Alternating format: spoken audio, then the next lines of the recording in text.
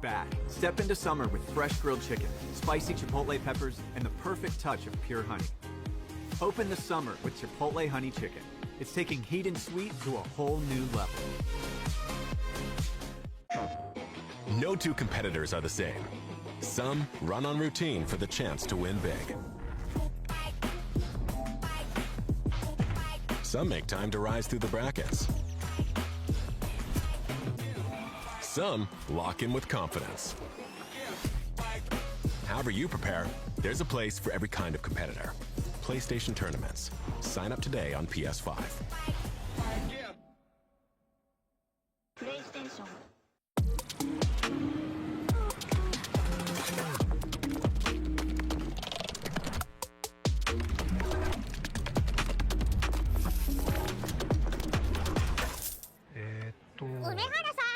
プルル？ビザにタッチ使ったことありますか？スマホをタッチするだけであっという間にお会計できちゃうんですよ。これは便利だね。でしょ？インサートコインから全てが変わった。ビザで、ストリートファイター4っていう形で格闘ゲーム久しぶりにやった時に、その時になんていうか、自分で特別なものがあったんだなっていうのを、思い出したっていうことがあったんですけど。I don't see myself quitting for at least maybe 20 more years. 気持ちは調子良かったですね。It's much more than just playing. It's being a part of this community.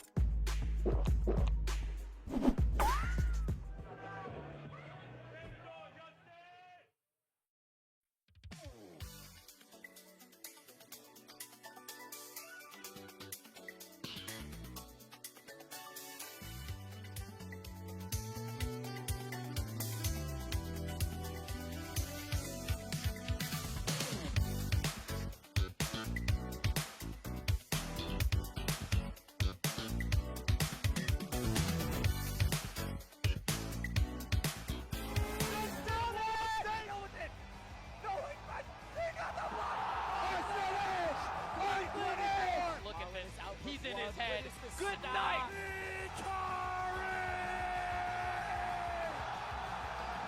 This is it, ladies and gentlemen. We're going to get some fire games, man. Oh, I can't wait. Let's get into it. Everybody around the world and here in the venue, it's time For Evolution.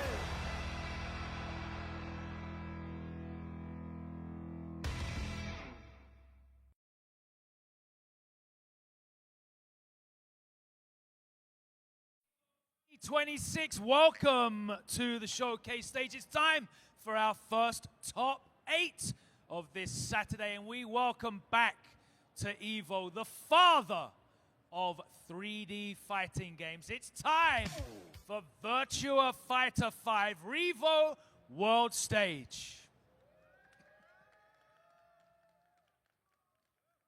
Without any further ado, let's get into this beautiful intro video presented by Visa.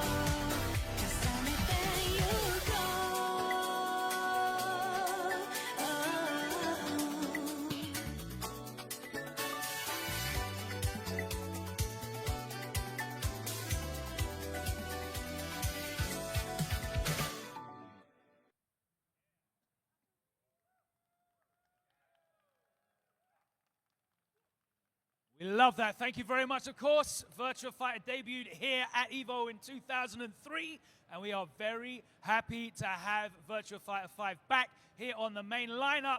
We have, of course, our finalists, so let's do our player introduction presented by Visa.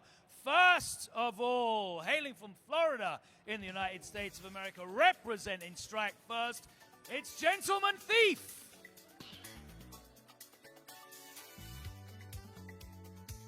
Fighting out of Hawaii, USA, also representing Strike First. Let's make some noise for Crazy Drum. Fighting out of Rhode Island, the United States, it's VF Numbers.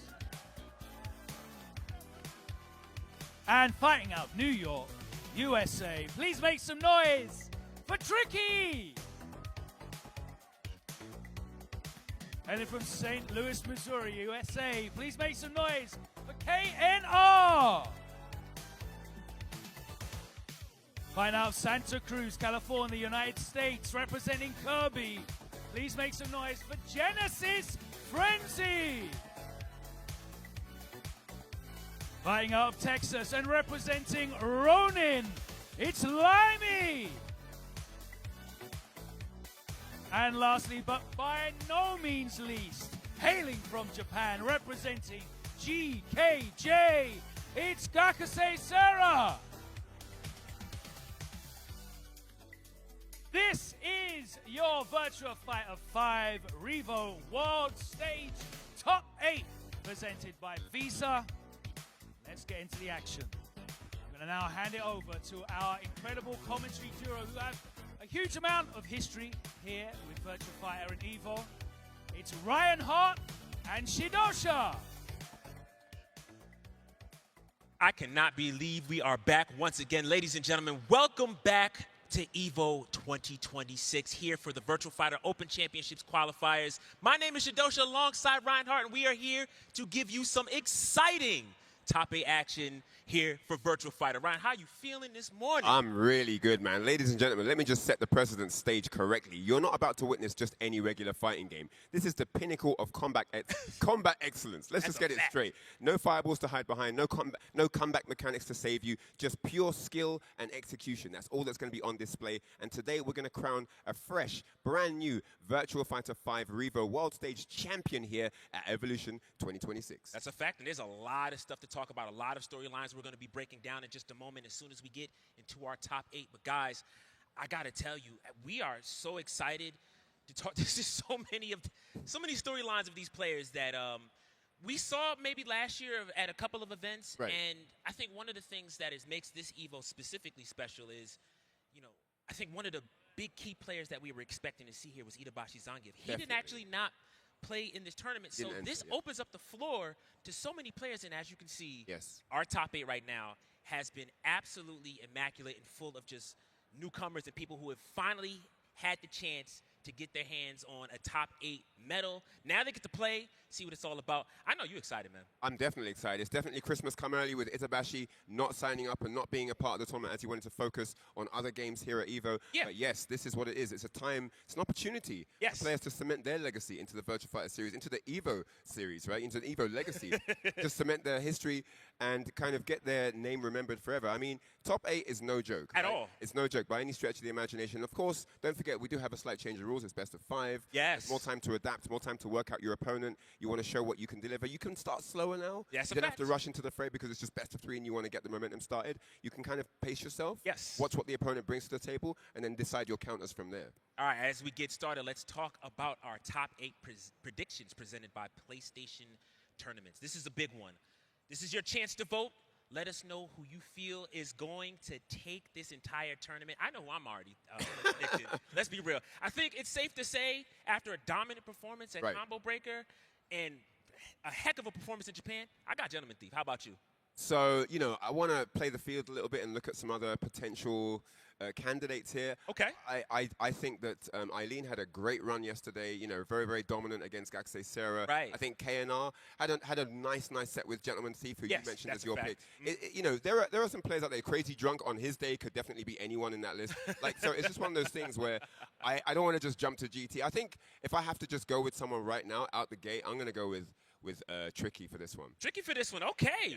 Very bold bet, and you guys at home can also make your predictions, so make sure to do that right now. Ryan Hart picks Tricky Eileen. I'm going with Gentleman Thief, locking that in confidently. If you guys want to vote, this is your chance to chat and vote. You see the exclamation points. Exclamation point 1 for Gentleman Thief, 2 for Crazy Drunk, 3 for VF Numbers, 4 for Tricky Eileen, 5 for KNR. Genesis Frenzy is number 6. Limey is 7. Yep. Gaxay Sarah is number 8. So lock in your votes. Let's see who's correct at the end of this show. You know what I'm saying? Gaxay Sarah could put on a clinic and just come through. Absolutely. So the timer has started. You guys have 1 minute on the clock to place your votes now. Let's get them locked in. Get your votes in right now, people. What are your top 8 predictions? Jump in. The clock is ticking. The seconds are counting down. Don't waste any time. As we talk about this here, I actually want to ask you, as these guys are voting, any surprise second picks? Anybody you're looking at? Like, somebody can make an impression. I like KNR. I know he fell short. I know he fell short in that Akira mirror with Gentleman Thief yesterday, but it was close. It was very close. And I like he has a very unique flow, you know, and once he gets going, he's a barn burner, man. So I do think that, you know, if he has a solid run through the losers bracket, we might see him come up into the finals. Very explosive player, and actually, you know, honorable mention, as you say, that another player that I'm going to have my eyes on very hard is Genesis Frenzy. Genesis Frenzy, yeah, the first appearance, but I got to say, somebody who's been keeping the Aoi train very strong in Genesis. So, you know, that aggression is clearly paying off. It has been for a long time here in North America. So I think this is a great opportunity for Genesis Frenzy to show something. No, for sure. The only AoE in the top 8 as well, definitely representing. Looked solid yesterday as well, very confident. And we've got the results in right now. So there we go, 27%. Gentleman Thief tops the leaderboard. And then we've got Tricky Eileen, 24%. Wow. Second place. And then we've got Genesis Frenzy and VF Numbers. No, excuse me, we've got Limey. 16% of you guys voted for Limey. And then, in that joint 4th place, Genesis Frenzy and VF Numbers there. 11% of you guys said that was your pick. And then, of course, 2%. 9% KNR. I see 9% there. And then Crazy Drunk, 2%. And then there were no picks at all for the young and upcoming rising star Gaxay Sarah. Wow. Now, I'm not going to lie to you. I was not expecting the predictions to go that way. Yeah, no, I wouldn't have said that either. But that's cool. Interesting, though. This actually makes this more fun. You know, again, big shout-outs to PlayStation, again, making these top 8 predictions available to us so that we can participate at home. Very good. Oh, there's going to be a lot of stories we got to tell here today because there's some people you guys just don't know about yet. But that's right. That's what we are here for. We are here to make sure that you guys not only have a good showing, but you guys get to know these players that you'll be watching here in Top 8. Definitely. Personality comes with the playstyle, right? But look at this. I mean, the crowd also agree with us. Look, 27%, 24%, right? Yeah, it's Gentleman Thief, Eileen. Everyone says, Tricky, excuse me. Right. Everyone says it's a toss-up between these two. Yeah, that's a fact. So we're going to pull up the bracket here now. This time we're going to get a chance to check this out, and I'm looking forward to this. All right, so and on the winner's side, we've got Gentleman Thief, who's going to be taking on Crazy Drunk. These two know each other very, very well. That's going to be a very spicy winner's semi-final to kick things off. VF Numbers is going to be taking on Tricky with the Eileen. Again, another couple of players that know each other well as well. And then down in the losers bracket, we've got KNR with the Akira. And then we've got Genesis Frenzy, the only AoE in the bracket. And then in that last bracket for the loser side, it's Limey with the Leifei versus Gaxay Sarah, that young guy gunning for the top position in the Virtua5 brand. He's new to the franchise and just showing his talent here by being able to secure a coveted slot in the top 8 at EVO in his first run. Very, very impressive. This is the second time around that he's shown up to an EVO event. Yeah, and to get top 8, it's very impressive. Right, so this is going to be a very big deal for him. A little bit of history, by the way, about Gaxay Sarah. We saw him actually lose to Tricky earlier in the pools, and that was actually the second time that Tricky has eliminated Gaxay Sarah, or at least sent them to losers. So this is a big deal for Gaxay, a chance for redemption here on the lower side. So definitely going to be one of the bigger stories here to watch. So see what he can do. Yeah, I mean, it looked very, very uphill. Gaxay didn't look that comfortable with a lot of Eileen's mix-ups, and so I think that maybe that was one of the things too. Also, you know, coming to the lower side of things, he's got a chance now to kind of reset his mind. He's had a day to work things out. I think we're going to see a different form of his caliber here today. Yeah, agreed. On the winner's side, there's a few matches that we didn't talk about. I think for the most part, the most straightforward one that we're going to see, or at least the craziest one we're going to see is going to be Gentleman Thief versus Crazy Drunk. But I really want to put that focus on VF Numbers versus Tricky. Again, this is an East Coast versus East Coast match. Two players who have played each other quite a lot. Yep, they know each other very well. But now they're on the center stage. This is the big one, right? This is EVO.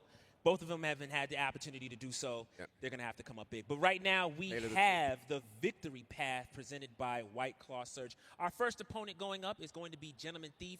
And his road has been pretty dominant, if you can see this. I mean, he's Kogashi 2-0, Mustang 2-0, Limey 2-0, only dropping one game to KNR. That's the only game he's lost? Right. Wow, impressive. Yeah, very, and very I mean, remember, KNR is also sitting in this top 8 as well. So, I mean, a pretty confident and comfortable run so far for Gentleman Thief. Probably one of the favorites to win. Yep. Question is, can he clutch it up? Yeah, he's got to just maintain that form, right? Yes. You know, we've seen it time and time again where a player will do really well in pools, do really well on that run to top 8, and then have it all crumble in the last quarter, right? So let's just see what he can deliver. I've got no doubt that he's going to be a huge problem in this bracket. You know, he's everyone's pick to win the entire event. That says a lot in itself. But yeah, he has got that chink in his armor. You see the 1 there next to KNR, right? He has been beaten. There are chinks in the armor. There are flaws in the game plan. So let's see if people can exploit that. I don't know if what kind of homework has been done ahead of the match today. So let's just see how it all goes down in the BO5.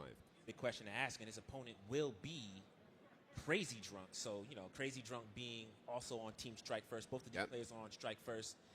I mean, they're training partners. Right, exactly. So if anyone anyone has the knowledge on what Gentleman Thief wants to do, no matter what character is being selected, it's going to be, of course, Crazy Drunk. So it's going to be a great time watching. Let's check out Crazy Drunk's victory path presented by White Claw Surge.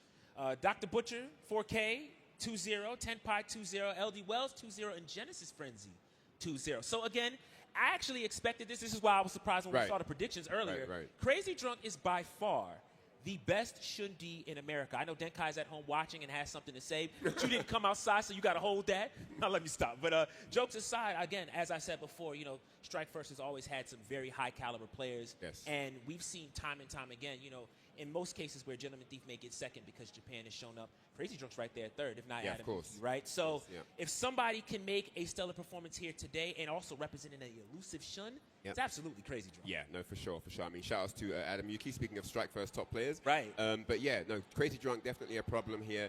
I know Gentleman Thief will be thinking about what he needs to bring to the table here to take advantage of all the training sessions they've had together, kind of exploit some of the weaknesses that he's identified here in the top 8.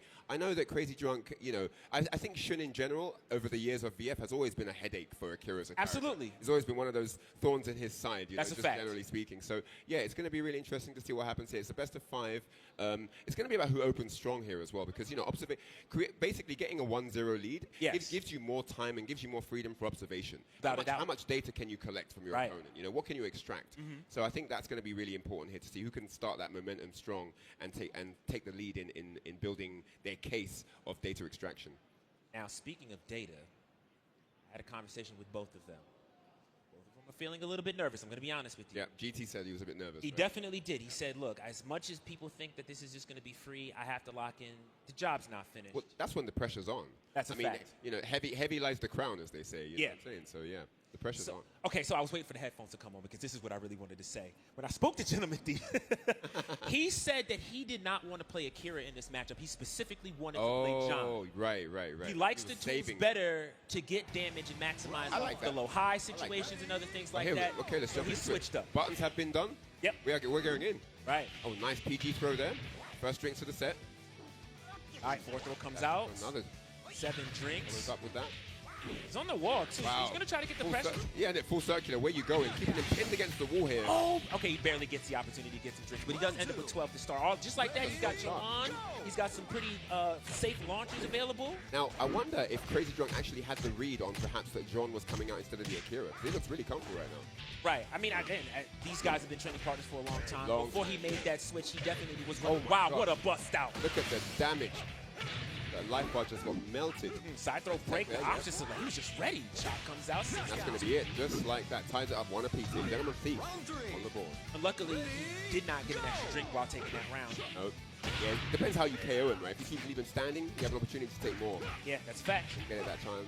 But now doing really well. He's sort of understood Understood Crazy Drunk's approach it. Oh, he tried to slice it, but the second hit of down forward P punch flipped him. Did you like the way he caught that fail evade right there? That was fantastic. Nice. Nice dodge for escape there. Knockdown comes out, elbow, low high, the wall's there too, so he gets a free slide, forward throw. More drinks, and the round. 2-2 right now. Very close first game. Ready, go! All right, we got the roll, first start.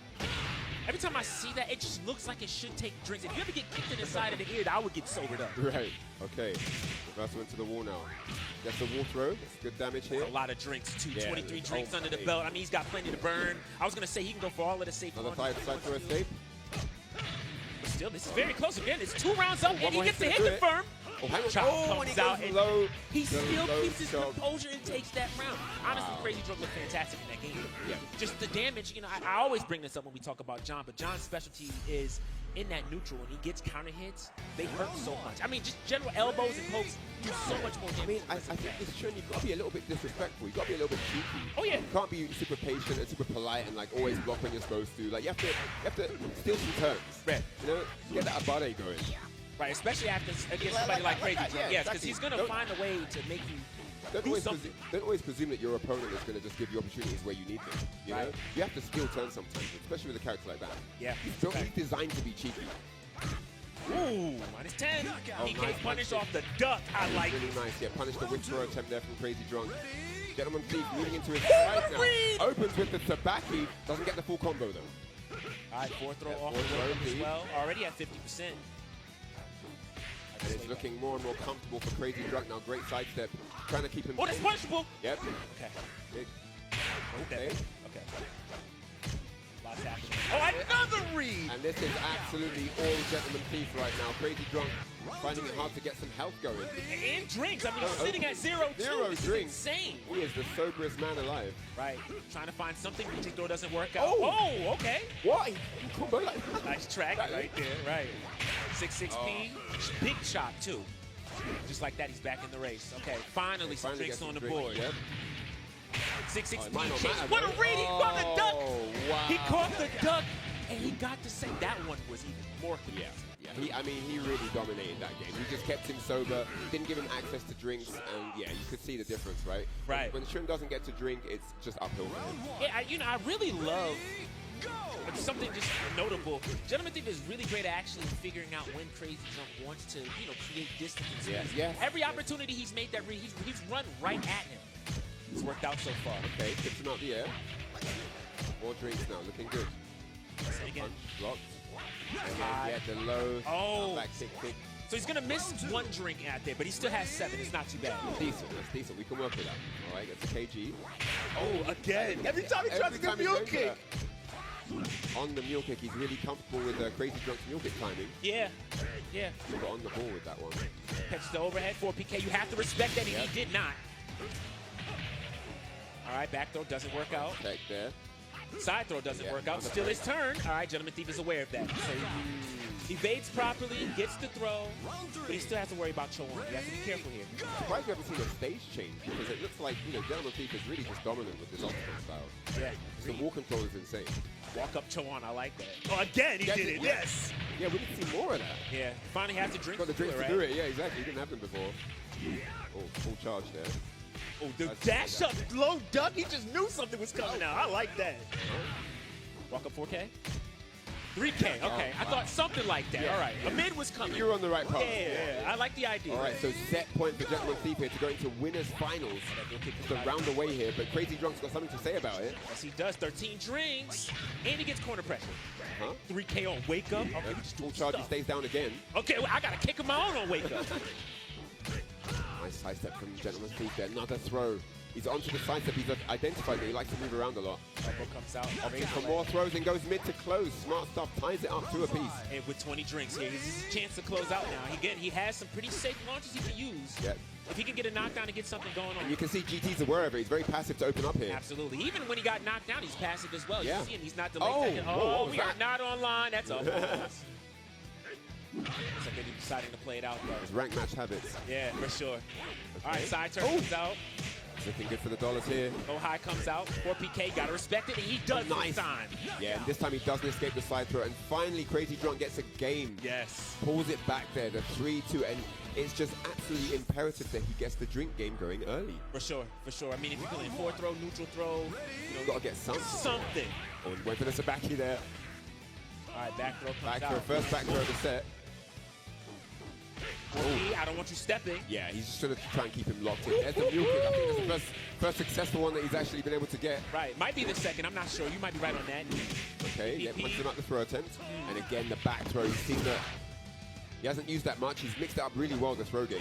Oh! That was a day sweep. You see that? Oh, my God.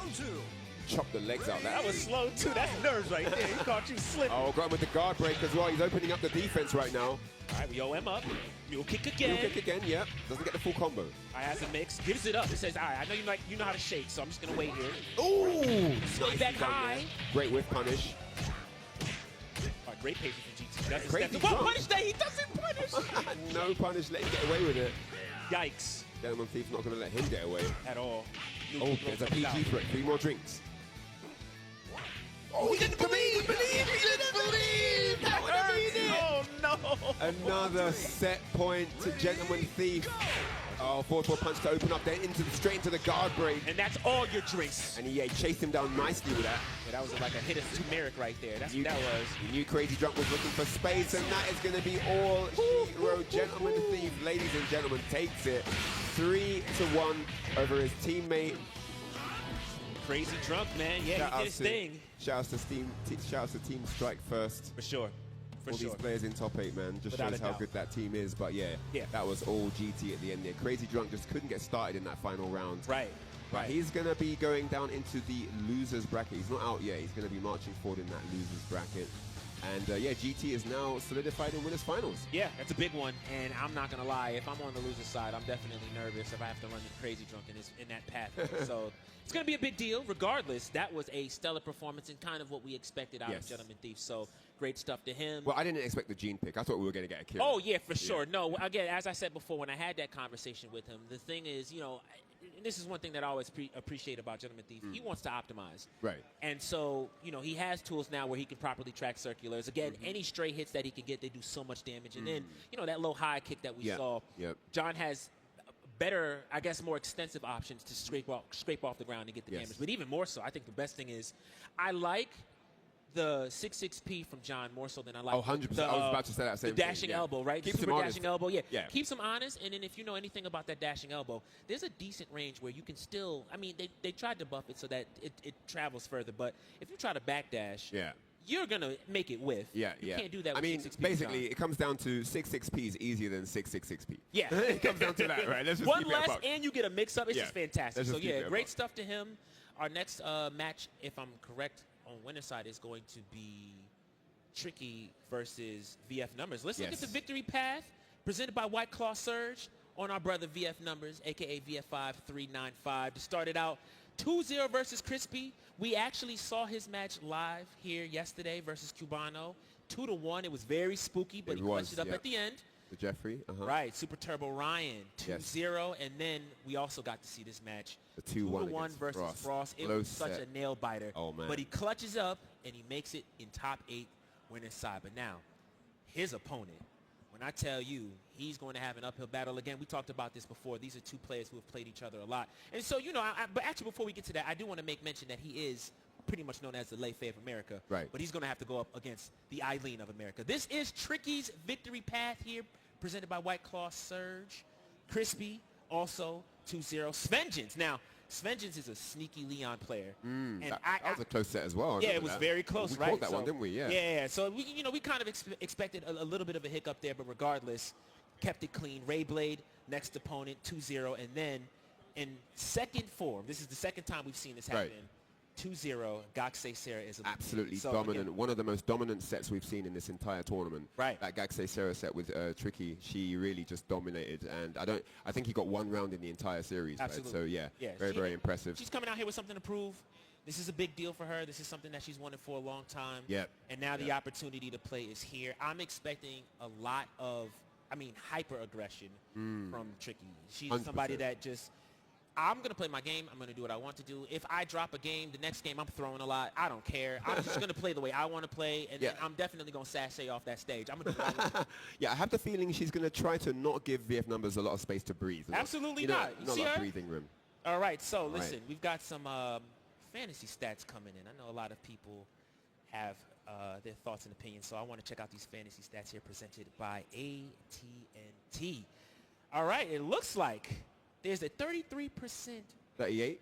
38, so 30, I said 33. 38.9% pick rate to win. Wow, for VF Numbers. For VF Numbers, and now Tricky, 61.1% pick rate to win. Yeah. I'm going to be honest, I feel like that's pretty accurate between the head. From what we've seen so far in the tournament, that looks quite accurate. Yeah, I would agree. Yeah, and also I would also add to like. Oh, the gloves coming on. For real, let me tell you. The gloves are on. She ain't traveled that far for nothing. You know what I'm saying? She got the lip gloss on. She ready to party. You know what I'm saying? We in there like swimwear. I like that. But no, seriously, jokes aside, this matchup we've seen, if you pay attention to North American VF, especially East Coast Virtual Fighter, these two have played a lot. And overall, I would say that's pretty much 60-40, 70-30, Tricky's favorite for sure. So. You know, again, this is going to be a pretty tough. Yeah, no surprises here. It's going to be the Eileen versus the Lei. Yes. Yeah, Tricky definitely had a lot to say and show in the bracket yesterday, and I think we're going to get nothing but more of that same aggression, that same control, that same suffocation style that she's been able to dominate each opponent with. Yeah. So here we go. Great Wall is the stage for game one. Now, I do think Lei has the tools to deal with these situations, but he's going to have to, you know. Like I said, look, the aggression coming in straight away. No breathing room whatsoever. Yes. Nice launch, though. Opens the door there, gets some good damage. Yeah, and, you know, that's the one thing that I told Numbers. If he's going to win this matchup, he has to be confident and just expect that you're going to want to press buttons. Turnaround. Everything you just saw is exactly what I was talking about. Like I said, you're going to get the hit. She's going to press anyway. And as you saw, everything added up. And they were all red flashes, right? Yeah, great observation from Numbers. He was aware that, you know, that Abade was coming in.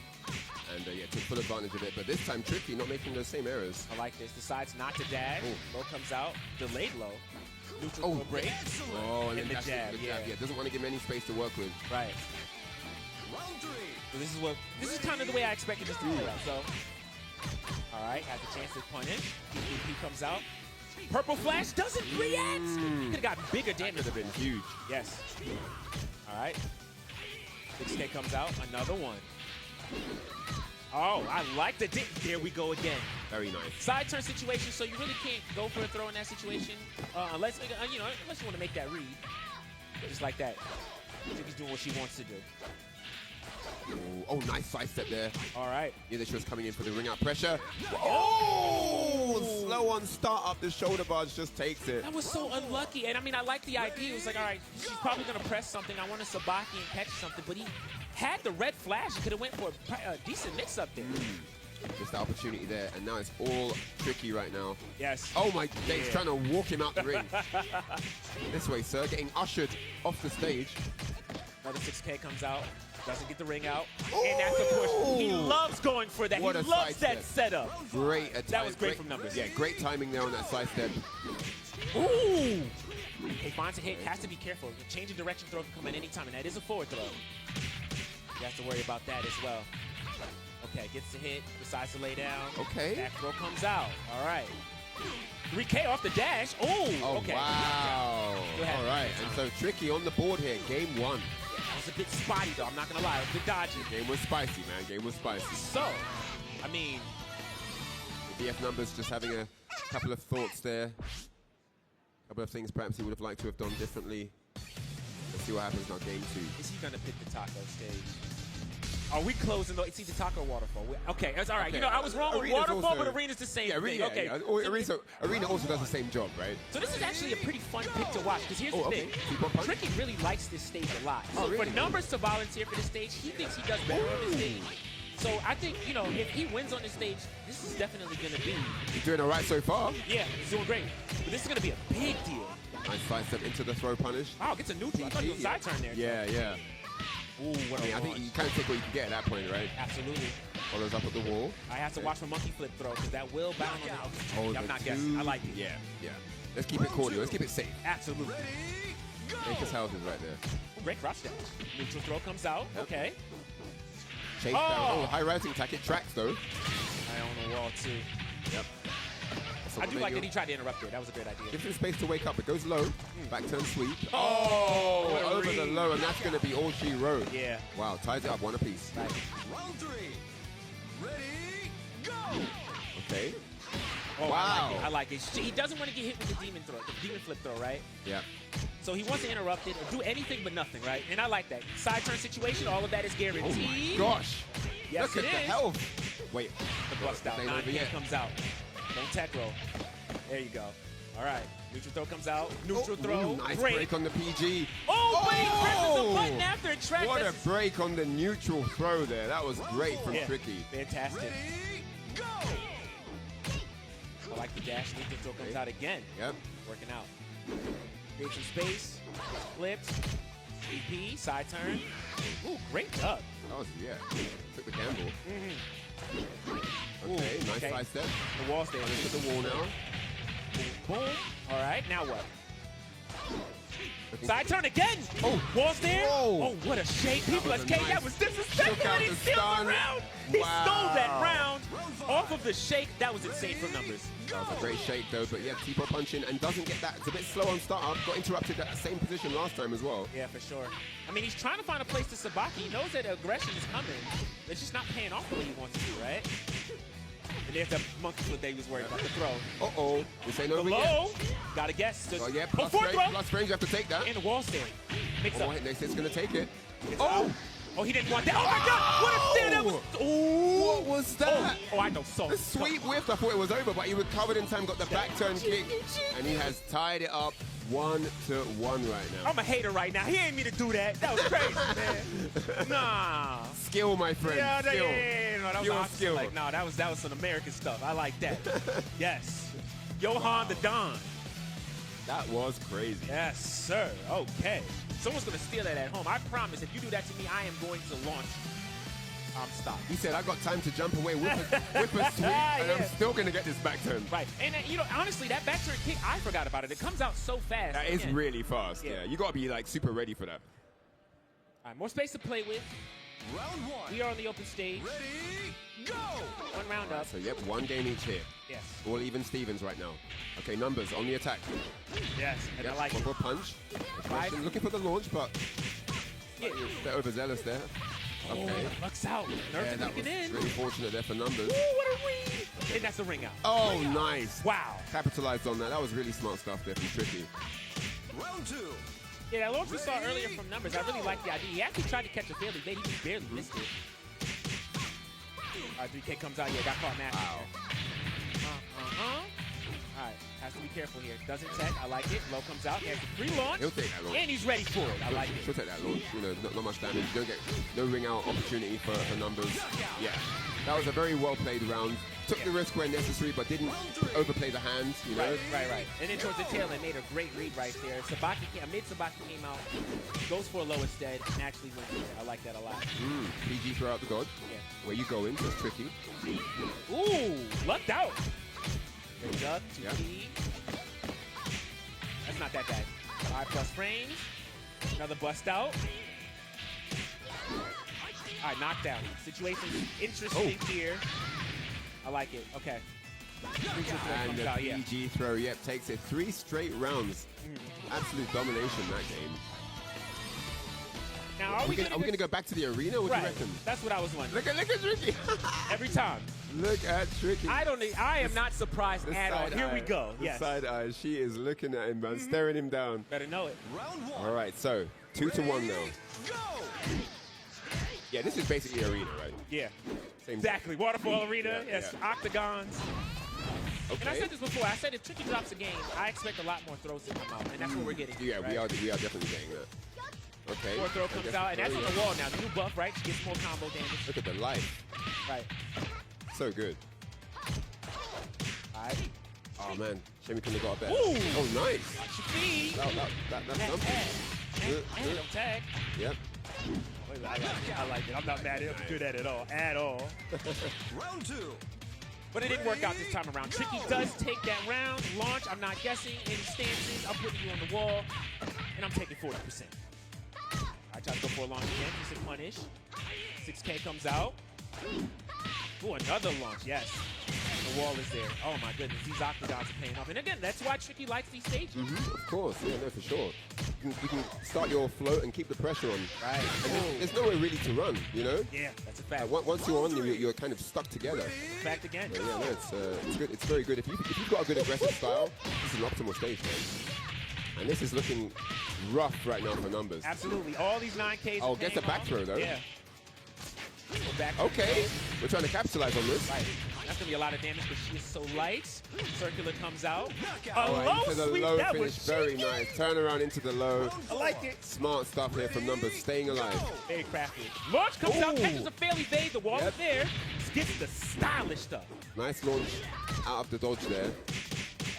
Oh, got caught up. Tricky just continuing with business as usual. Absolutely. So I'm doing what I want to do. I'm gonna press buttons, get my jabs. Ooh, a lot of damage there. And we still get a mix. Gives it up though. Oh, right into that one. I like it. We are gaming. Our brain. Oh, and that's gonna be it. And a steal. 3-1. Takes it, moves Tricky takes it. Winners moves on to finals. Winners finals. Woo! The pop-off is real. Get ready, North America. You are not going to ever hear the end of this one. All right. No, I'm just saying that because you can hear me. That's all good. All love, man. That is our winners finals cemented. Now it's going to be Gentleman Thief versus Tricky a bit later on in the bracket. Man, That's great stuff. All right, let's jump into the replay now and see some of that cool action we just witnessed. Look at this. And here we see Tricky on the offense, just piling on the pressure. Look, not a moment to breathe. You know, Absolutely. just smothered him the entire time. That's a great example of that. Yes, ran him down. Did we had to do. Big shout outs to our team for giving us that replay presented by PlayStation Tournaments. Tricky wants to be aggressive. Tricky wants to do what she wants to do. She's going to do it. And, I mean, it pays off. As you can see. It does. Gets you on winner's side. You've pretty much secured. I mean, and it wasn't easy, you know. I mean, for sure. VF numbers, you know, made her work for it, right? Oh, you know, absolutely. kept the pressure on. Absolutely. And there were some moments where, like, just an evade here and there could have changed things entirely. So, very tight games. But yeah, Tricky showed that composure, right? She showed that mental fortitude and just stayed solid. And yeah, you saw the outcome. Yeah, you got to give a lot of credit to Tricky for playing as solid as she did and mixing things up the way that she did. Because I mean, obviously, numbers did have the reads on like, okay, I expect aggression here. I'm going to try the reversal. The reversal didn't come out. A low came out. I was like, okay, I'm noticing the steps. I'm going to put a circular here. Circulars didn't work out. She ducked and launched every time. So she had not only a beat on what he was looking for, but what she should do, and she capitalized and just contained any situations that may have arisen. I reckon we might get Jean instead of Akira for a grand final scenario if it happens. You know, if we get for the winners final. Right. If we get you know, because we know it's now GT versus Tricky, right? But I liked his Jean in that opening set. I think he's on form, and I think we might get that again for winners finals. But let's talk a little bit more about that later on. Right now we're going to kick it to a break, but don't go anywhere. We'll be back with more VF after this one. Chipotle and 2XKO are back for round 2. Use promo code TAGTEAM at checkout to unlock the Chipotle Fresh Fit backpack and bucket hat for your avatar. Visit chipotle.com/2XKO for details.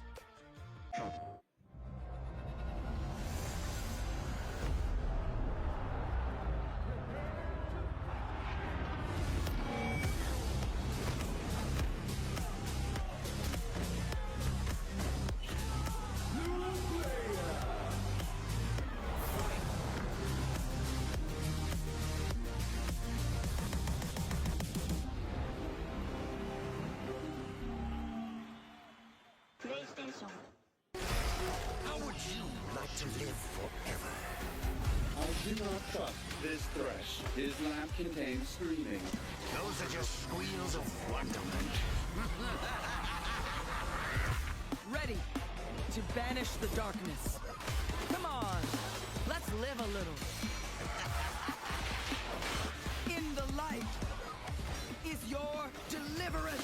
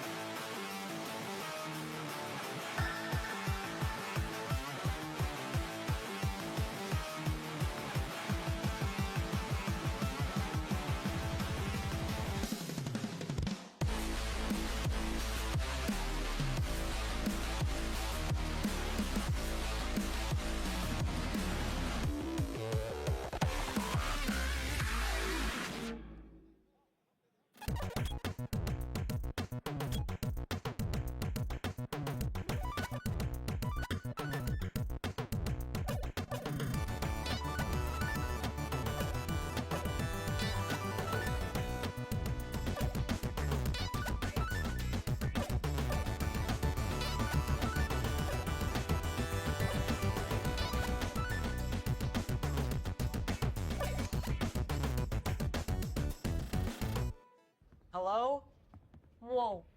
Mama Gurgan 85 lives here? Yep, that's my mom.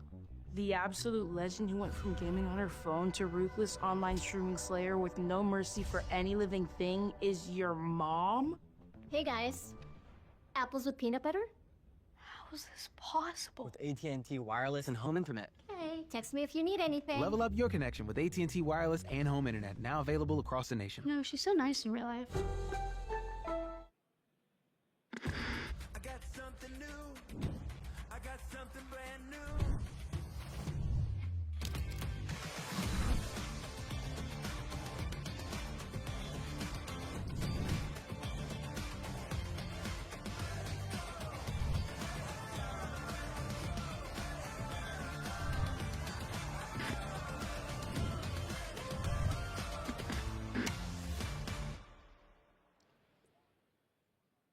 All right, ladies and gentlemen, welcome back to EVO 2026. We're checking out the Airheads Air Cam right now. A lot of fun stuff is happening this weekend, and Airheads is bringing the fun to Las Vegas during the event. So if you didn't have the chance to make it out here, man, you missed out on some fun stuff.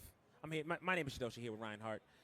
What fun stuff did you see this weekend so far? I know you've been running around. Yeah, You've actually been competing as well as Yeah, no, I've been playing right? as well. Yeah, no, so that's been really cool over at the setups there with all the consoles. But man, the Artist's Alley, some really fun illustrations. I saw a store that had all these really cool mouse pads and stuff with lots of different illustrations that people have sent in that they had printed. Just really cool, impressive stuff. I think it's nice that it's a show for everyone, right? Doesn't matter if you're a player or you're just here to watch. You know, there's something for every. You can bring the entire family here and have fun, right? So yeah, there's an arcade. Yeah, it's like literally every cabinet I played as a kid is over there. I got DDR over there. Yeah, it's really, really cool. So yeah, there's just so much. I mean, the little controller area with all different types of controllers. You know, if you guys want to get into fighting games, you're not sure what controller to use here. There's like an area where you can see all different hitboxes, mix boxes, control pads, arcade fight sticks from the old days. Like there's like just a whole museum of stuff here. It's really, really cool to see. Definitely. Yeah, You should check out the fighting game. there's fun here for everyone. Like seriously, you can bring the dog, you can bring the budgie in the little tin, come down and just enjoy your Definitely time a family affair. I think one of my favorite things that I saw this weekend was actually I got a chance to, after we finished up yesterday, I got to peek at the cosplay event, which was great. I think the coolest cosplay I saw, this was so random, I saw What character? a Cookie Monster dressed as Chun-Li. Wait, what? Yeah, I was confuzzled too. Listen, let me tell you, I enjoyed that and it made me smile, and I love stuff like that, like creative stuff like that, because there's a lot of charm to it. But That is the mix that we did not know we needed, but we needed it. We did not deserve, but we for got it sure. anyway. So I was like, when I saw that, I was like, okay, yeah, I'm in the right place. Wow, I love okay. that stuff. But yeah, I know. Cookie again, Monster mixed with Chun-Li. Yeah, big shout out to the cosplay community. But Yeah, let's 100%. get back to our tournament. Let's check out that victory path once again, presented by White Claw Surge. Our next opponent coming up, we've been talking about him all weekend. I mean, it's KNR, one of the young bucks coming out representing that St. Louis area. He had another dominant performance, and we got to talk about that. Again, beating Flaming 85 2-0, the Phantom Knot, Signia, which was huge. Signia being a very, 2-0 very as strong well. Brad player, Yep. beat him, and then we saw him in top 24 go up against NG Obscure before he loses to Strike's first very own Gentleman Thief 1-2. So 2-1, yeah, it was close. Right. It was close, you know. Yeah. I mean, I think it went out to final round, but in that last game, Gentleman Thief just had all the reads. He did. He'd kind of pinpointed a few flaws in where KNO likes to move around and stuff like that, and he just capitalized on it. Right. KNH. So yeah, I think that was what it came down to. But it could have, other than that, it could have gone either way. Yeah, absolutely. Yeah. So we'll see what he does with it. But with that said, our opponent here, another player we've been talking so much about, is Genesis Frenzy. An AOE extraordinaire, definitely a dominant player who does whatever they want to do. 2-0 to Dude Youngster. Chris Un, same thing. Yellowtail, which was huge, same thing, 2-0.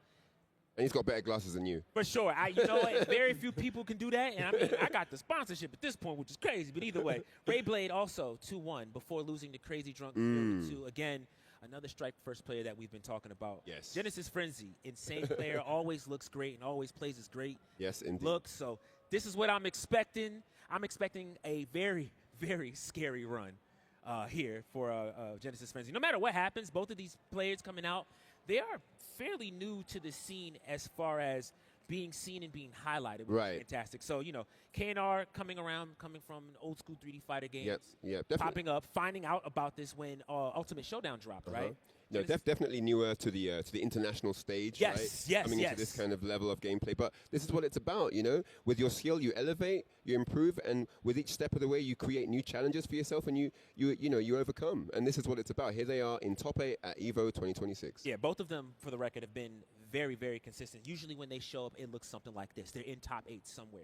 So who do you like for this, my bro? Oh, okay. Let me say something. This is gonna be close. The name of the game for both of them is aggression. If anybody deals with aggression better, it's ours. That's true. But it's hard to say. Listen, I was going to say a little delay goes a long way. Right. The delayed super dashing elbow to start. To open it up. What else? What is it going to be? Okay, jumps over the down 2. Nicely done. Oh, what? Wake up, single palm. Like, what? Back up off. What? Talk to the hand. I like it. Tries to get a mix. Oh, nice break on the, yep. Oh, what? Parry of the zone. Okay, I like this. Pandemonium straight away. Yeah. Oh, what? 6K. I just stuff. Yeah, I'll take it. Yeah, I'll take it. All right, round 1 KO. Oh, they both tried to delay. Because the first time he tried to delay, and so Genesis is like, I'm just going in straight away. For sure. 4PK tries a reversal. Great patience. Oh, nicely done, yeah. Still finds it. And that's what I mean about it. And as soon as you think you want to think, Genesis Frenzy has a reversal ready. Nice, jumps over the low rising attack. And a reversal again. PPK guaranteed. It reads up in the round is Genesis Frenzy. What a turnaround. All right, one apiece. All right, more delays. Yep, he's just trying to pick his spots. As you can see here, he knows this that the game. Right now, we're watching a game of timing. Yes. That's what it's about. Timing is telling the story. Oh, the fourth throw comes out. The wall is there. Free knockdown. And what? Oh, my gosh. Good jump back. Oh, 2P. And this is literally all, after that first round, Genesis is taking over. I mean, again, you want to run them down. You just can't gotta be do patient. that. You gotta wait. Be patient. You gotta wait for when your turn comes. Get in line. As soon as you start to hold, the throws come out. Genesis Frenzy just still can eat. Forces you press. But look at this. Wow. Okay. The adaptation is coming through, man. Very impressive from KNR. That double palm? He backed up for space, just gave himself more time to breathe. Kind of, back throw. But you want to, give yourself time to be able to observe what the opponent is doing. Because he wasn't doing that in the middle rounds, right? Great stuff there, guaranteed. Yeah, PPK punish. Doesn't take roll. And again, jumps over the low rising kick. Single palm. Okay, yeah, wall splat. Alright, double palm move. There it is. Oh, It doesn't matter what it is, he has to do a double-handed move. Yep. Or he's dead for it. So. Great turnaround there. Yeah. Looking shaky in the middle of that game, but yeah, nice adaptation. Like I said, backed up for space, just did a little bit more observation. Yeah. You know, that was what it was. Got the data we needed, and then went in for the kill. Brilliant like game the work. hand toss is like, whatever, dude. Whatever, man. Do what you're doing, man. Yeah. Let's just get on with it. Yeah, but it makes sense, right? I really like the way Genesis Frenzy, and that's, okay, sidebar, that's the thing you got to be worried about on this stage. Forward throw becomes super dangerous because you change your direction throw. Obviously, she gets the push, which goes to the paper. You're in trouble almost anywhere on this. Exactly. Yeah. It's either a ring out or you're at the wall all of a sudden, right? High damage. No pick up. Patient, super dashing elbow. Yep. Side turn. Again, double palm, right? So that's going to blow up any of those reversal. Oh, look for the guard break. He ducks it. All right, you get a It is indeed a high. You can duck that. Right. No side throw break in that situation. Unlucky. Go! All right, there's the back dash double palm. Wall's there too, so he's going to get the damage. 45%. More double palms. Guard break. Ooh. Okay. Great damage here. Still gets a mix though. Low comes out. 2P. I know you're not going to finish that string. I'm just going to interrupt you. Take my turn back. Has to be patient. Is nervous. All of a sudden, they stop playing. Did we get a disconnect? It is controller just... What happened? Oh, not the dual sense. You know, honestly, in that situation, I'm going to have to say it. I'm Excellent. Okay, I was going to say, I think that round was pretty much KNR's. I mean, it looked like it was pretty much done anyway. Yeah, so. But yeah, unfortunately, we had a little disconnect. But okay, back in action. Let's go. One apiece here. Yeah.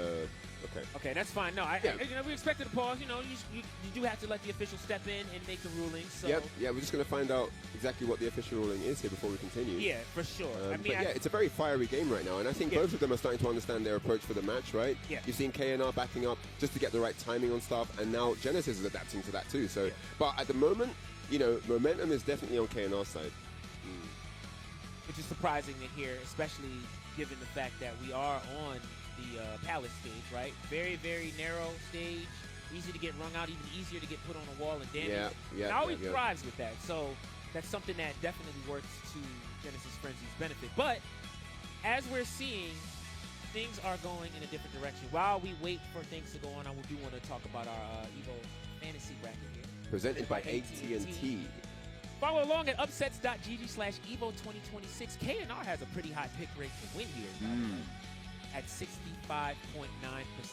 Yeah, that's pretty high. Yeah. That's pretty high. And given his performance, understandably so, right? We talked about this earlier. He's definitely been showing that he's a dominant player, even as a young one, right? Right. Still, I mean, has to go up against Genesis Frenzy, who in this time around has a 34.1 pick rate to win, but it's showing that it's not going to be that easy for KNR whatsoever. So, yeah, no, for sure, man. I mean, you know, the momentum, like I said, was definitely with KNR. Right. He's going to have to mentally think about what he was doing before and not lose focus now, you know, because that's sometimes can be a thing where you kind of get distracted and then you get back in and the other guy just runs all over you. That's a fact. So he's going to have to really think about exactly what it was that he was picking up on Genesis' defense. Oh, they're just going to go straight back in? Okay. I like it. I think we're back in here, guys. What a Nice reversal. And I was going to mention that Genesis earlier. is ready for that. Yeah, one of the adjustments that can be made. It's not like Aoi can't do something about the double. Right, no, not at all. But you have to commit to that reversal. You got to be ready for it, You can't hold it and then cancel. No, you got to do it. Her issue is definitely not having answers. Woo! Look at that sway back. I wouldn't tech roll. You got to break up. Oh, he doesn't finish it. I shouldn't say that out loud. They have the microphones off and he gets a ring out. Wow. Wow.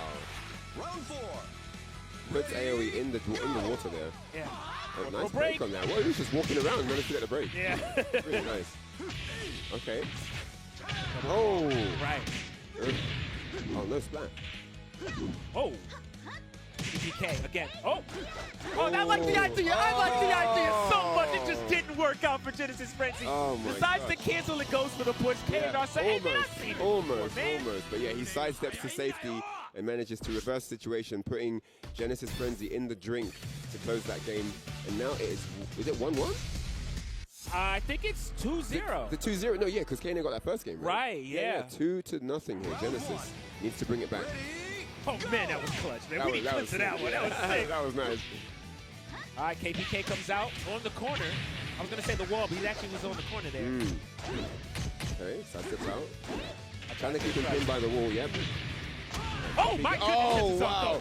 Backboard PK into the Tetsuzanko. You say, you know, you're doing my palms. You look at it. Oh, I got this nice long back, too. What's up? I like it. 2P comes out. Dashing elbow. The fuzzy there. This is why fuzzy guard is very important. That saved himself from the PG throw. Right. And that is a staple, right? KNR likes to do that a lot. Okay, interesting punish. We do get the 4 throw. Not guaranteed, technically, but it's something. Right. Ooh. Nice. Pick up off the tech row. All right, there's that 4 throw again. And the launch. Great damage so far. And gets the corner. Still has room to play. Do something. Low comes out. Nice. No break. Into the low throw. Yep, no break on that low throw. Genesis takes her out. Round 3. Ready? That was a frenzy indeed. Yeah, for sure. What we expect, nothing less. Ooh. All right, that was a counter hit. Push towards the wall. Gotta watch your feet. Back to the Guaranteed. screen. Guard break. Palm is in. The wall is there too. Okay, shoulders. Yep. And what? Oh, no low throw there. Oh, flag. We're not gonna get all of that, but that's something. Ooh, the wall's there again. Wall contact again. Now step the shakes up. Doing a little bit better with the walls on this than the attacker stage, actually. Yeah, agreed. Side throw. I will plus again. I really like that delay. Didn't work out. Oh, don't do that. All right, I was going to say we got finished strings. Nah, Frenzy's ready for that. Capitalize enough. Yep. KNR still in it. Ooh, side switch. Don't touch me. The wall is there. All right, that's a safe route. I actually like this a lot, just in case. And gets the down throw for it. Good for this Get the game. chase, he doesn't chase. Unlucky. Nice break on the side throw. Back the back one. The wall's there, though. That's going to be... No, it's still going to kill. Wow. Yeah, nice modification on the combo there. Great awareness. Oh, that was such a horrible throw right there from Genesis Frenzy. Oh. 1. All right, boom, boom. Next time, what are we doing? Double palms, nothing. All right, we get a launch of our own. All right, Genesis Frenzy trying to find something. Still in this one for sure. Absolutely. Pressure at the wall now. Oh, wow. Regular PG throw. Yeah. Comes in. Another one, okay. You have to hold that, plus frames. Out of dominance, 2P comes out, and just like that, in dominant performance, KNR moves forward. 3-0. Great stuff. 3-0. Wow. I mean, he was my dark horse pick. Yeah, You know? yeah. KNR definitely, look at that 3-0 right there over one of the stronger players we've seen in this entire bracket, right? So that's definitely impressive. And yeah, he's going to march forward in that lower bracket side. KNR, yeah, really good. Great adaptation. You know, it was looking a bit shaky in the beginning, right? For sure. A couple of strong rounds from Genesis Frenzy there. Yeah. Just to keep him on his toes. But yeah, he pulled it back. And after that, even with the technical pause, just dominance. Great stuff. I mean, we're gonna quickly go back and just clock one of the replays. Yeah, man, we got to check out this replay presented by PlayStation Tournaments. Gotta like that low. Again, the wall just being there at that time, I wasn't expecting that, but that worked out. Yes, indeed. Gets the splat. Unfortunately, whiffs the combo there, but still tries to keep the momentum, and it does work out. Yeah. You got to shake faster than that. So I really do like that stuff there. I feel like, honestly, Genesis Frenzy played fantastic, but KNR was just a beat ahead. And again, somebody who has grinded the Aoi matchup time and time again, knowing that he loves to play aggressive, but has to tone it down a bit. Yeah, no, 100% no shade to Genesis Frenzy. It was a great performance from his side. You know, it was really good. Every set he's played, actually. But yeah, just KNR, like you said, one step ahead each time, just got the reads. And, you know, Akira hurts. It's damage. And we were playing on wall stages every game. So it all hurts, right? You get a double palm into the wall, guard break into the wall, single palm into the wall, like whatever you get, PK into the wall, everything is huge damage, right? So, yeah, we saw a lot of that. You know, in terms of turning the tide, I think a lot of that was the reason why he kind of got into Genesis' head a little bit.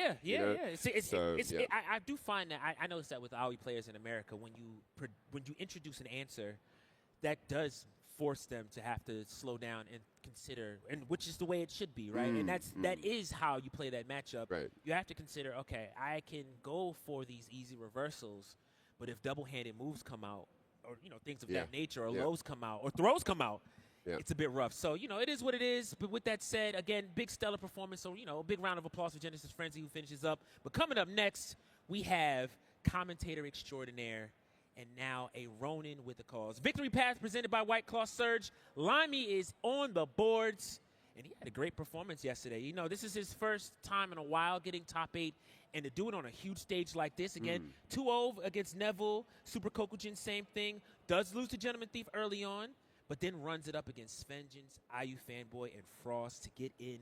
Wow, what a run. We talked about it. I mean, 2-0 against IU Fanboy. That was really impressive. Huge. And then 2-1 over Frost to qualify for top 8. I mean, yeah. And he has a great lineup of shirts. Yeah, for sure. Yeah, always does it in, brings out the glasses, That's where, he and I, we're team buddy cop, so we always got to keep the shades on when we walk in VR, you know what I mean? Yeah. Are you the good cop? No, I'll never be that. No, I'm just kidding. All right, let's talk about Gakusei Sarah here on our Victory Path presented by White Claw Surge. Wins against Kyoki, then continues to dominate against Phantom Kai, Kadaj, LD Wells before losing to Tricky 0-2. And this is a big one. Again, as I said before, this is kind of a redemption run here for Gakusei Sarah, who, last year at EVO lost as well to Tricky. Now has a chance. Sole representative here from Japan. Yep. Has a lot to prove. And again, we talked again about younger players coming in and making an impact. Gakusei Sarah is another one of those players who has done that. So, yeah, I mean, I'm pretty sure he would have talked to some of his boys back home and asked for some tips. Absolutely. Got some advice about what he needs to do in these upcoming matches because, man, he's got a huge run ahead of him, but he could do it. He definitely could do it. So it's going to be a big deal. Let's check out those fantasy stats presented by AT&T. Again, if you want to follow along with what's going on here, definitely check out the EVO Fantasy Bracket at upsets.gg/EVO2026. I'm seeing a 79.4% pick win rate. That is for very Gakusei high. Sarah. That is super. Is that the highest one we've seen so far? But check it though. We had the predictions earlier, right? Yeah. And that one's 0%. 0%. No one picked this guy. And now we've got a matchup here. This first match in top 8, and they're like 80% basically. This is crazy. Right. I mean, if you had the time to do your homework and follow the tail of the tape, Gakusei Sarah definitely had to run up against, the hardest of hard opponents. The region he has to play out of has been insane either way. So, if there's one matchup I think he's probably going to be ready for, it's going to be the Lei Fei versus Jackie matchup. I'm assuming he's going to play Jackie this time. Right, probably not the Sarah this time. Yeah, that's probably usually that's his comfortable first pick, and he wants to run with that. But I expect nothing less from Limey. Going to start with the Lei Fei. We have been seeing the Sarah come out from time to time. I think the Sarah is what actually got him into top 8 here. So I'm expecting more of the same. Regardless, this is going to be a big one for both of these players. Again, I want to also continue to highlight and celebrate the fact that Limey was not on commentary this time around and said, I'm here to play, and I want to show you guys that I'm more than just somebody that talks. And here he is in top 8. He's in top 8. He's not, I mean, it's funny to say this about a commentator, but he's not just talk. Yeah, for sure. And I think, honestly, we're all commentators here. So, we've had that conversation here at EVO. Like, we all sit together and we talk about that. And one of the things that we do love to celebrate and highlight is the fact that a lot of your favorite commentators can sit down and bust your head in your favorite game. You know what I mean? So that's something to celebrate, because I feel like as you sit down on the desk and talk, I feel like the people at home should know that they're in good hands. So I think that's fantastic. With that said, I feel like this is Jackie's favorite. I think this is the stage anyway, but every time I see Jackie on the stage, we're on City. All right, here we go. So we've got polygons on deck. The late fade. Yes. Let's see what Gax's Hero is going to bring to us now. All right. Backdash launch? Not I shouldn't say it like that. Come on, man. What are you baiting They got up the for? microphones on. Baiting up your boy, man. Yeah, true. All right, so nicely done there. Oh, nice break on the throw. Right, I like it. Out the forward. I tried to. Oh, knee strike straight away. Yeah, I like it. And the second one follows up. Got to mix things up. Oh, yep. Notice it's the freeze. Good delay. 2P comes out. Putting pressing buttons there. Right on the wall. Attack roll comes out 6-6P. No wall, though. Yeah, I was going to say that's a free punish. You can't just do that. You cannot just do that. Whiffed it in his face. Gaxe wasn't going to let him get away with it. And look at the you cooking it. He just punished immediately. Saw that. It was like, I'm jabbing. Oh, my goodness. The no, launch. the high angle straight away. Oh, he doesn't get the full combo. Oh. All right, fourth throw comes out. Gets him out of the sidestep. Flip kick, I'm not guessing. You guess. How about that? Oh, nice kick cancel into the combo. No down attack, though. Oh! Keep your hands to yourself, sir. Wake up Sabaki. Yes. Don't swing your little floaties at me, buddy. I like it. Oh, they both had the right idea. Yeah. Didn't work out. All right. Okay. Kick comes out. Lots of patience. Wild ride. Literally both had the right idea, really. That's mad. Gotta love it. Lucky. Oh, all right. Still on the sidestep. Oh, I'm nice still not sidestep, guessing. Yeah. How about that? All right, mix up time. What do we have? I don't think this will kill. Barely. One more hit's going to do it. Missed the down attack. Oh, my gosh. That's so unlucky. Round 4. Ready, go! I jab. Oh, this is the first he got to bait him in. Yep. PPP. Again, I'll say it again. If you have PPP knockdown, you're top tier. Yeah. You said about any character that'll beat Knuckle. Yep. Full combo. Bro, nice. Very nice. Sidestep there to the launch from Limey. Oh, what? Woke up. Yeah, I don't know what he tried to say. Sarah. Woke up with jabs or something. He's 6K. He tried to send him to the moon. Yeah, he did. That was nasty. Oh, man. Okay.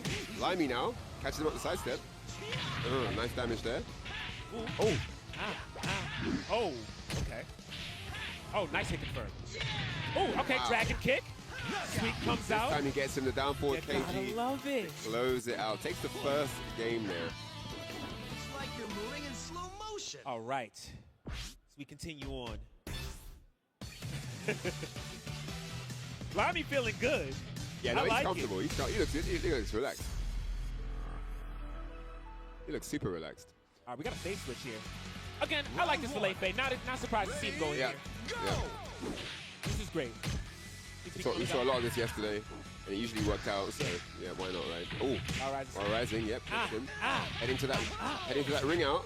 Yeah. It was aware of it too, and yeah, that's kind of the mix-up, and that's really why you got to be careful tech rolling too. And the full circular, great option there. Right, and if you block, it's unblockable, right? That low, you get you have to take the low anyway. Yeah. It's unlucky. Ooh. Well. All right, 6K. Yo, he's going to prove everyone wrong. You said 0%. I'm going to show you. I got something for you. All right. Oh, and the kick cancel. Yep, into a finish. Nicely done. And looking very smooth so far for Gaxe Sarah. For sure. Ooh, okay. Commentator's curse, huh? A little delay back there. Half bar gone just like that. Whoa, look at the life. I don't know if I like that. He could have done something else that got a ring out. Where did the bar go? Uh-oh. I like it. That's smart. I do like that. I do like that. That was very nice. Held the stance, got the parry. Right. I mean, worst case scenario, you get launched, you're by the wall, you're not good going to get sent out, right? No, so you're fine. And you have like full life bar, yeah. We'll break the throw there. Ooh. Yeah, that's guaranteed. This is so hurt. This is going to hurt so much. Ooh. Ow, ow. It's not even over yet. Can I get a mix? What's up? 2P. I'm not guessing. Yep, denied. Goes mid this time. Mids have been working out. He didn't block. He could have blocked that. He just got hit by that. He's like, you know what? Gaxe Sarah, though, he often likes to press buttons after being hit by down. Look at even smiling about it. He knows that should not have hit. Oh he just got gosh. lucky with that one. That should have been blocked and punished, but it is what it is. You know, sometimes it's like that. Oh, man. That was a huge spot for him. He definitely he dropped that there. Got to say Sarah dropped that. He was not didn't really confirm there. Just kind of let it rip after the sidestep. The Limey had to put off the gas. I mean, it was a situational read, right? Yeah. He knew if I get this, I win. Right. But if he gets me, I'm not going to be dead. I have a huge life lead. Yeah. I've got the lead in games. You know, so everything was in his favor to That's go a for it. fact. And, you know, really nicely done there. It's Smart dangerous, though. I mean, how negative do you have to be where you can still get launched punches on side, right? Like, it's scary, but it is what it is sometimes. All right, so potential. Ooh, oh, don't man, touch high me. angle, great read. And got to say, Sarah looking like a different player to the one we saw yesterday. For sure. I got something to prove here. Yeah, for real. Sway back.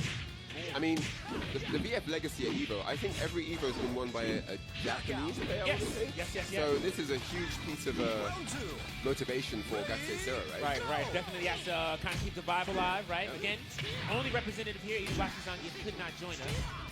Oh, got to punish that. Oh, he goes for a throw. All right, sure. Bit risky, but pays off. Oh, the sway back again. Tries to walk back. Okay. Getting a little bit chaotic here, but Limey gets the better of that one. Limey's going to take the round, yep. On the board here, Limey. Round 3. Ready, go! IC comes out, nothing. Side turn. Deep knuckle. Lots of things being thrown for astray. Looking pretty even right now. Sway back again, but too slow. And the Sabaki comes out, yes. Oh, what you step into? Full circular, bro. On the wall there, so yeah, he's gonna get that guarantee. Oh no! Yeah, and down two. Takes it. The trusty low jab. Yeah. When in doubt, throw it out. Yeah, could have closed out sooner. Expected to get the wall splat. Guaranteed down attack. Alright, Doxay with the launch. Sweep comes out.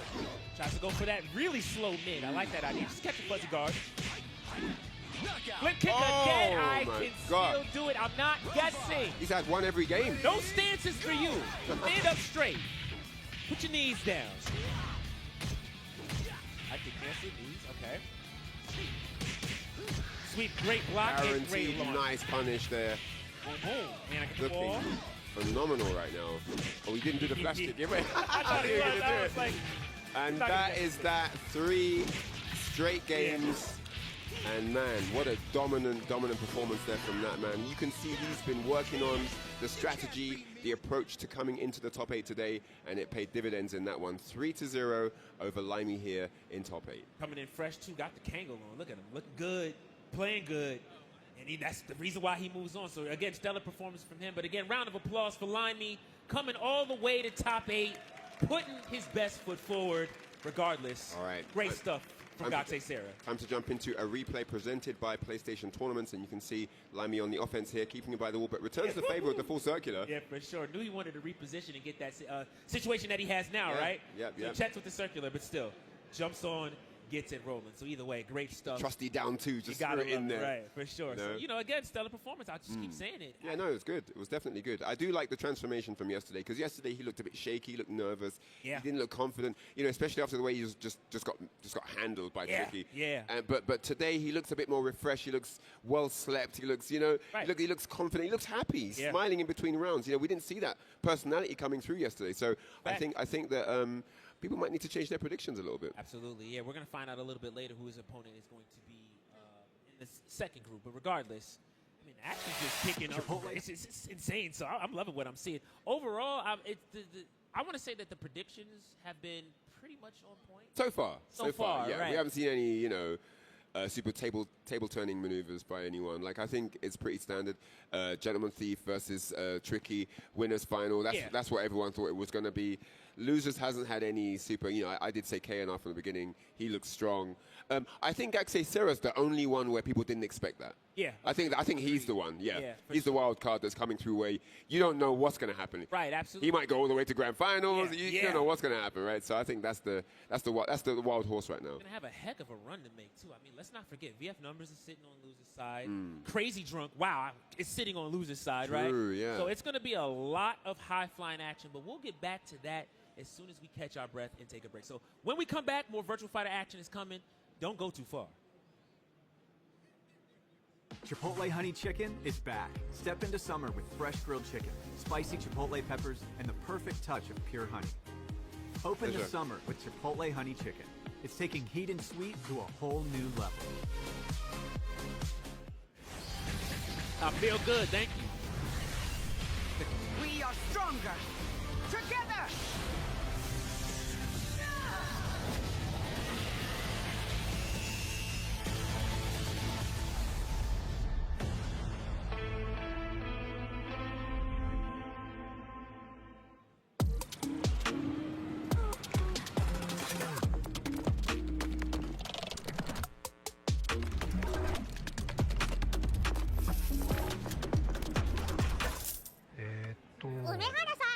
プルル？ビザにタッチ使ったことありますか？スマホをタッチするだけであっという間にお会計できちゃうんですよ。これは便利だね。でしょ？インサートコインから全てが変わった。ビザ。This is looking really good. I'm not even gonna front like that. It's a full hit. Optimal. It's the surge. It's the one, Jake. You ready? I've never seen a mix like this before. That's refreshing. That was a great combination. Right? What? Why does he get a White Claw surge? Did I get zoned out? Tough break, Jay. Gotta have that championship mentality. That's the best assist I've seen since Captain.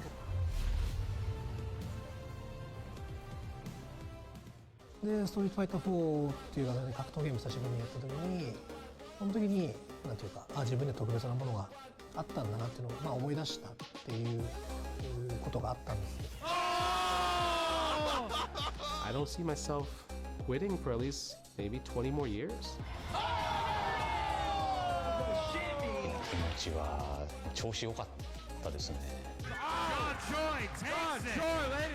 It's much more than just playing. It's being a part of this community.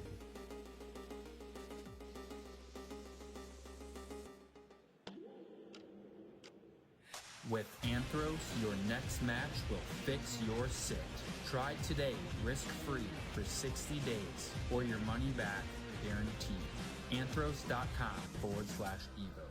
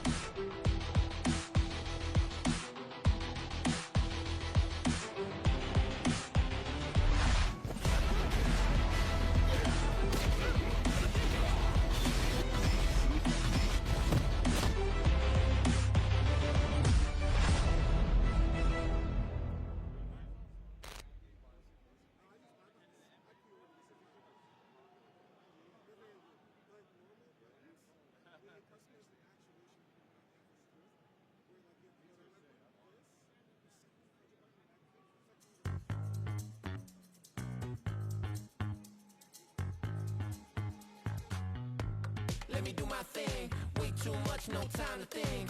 Head first, we diving in. Both hands up to the sky again. And we living loud. Scream like nobody around. It's what it's all about.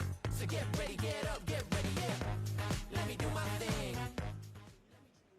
Hello everyone and welcome back to EVO 2026 where we have Virtual Fighter 5 Revo World Stage Top 8 underway, and we've seen some crazy matches so far, man. How have you been doing, my man? I'm not going to lie. These are maniacal matches, bro. So I'm having a great time, and I think that the action doesn't stop there. The next match we're going to have up is VF Numbers versus KNR. Oh, the losers bracket, the run. Yeah, man. One of these guys is going to have a solid run through the gauntlet down in that shark-infested tank of the losers bracket. And it just gets sicker and sicker. These players have already been showing that they want that title. They've definitely been giving it all they got. But, man, when I tell you, it's like these guys have played each other before. It's just the level of reads these guys are making against each other, they're telling a better story than we are right now. And I'm loving it, man. One tip, if there's someone that you play all the time, and you know that I might have to buck this guy in top 8 at a big major, just save a couple tactics. Just have a couple tricks that you've not really exploited. Like, it might not be something you purposefully save in like a kind of like a dark, spiteful way. No, it's just something that you know you have on deck that you haven't just used that much. Yeah. Maybe it's something new that you haven't really explored a lot with, but have a couple tricks up your sleeve, an ace in the hole, so to speak, so that you know if it comes down to it, if I've got to play this guy for like a big big tournament, I got something ready.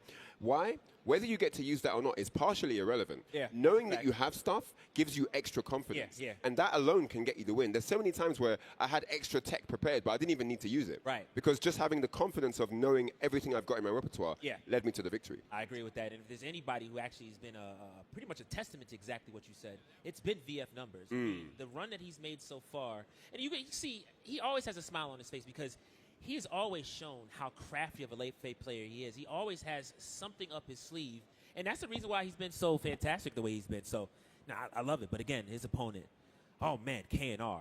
He's on a tear right now. He's on fire right now. Just playing not just a strong game, but a very, very knowledgeable game. He's showing that he's reacting and responding to his opponents very well. We saw that very clearly against Genesis Frenzy, clear as crystal. These guys are getting ready to jump in now, but okay, we've got, is this gate? No, I think it's a button check now. They're doing a little button check just to make sure everything is fine. Yes. And, especially Akira, the high execution there. Right, for sure. Get that one frame knee when the check isn't ready. I mean, his knee in that last set was amazing.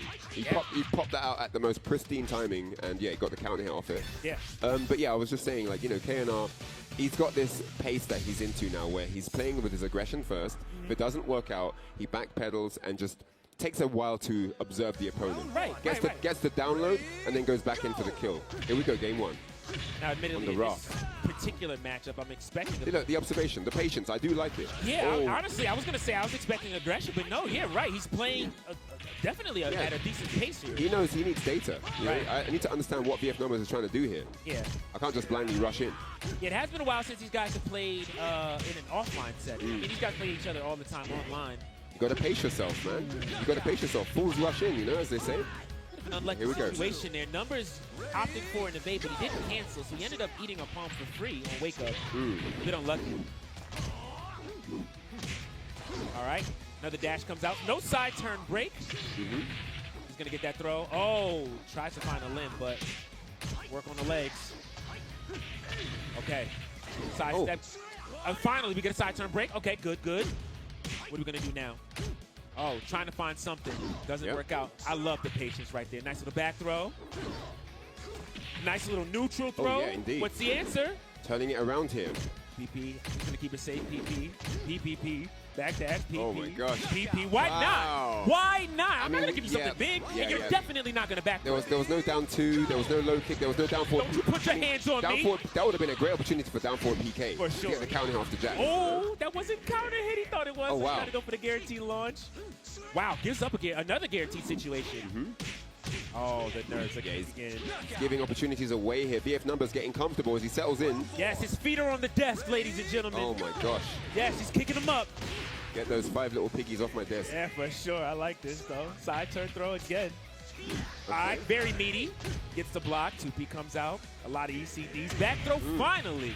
Now what?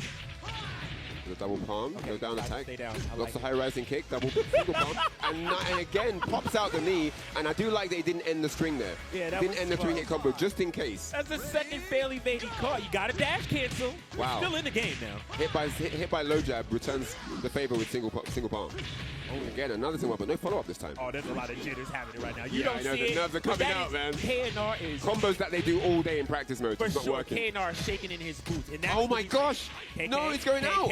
KK. Yeah, that's exactly what did I say earlier? When it comes to craftiness, Numbers will find a way.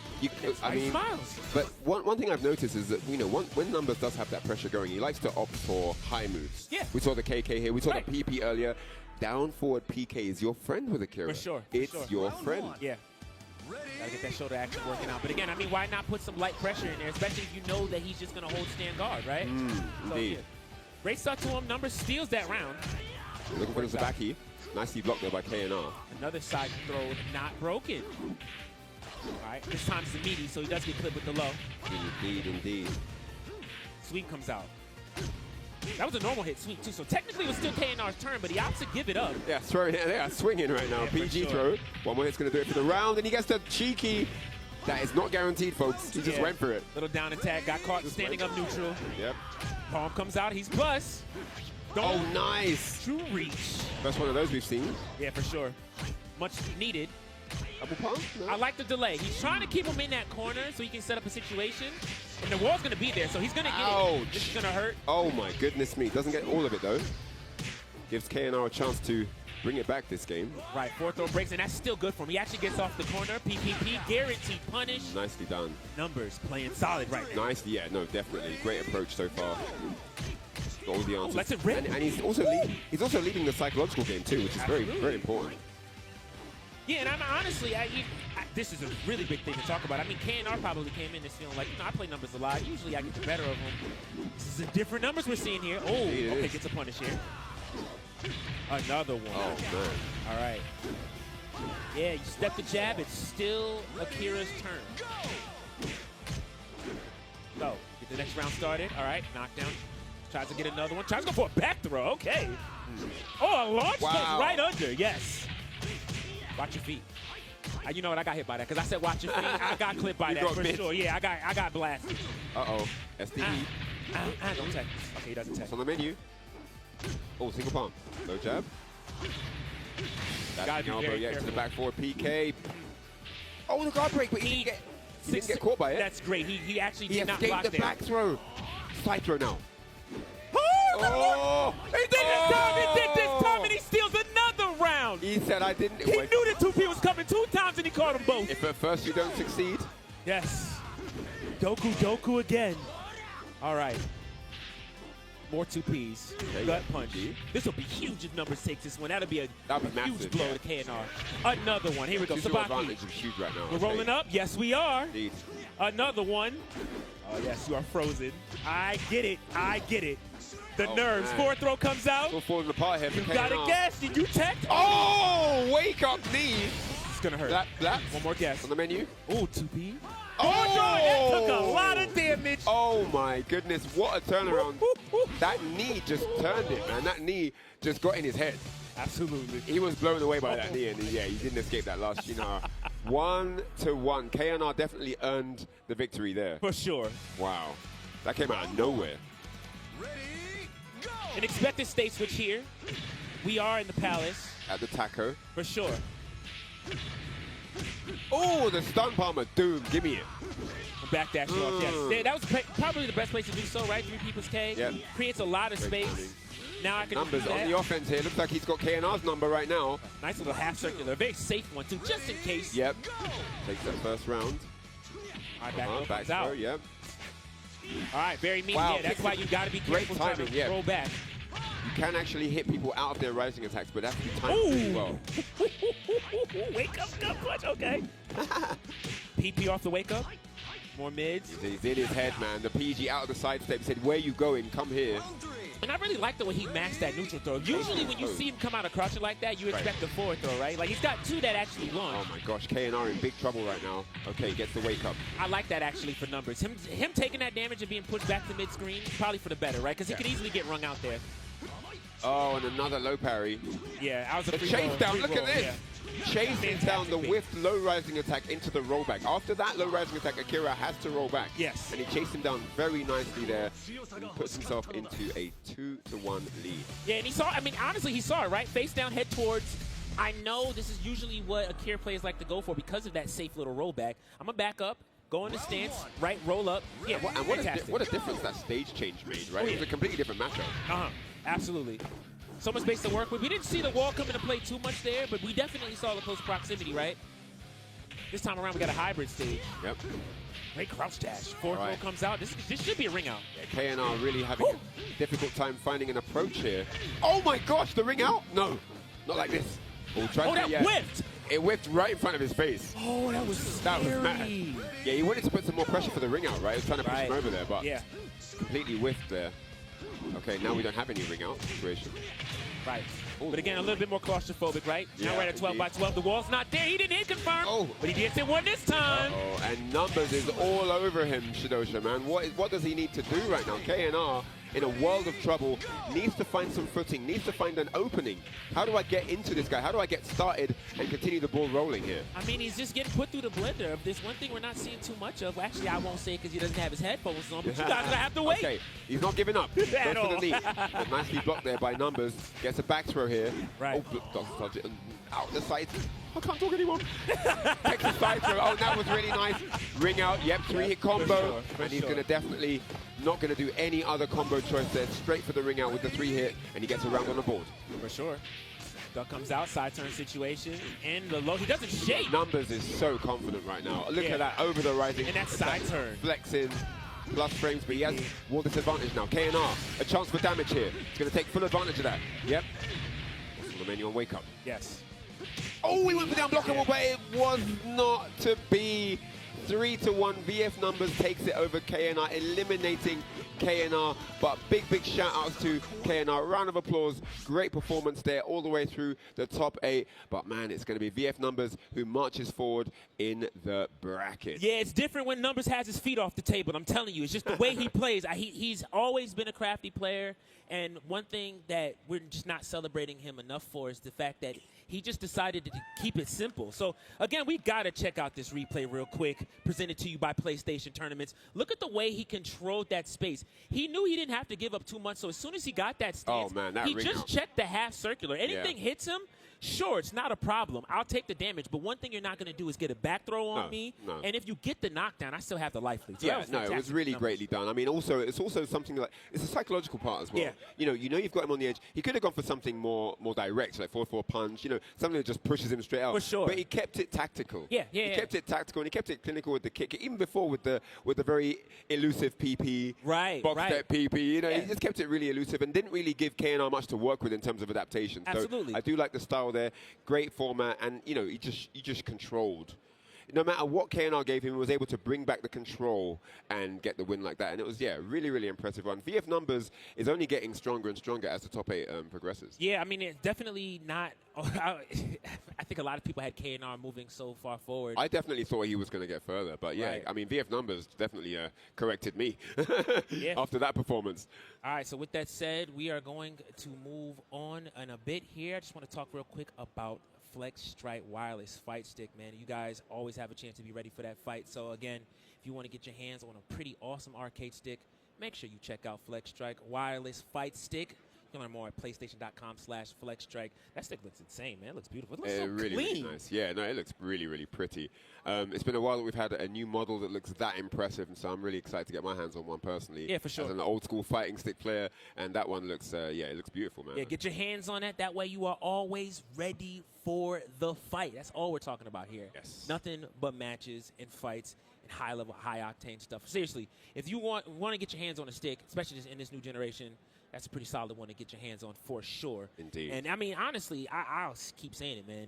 You got to jump into these tournaments, man. Even PlayStation tournaments, jump into those. Listen, there are so many ways to get in on these the action and just kind of get into the mix of what Evolution has to offer. Yep. So, I mean, I recommend that for anybody that's inspired to be a competitor here and be on the main stage like we've seen a lot of these players so far. But with that said, we're going to get ready for our next match, which is going to be a big one. It's going to be Crazy Drunk versus Gakusei Sarah. This one's going to be heavy. So, yeah, so Gakusei Sarah is pretty hot right now. His momentum is there. His control is there. His confidence. I think the biggest thing about the difference between him today and yesterday is the confidence. And I do like the form that he's in right now. And he literally just played, right? I think, wasn't he game before this one? Yeah, he was. He's warm. Crazy Drunk, he's had a little bit of a longer break. But yeah, this is going to be really interesting. I think we might see whoever wins, it might be a clean sweep either way, because Crazy Drunk also very strong player, and also once he gets going, can be very hard to contain. He can be a very hard player to contain, and I think that, so depending on who gets started first here, I'm not sure what stage we're going to end up starting on, but yeah, that's going to tell a lot of the story as well. But it's definitely going to be the Shundi for Crazy Drunk, but it's going to be the Sarah, it looks like, I see highlighted on stage. Right, going back to his old school man, and I think that's a pretty good idea here. If we kind of consider what happened the last couple of matches where Gakusei Sarah had to play, I think the pace was a lot slower, which is why Gakusei Sarah got to get the stuff that he wanted to get going. But against Tricky, a lot high octane, a lot high pace. Yeah. Crazy Drunk likes to play crazy. Yeah. So you got to expect high octane. Not just the name. Right. Question is Gakusei ready for that aggression again? Let's find out right now. Round one. Looks for the throw with that pressure. Ooh, okay. Yeah, Flamingo. Ooh, Flamingo stance low. I like it. Kick cancel. I like that. All right, we get mixy with it. Trying to keep the mix. You want to build that information, right? What does it do about Flamingo when I do this? Right. That's the throw now. Gaxe on the offense. That goes mid this time. Got the wake up mule kick. That was pretty nasty. That Crazy is going to Drunk. close it out. Dominant, nice first opening gambit here from Gaxe Sarah with the Sarah. Man, I think about the players that Gaxe Sarah's had to go up against. I mean, Nice dodge there, PPK. Flamingo stance blocks below. Ooh, chases him down. Yeah, Great stuff there. This is your super stilettos. Any drinks, my friend? Ooh, okay, wait a minute. He does have 0 drinks right now. Yeah, for sure. Spoke too soon. Yeah, finally gets 3 in his under his belt. All right, plus right now has to guess. He tries to launch. Oh, catches the launch and gets the chase. Okay, what's it going to be on wake up here? Big chance for both Ooh, players. And clips him out the high rising attack. That was time, too. Saw the back row, was like, probably going to wake up. I know how to do this. It hits it clean. Great timing there. Execution connoisseur, clearly. Back throw, 1 drink taken. Cha-cha kicks plus frames. I'm not respecting that. Oh, gets his throw. Three drinks added. Plus Another chase down, and this time he's going to get the hard knockdown. Yep, guaranteed down attack. Ooh. And on the ball, doesn't give him any room to do anything. Gaxe Sarah, like I said, this man is on fire, and the momentum, the control, the execution, the read, everything is there. And working flawlessly. I mean, what was the most drinks we saw Crazy Drunk get? I don't even know if he activated Cho'An at any point, right? I didn't see any more than 5 drinks that entire game. Yeah, so that's pretty telling right there. Right, we're in taco now. Though. We're gonna force something to happen here. Yeah, for sure. Yeah. Gotta play the space. Gonna try to get the pokes. Here we go. Sarah now on the board. Oh, double sidestep. Gets the wall pressure going. I was gonna say didn't believe, but had plenty of time actually to hit confirm that. Tried to go for the full circular, but Crazy Drunk stayed on the spot there. Didn't move at all. Oh, another hit confirm. I did not know you could delay it that long and still get the clip. All right, Crazy Drunk with the PG. Side turn circular. Where you go? Another one. Don't move anywhere. Yeah. No permission allowed. Okay. Sits down, gets 4 drinks this time around. Yep, on the 7. Oh, elbow knee, nice reaction. Oh, good duck. 2P, I'm not guessing. Low high, and I'm out the corner. Oh, yep. Delay on that rising. Okay. Into Flamingo. Side throw break. Out of it. Oh, purple flash. Oh my goodness, another purple flash. You have to guess after that. Wow. Kept him guessing the whole time. Yeah, I mean, once you get that flash. And then when it was easy, it went low at the end. Yeah. That's so cheeky. Yeah, you get the flash, you get the next hit's guaranteed. After that, you're just in a mix.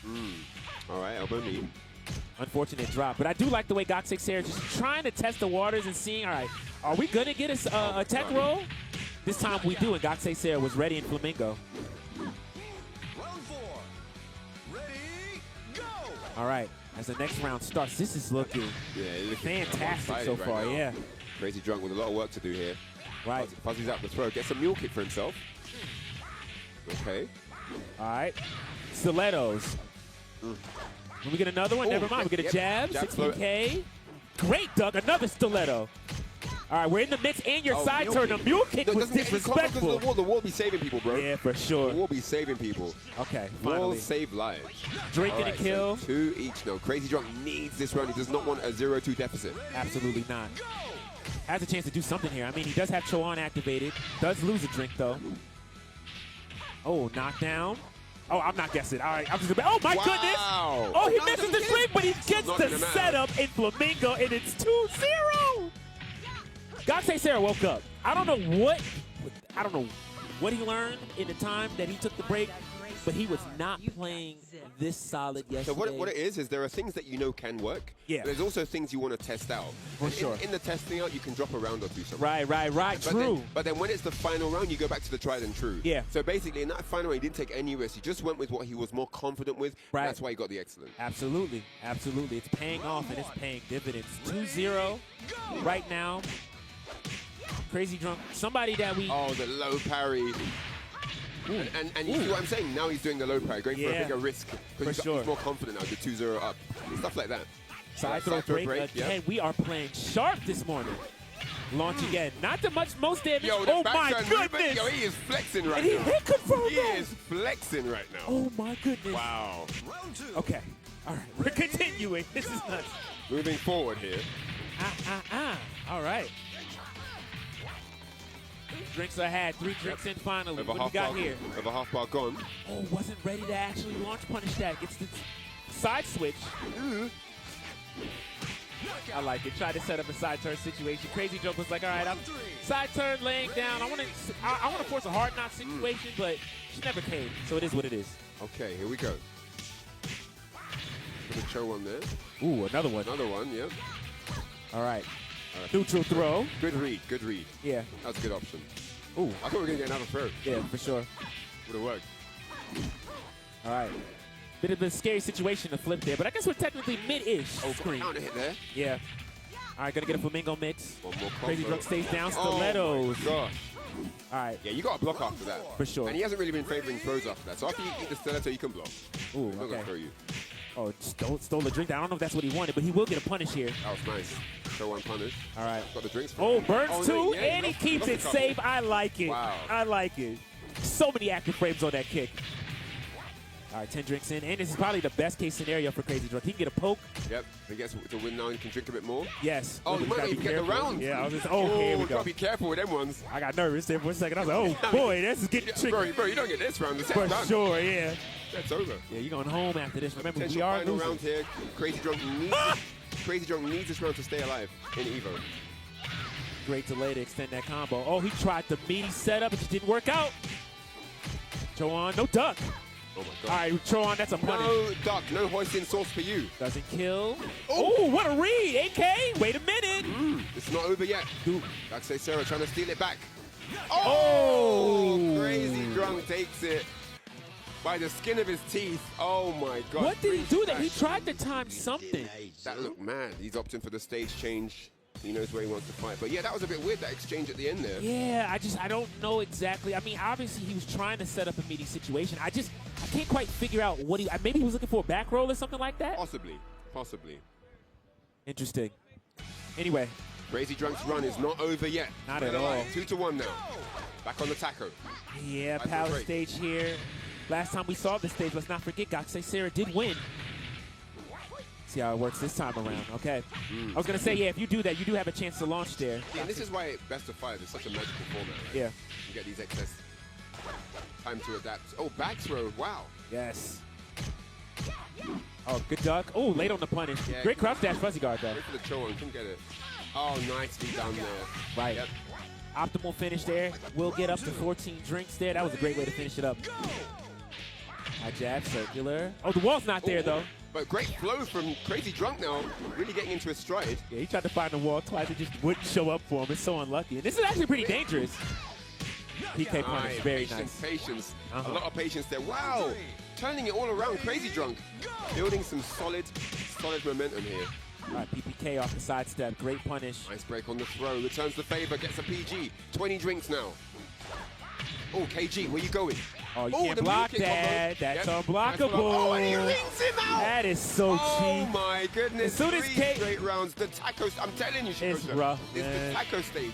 As soon as KKPK came out, that was just it. You don't get to play anymore. That was guaranteed after that. That was really well done. Wow. And we're off of that stage now. Yeah, all right. Gakusei Sarah reeled back in his chair a little bit after that one. Yeah, that's a bit annoying because, again, I mean, as soon as KK came out and he blocked it, it's a checkmate situation. It's like, all right, final game, let's go. Oh, he drinks in his face. Right, Stiletto, let's put that one drink down, please. Yeah. All right, no kick. Put down the bottle. For sure. Gets the drink back, lays down, loses it again. Okay, nicely done. Uh-huh. Oh, this is a nail biter, man. I think this is the first one we see. So far, yeah, indeed. Gets the throw, though. All right, 4 drinks in. 4 drinks, 5 now. Yeah, no, he mistimed it, so he flips out, gets a guaranteed PPK. Escape. PG again. It's been unlucky. That looked like a side turn. Looking for a counter hit. Finds one. Oh, doesn't hit confirm. Low sweep, what a read. Wow, into the low to finish it. Yeah. Few mistakes being made there, but Gakusei Sarah still managed to clutch it out. Clawed that round back. On the brink of defeat, round 2. Backs up for space. Now KG. One backs off, one back turns. Yeah. Okay. Psycho Crusher, nothing. No. All right, flip. I'm not dealing with your new kids. This round, we're flipping out of everything. Absolutely. Crowd dashes is coming out. I mean, we want to move on. I understand. Back dash show on. Let's go. Really great timing there. Ooh, the crush. All right, next time, nothing. Not dealing with Flamenco. Tries to stuff. Side turn situation. Another launch. Oh, my God. Oh, and that's just not fair. You want to do stuff that I can't block? How about this? I got that one for you. Wow, final round now. Potentially, if Gakusei Sarah can take it, Right. 6 drinks in. If Crazy Drunk can ping it back here. Great combo to open up. Half bar gone. Into the throw. More drinks in. added now. The danger's at 11. Yep. One more drink to get there. Right, BBK blocked. For the crouch dash. Pressure at the wall. Got caught mashing. 6BK comes out. And Crazy Drunk can have to be really careful now. Yeah, for sure. Fighting out of the wall position. Absolutely. Then you got half a bar to work with. One more combo could put him in a really bad situation. Ooh. And oh my goodness me, one more hit. That's a combo. Oh, he doesn't go for the combo. He goes for the mix. Yeah, he's not dead. Still At alive. Down attack whiffs. Jab. Crazy Drunk. 9 drinks. Okay. Mid. Elbow. And just like that, Gotsei Sarah says, you're not going to give me no more 0% votes. Let's go. Oh my goodness me. Crazy Drunk so close there. One hit from taking that round.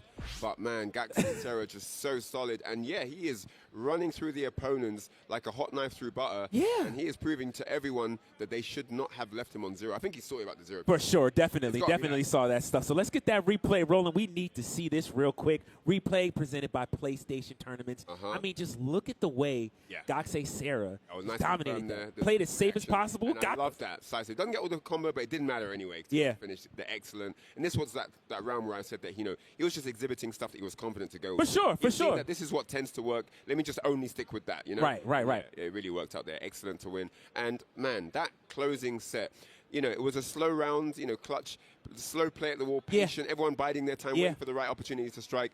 But Gotsei Sarah clutching it out, man. Really, really solid stuff. And, again, he's another player that's growing from strength to strength as this goes on. Yeah, that's a fact. I mean, we've seen him. I don't know the best way to describe this. I feel like we're seeing him level up or evolve. I don't know if he's leveling up or coming alive. I don't know which one it is. Yeah. As soon as I saw that first game in top 8, I knew, like, this is a different guy today. Yeah. This is not the same guy that was here yesterday. For sure. I definitely got a lot of text messages like, yo, this is the guy you told us to worry about? Absolutely. Here he is. This is Gotsei Sarah. This is the player that I've been seeing, not just here in America, but over in Japan. And you have to remember, he's a young guy. He's new to this. Very young. So he's very hungry. He has a large appetite, and he's here to eat right now. For sure. With that said, you guys, we're going to take a quick break. I need to catch my breath anyway. It has been insane. But when we come back, more virtual fighter action. When we come back, it's going to be winners, finals. Tricky versus Gentleman Thief. Get your refreshments, get your snacks, and come back right here. Don't go anywhere. We'll see you soon. Chipotle Honey Chicken is back. Step into summer with fresh grilled chicken, spicy Chipotle peppers, and the perfect touch of pure honey. Open the summer with Chipotle Honey Chicken. It's taking heat and sweet to a whole new level. Gotcha that. We are stronger together.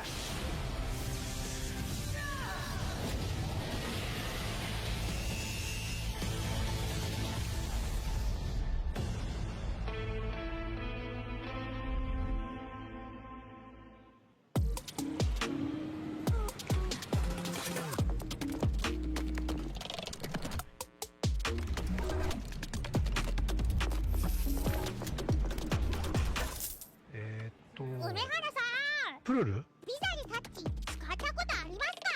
スマホをタッチするだけであっという間にお会計できちゃうんですよ。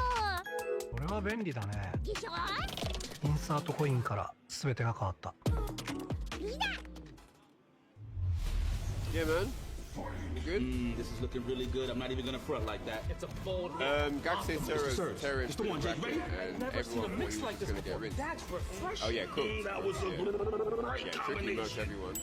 Right? No, everyone thought Gotsei Sarah was gonna get rinsed. Surge. Did I get zoned out? Tough break, Jay. Gotta have that championship mentality. That's the best assist I've seen since Captain.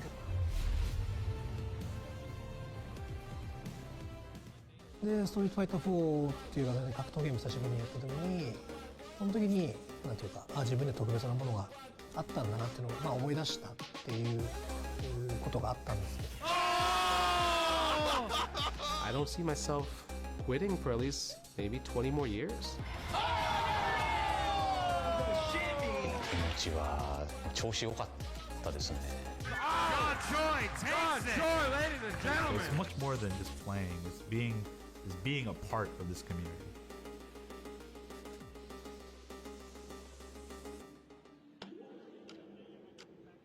With Anthros, your next match will fix your sit. Try today, risk-free for 60 days, or your money back guaranteed. Anthros.com/Evo.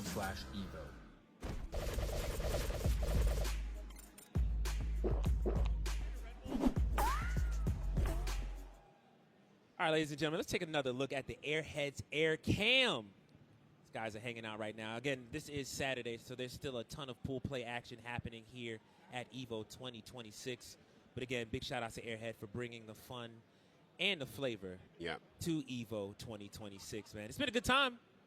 So far, I gotta say, it's been a great time. I mean, we had Ryan Hart hot mic. I mean, that was an epic moment. That's clipping the century. So, but yeah, this EVO has been phenomenal. I've been enjoying walking around, just meeting people. You know, people that have come from all over the world. There's people here from so many different countries. Absolutely, 70 or 80 countries. People are here from. This is really, really cool. People are here, and it's just like you'll be running around, and people run up to you. Oh, we're your fans from Haiti. I'm like, wow. Yeah, you flew all that way. It's just really, really cool. I love how EVO just brings the world together into one big family. It's beautiful, man. That's a fact. I mean, there's so many things to celebrate here, and I feel like you know, EVO's keeping that tradition of a festival, a very, very community-oriented event. I love it to death. Anytime you step in here, you know, you're always going to get greeted by people who are just so happy to share their passion, whether it's playing a fighting game, talking about fighting games, anything in between. So it's great stuff now. But with that said, let's get ready for our next match. It's going to be winners crazy. Finals at last. Oh my gosh, let's get it. Yes, Gentleman Thief. Let's get it. What are your predictions, guys? I know you lot are in the chat spending your channel points to call your winner, but it's going to be Tricky with the Eileen versus Gentleman Thief with I don't know who yet, but let's find out. Yeah, at this point, I mean, I'm kind of expecting Akira here, but regardless, we're just going to have to find out either way. But check out the EVO Fantasy stats presented by AT&T. Yo, bro. Yeah. Gentleman Thief, 91.5%. Yeah.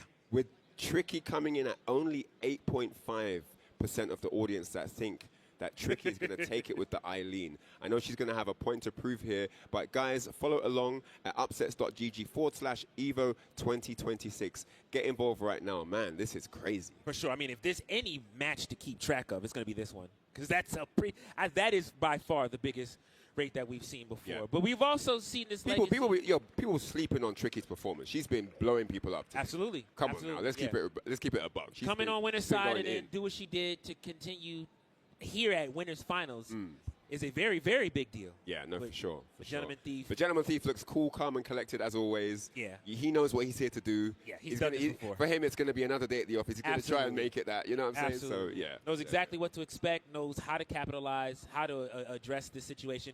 And honestly, I'm seeing Akira on the stage. This is what I expected. Again, we're going to talk about play styles one more time. Okay. The hyper-aggressiveness from somebody like Eileen. All of that just gets beat out by super dashing elbow. Right. And if I don't want to guess too much, 1P is another button. I mean, we're seeing Eileen use that, but Akira has that same All right, here we go. Winners Finals, round one. Well, here we go. Dashing elbow. Nice ducks to throw into the whiff punish. Great stuff here from Tricky to open up. Blocks the mid. Wasn't even scared of the throw. And there it is. Into SDE counter here. Right. Don't press buttons, says Gentleman Thief. Yeah, and as I said before, you try to get aggressive. I've got that super dashing elbow. But here it is, and there's working out. Backdash low kick, the classic round ender there. Gentleman Thief looking strong. All right, tries to find something. 2P comes out, more dashing elbows. 4P into the SDE again. This is looking rough right now for Tricky. Yeah. Down attack. We got an early call out too. Knows that. Okay. Look at the spacing here from GT. Absolutely first class play here.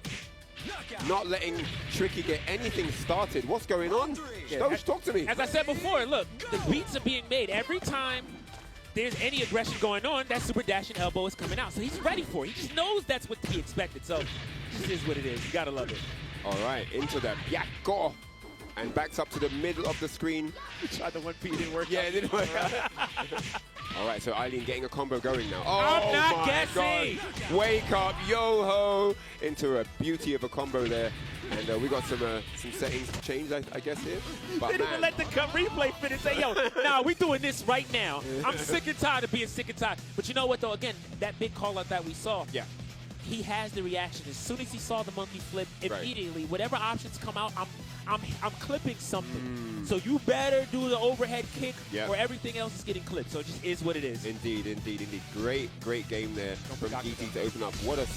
What a message he sent there in that game one. Let's see if Tricky can turn it around here in game two. Breakable half fence situation here. Eileen does have some decent buttons that go over half fence walls. Okay. Those may come into play. We're just going to have to see. Regardless, the game plan doesn't change for Gentleman Thief. Pick your spots, super dashing elbow. It is what it is. Ooh. That was nice. Over the low jab. Yeah. Combo at the wall here. Tricky looking good for this round. Right. Oh, wow. And goes over the low rising kick. Right. And, yeah, I do like the switch up here. Yeah, for sure. Great I know round. Gentleman Thief's smiling right now. He's like, all right, all right. Ooh, there it is. DE into single palm. Doesn't get a double palm, though. Yeah. Tricky with the wake up. Gotta love it. Okay. Yeah, okay. We're here to... Eileen says we're here to play. Eileen with her Throw monkey break. stance. Catches the back dash. What a read. Okay, Tricky in trouble. Oh, and goes mid to close it out. And again, I'll keep saying it. The thing that GT is looking for is a button on wake up, and he's been successful twice now. Twice in a row. 2 up here. Side turn situation. Ooh, okay. All right. I like that PK.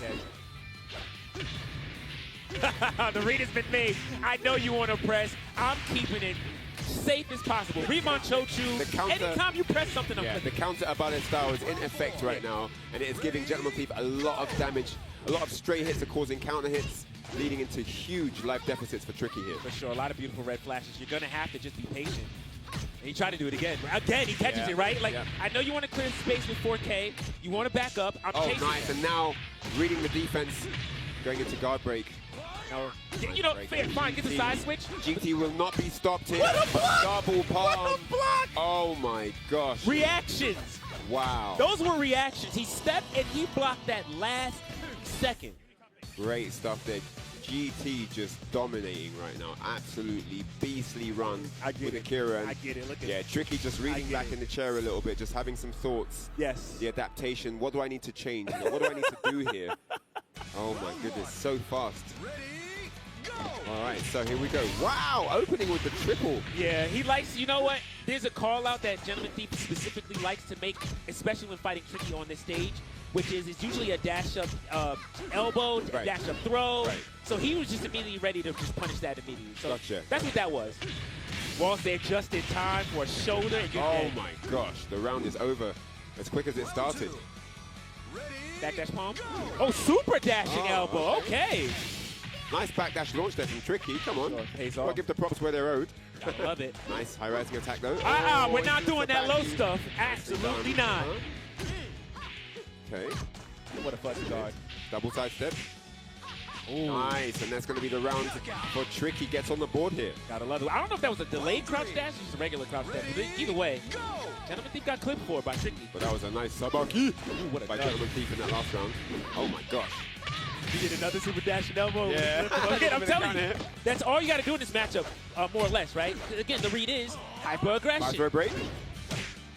More throw. Okay, Nice. 4 PG this time. Side turn situation. Right, 4 PKG.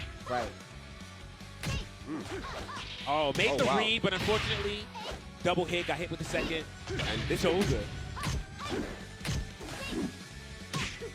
Oh, he actually got it! Goes for the throw this time. The first time actually went for the throw. Went mid twice before. I think that was the longest we've been quiet in a while. That was a lot right there. That was crazy. All right, hold on. Wait. We got to happen here. catch our breath for a second. All right, so Eileen now. Tricky with 2 rounds on the board for the first time. Oh, the double Oh, my palm. God. Don't wake up with a button. Not happy with it, though. At all. Gut punch. Regular OM up. PG. Blocks. PK punish off the jab. Excuse me, the throw with. Reactions are intense. All right, so is the set over here? Or are we going to get a game 4? 4K comes out. Side throw break On the throw, anyway. yeah. Oh, catch them stepping, though. GT in a little bit of trouble right now. Oh, that's punishable. Nice. Yeah, you can't do that. The wall splat. Oh, and the jab. You knew you were side turn. Oh, my gosh. Okay, wait a minute. Elbow comes out. Low comes Oh, out. is that going to be dead? it? It is. Wow. Wow, okay. And Tricky takes it back with the monkey throw. Yes. Okay, so 2-1. Get that swig of Red Bull. All right. This set is not over, folks. Oh, he switches stage. I was going to say, sometimes GT likes to get in people's heads by giving you what you want. You pick your stage. I'm going to keep you on this stage. Right, And run the fade. But you know what he said? You know, I'm not going to take any guesses. I'm expecting City. I haven't seen. Okay, we haven't seen the stage yet. Okay. Okay. Very low fence. Super low wall. Super low wall. Okay. This is what we started on, right? Yes, we did. I think it was Aoi stage, right? Yeah. All right. Very blocked.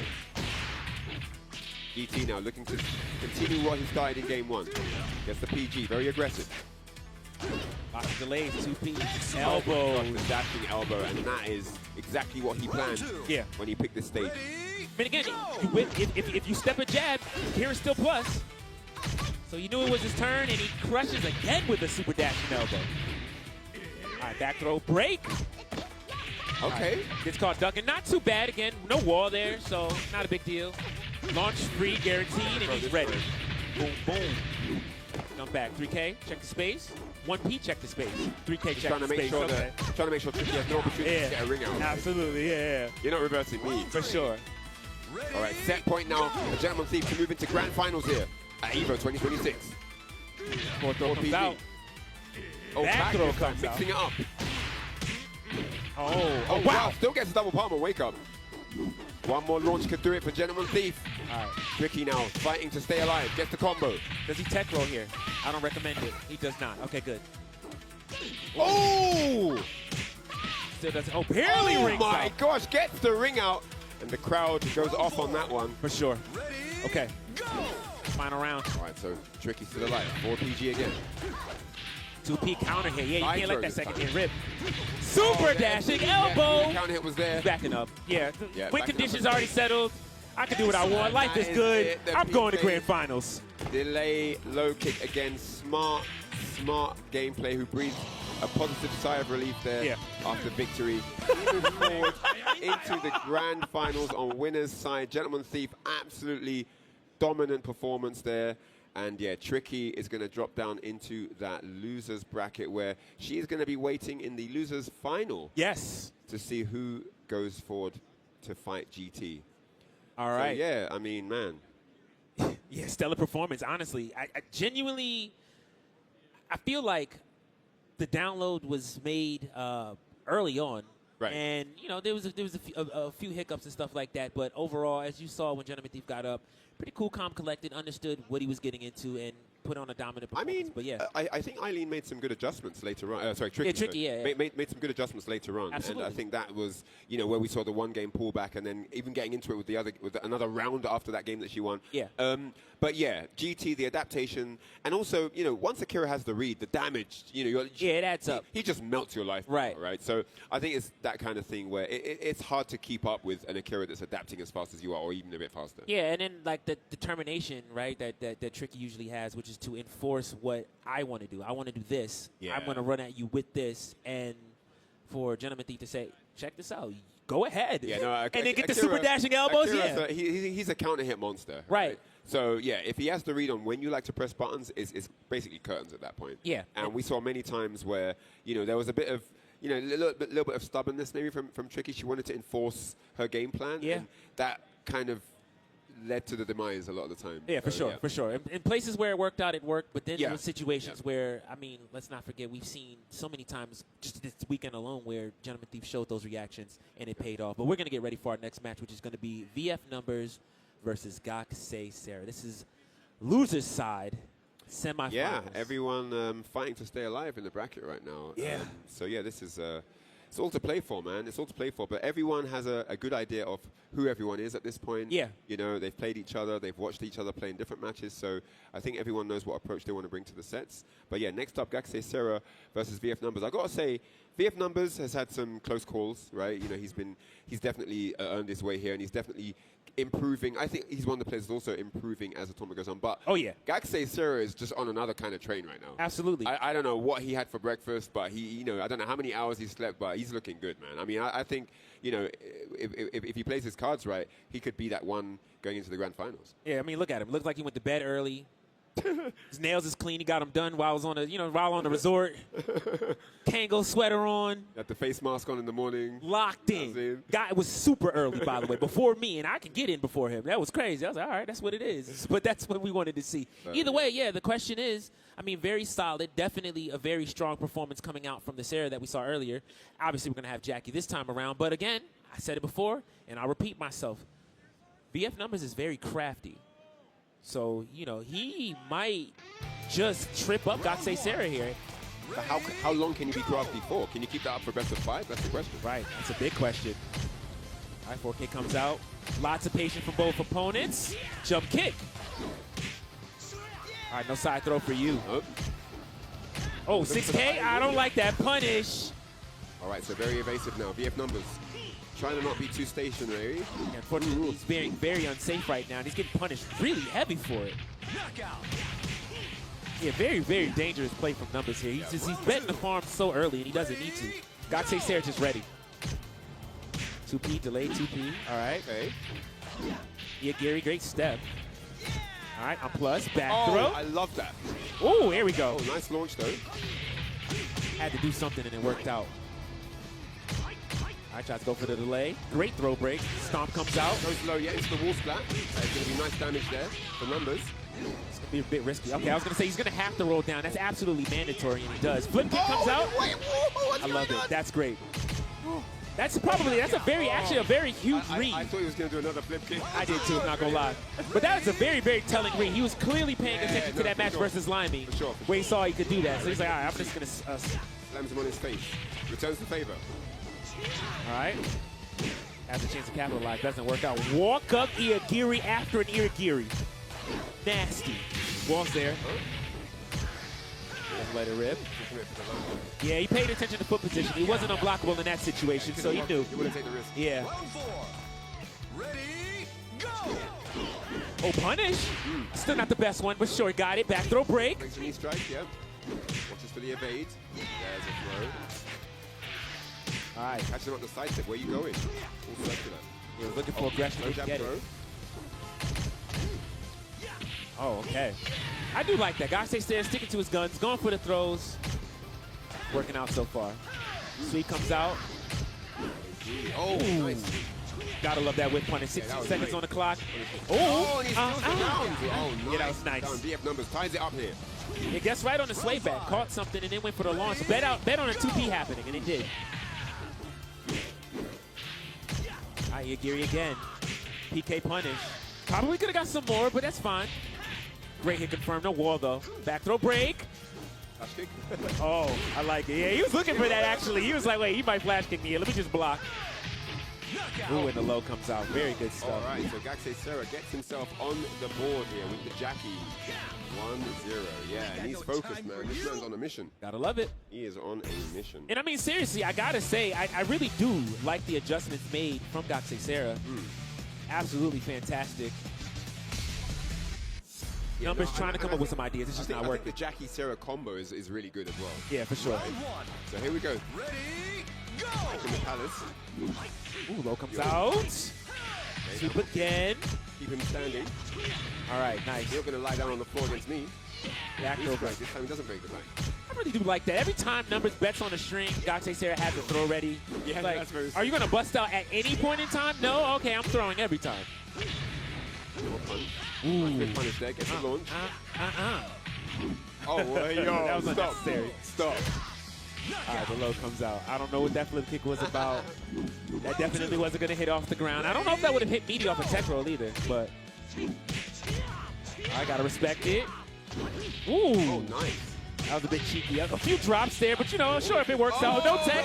And he made the read. Okay. He pushes him out the ring. Yeah, it's nice. Ushered him off the platform.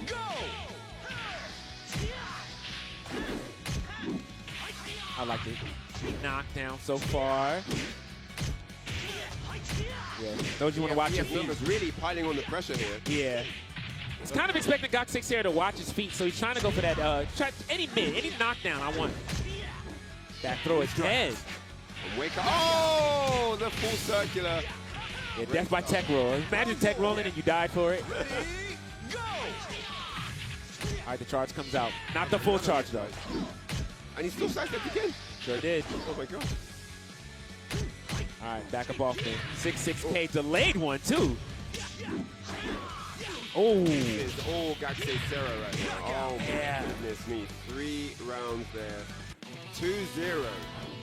Yeah, he's just kind of lost in the whole scenario. He's like, I don't, excuse me, this is VF Numbers. This man I don't know what to look for. This man is tunnel visioned on the Evo trophy. Bro. Absolutely. That's all he can see right now. Yeah, for sure. He knows exactly what he's going for. Oh, and this will be a huge Cinderella story if Gaksei Sarah can make it out. Just the way that he went, yeah, from losers, yeah. It was a very rough first day for him, but we're here now. I mean, the thing is, we're not there yet. But Absolutely not. Knee strike broken. Great crouch dash. Okay, wall's not there quite yet. Trying to keep it as plus as possible. Does find something. Low comes out. Yeah, that's the wall splat into the combo. That's going to hit. Wow, that is all she wrote. Look at that. The damage Beautiful. is nuts. Round 2. once VF Numbers does get the control, he's able to turn it around and get good damage. Absolutely. You know, he's definitely capable of doing that. All right, more fuzzy guards are coming out. These are natural. Just crouch dash. I mean crouches, not crouch dash. Nice side step. Just to punish. They back turns. Oh yeah, and the lower they're now getting out of that. Another low. We're going lows all the time. 3 in a row. Oh, reads the throw there, but doesn't get the best combo. Yeah, the wall just didn't activate there, so he couldn't get that bounce. It's rough. Man, Warp saved lives. We're going to help him this time, though. Yeah. All right, so 1 round each. Round 3. Gakusei Sera with a great read with the high angle. DP. Nice, very good low. Another one as well. Barely there is the wall, 50%. Yep. Great duck. Half off in this sail. Ooh, 4P? Nice. I don't think he's dead. Yeah, agreed. He's not dead. Now he's dead. Now he's dead, yeah, that down attack. Just about clean this clock. Set point here for Gakusei Sera. DP comes out, 3K. Hit cancel. Snatch grab. Another one. Yep. All right, I like the down attack. And VF Numbers just really finding it hard to breathe right now. Yeah. Flip kick doesn't work, Flip. but does recover in time to not get punished. So he works out. And just like that, a 3-0 performance. Gakusei Sera moves on to losers finals. Now, this is what I wanted to talk about because we saw Gakusei Sera get absolutely demolished by Tricky yesterday. Yes. Absolutely demolished. I mean, I think he got, like I was saying earlier, I think he got like a round, right? Right.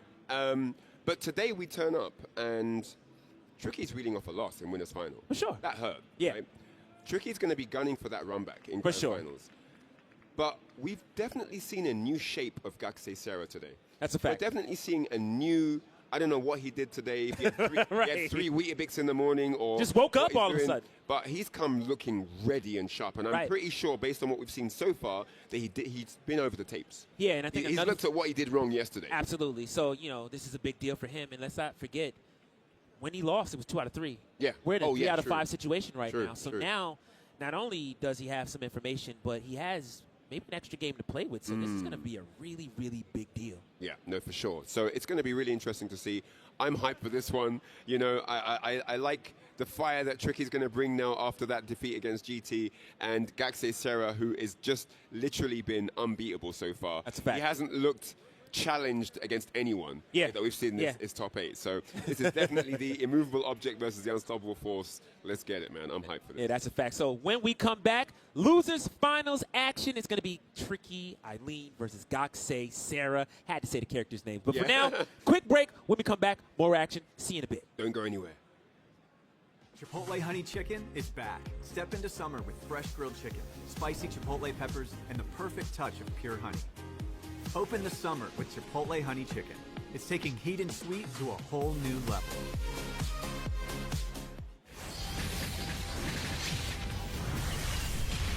We are stronger together.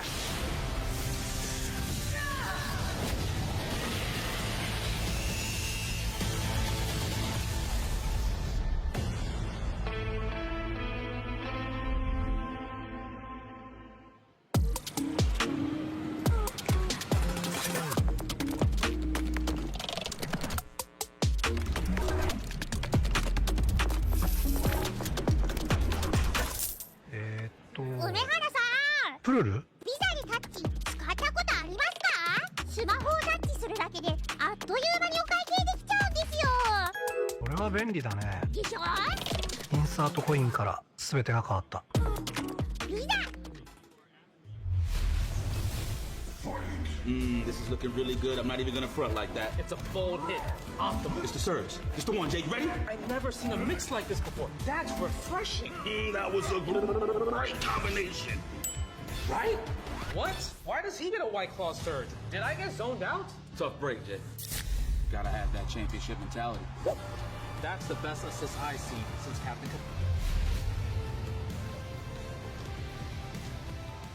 で、ストリートファイター4っていう形で格闘ゲーム久しぶりにやった時に、その時に、なんていうか、自分で特別なものがあったんだなっていうのを、まあ、思い出したっていうことがあったんですけど。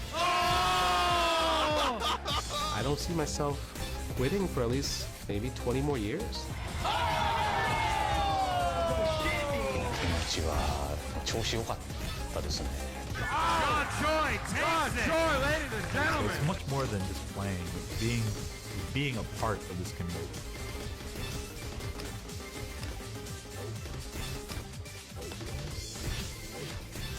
With Anthros, your next match will fix your sit. Try today, risk-free for 60 days, or your money back guaranteed. Anthros.com/Evo.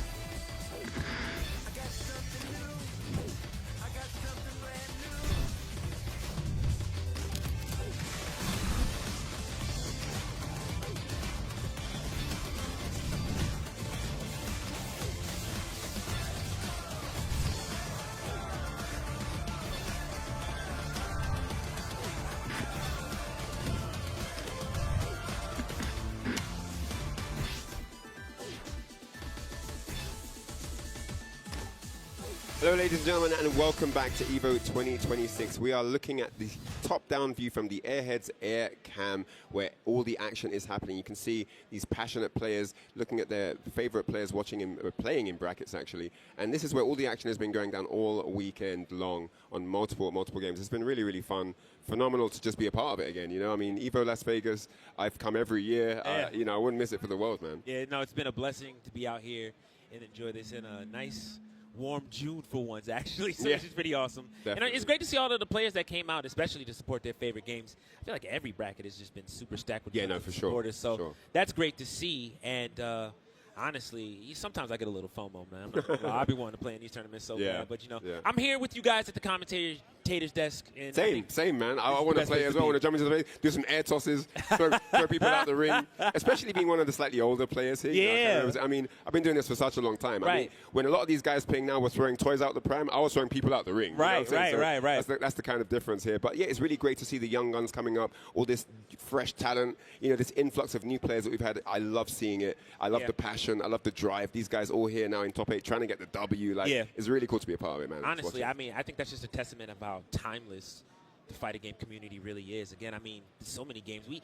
talked about our favorite things here real quick. I just want to mention the BYOC area and all of the tournaments that have been happening on the side as well. Right. Yeah, Evo is a great place. If you just want to if you think you're solid at a game and want to bring your best, you literally could just bring a setup and run it. So many people in this community are totally down for it. So that's awesome. Yeah, no, for real. It's great, man. So it is time to talk about it. We are down to our top 3 competitors at for Virtua Fighter here at EVO. Yes. And man, let's talk about it. Yesterday, we saw this match happen. Yes. These two fought yesterday, and it was a clinic. Right. Tricky sent this man to losers in rapid fashion. Yeah. And it was 2-0, and it did not look even like she broke a sweat. Yeah, at all. Right? No. So now it is losers final. The stakes are higher. This is EVO. This is the top 8 stage. Yes. The world is watching. That's a fact. Right? And this is going to be a chance to get into the grand finals and go up against GT, who's sitting pretty on that winner's side. Yeah. And you've got to believe that Gaksei Serra went home yesterday and did the homework, watched the tapes.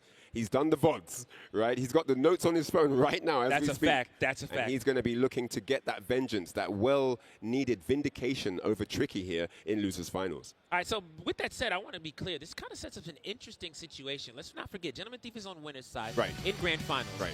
This match right here is to see who gets back into grand finals. It's Gaksei Serra versus Tricky. Do you think Gentleman Thief would prefer if Tricky kind of wins this? Because of how... I don't think it makes a difference for No? him. Okay, but let okay. me make a point real quick. Okay, yeah, go ahead.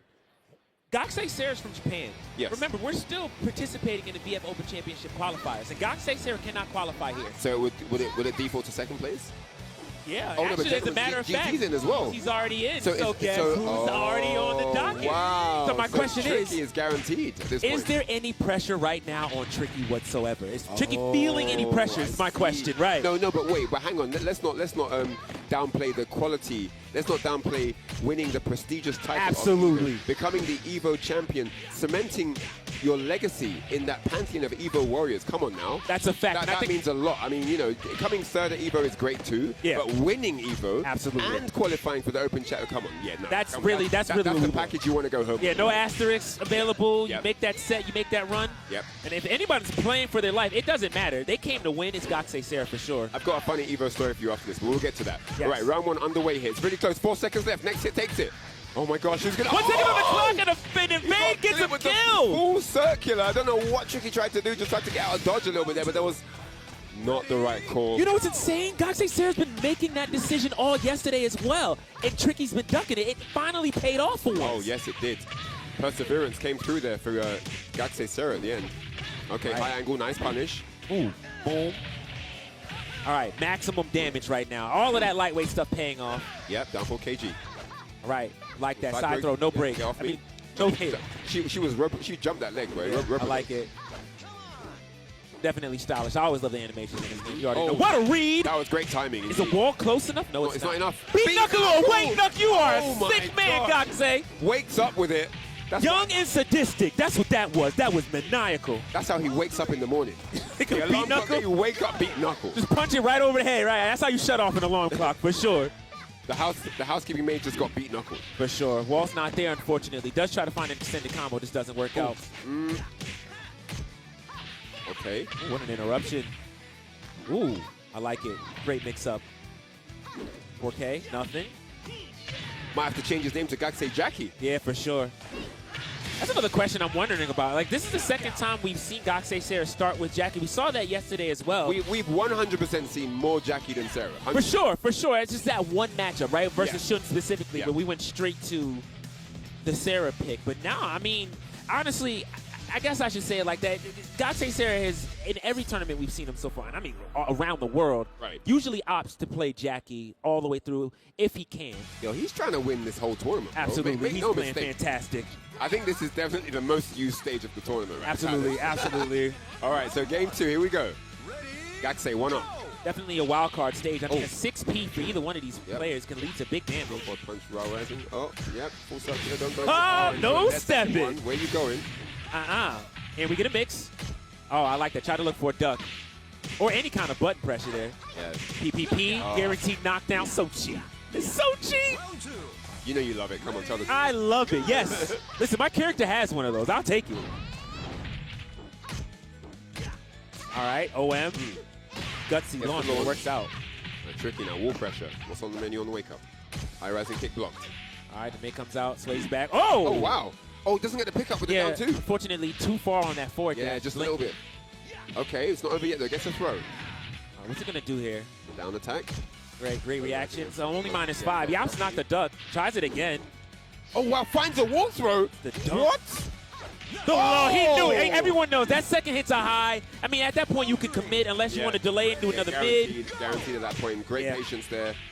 Great composure from Gaksei Jackie. Gaksei Sarah or Gaksei Jackie. Gaksei Jackie. It's fine at this point, right? Yeah.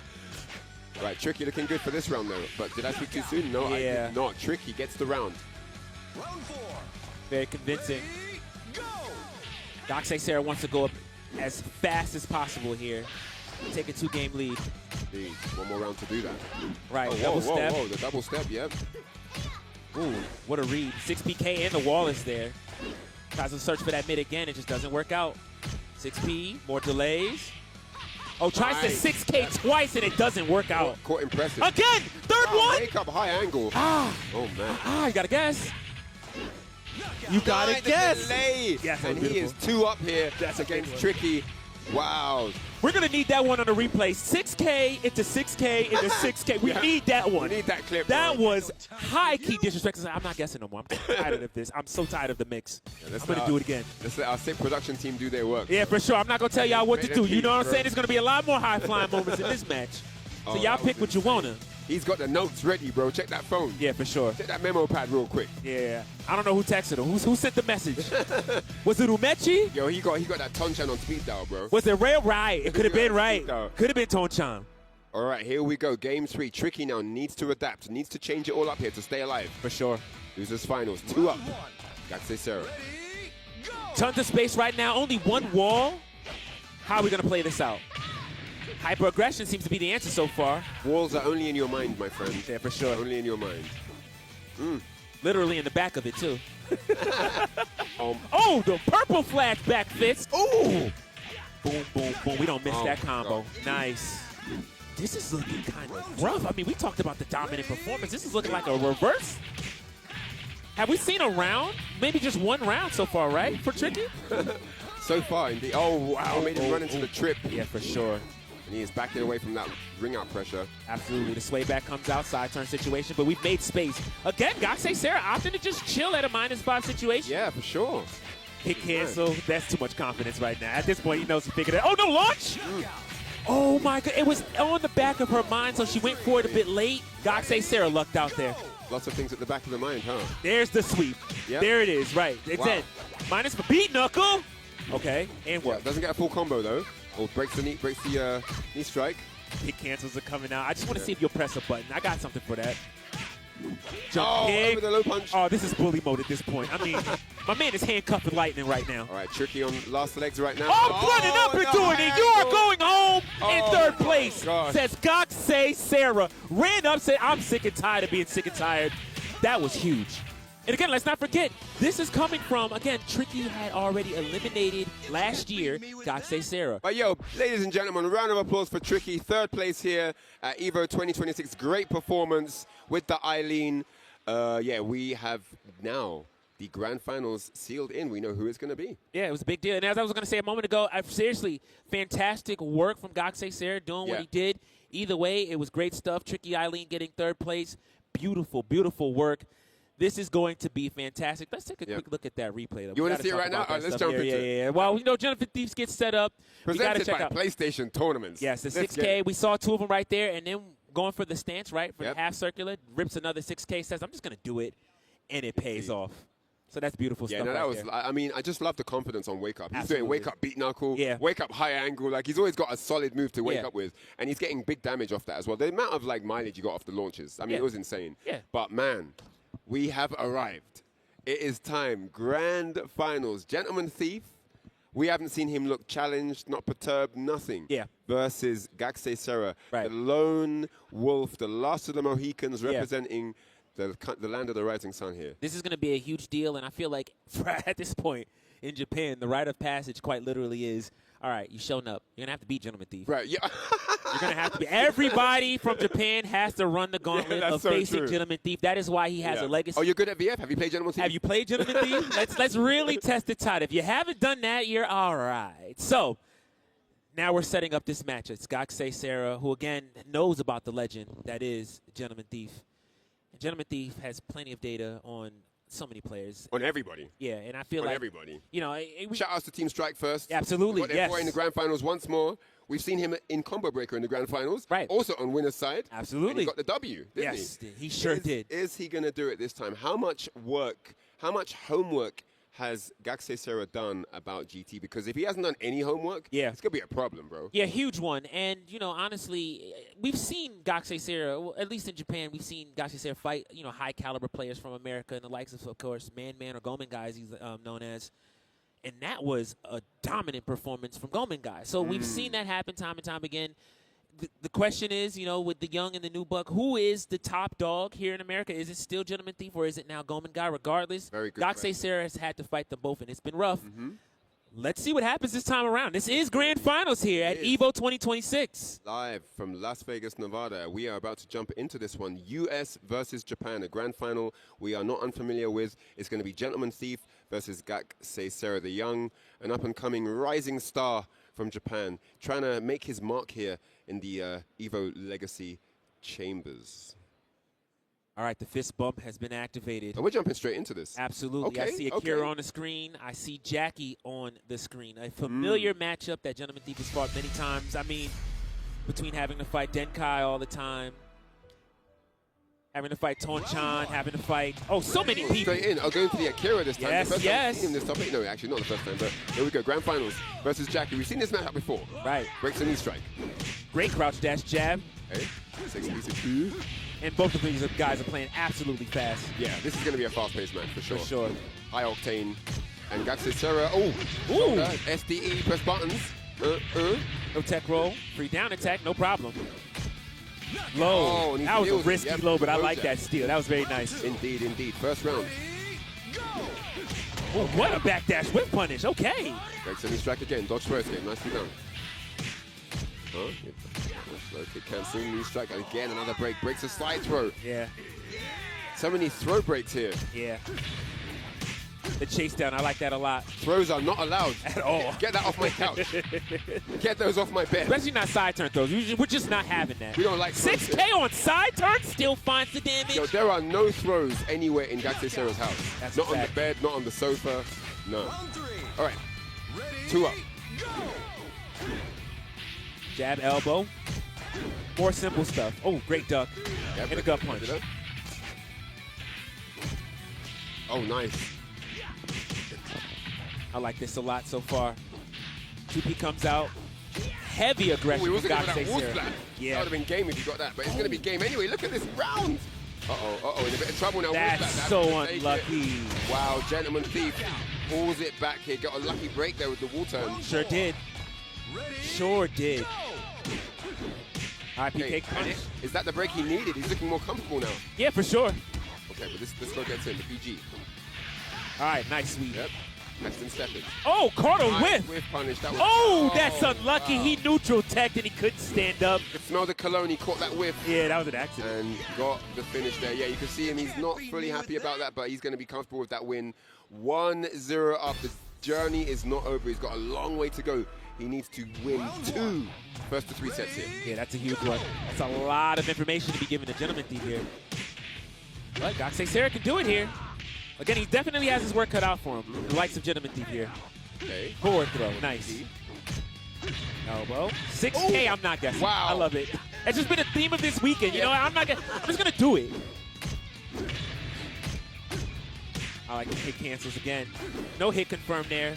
2K comes out, another kick cancel. Just try to find some kind of mid with way mid. through there. Yeah. Low kick into the low jab. Ooh, okay. 2P comes out, back throw. PK. Ooh, here we go. Counter hit. Caught him pressing. Caught him pressing. Oh! Will this kill? Yes, it will. Beautiful. Beautiful. 2 rounds up now. Gentleman Thief finding his stride here. Yeah, I mean, this will be clean. The adjustment been made? Finding that stride, getting into the groove for 6PK. Oh, wow. Nice. I like that. Eat that. Try to put him, give him another neutral throw. Gets another one for his troubles, though. Pop up that suit. Yeah. BBP. Okay.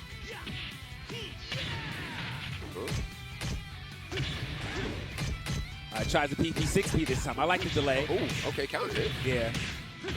Beautiful chase. I don't know what he pressed after that. It didn't look like a backdash, but I could be wrong. Wow, the abare. Yeah. Much needed right there. I mean, almost checkmate. You don't want to be too respectful, right? For sure. Kick cancel comes I out. like that. Returns the favor, gets the throwback. Okay. And what this is fast. They're playing quick now. Yeah, that was a nice delayed duck, Gentleman Thief. Looking like home state on channel. I like it. That's what we need. All right.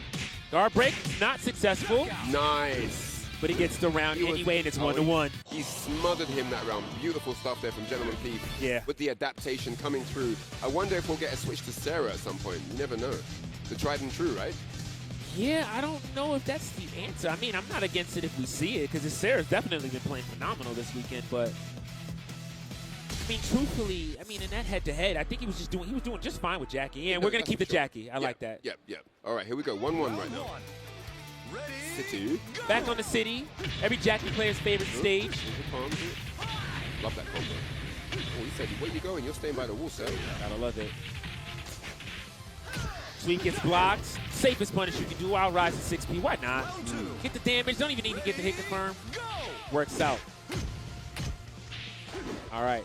I like the pressure. I mean, very, very, very slow and steady play from both of them. Just trying to go for some easy pokes. But dashing over his side throw. I like that. Yeah. Gentleman Thief's just playing stellar defense. He just feeling himself, doesn't he? Yep. Gets out of the strike. Beat knuckle. Oh, the kick clip. He let it rip. I'm surprised about that. Oh, my goodness. That's Sabaki. No Iagiri for you. What a read. Yeah, that was beautiful. Really, really good stuff there from GT.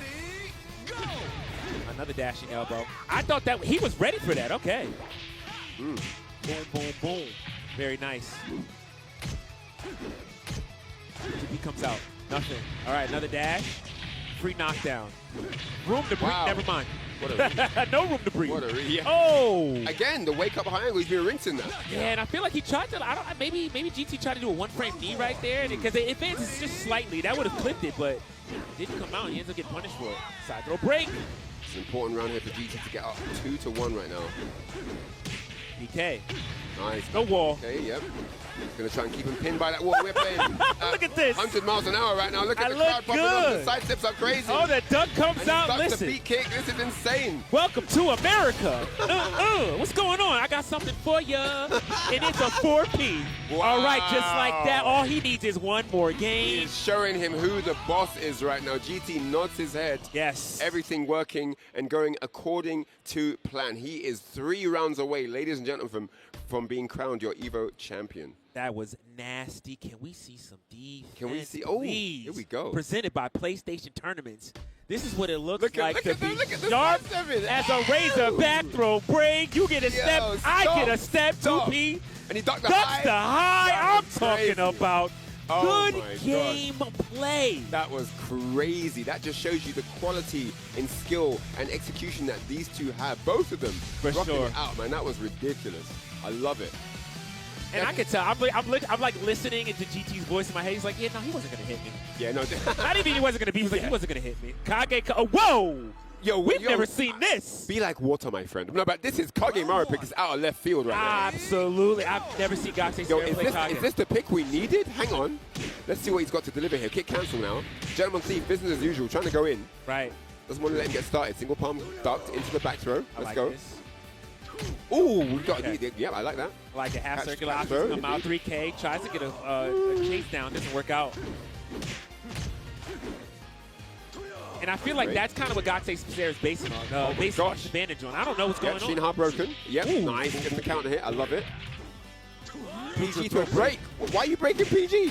GT's ridiculous. That was insane. PG doesn't break the second one. Gakusei Sarah said, I'm going to be stubborn. I'm doing it again. We're running that back.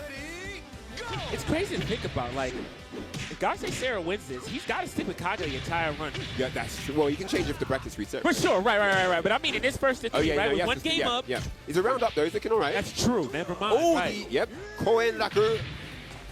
I like it. Oh, gets the wall splat, and that is going to be some nice damage there if he doesn't drop this. I love 4K it. mix up. Yes, he does. Okay. Another one. Nice. 2 up now. Kagemaru, hello. For sure. Might have to change it to Gakusei Kage. Yeah, for sure. What's going on? Definitely if he takes this. Oh.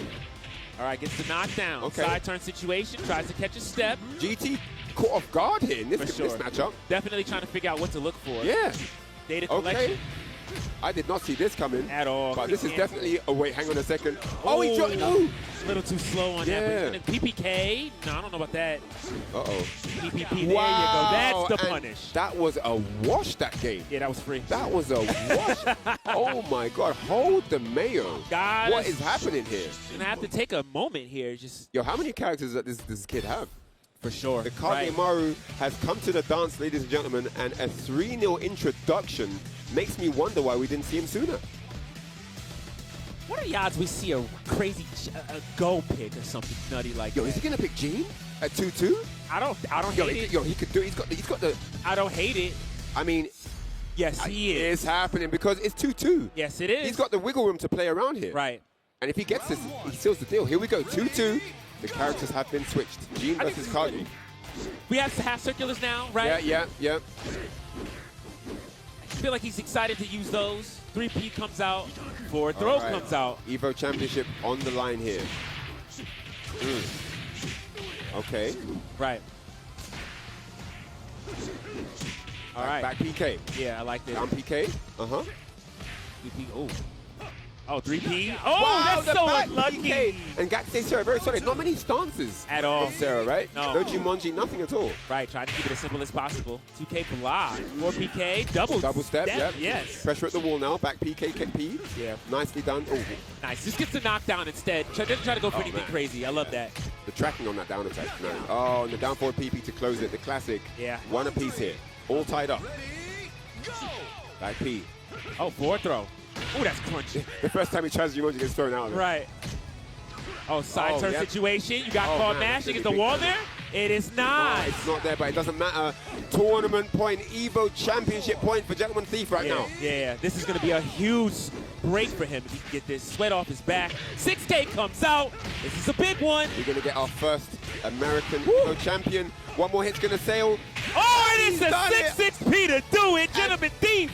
Gentleman Thief is your EVO 2026 Virtual Fighter 5 Revo World Stage Champion. Give it up. I love the clap. Look at the clap. He's like, yeah, I did it. I finally did it. Yay. I feel good. Take that, Itazan. He's not even here. But no, seriously, that was a stellar performance for Gentleman Thief. Having to switch to the John, which I wasn't expecting, but regardless, played super solid and showed why he is #1 in America. So again, round of applause for Gentleman Thief, please. Yes, definitely. Huge round of applause. But yo, let's give it up for none other than Gaksei Serra. An amazing, phenomenal run all the way from that loser's bracket, top 8, and he got to the grand finals and very almost reset the bracket. So shout outs to him for taking second place. Absolutely. I mean, somebody that was on a lot of people's bingo board to actually win the tournament. Once again, he delivered. So big shout outs to him. Yeah, Gentleman Thief, he's earned it, man. Yeah, for sure. Time and time again, he's been trying, he's been gunning for that top spot. I remember the second place versus Kurita at Evo, and finally got the gold, got the W. He earned it. Yeah. The Akira was solid. Yes. The Jean was solid. Yes. I love it. Great performance from him. Yeah, a true champion. And he just stayed calm all the way. For sure. He never looked flustered ever. Yeah. I just love the stoicism Absolutely. that we saw, very Absolutely. stoic all the way through. Great run there from GT, man. That was sick. I mean, you guys that voted, 27% of you that voted for GT, you were all perfectly accurate.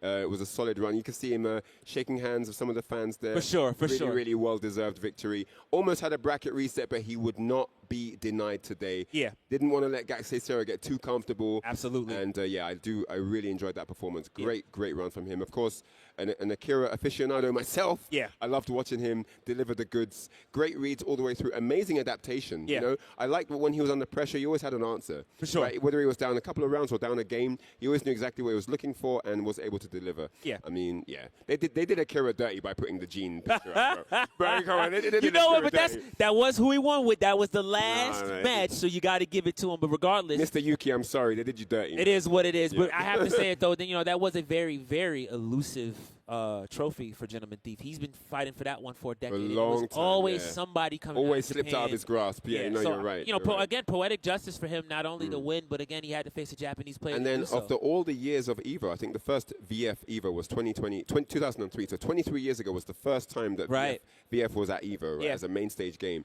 And 23 years later, we have our first ever American champion. Got it. Amazing. Yeah, absolutely. So again, I'll just keep saying it. He's been somebody who's been a figurehead in the virtual fighter community for such a long time, and I mean, he's globally known. He's internationally known, and I think a lot of people.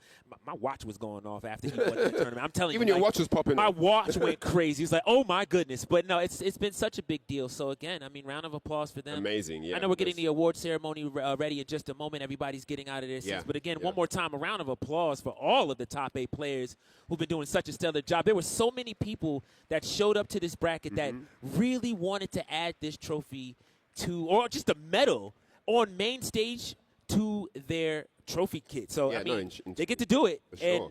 For sure. Man, I'm so proud of everybody that showed up. It's been amazing. Yeah, for sure. The whole top 8. I love the character representation that we had. We had a nice little widespread, of characters as well. And everyone just really came to represent and did their thing. You know, everyone did. The entire top 8, right? Absolutely. So, yeah, really, really cool to see. And I hope it's motivational, that other people can come in and say, I want to be part of this next year. Absolutely. I want to be in the mix. I want to be part of this path and get my name in the legacy of EVO, right? Yeah. So, yeah, I think this is really, really cool to show. VF, an amazing game. Like, the game that kept me alive in many other fighting games. Yeah. Because, it taught me how to manage my emotions. Don't be too aggressive here. Yeah. Okay, don't be too passive. Don't let him run all over you. It's time to attack. Just everything from speed, playing at a fast pace like you saw. Yeah. That really fast round where they were ducking, dodging and diving, getting out of each other's offensive path. And I think, for me, VF is just that game where it has a kind of psychology that you don't really get to express the same way on any other fighting game. That's and a fact. I definitely stick to that even to this very day. Yeah, right? that's a fact. Yeah, and it just makes it a very fun experience to be a part of. Having only 3 buttons as well means you're not sort of like lost in coordination and what do I bind this to? And it's just not. It's very simple in that sense. Right. It's quite easy for new players to come in and understand the formula. Yeah. And so, it's just great to see it exhibited at this level on the big stage. And I like the journey for Gaksei Serra as well. Yeah, for sure. I think this is For going to sure. build his confidence. He was close, so he's going to have that extra hunger now moving forward, because he's had a taste of the grand stage. And he was close. I mean, there were areas where I'm sure the crowd were watching on thinking, man, is he going to beat GT? Like, yeah, it was close. Looking one-sided at one point. Close. So, yeah, definitely his talent is undeniable here, and I think we're going to see more of him in the future. Yeah, and honestly, I hope to see more of you guys at home jumping into these tournaments. Let's not forget, this is just one stop here for the Virtual Fighter Open Championships. There's plenty more to go around. And again, if you're not even ready for that, you can still get your hand on the game. I think the demo is available right now. If you want to get your hands and try the game out, you've got the Virtual Fighter official Discord where a lot of the players gather, and just fans of the game gather, and they give you guys tech. They help you pick your favorite character, all of that good stuff. So if you really want to jump into the game, I feel like now is a great time to jump into the game. Yeah, you know what I mean? No, for sure. Whether you're getting ready for Crossroads, which will be out soon, or you just want to experience the hype that we're having right now. Yeah, no, for sure. The other thing with the system I just wanted to quickly talk about is you see on this game how you don't really have like meters. There's no comeback mechanic. So on this game, it's quite good because you can really test yourself. Yeah. Because it's all you. Right. You can test your skill, you can test your reactions, you can test your hand-eye coordination, you can test, your situational awareness. There's all these things that if you win, you feel really good because you earned that. That's you feel like you earned that. And if you lose, hey, this guy outplayed me. That's a fact. Right? That's a fact. There's times I've lost and smiled because the read was so sick, for sure. And I love VF for that reason. It's just so many things that you can appreciate, win or lose. But with that said, let's head on over to the stage with our amazing host, Logan Sama. And in Shirosha for that. It is time now to celebrate your top 8 finishers for Virtua Fighter 5 Revo World Stage. That's right, make some noise. Here we go. What an incredible top 8 it was. So, with no further delay, let us award in 7th place, Genesis Frenzy. Also in 7th place, Limey.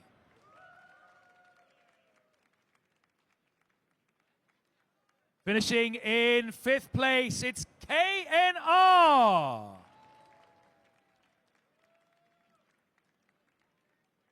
Also in 5th place, Crazy Drunk.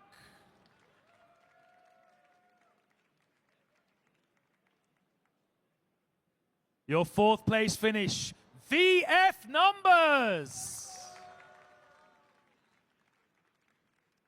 And now it's time to get into your top 3. In 3rd place, let's hear it for Tricky. In 2nd place, with a valiant effort and incredible losers bracket run, let's hear it for Gakase Sarah. And your EVO 2026 Virtua Fighter 5 Revo World Stage Champion, it's Gentleman Thief!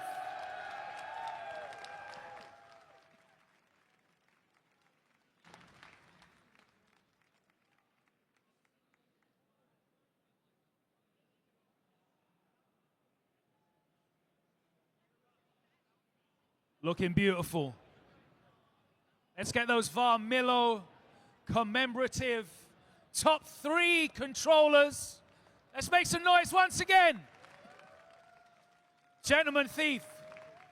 Gentleman Thief, if you can please come here to the front. It's time for our EVO Champions interview presented by AT&T.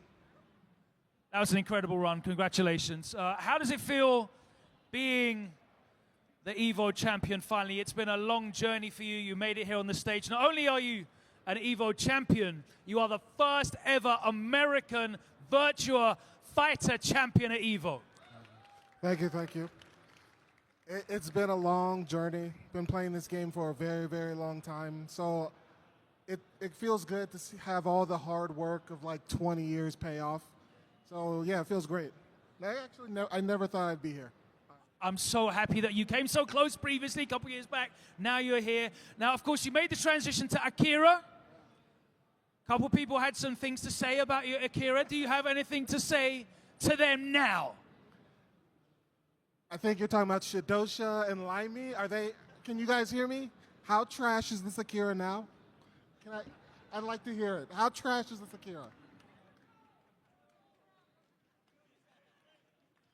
Of course, in light of recent announcements, it's a very exciting time to be getting into a Virtua Fighter. As a mainstay, as a dominant force in Virtua Fighter over the years, what advice would you give to people looking to get into Virtua Fighter?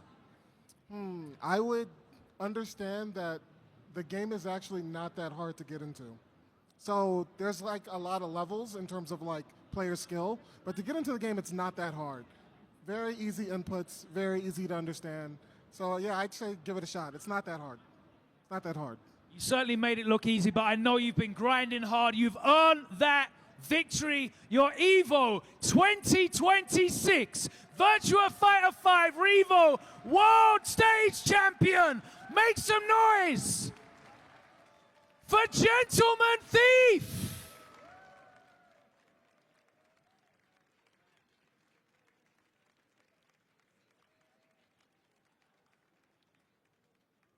Thank you so much for joining us for this top 8. There'll be more top 8s to continue. Don't go anywhere. We'll be right back here on the showcase stage at EVO 2026.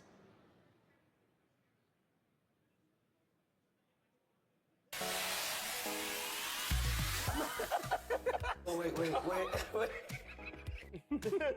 Nerd.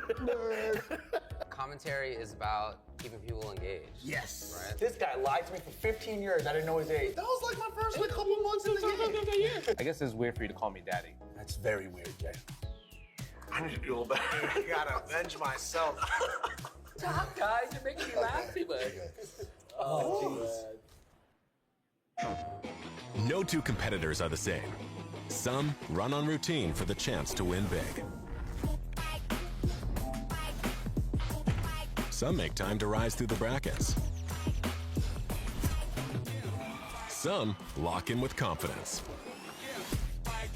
However you prepare, there's a place for every kind of competitor.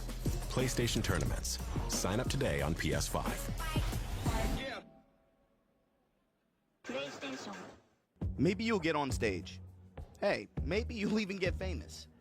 But that's not really what this is about, is it? It's about competition. It's about friendship. It's about our love of our games. That's what it's about for us, at least. Since 2011, our broadcasts, events, and merchandise have been top quality and grassroots at the same time. 10-0, forever we fight.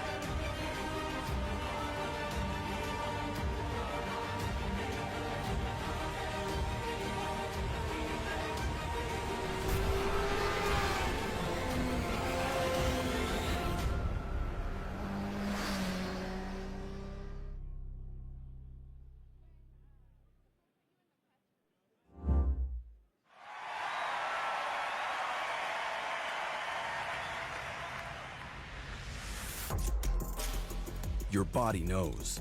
A sense of victory. Seized when mind, movement, and gear ignite as one. Victory is within reach. Feel it, right?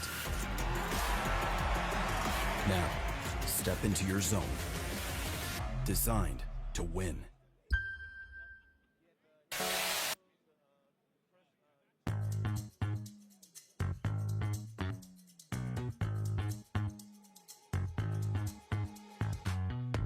Let me do my thing. Way too much, no time to think.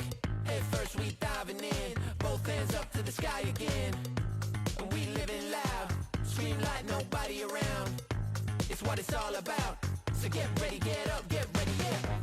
Let me do my thing. Let me do my thing. Let me do my thing. Let me do my thing. Let me do my thing. Let me do my thing. Let me do my thing. Let me do my thing. Yeah. Yeah.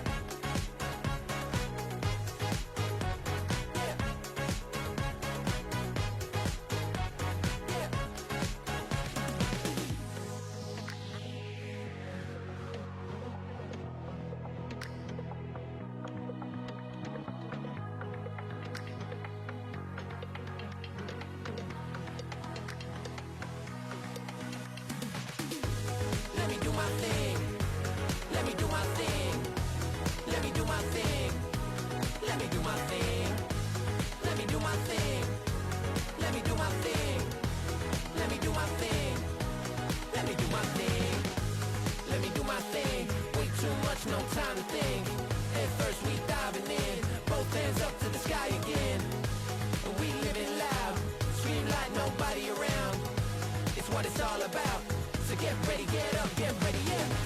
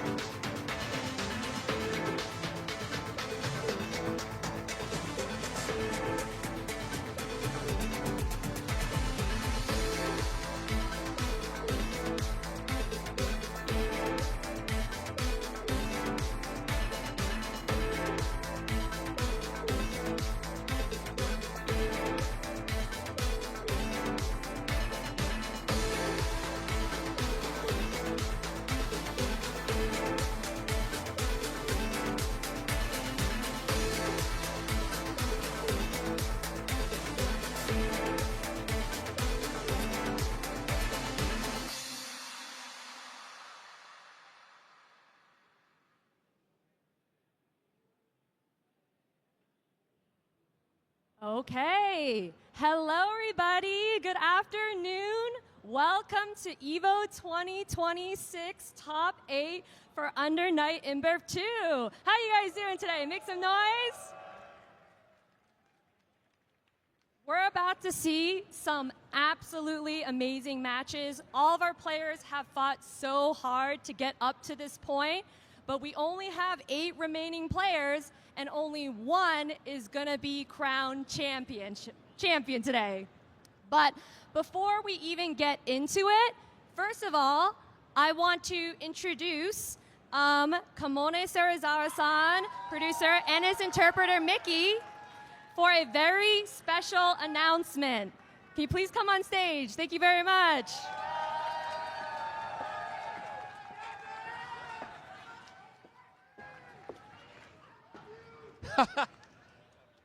Thank you everyone.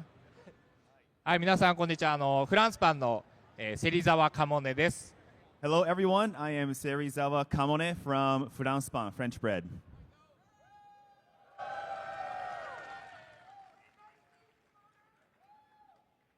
まずはこのエボっていう素晴らしい場に、アンダーナイトインバース、そしてトップ8これからやるっていうのがすごい光栄に思っております。First off, I'm very honored that our game Under Night is featured here at EVO on this stage.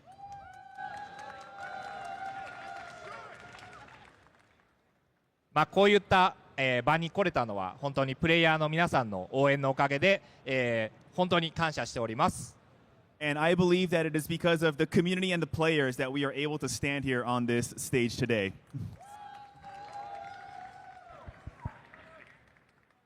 でまあこの後、トップ8があるので、皆さん選手の応援のほどよろしくお願いいたします。And I know we're going to go into top 8 after this, so I expect you guys to make a lot of noise for our players. でまあ今日はそんなに新情報が実はないんですけども、まあちょっとした映像は持ってきたので、ぜひ見てください。So we don't have anything new, fresh today, but we did prepare a little clip to share with you guys. では映像の方お願いします。All right, let's go ahead and roll that clip. ちょっと一瞬離れて。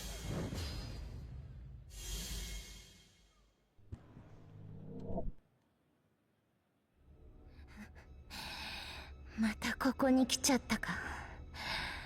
行かなきゃ。この夜のもと、再び姿を現してるっていうあいつのもとへ。当然だよな。あの程度でくじけるようなやつじゃない。今度こそ二度と立ち上がれないよう、器ではなくその胸、心臓を貫いてやる。私自身の手で必ず。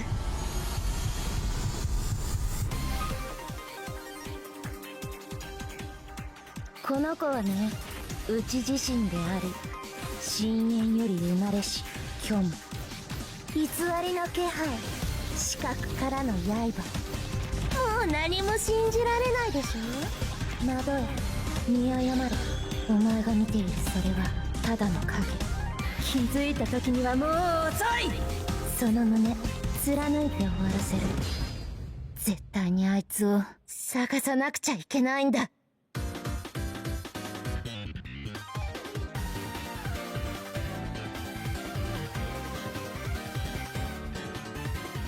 皆さんありがとうございます。というわけでゾハル、現在作っておりまして、2026年の夏に配信予定となっております。Thank you guys very much. So you guys just saw Zohar, which we are developing right now, and it's expected to be coming out 6月。ああ、6じゃない、夏。Okay, this summer.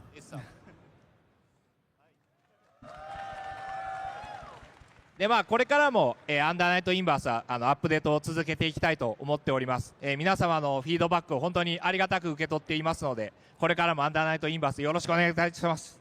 And we hope to continue updating Under Night In-Birth beyond this. So we look forward to your continued support so we can keep making games. Thank you guys. ではこの後のトップ8皆さん応援よろしくお願いします。All right, so let's make some noise for the top 8. Thank you guys.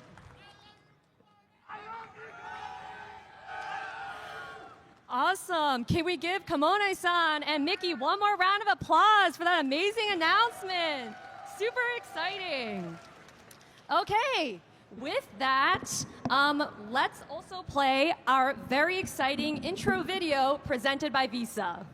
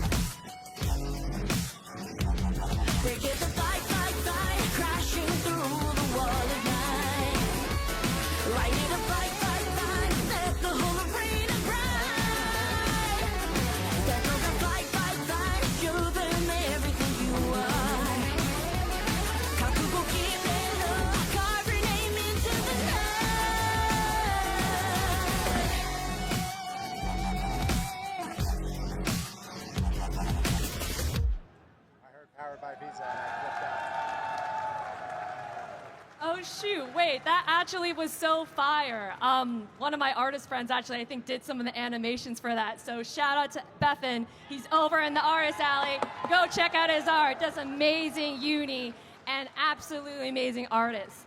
But that being said, as you can see, you have your top 8 here sitting on stage. Let's give them some noise.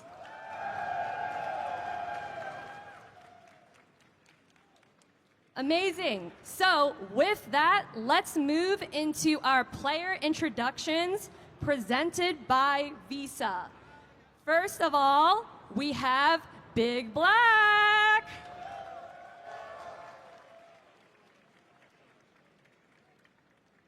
Second of all, Pierre. All right. I see you rocking the tie and the armband.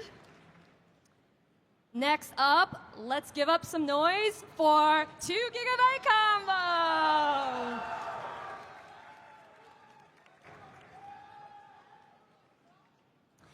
Heading up right there in the middle. Next up, we've got Knots.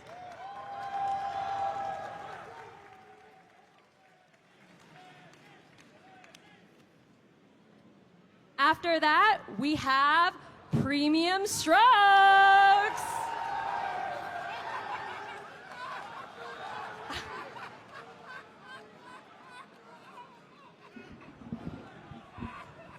Yeah, low key, that pose was really fire though. With the handout, that was amazing.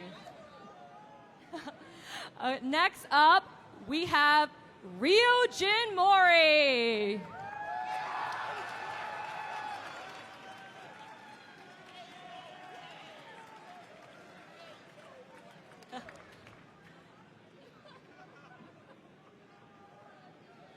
All right. Second from the right, we have Nega Reaper.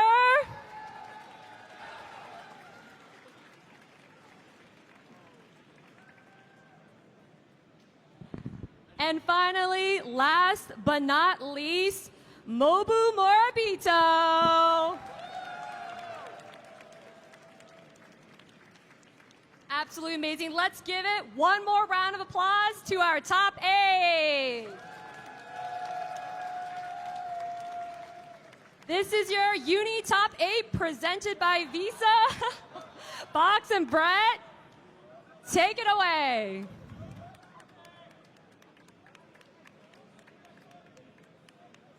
All right, we are here. EVO 2026 Uni Top 8.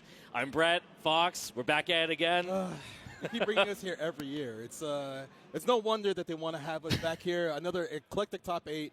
A lot of people that you might not be expecting or are expecting because this is their time. They made it through that grueling bracket from yesterday from like 11 a.m. all the way up to 9 p.m. last night. And now they're here and they're ready to see who gets to that first place. Absolutely. Yesterday was quite crazy. Like you said, it was very grueling. Had a lot of upsets in that like top 24. Even in the phase 2, it was like happening off screen. I didn't even realize how many there were while we were doing it. Yeah. So looking at this top 8, you know, it is definitely quite a mix-up. Very excited to see what these players have because, yeah, just a lot of diversity, some really fun character diversity too. So it's going to be fire. Yes. If you're at home and wondering like what characters are going to be there, don't worry. There's a nice spread. There's no repeat characters that we don't know of yet. Maybe somebody picks up a secondary. They're like, I think this person's not ready for this character. Like Knots, he plays about 4 characters at a pretty high level. Yeah. So we're going to see which one people pick, how they play under high pressure, because a lot of people, you know, they do get nervous, but they were up on that stage already. You know, they were laughing it up, having a good time. Yeah, they were having a good time with getting it. those nerves out of the way, because that's very important when you sit down, you get on the stage, you're like, okay, now I gotta perform, I gotta do the best that I can, because yesterday, you know, you might have been pretty hot, but today now it's almost been 4 hours. So you gotta like lock in, make sure you have your game plan ready to go. Yeah, no, I mean, they had a good amount of time to prepare since yesterday, so, you know, they knew the layout of the top 8, so I think especially those, like, round 1 matches is going to be very interesting. And, you know, we have some familiar faces. We also have many players who are maybe their first time making an EVO top 8, so it's going to be a very mixed bag in a good way. Yes. Hopefully these top 8 predictions presented by PlayStation Tournaments will show everybody, like, what the lay of the land is so far, what they've thought was going to be getting here. As you can see right there, Gentleman Thief, Crazy Drunk, 2 GB combo, Nods, Premium Strokes, Ryo Jimori, Nega Reaper, and Mobu. So if you're in chat, you can type 1, 2, 3, 4, 5, 6, 7, or 8 if you think is going to win. Right now you have 54 seconds, 53 seconds. Yeah, you got a bit of time. Make sure you vote on those, though. I think we're supposed to make some predictions too, but it's tough. I was very off the mark last year. I don't know about this year. I mean, the easy prediction is Big Black because he is like, you know, he has won everything except a offline Evo technically. Yes. So he is really hungry for this one. Yes. And I mean, man had a whole documentary about his rivalry for this throne and beyond. So it's tough not to predict that. I'm sure the chat would say that is the easy risk reward choice. You need your number, bro. I already forgot the numbers, man. So he says Big Black. I'm gonna say 2 gig. Because I'm supposed to be the one to say 2 gig, but that's cool too. We could trade. That works. No, because he plays Carmine now. Because Carmine is there we go. He's a super cheap character. He told me like, hey, I'm playing Carmine for this tournament, so I can actually lock in because he said Izumi was making him kind of lazy. Yeah. But if all else fails with Carmine, he's just gonna go back to Izumi. So we'll see what happens. But I'm gonna say 2 gig because his stick is actually cursed. Yeah, I mean, I would love for 2 gig to take it as well too. Like somebody can ban a stick. Yeah, I would like to ban a stick as well. For a lot of reasons, obviously. That'd be very nice. But you know that's gonna be tough. Like I don't want to skip too far ahead, but like he does, I think, have to play Knots round 1. Yes. That's gonna be a very grueling match, I think. So Yes. I'm really looking forward to that match. I mean, I think all these top 8 matches are really spicy. So. I mean, hopefully everybody's got all their, like, you know, kinks out of the way. There's no issues with the controllers. Yeah. There's no extra nerves there. Maybe they don't psych themselves out too badly. They just get ready to play. Had a good breakfast, had a good sleep, didn't party too hard last night because, you know, people kind of like, they get top 8 and they're like all excited. But we will see in the next 14 seconds. Yeah, time is running out, so put those votes in if you haven't put in your predictions yet. But it's really hard, I think, to guess this one. And just guess, man. It's a fighting game. Yeah, it's no, I know. I'm just saying. Just roll dice. I'm just saying if you're not on the mark, you know, don't feel bad about it. No, you should feel bad. You should be paying attention to Uni more. That's what that means. You're supposed to get them to pay attention to Uni more. You're supposed to give them FOMO. That's what they tell us to tell you, to give you FOMO, you know? All right, well, the results are up. So we do have the majority vote here for 36% for Big Black. But, hey, I see 15% for Pierre. Yes. Definitely, like, won the hearts, I think, of a lot of players yesterday. Like, huge victory making it in the top 8. I know that means a lot to him. And one of the competitors who's making it their first EVO top 8 appearance, I think. Yes. So, yeah. Well, it helps that he plays Tsurugi just like Nega Reaper. He also plays Tsurugi. They have kind of similar styles to a way. They like to poke they like to like stagger a lot into throw pressure. Tsurugi has his stance, which eats a lot of mids. Yeah. So sometimes you're just like, hey, how do you fight the guy who eats mids? You know, just use a lot of good lows, but sometimes they're really unpredictable how they approach. They like to like kind of swing at really negative situations. They're just like, I don't care what's happening here. I'm just going to press this button. I'm going to do this. And then you get caught off guard. Tsurugi kind of does a lot of damage. He does a lot of damage. Yeah, I am very happy to see that character represented here in top Really? 8. Yeah, I mean, I think the character is, as a character, I don't want to get too much into Tsurugi, but hey, like, there's a character that I think people were really high on when he first came out. Yeah. And, like, you know, for a lot of people, I think he was like a toy they just tossed away and like new shiny new character or whatever. You know. And then they found out how great menace he is because he has a lot of guard points on charge moves that he has. His stance is a guard point that eats a lot of mids. Yeah. He has a lot of advancing normals, a lot of big normals, big reversal. He has a charge dive kick that goes low afterwards and is safe. But, you know, we'll talk about more of that when we see Tsurugi. Yeah. Let's go ahead and take a look at the victory path presented by White Claw Surge here. So this is for Big Black. As you can see, big W against UNI2. That was a crazy match. Yes.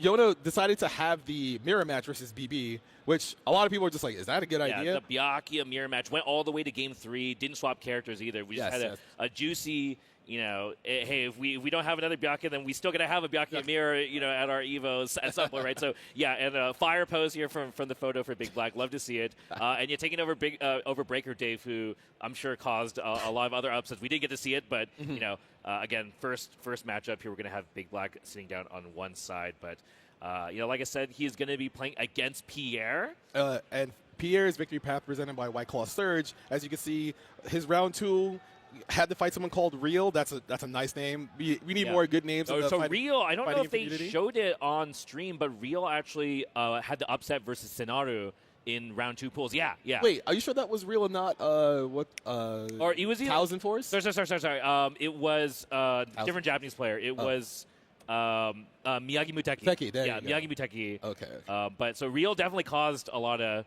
damage in that section of the bracket. Couldn't make it all the way here, but we were talking about Pierre, and yeah, like huge W over region. I definitely recommend you guys take a look at the VOD because just had a very emotional pop off at the end of that. Yes. Definitely earned it because winners top 8 for Evo is a really big deal. Yes. Really want to be on the winner's side too.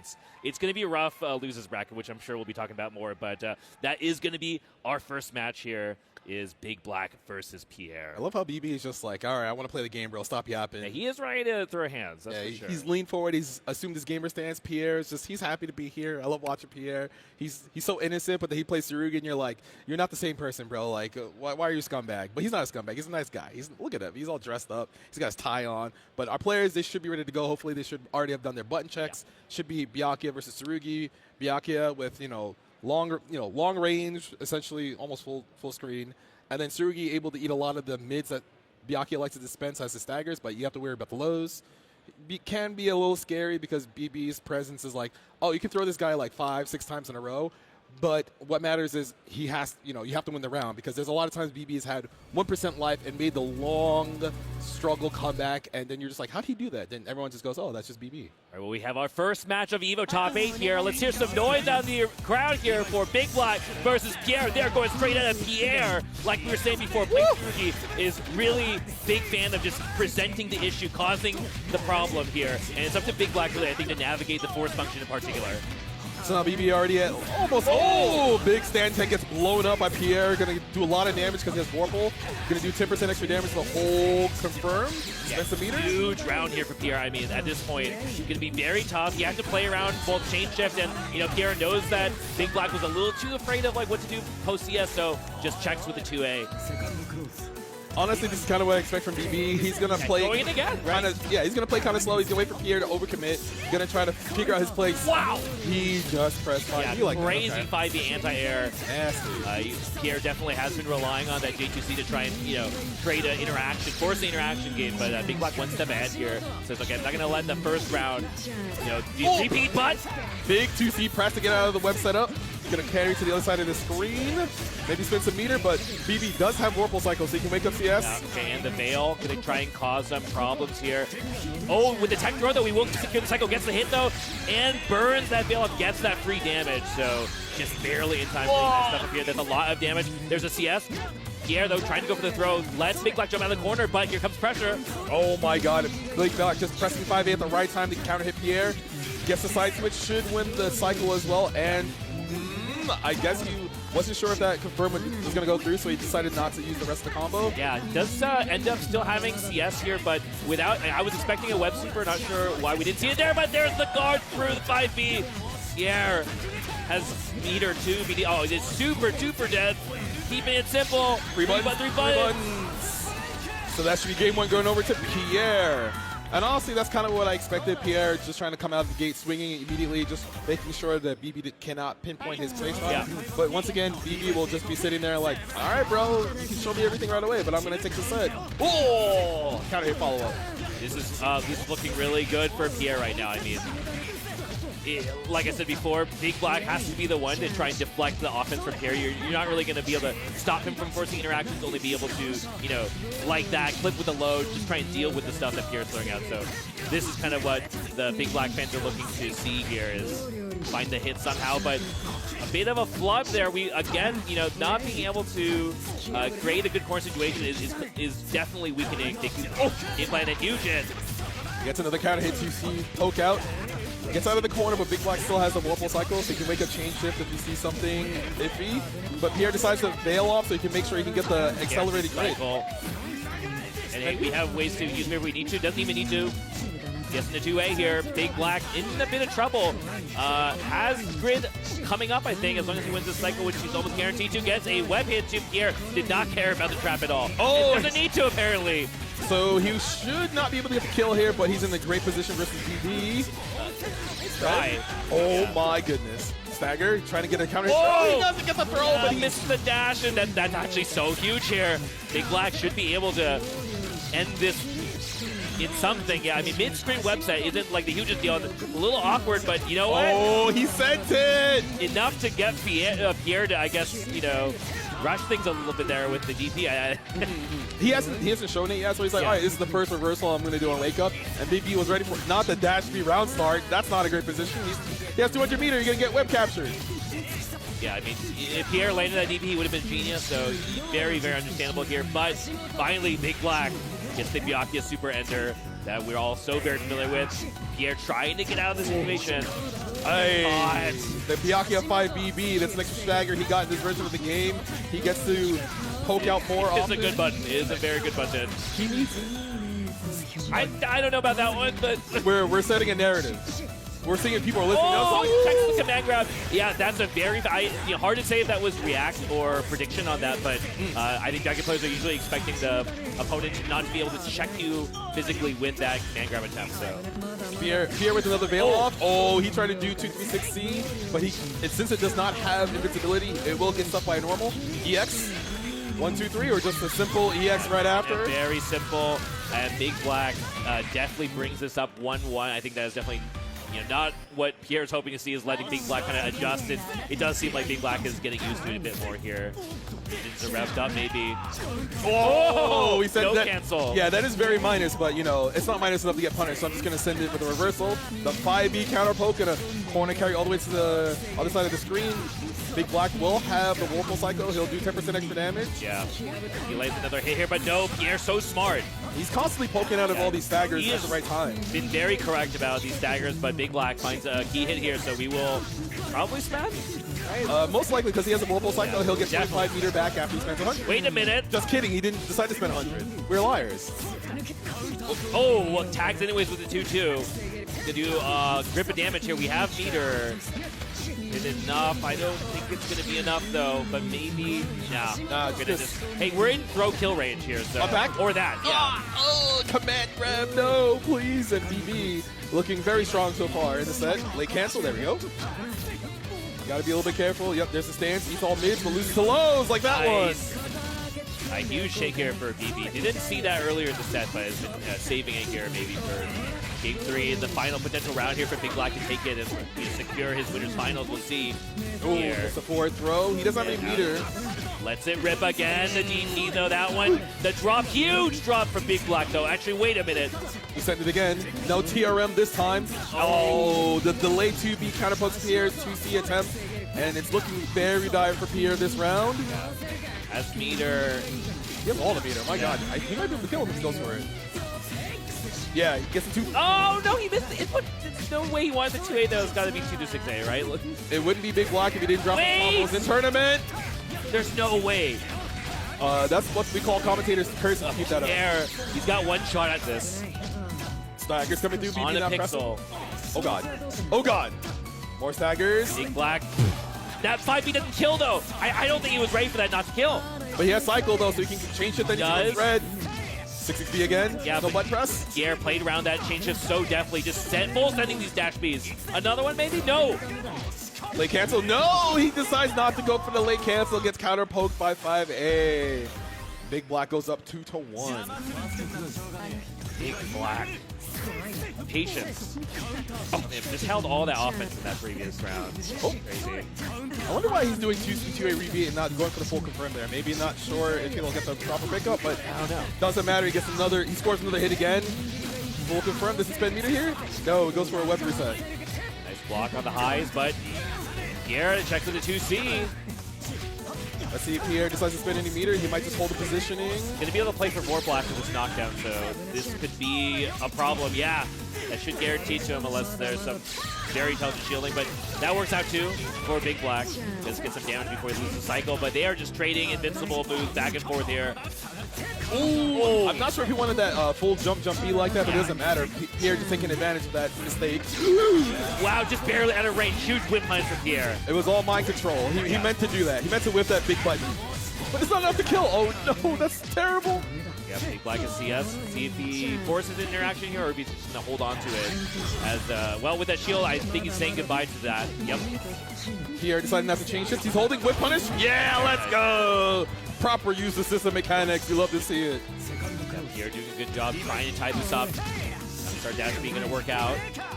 Oh my God, he's hitting me with mids, but it costs grid though. More staggers. Yeah. That came out so late. You're like, oh, surely I can press the button now, but you get counter hit. Now you're in sad town. Very nice stagger here from Big Black. He will spend. Set up 2 more. 1, 2. There's already 1 on the ground. Time to block, my friend. A back? No, command grab. Actual command grab, not the feint this time.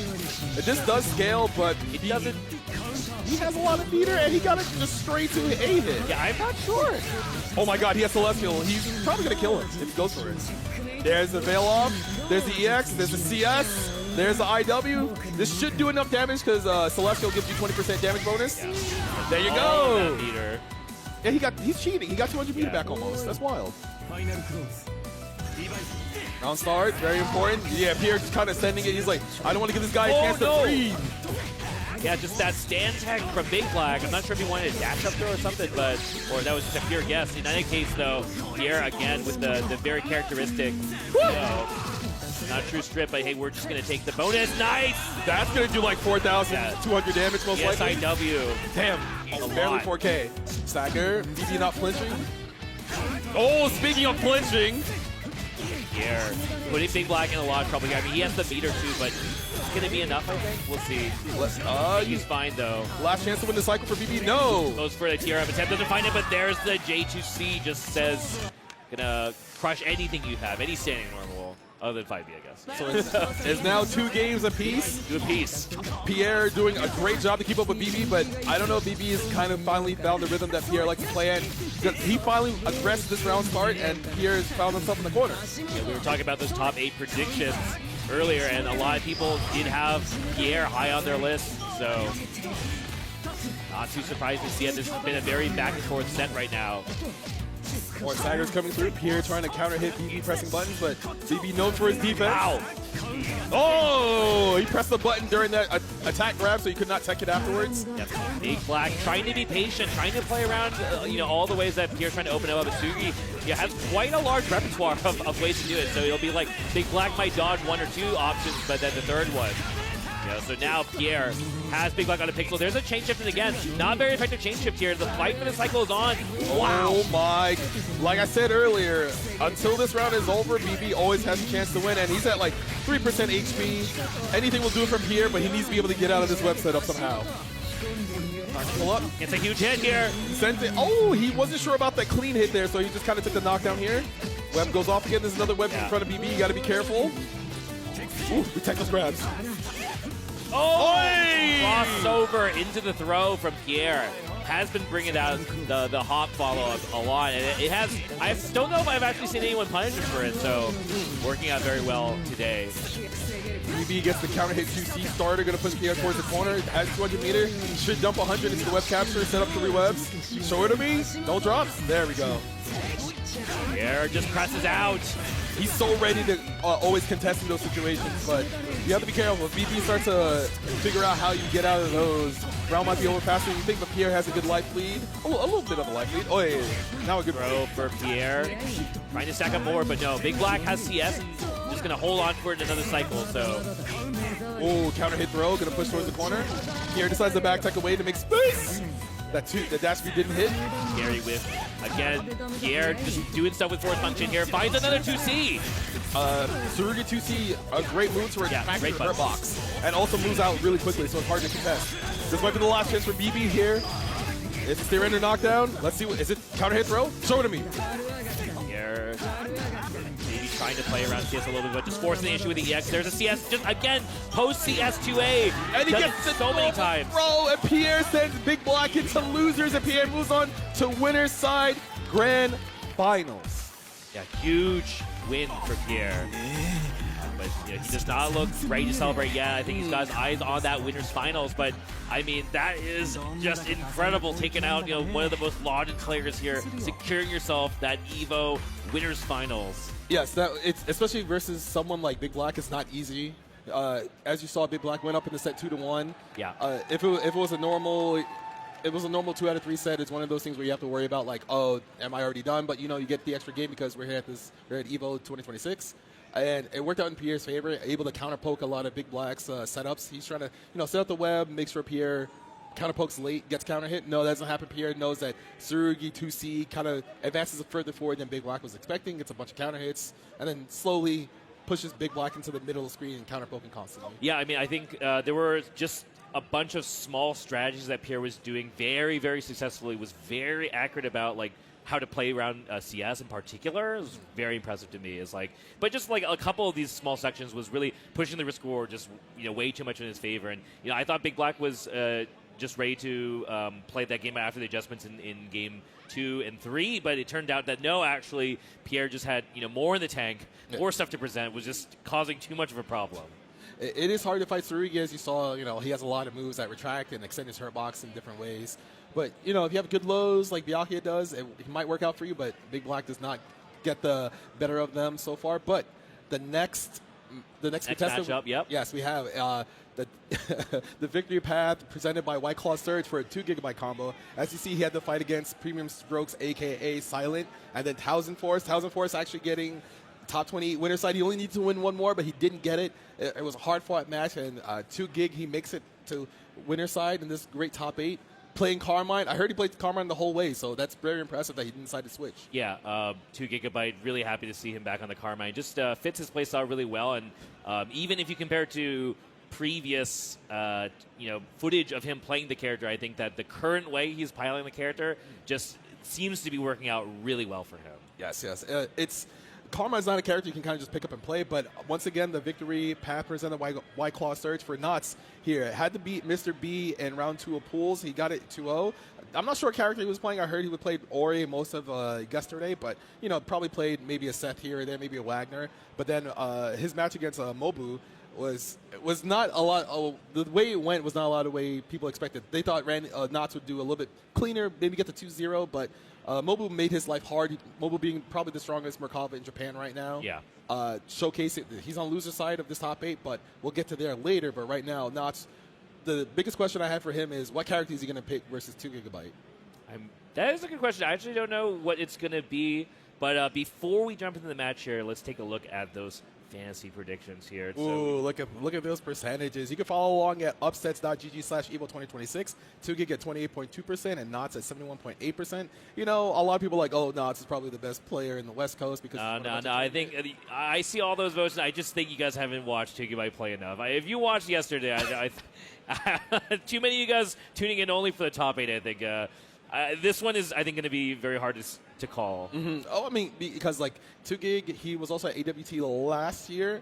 I believe he made top 8 to loser side, if I'm not mistaken. I'd have to double check those facts, but I mean, if you know what his stick does, you're just like, hey, you're allowed to, you know, have inputs like that, and apparently you are, and it makes a lot of the things that for Carmine to do is not easy, but is easier because of his additional inputs. But you know, Zevo legal, I guess. I think, you know, it's okay. Yeah, it's all good. It's all good. But they are jumping into the match. I see the crowd. A lot of local fanfares for both these players here, but we're going to start things off with 2GIG versus Knots with a very clean 2C confirmed here from 2GIG. Doesn't get the ender, though. So, Knots deciding to play Wagner here, probably a better character to counter. Oh, runs straight into that 5C. I'm not sure that's what 2GIG wanted, but both players maybe just not quite warmed up enough. Rolls out of the corner and actually catches. 2GIG didn't react, but the drop here from Knots, what's going on? You know, you're nervous, the AC is right above you, so your hands might be colder than normal. No warm-ups, kind of hurts, but you gotta get the job done. Bomb goes off. But the pushback actually kind of works out. Like, you eat the bomb in, but never mind. 2GIG, they're just both pressing buttons here. What's going on in that round? I'm not quite sure. I think these players both need to... No, they're swinging, bro. They're like, if I hit you first, it's fine. I don't have to worry about my drops. Oh! All right, 2A here from 2GIG. Just a little bit too far in the dashboard from Knots. Let's see if we can secure the knockdown. We can't, and that's huge because, you know, okay, we know we get another hit.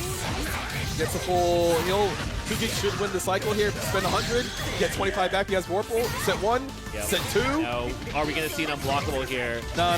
We're going to block it out. Trust. Oh, okay. Guard thrust. Oh, wait. Change future trade.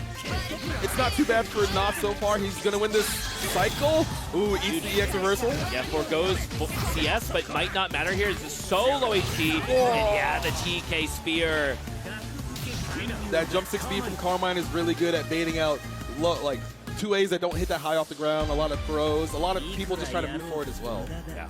Well, that was quite the aggressive first game here between these two. Not what I was expecting. A lot of drops from these players. The character select for Knots, whether that's maybe to take some time or think about a character choice, and we are going to see this left to Aurier. Aurier, no longer potential woman, 1 AWT. Shoutouts to Yaka. Vamos. Let's see if Knots can do it here. I do think Aurier has a couple of tools to, like that one, the anti-air 3V, making sure Carmine can't float in the air. Yeah, I mean, both Wagner and Aurier have a lot in common as far as just like playing the poke game goes, but maybe these neutral tools are going to be the key. We'll see, but 2GIG, again, just pressing buttons at the right time. I don't know what else to say to this. It's just landing a lot of 5As in the right spot, so I don't know if players are... what? Woo! Max range 2B, that's called footsie. They call that footsie. Order. Gonna get a knock-up to steer ender. Thanatos set up. Ooh, yes. Red. EX command, grab the side. That's supposed to try and get out here, but yeah, there's just too much. Also with the cycle, so we might see unblockable come up. Yep, here it is. No, reversal. I mean, it works for Wagner too, so I don't think that has to do with the character swap, but it is very difficult to input that DP. Not going to matter though, I think, here, as 2GIG, he has plenty of meters. He should spend the 200 to get the W. Oh, yes, he does. Gets the infinite worth EX. Does a little bit more damage than regular IW. So he doesn't really lose anything here other than 200 meter, but you get meter so quickly in this game, it really doesn't matter. It's a good sign for Knots fans, though, seeing him DP the very first unblockable attempt. We'll see. It might go higher than Wagner. There's a thing with 2GIG playing around anti-unblockable DP using 2-4C, the range. Oh, right. And if you DP there, maybe Aurier's actually hits Carmine and Wagner doesn't. I don't know, but we're going to find out. I'm pretty sure we're going to see that. There's no way that 2GIG isn't going to be trying to play around the DP after Knots run the first one, but there's pressure here from Knots. Dash C comes through. Ooh, 2GIG trying to hold up, gets hit by Aurier 5A. I don't know if Knots has enough damage to take the Cylinder, sets up EX Thanatos. Woo! He didn't have to worry about the Well, huge after. throw. Uh-oh. He goes for something. He's almost certainly going to maybe force a situation with an unblockable into maybe rain here. Oh, the bomb trade is so evil, even though you hit Carmine. This is how it starts. This is like, don't count Carmine out ever. Oh, God. 1, 2, hold this pinwheel. Rolls out of the corner of that thing. No, gets caught. No, too far. What happened? Oh, no, the grid break. Do not bail off on defense, please. Go for some unblockable shenanigans. Oh, no, full send for the EX. The EX Sacred Spire, fully invincible, horizontally on the ground. Knott's taking a big bet there, and it pays off. A really good call from Knott's. I think he realized if he gets too close to me with CS and all that meter, I think I'm cooked. Anti-air? No. Oh, there is the EX. Just big enough to get Ori up in the air, but not deciding to press buttons as he lands. Yeah, doesn't get the cycle, but he's going to be able to see that. He just does it again. It makes sense. I mean, it's kind of scary to play around. Nice confirm. Bomb planted. You got to be careful. He can hold that and detonate it whenever he wants to. Oh, gets clipped by the low. That's huge. I don't think Tugigibite was expecting to take damage there, but runs up and gets the throw. Wait a minute. Bomb rolls out again. Doesn't catch it. Tugig has all the meter in the world, so he can convert to anything that he needs to. Doesn't. Gets counter hit thrown. No! The low shield gets blown up by the assault jump C. Great read from Knott's, and the score is 1 game apiece. So Knott's, the switch to Ori, working out very well. Although I don't think Wagner was that bad, but probably maybe he was playing more Ori than he wanted to yesterday. He was just like, okay, I'm in Ori mode, so I'm just gonna go stick with her. Yeah, I mean, I'm not sure how much the character choice is making the difference here. I think the big thing is he's getting a lot of these rolls out of the corner. And when you get out of the corner like that against Carmine, it does cost Carmine quite a lot. I mean, he's spending life whenever he's doing any of these flushes. So. Ooh, early blood crystal to get the knockdown. Bomb is back there. You got to be careful. You roll out once again, does not get contested. Amidst a command?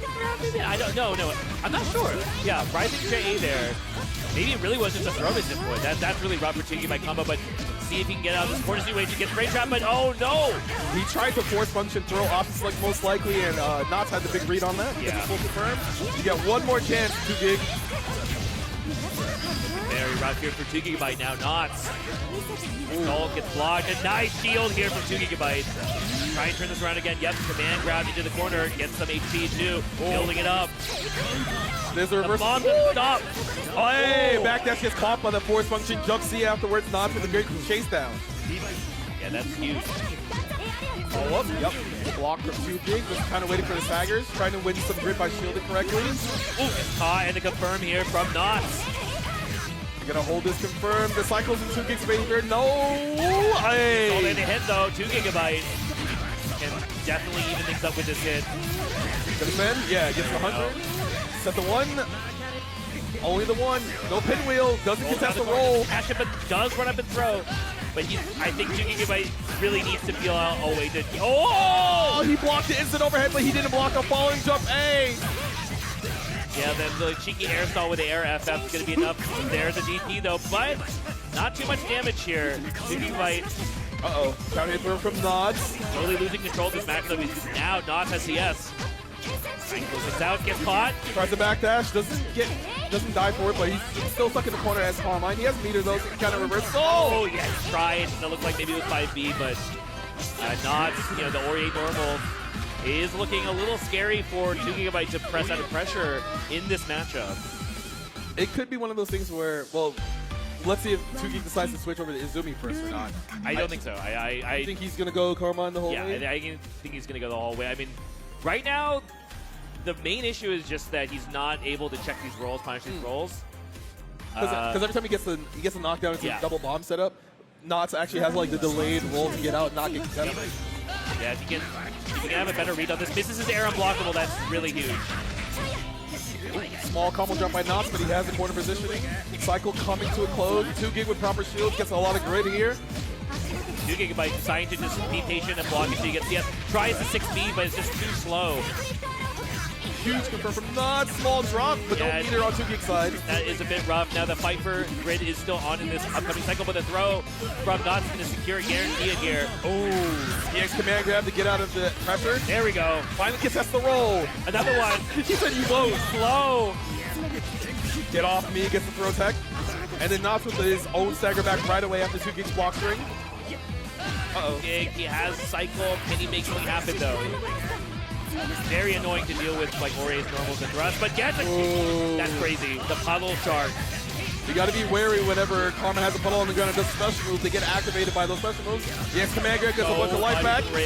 Oh, double overhead. So much. Yes, Celestial. Don't get hit, my friend. Oh, my goodness. Knots being very careful. Any confirm will end the round. Oh, my God. I'm pretty sure he's dead. Yes, you are very good. Are you going to spend it all? No? Yes, he does. CS spent everything. Yeah, why not? Get most of that meter back. Right. Well, time he has 100+ meter, and he confirmed from the round start should go into Blood Crystal for 2Gig. Oh my goodness. He's going to punish it. He gets a combo if it's raw. Nice. Very clean. Gonna get the corner carry as well. Great position. Gigabyte, how's he going to get into this round? That is not where you want to be as 2Gig here, but he does get a nice anti-air. Well timed high shield to punish the assault jump C. Gonna get a mid-screen knockdown. It's not that scary, but you know, Carmine getting more life back is not something you want to deal with. No stand tech here coming out from Nas. Yes, CSO holding it, loses cycle though. Charge jump. He hit, but doesn't get confirmed. Just the clip was a little too awkward. Oh, what? It's fine. It's fine. 2Gig takes a turn back overhead, gets blocked. Oh no, the DP just didn't hit high enough. They move off in anti-airs, but that is a huge problem here for 2Gig, who would really like to take this round, but now not. Gonna have to deal with this. Ori pressure blocks the high. No! Wait, the ES really? command grab does not grab the charge thrust on the other side. Yeah, I didn't know that either. Okay. You learn something new every day, bro. Gets the back tech away. Trying to punish that 5B. There's the stand tech. It gets obliterated. Right, trouble for 2Gig now. Not. I think this full combo here.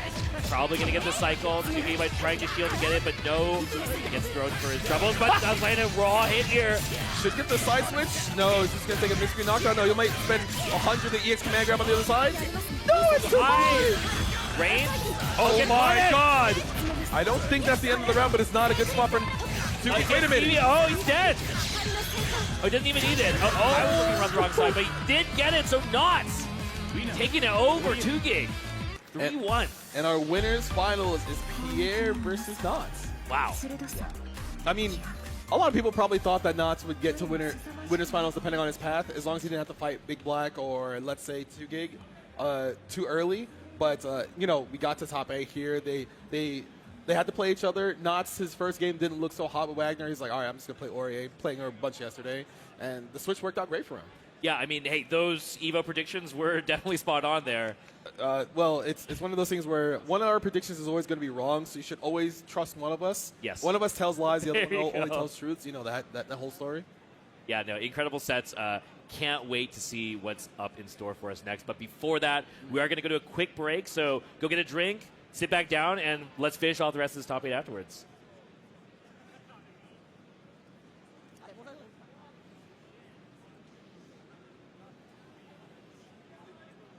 My bad.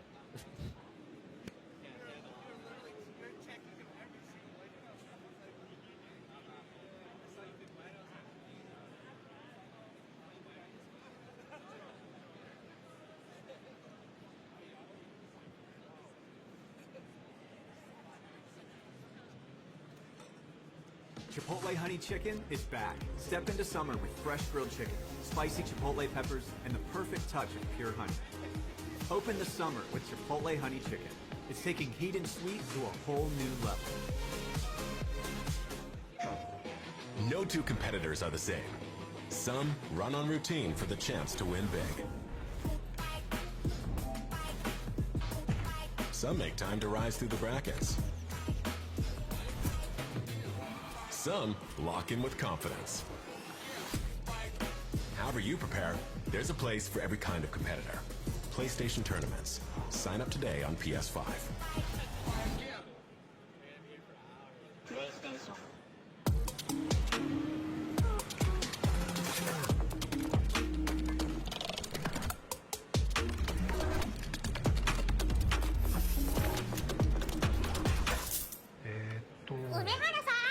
プルルビザでタッチ使ったことありますか？スマホをタッチするだけであっという間にお会計できちゃうんですよ。これは便利だね。でしょ？インサートコインから全てが変わった。ビザで、ストリートファイター4っていう格闘ゲーム久しぶりにやった時に、その時になんていうか、自分で特別なものがあったんだなっていうのを、思い出したっていうことがあったんです。I don't see myself quitting for at least maybe 20 more years. 気持ちは調子良かったですね。It's much more than just playing. It's being a part of this community.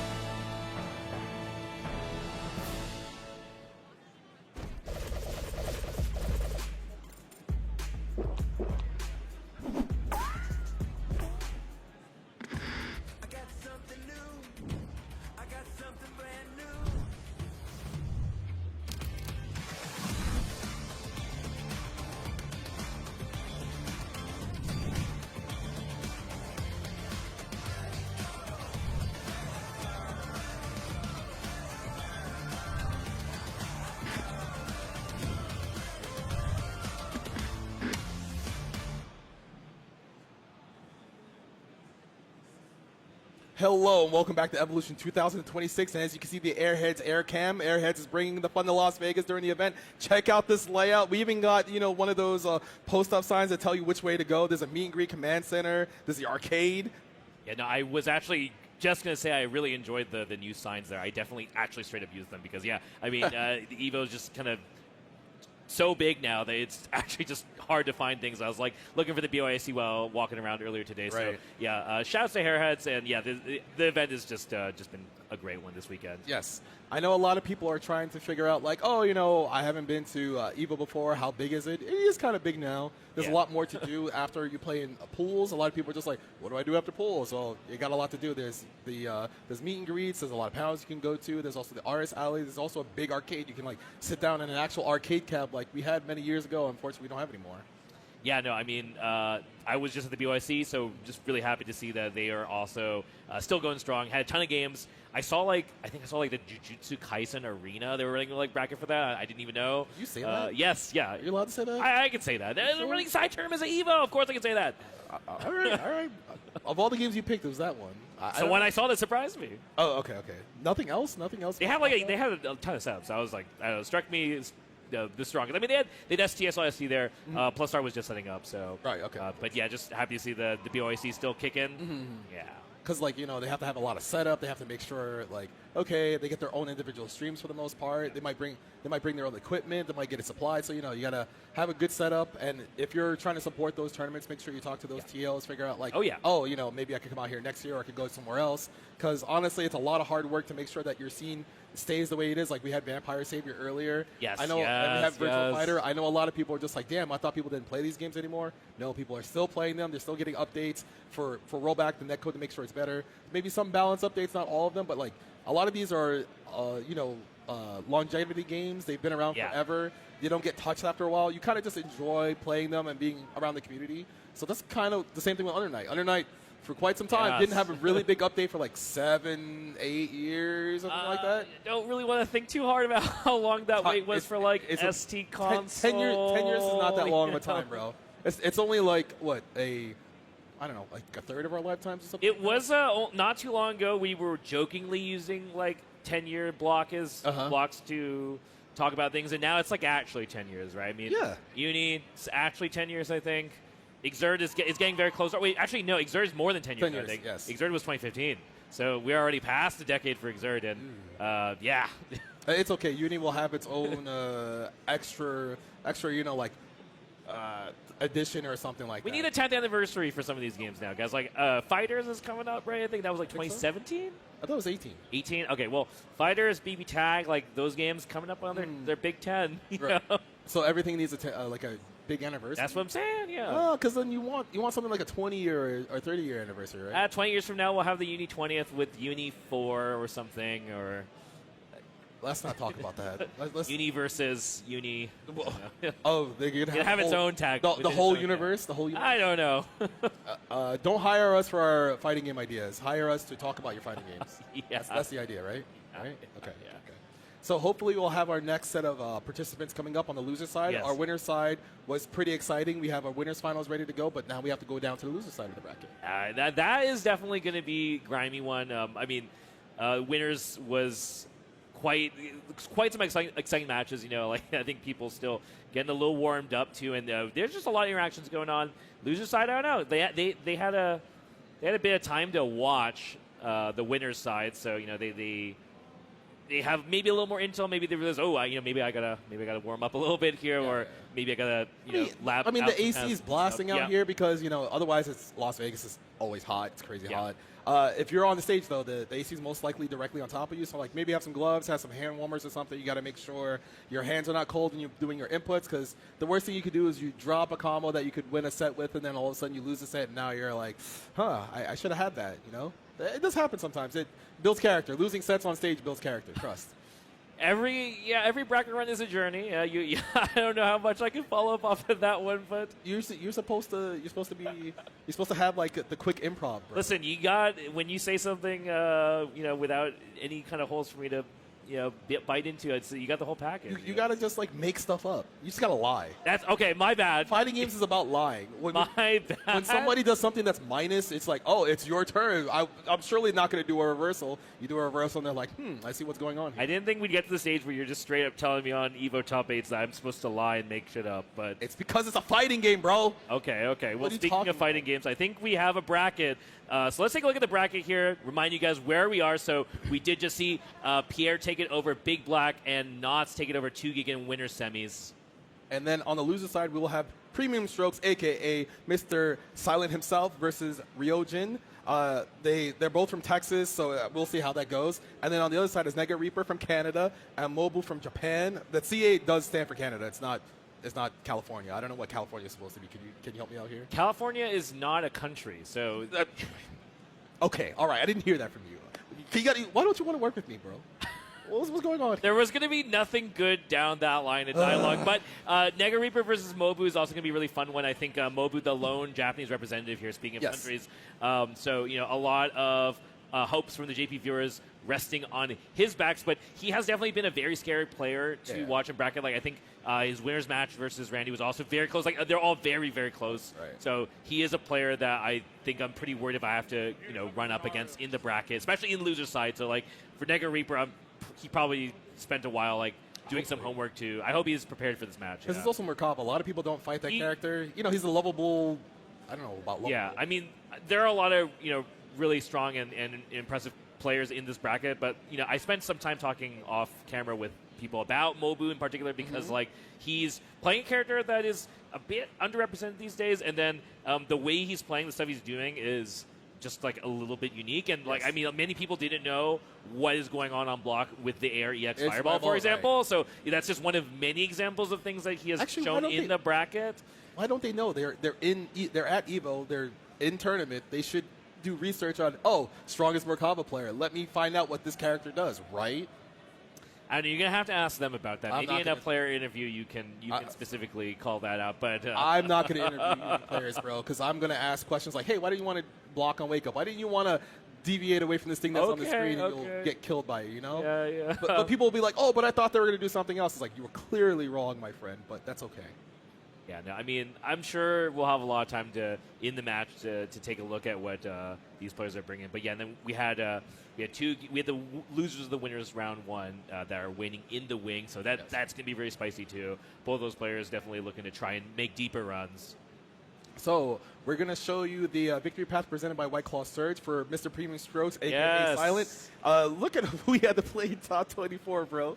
Very, very rough. Very rough run. Because he lost to 2Giga in round 2 pools, and then to get into this top 8 loser side, he had to fight Luffle. I'm pretty sure he played Ogre versus Luffle. He didn't want to do the mirror match. Sonaru, Mr. One Evil in 2024, did not make it out of. He did not make it to top 8. He did not make it to top 8. He got beat by Premium Strokes here, and then the match versus UNI2 was actually off stream because when I heard he beat Sonaru, he decided, hey, I need to play right now. I'm not trying to sit and wait on stream. He was like, I'm playing now. I'm feeling it. And he did. He got the top 8 loser side. I mean, very good call for him, and that's the kind of call you only make as someone who's been experienced, been in these brackets, making these deep runs. So no one too surprised to see him here, but I know that he has definitely got his eye on an EVO medal. Yes. As with many of the other players here today, but again. Silent has gotten some big dubs at other big tournaments, but on the other side of it, let's take a look at the victory path presented by White Claw Surge for Ryojin, who I believe this is his first appearance in the EVO Top 8. Yes, I believe so, because his run, he fought Mario in pools round 2. It pretty much came down to the wire. It was 2-1. Watching Ryojin always press high 6B and be right was pretty impressive because you can't just be right on something like that can't really be cancelable. But afterwards, he got to Pierre. He lost to Pierre. Pierre made it top 8 winner side, and then he beat Mr. B in another close set, still with the high. And hopefully he has his confidence this time. He's looking back at the crowd. He's having fun. Everyone's rooting the boy on. Yeah, he's definitely having a lot of fun. I'm hoping that we see an edit for his image as like an Eminem meme toss. But before we get to the match, let's take a look at these fantasy stats here. So we got our top 8 predictions presented by PlayStation Tournaments coming up here. Oh, sorry.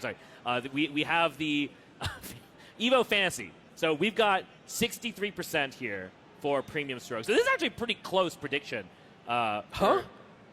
63 versus 36? I mean, that's pretty close. What? Huh? This is close enough. No. I mean, 50-50 is as best you can get. Come on, work with me here. Oh, so is this a fighting game like Parallel that we're supposed to be talking about? I don't know. But in any case, I think there's big fans for either side.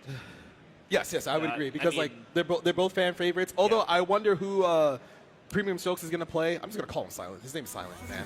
Yeah. He decided to go with phone on. Yeah, they're going straight into it here. And we have jokingly been talking about this weekend being the return to our original mains. Like, that's been the storyline kind of going on. And then one of these is, Premium Strokes playing the phone on after having a really, large success here with Ogre. So as you can see, Ryojin has not had his chance to play the game. He's just kind of been blocking for like the last 20+ seconds. Ooh, this decides not to do a reversal DP there. It might not hit because Sonon's disjointed normals. Hey, get off me. Oh. Lost frames. Guys are chain shift. It's my turn, bro. Hold this. Just kidding. I'm going to press 2A. Nice. Ryojin sitting on cycle now. See what we got. Post knockdown.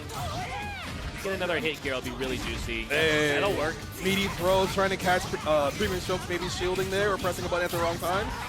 Long throw combo. Oh, yeah. He tried to walk away, too. Yeah, I wonder if that was an intentional whip 2A to walk back, but nice VO here. Oh! Stand tech gets obliterated by the Pogo. Yeah. Full convert towards the corner. Ooh, the walk back doesn't contest the up back. Hey. Yeah, so ready. Yeah, back dash 6B, the classic. They did nerf the damage scaling on that when you whip punish a throw with the backdash or a rising normal, but it still does enough damage to get the W. Hey, I don't think anyone actually cares too much about the damage nerf. It's like you'll still take that free damage. Oh, wow! The super late jump 2C hitting once and giving a full confirm to Ryojin.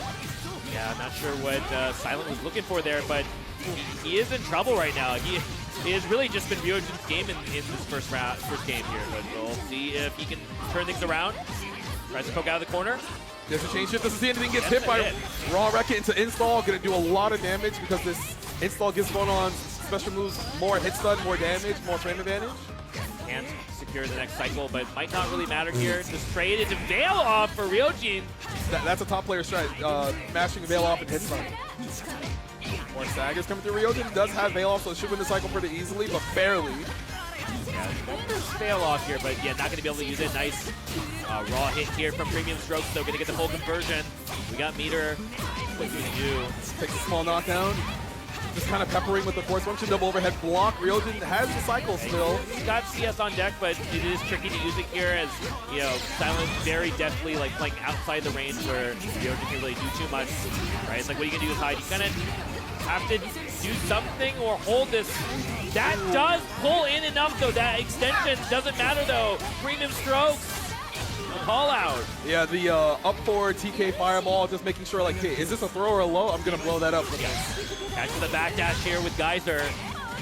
Gets the confirm with the install. Probably gonna take the quick knockdown afterwards. So you can still use this. Ooh, Fair Ender. That did 4K. Hello? Oh, another bail off here from Ryojin. Hey, he went the wrong way. What's good? Force function anti-air though. I'm wondering if that was an accidental special move. Not a separate reverse speed. I'm pretty sure he wanted Rekka. He wanted 2-1-4, but he got 2-6. Oh, wow. Force function, making sure he can't move for free. Ryojin has cycle, but not able to do much. Because even if he gets a reversal, he still has a pretty large life deficit to overcome. Ryojin giving Premium Strokes a lot of room to breathe here. Yup, doesn't use anything off the chain, just wants the meter. Nailbringer will do it, though. Does get knocked down. Not too much else to wake up buttons here from Premium Strokes. Should get the WP Spence We've got meter. meter. There we go. EX Geyser in game 1 going over the Premium Strokes, aka Silent. Yeah, Ryojin trying the the long game of, okay, I'm not going to try and contest like FF too much. I'm just going to try and get some grid and then figure out a way to use CS and out block, and it's not a big deal. Right. But at the same time, that is giving Silent a lot of time to think about what he needs to do and develop his game plan. So hard to say if that's going to continue to work out for Ryojin or not. So Premium Strokes gets the first clean hit, gonna do a ton of damage. Has the corner carry, also has 100 meter. So if anything goes wrong, he can probably just use the install to make his safe, but Ryojin decides to mash. Yeah, very nice stuff here from Ryojin. Looking for that CS. Oh, tagged again. He decided not to do another follow-up after the shield, and he gets flipped for it. So we're gonna eat another EX Ender. Yup, get 25 back to the other Warple cycle. Yeah, Premium Strokes. He's got CS. See if he can make something happen here. Going for a lot of these J4 to try and just get Ryojin to twitch here. Oh, IC5Z! It does get bigger when you charge it, but I didn't think it was gonna actually work there. I'm not gonna lie to you. Yeah, definitely not a very common option here, but working out very well. Dash B counter hit for Ryojin. This is almost certainly Devis. So much resources here. He should cross bail off. Spend everything. Yep. IWEX does more than IW in Infinite Worth, so gonna get the round. It has no meter, but what's more important, meter or the round? Yeah. All right. With the Dash B round start here. Gets a caught with a frame trap fireball. That one detonate. We don't see that very often. Like, very dangerous Stantex here. It looks like Premium Strokes switching yet again here, so clean hit for Ryojin. Uses the EX Rekka Ender to secure the cycle. There we go. Gonna pressure Premium Strokes. Oh! No, I'm just pressing 2B to get out. Yeah, this will be good here for Premium Strokes. Takes the early knockdown. Oh! That's rough. That's rough. We lost access to Warple here. Gonna guarantee the next cycle, and we get a free hit. It ducked a little bit too early. The charge jump does the delay hurt descent, so you have to be really diligent to not fall for that. The EX Geyser does a lot of damage because of the grid break and the Warple cycle. What a call out! But he decides to mash. He's going to get the side switch as well. Makes sense. I mean, he was down so many resources here. He had to make a huge play. Does not respect the CS and just dies straight up to EX Geyser, though. If he did not have Warple there, he would not have been able to change shift, but it also would not have done another extra 10% damage. Ow! 2-2. This is going to hurt. Gonna corner carry. Good position for Ryojin. Cycle's coming to a close, but Premium Strokes his shield to get some grid to win it back. Ooh, those great shields! Silent trying to figure out how to get out of this high pressure, but it's tough to know where he can go. Okay, nice got. Ryojin to spend the meter too. Anti-air FF works out. The very last hit of the force function. I've heard that move sucks, but I guess not today, huh? It often looks like that, where it looks like it's not going to work, and then the very final hit catches them. So, hey, I mean, 1 for 1 so far for Silent here, and looking very good as we've got meter. Resources on deck, goes for the install. Oh, gets a hit. He's trying to move forward. Wait, he might be dead actually. Oh, wait, what? Oh, that's nice commentator's curse. counted. He dropped it before I started saying it, maybe. I don't know. But Silent gonna wrap around the hard thrust. He knew that was going to happen. Yeah. That's why it worked out for him. Yep, that's definitely a look of, I totally knew that was not going to happen. Yep. That smile says it all. He's like, Yeah. you thought you were safe using system mechanics? Think again. But yes, normally system mechanics will get you out of that situation, but because Phonon had already gotten completely behind Hyde, it doesn't hit there. Yeah. Which sometimes if you press another button, you might get vacuumed by the extended hit. So good on Premium Strokes not to press anything there and just kind of wait for the animation to play out. Ryojin's kind of just sitting there trying to figure out what happened those 2 games. Yep, we have Premium Strokes here on 2-0, but I think Premium Strokes is hoping to shield the second hit of that JA, so Ryojin's going to start off this round with the first hit here. We'll see how the cycle goes. Ooh, no confirm off the trade. Premium Strokes not shielding anything. Yes, does not win the cycle. Ryojin gets a counter hit 6B. He's going to do big damage here. Yeah, that is not where you want to be as Silent. Ooh, he goes for a reset at max space force function. A lot of staggers. No juice here, but he's going to have to give up a lot. Can we get the air blockable? We do. 5C run up. I mean, very good start. We have meter, so I think we should wait. There's the chain shift, doesn't get anything off it. I guess this actually just might be an econ decision. Ryojin, like, I think he almost certainly can kill with the SDT there, but Ground Star Rekka, man after my own heart. Are we back to 2017 where you're telling people to do Rekka? It's a good move. It's a very good move. They nerfed it like several times, I think, too. More staggers, no movement. Yeah, he's trying to catch Premium Strokes, maybe holding up forward there. Being diligent, not getting clipped. Oh, no, he's okay. And the CS, can he catch this? Tried to go for it. Actually, even you wasn't going to be a counter hit, so really nice attempt from Ryojin, but just a little bit too high. So does get the damage, though. Silent in trouble. Watch the overhead. Waiting for movement. Yeah, Silent manages to get out of the corner. He has a cycle, so if he can get a clean hit, he'll do a lot of damage and maybe gain. Oh my! Big bridge break coming through. Wow, actually throws Ryojin out of that. The corner steal. I got hit. Everybody at home, you also got hit. That was nasty. Premium Strokes now. What's it going to be? Assault jump base change. No, we're just pressing it. He gets the counter into C. He's going to die for that, maybe. He should spend the meter here just to secure it. No, he doesn't need the meter. Game number 3 going off the Ryojin. One on the board. Silent was looking very in control of that. I mean, we did see a lot of nice moments from him. Bringing out the tricky stuff with Phonon, definitely something he was like kind of originally known for. It's kind of like, you know, however, 2019 Silent or whatever. It's like... now, like, he might be considering going to Ogre because Ogre is a character he's been playing for a couple of months now. But I guess he's sticking through with his actual main for real. I think this has been going pretty well for Silent. I mean, you know, score notwithstanding, just the neutral overall, it's like he's gotten Ryojin to have to hold a lot of stuff, and his defense is working out pretty well. So, I mean, it all goes bad when Ryojin gets in his face and starts doing bad dash 6B stuff, but that hasn't been the case. I think Silent's just been doing a good job of preventing that from happening, getting to that point. So, like, I think I could see him wanting to switch to Ogre maybe if his offense isn't working out, but obviously he's getting the hits. And he's doing so much damage because he has Warbles to do 10% more. Let's see if he spends 100, gets 25 back because he has a cycle, and last chance here for Ryojin. No, doesn't punish the 6B after the change shift, but he's okay with the position. Oh, just run up throw here. Catches the shield. Great timing from Premium Strokes. He knows Ryojin's probably going to down back there or shield, so he decides to run up and throw him, and he is now on set point. Yeah, Premium Strokes. Ryojin needs to be the one to change things up here, I think. Otherwise, well, he's trying something. He's taking to the air. He thinks this is an air dash fighter. Oh, God. He has Celestial, too, so any big hit. I mean, we kind of saw this versus... it might have been TJ or maybe Mario, I think, where he just took to the sky a lot looking for some raw pogo starters to get damage. We'll see if that's going to work out for him here, but... Air blockable! Yeah. And that only worked because Silent had the extra install, so the extra blocks in the air made it so he could not land in time. The interesting thing is, Phonon is very, very good at being in the air to begin with, so I don't know how well the aerial approach is going to work out. Another fireball, anti-air force function. I heard that move sucks, so they're all Phonon players are just liars, man. It's serviceable when it needs to be. certainly doing what needs to be here. Okay, does not bite. Oh, gets hit by the other side. Jump A, Yep, double overhead. Doesn't even need it, and there we go. Silence, premium strokes.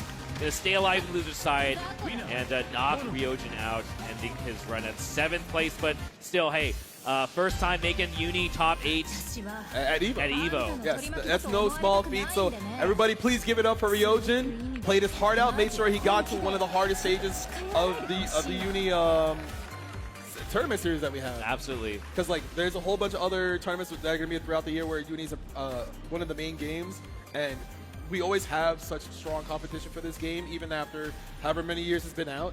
So, you know, just because you're maybe starting out new, you're not sure what to do, you can still catch up with the best of them, play, and get all the information. But here comes a replay presented by PlayStation Tournaments. I'm trying to remember what the sequence was in game number 2. I guess we're gonna find out. I have Memory of Goldfish here because see how he actually clinches. Is this where he steals the corner? It might be. No, Ryojin just managed to press the 2A. He gets a side switch, of course. Hyde being privileged to get a 660 knockdown OTG to a full combo. But then just being jailed, after that shield, he just pressed 2B and Ryojin didn't decide to cancel. So there was a lot of times where Premium Strokes was just making sure that, hey, if you're going to try to press a button afterwards, I have the spaces so it whiffs, I can hit you afterwards. And then like that one interaction where he had the install, did the fireball, and Ryojin was just kind of stuck in the air because of the extra blocks then, was kind of evil because that doesn't happen a lot. Because you're not really supposed to try to jump versus phone on because she can kind of meet you, but Ryojin was trying to use a different strategy and did not work out. I think it definitely helps that Hyde is an OG character. I think Silent's like, okay, I know how to fight Hyde, so. And the fact that Hyde is obviously very good right now, so it's like everyone definitely knows or should know how to deal with Hyde. So. Well, just because you know how to deal with a character doesn't mean sometimes oopsies happen. You get counter hit by 6B, Force Function, 3C. Most of his moveset does a lot. He does a lot of damage. He is the pro tag, so he gets that privilege. New fighting games come out. You have a pro tag. They get blessed with some more consistent combo routes. Pretty good special moves. They're more solid character than other people in the cast. Hyde wasn't there before, but we're going to show you the victory path presented by White Claw Surge for Nega Reaper here. Mr. Bear Beaver, as you can see, holding a beaver there. He loves beavers. Yeah, he had a deep run here, making it into top 8 over Towson Force and Breaker Dave. And getting knocked into losers by UNI2 is very rough. UNI2 putting in, doing a lot of damage over the weekend. Yes. She did get 9th, but right now, hoping that – is that a fidget spinner? That is a fidget spinner. We saw that yesterday on the Pools round 2. Is this 2021 over again? I thought is it vintage now? No. No, it's only like 4 years. Don't say that. It's not vintage. Okay, it's fine. It's all right. Well, let's take a look at Mobu's victory path here, presented by White Claw Surge.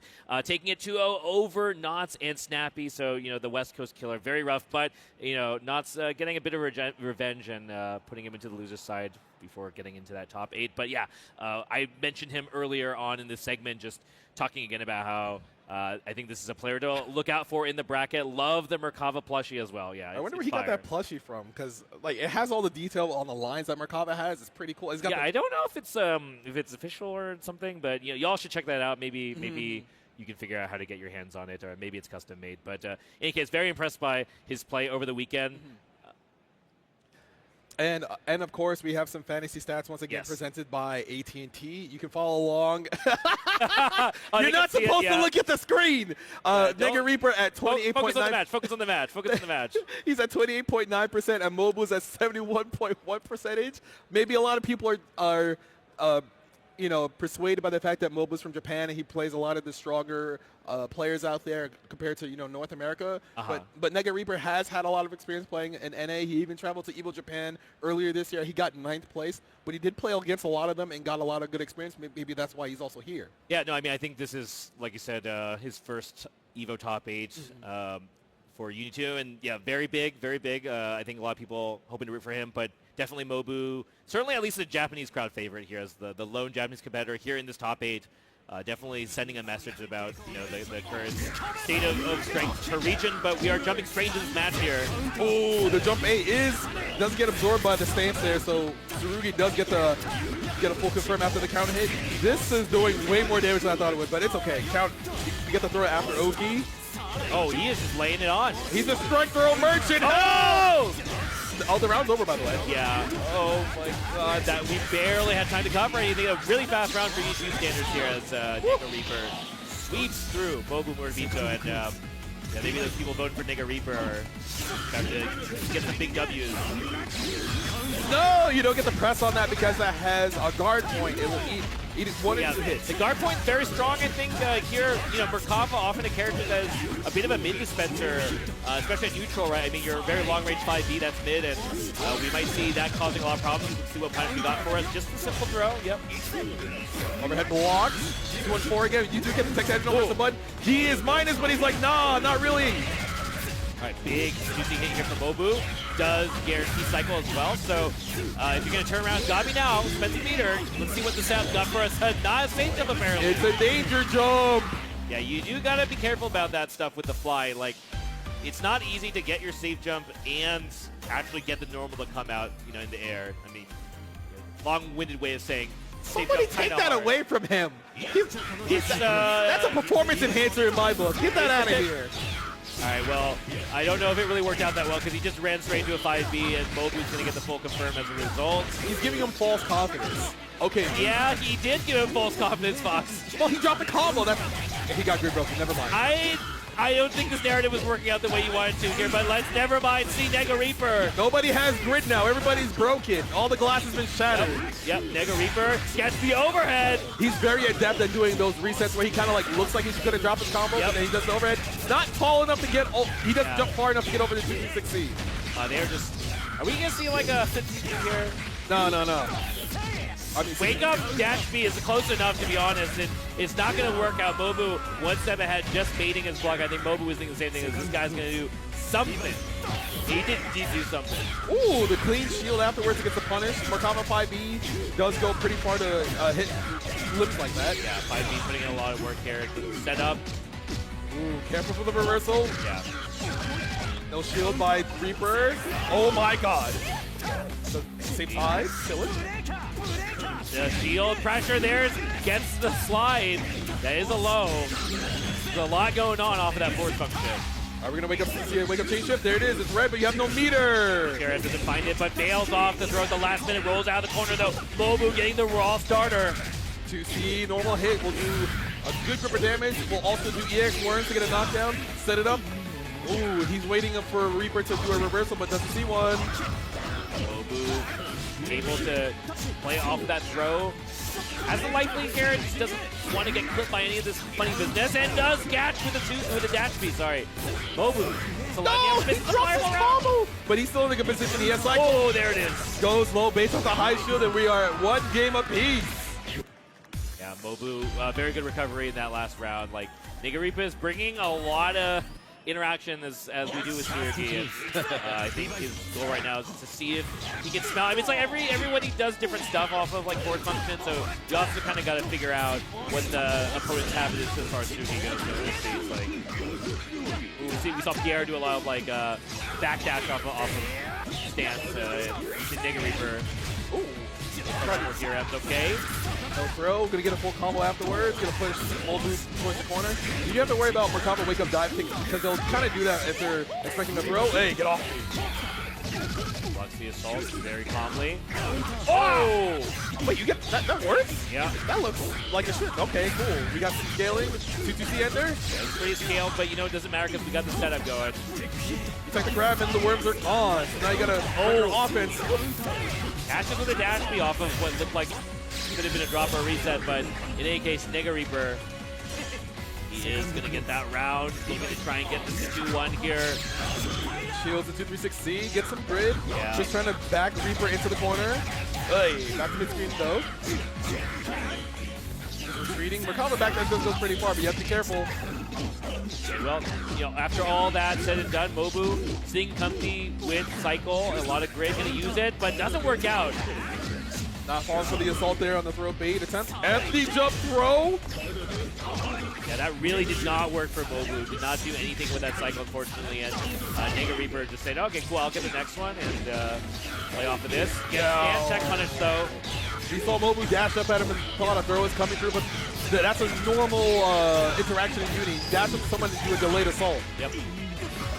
Roll, gets away from some of the worms. Text to grab as well. There's an immediate chain chip. Oh! That is not invincible. It's just fast. But if you put a button on top of it, you can't hit him. Good stuff from Mobu to just stick that out. Help, he's assaulting at me. To be fair, hard to say whether that's going to steal the corner or not there. And that's going to be the round, I think, for Mobu. He's going to have to spend a bit meter, but you just take it. It's fine. You spend the meter, yeah. Spend the cash to get the round, and we're at 1. Oh my god, mistimes the shield, gets blown up for it, but no confirm. Yeah, gets the backdash caught here with the dash beat from Mobu. Oh, drop the route again. And what's important here is during this grid break, Mobu won't be gaining any real amount of meter, but he gets counter hit as well. Yeah, that's a big overhead hit here. No, takes the shield as well. Nega Reaper. Oh my god. Wait a minute, gets a punish off of that. And another reset with the 6C. He should be able to steal the round if he does IW. He didn't count his meter! It's because of that fidget spinner! Well, he is still very in control of this round here. Yeah, I mean, it was going to be a very tough path for Mobu out of that round. So we do have Nega Reaper going up 2-1 against Mobu, beating the predictions. Yeah, not using that fidget spinner anymore now, huh, bro? Lock in, lock in. That was messy, but that's kind of what happens with a lot of his matches. He goes for like a lot of these resets, a lot of these scrambles occur, but he's adept at making sure those scrambles work in the situation.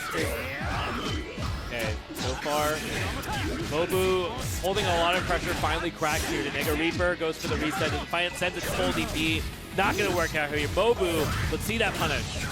That was actually a great setup from Rakava. Should do close to 4.5 with the 100 meters spent. Set up some worms, and they will activate. Time to block. Just kidding. Tried to send it die kick, but didn't work out. It's too far for the throw, but hey, with throw is plus. That's what we say. Nega Reaper. Every game. Yep. Oh! Well, which way did that hit, everybody? Someone tell me. I think that one was crossed up here. There's a veil off from Mobu. The wake up 60 speed is wild. Yeah, I mean, he is kind of in Mobu's head right now. Trade confirmed. He's kind of nasty. He's in trouble. Nega Reaper. Again, just round start, sending it. Overhead, swap those. Get some grid. Good patience here from Mobu, but the drop again. Shield, that's overhead. Gets a punish off of that. Gets Celestial as well, so he's going to do 20% more damage off his whole combo. Chain chips, he's going to spend 100. Let's go, you got to block, friend. Oh, gets hit by the baby. Other side, though, gets a veil off. Rolls out the corner, but this might be good here. He has got the meter. And he blocked everything, gets the 5B confirmed. Huge. Call out the backdash, but Mobu's just dropping so much on the plate here. He does have a huge life lead right now, though, and that might be it. That should be it. He has the meter. Wait. Let's see if he drops the combo again. Let's see if Commentator's Curse is real. Should spin everything. No, he's not dead! Yes, we'll do another one. Oh, the scaling is crazy, but it's just enough. But you still end that with a full bar. So works out here for Mobu off that routing. Oh, counter hit 5B. Steer Ender to get the knockdown. Sets out one worm. There's the veil off to get him off. Block on the high. Punishes a die kick. Uses 2 bounces already, but he will get the route to push all the way to the corner and win the cycle. Ooh, that delayed 3C catches any sort of up-back attempt. Yep. We haven't actually been seeing it here because I think Nega Reaper's really been on point with it, but yesterday we saw Mobu really abusing like fuzzy jump back and stuff like that, but Nega Reaper doing his own work is going to take it 3-1 over Mobu, knocking out the last Japanese representative. Mobu will get 7th place at Evolution 2026. Hard fought all the way to get up to here, but Canada is just too strong, folks. I mean, Nega Reaper just bringing out like all the tools. I mean, so many resets succeeding, right? And you can just see how in Mobu's head he was. And it's difficult, too, because there's a lot of times where somebody drops a confirm or there's a scramble happening and you're expecting them not to go to an option that, you know, might be kind of slow on startup, might not chase too far, but we should be getting a Reaper replay presented by PlayStation Tournaments. I wonder which one this is. There's a chain shift. Yeah, he tried to throw there. It says counter. Anytime you see the word counter and it's grades, someone got hit for trying to throw. And he was just not able to get out of most of these situations once Reaper got his himself going. This set was just very impressive how well Nega Reaper just like played the mind games and forced the mind games on Mobu. There was a lot of times where you saw Mobu trying to reestablish space, but Reaper was constantly just running at him like, okay, I'm just going to put this button in your face. What are you going to do about it? And then Mobu sometimes got, some trades, but not much came out of it. There was a lot of times maybe using low flight jump B would have made the space. Like, yeah, Tsurugi can stance up and eat those mids, but just getting the space is more than enough to make sure Tsurugi can't fly at you, because Merkava's strength is that he has essentially 3/4 screen normals. Yeah, actually, even though I had mentioned that the auto guard might give Mobu some trouble in neutral, it actually was the opposite. That actually Mobu landed a lot of really good 5Bs, and 5B was actually probably the biggest role player for Mobu in that match. Just wasn't enough to get over the finish line, and I think dropped a lot of routes there actually too. Yeah, again, it could be nerves. It could be the fact that the AC's kind of blasting. I would be nervous too if I was like fighting against Nega Reaper and he's opening me up with. He's just doing stuff. Yeah, I mean he's just doing stuff and doing it right as well, right? I mean, yeah, being right is the best thing you could be in fighting games, because you can drop all your combos, but if you're always right when you get the first hit, usually you have a bigger life. Yeah, you don't have to worry about it as a big life deficit as your opponent, who barely gets the hit, barely gets their combo. So you're just like, oh yeah, as long as I do a reversal, I don't have to worry about any of these things. But you do have to worry about a small ad break we have to go to. Please don't go anywhere. We'll be right back with more Top 8. Chipotle and 2XKO are back for round 2. Use promo code TAGTEAM at checkout to unlock the Chipotle Fresh Fit backpack and bucket hat for your avatar. Visit chipotle.com/2XKO for details.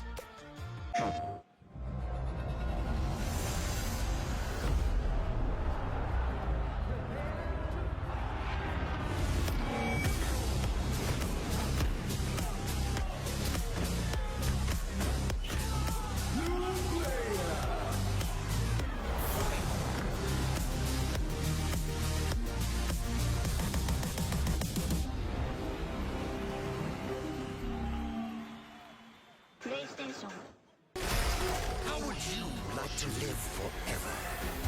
I do not trust this thresh. His lamp contains screaming. Those are just squeals of wonderment. Ready to banish the darkness. Come on, let's live a little. In the light is your deliverance.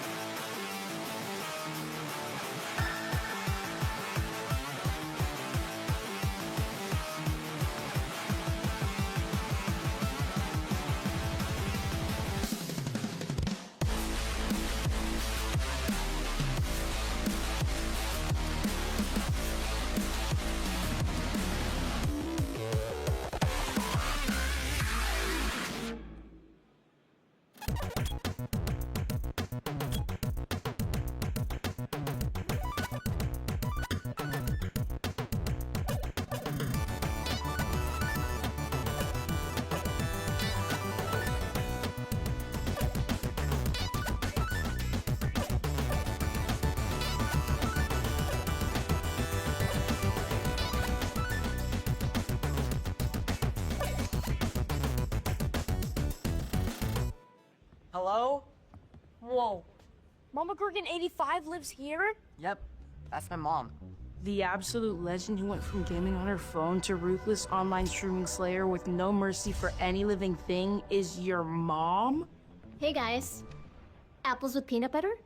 How is this possible? With AT&T Wireless and Home Internet. Hey, text me if you need anything. Level up your connection with AT&T Wireless and Home Internet, now available across the nation. No, she's so nice in real life.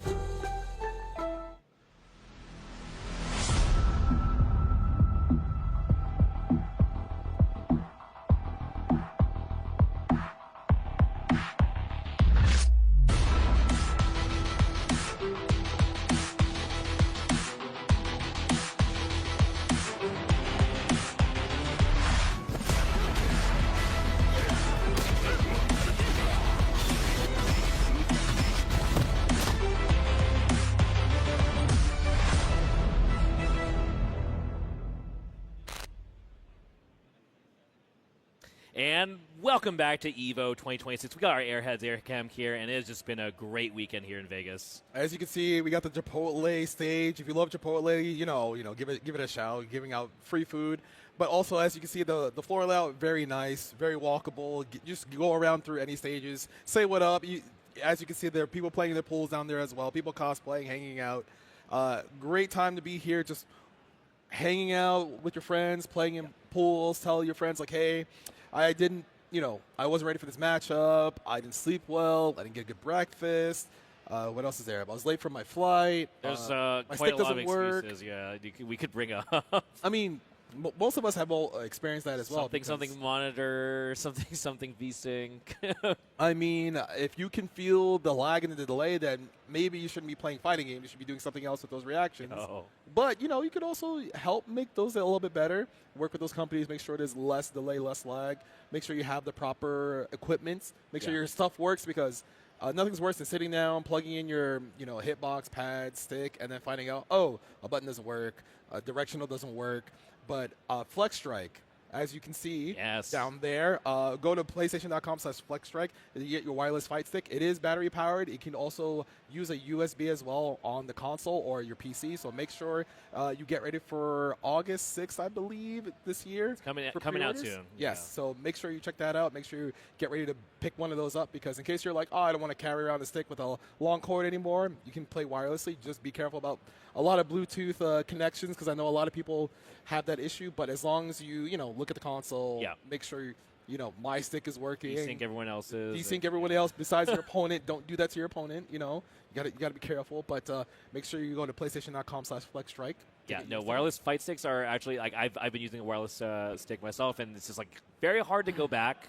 Oh. I mean, it's really nice. So, I mean, as long as you don't have a lot of electronics in your space, you don't have to worry about that. Yeah, but I mean, I think these days the tech has just gotten much better over the years. So, I mean, mine's very janky from back then, and I'm sure the Flex Strike one's much better. So, we do have a match coming up for you guys, though. We've got 2 GB versus Premium Strokes coming up. So most likely this should be Photon versus Carmine, unless it is going to be Ogre versus Izumi, or in some combination. They give a fist bump. They're probably ready to go. I want to see what characters they're going to play, because that's how the matchup. Oh my goodness! We got Carmine versus Ogre. So we do have not the Photon here, but we do have the Ogre. We'll see how this works out. Oh, you probably could have got a combo. It was I think hard to tell whether that was going to work out. So I like the idea of Silent just saying, I don't need the conversion here, I just need the frames. Get that advantage here. Because, right now, both of these characters have pretty nasty resource-based tech play, and it might just be a match where whoever, gets on the other opponent first is going to work out for them. 2Gig on his last life here. So I think he might barely die to a throw, definitely having his chip. So, need for plus range. Oh, he's alive! He's alive, I was wrong. No, he tried to mash. So the biggest thing about Ogre is that he doesn't have to set a bomb on the ground. He just sets it on top of you with his command grab. And when it starts to flash, when that indicator below his life bar starts to flash, it means you cannot hit him to get rid of it. Ooh, now it's primed. So even if 2Gig manages to hit Silent, he has to be careful. Oh, what patience from 2Gig. Just presses 5B. So ready for that shimmy attempt here. 5BB, still very, very good normal. Gets the command grab, gets some life back, gets the knockdown with the bomb planted on the ground. Huge. So now Silent has to be careful about how he approaches, because even if he hits 2Gig, the bomb might still go off in front of him. Yeah, and again, Silent playing Ogre. Ogre, not very many ranged options at his disposal here, so as we're seeing, forced to forfeit, getting caught, but the run under the throw, very slick. That was nasty. 2Gig keeps positioning. He wins the cycle, doesn't punish the Mappa punch. There's a chain shift, doesn't see anything. Silent trying to fight back with Rekka. Oh, the footsie 6B. Just barely out of that sweep range, and that is going to be the round. Very nice stuff from 2Gig staying alive, tying up this game 1 here, but it was looking very scary for him in round 1. We'll see how round 3 goes. Yep, full meter, but run up 5BB from 2Gig. That's crazy. That's footsie. See, that's actually yeah, that was actually footsie's. Oh, yeah, the bomb doesn't help against that DP, I guess. Just the launch is too high for that to work out. Nice shields, though, will get the cycle, but Silent looking for something of his own on offense. Punish? Yeah, proper timing on the anti-air shield. Gonna push Silent over into the corner. Might plant a bomb. He might be able to get cycle here depending on what he does. Yep. Ooh. shields the jump C, but doesn't get his turn back. Time to block, and that's a low. Yep. Wait, we dropped a combo. It's okay, it's Carmine. Too far from the unblockable, but maybe was hard baiting something. Blocks a high. We probably have something going on now. There's a CS, but no. Yeah. Oh no! It has more invincibility. Yeah. Overhead block though. Oh, he hits him with a stagger Rekka. He actually gets a hit off the trade, and he has meter, so he might be dead. No, he's gonna try. IWX, so let's see if this does enough has damage. a lot of HP, I think, to counteract the fact that he loses life when he does specials, so it's kind of hard to judge here. But IWX often kills from this percentage, but he is alive, just barely. That's definitely that Carmine HP threshold. Can 2GIG survive? Yeah, the click, just one step ahead of winning the cycle there. Bro, every time Silent smiles, he's like, I knew that was going to work. But using Ogre's force function, he throws like a kinetic card that you can't see. So you have to worry about the full screen. That is a full screen option Ogre has, and he uses chain shift to make it safe or get it confirmed. Oh my god. 2GIG tried to use 6B, which is the spear that goes full screen, and normally that is a very commanding move at neutral, but looks like it is a little bit slow start. Round start here going to Silent. Very much all Silent Gears is going to win the cycle. Put him back in the corner. It's a command grab to plant the bomb. It's time to go off. Are you going to block the overhead? No, you're not! Not block the setup here. We have meter, so I think we are just going to the next round. Yep. Spend the 200 to secure the round. You'll get it back, don't worry. All right. Is Silent just going to run away with this?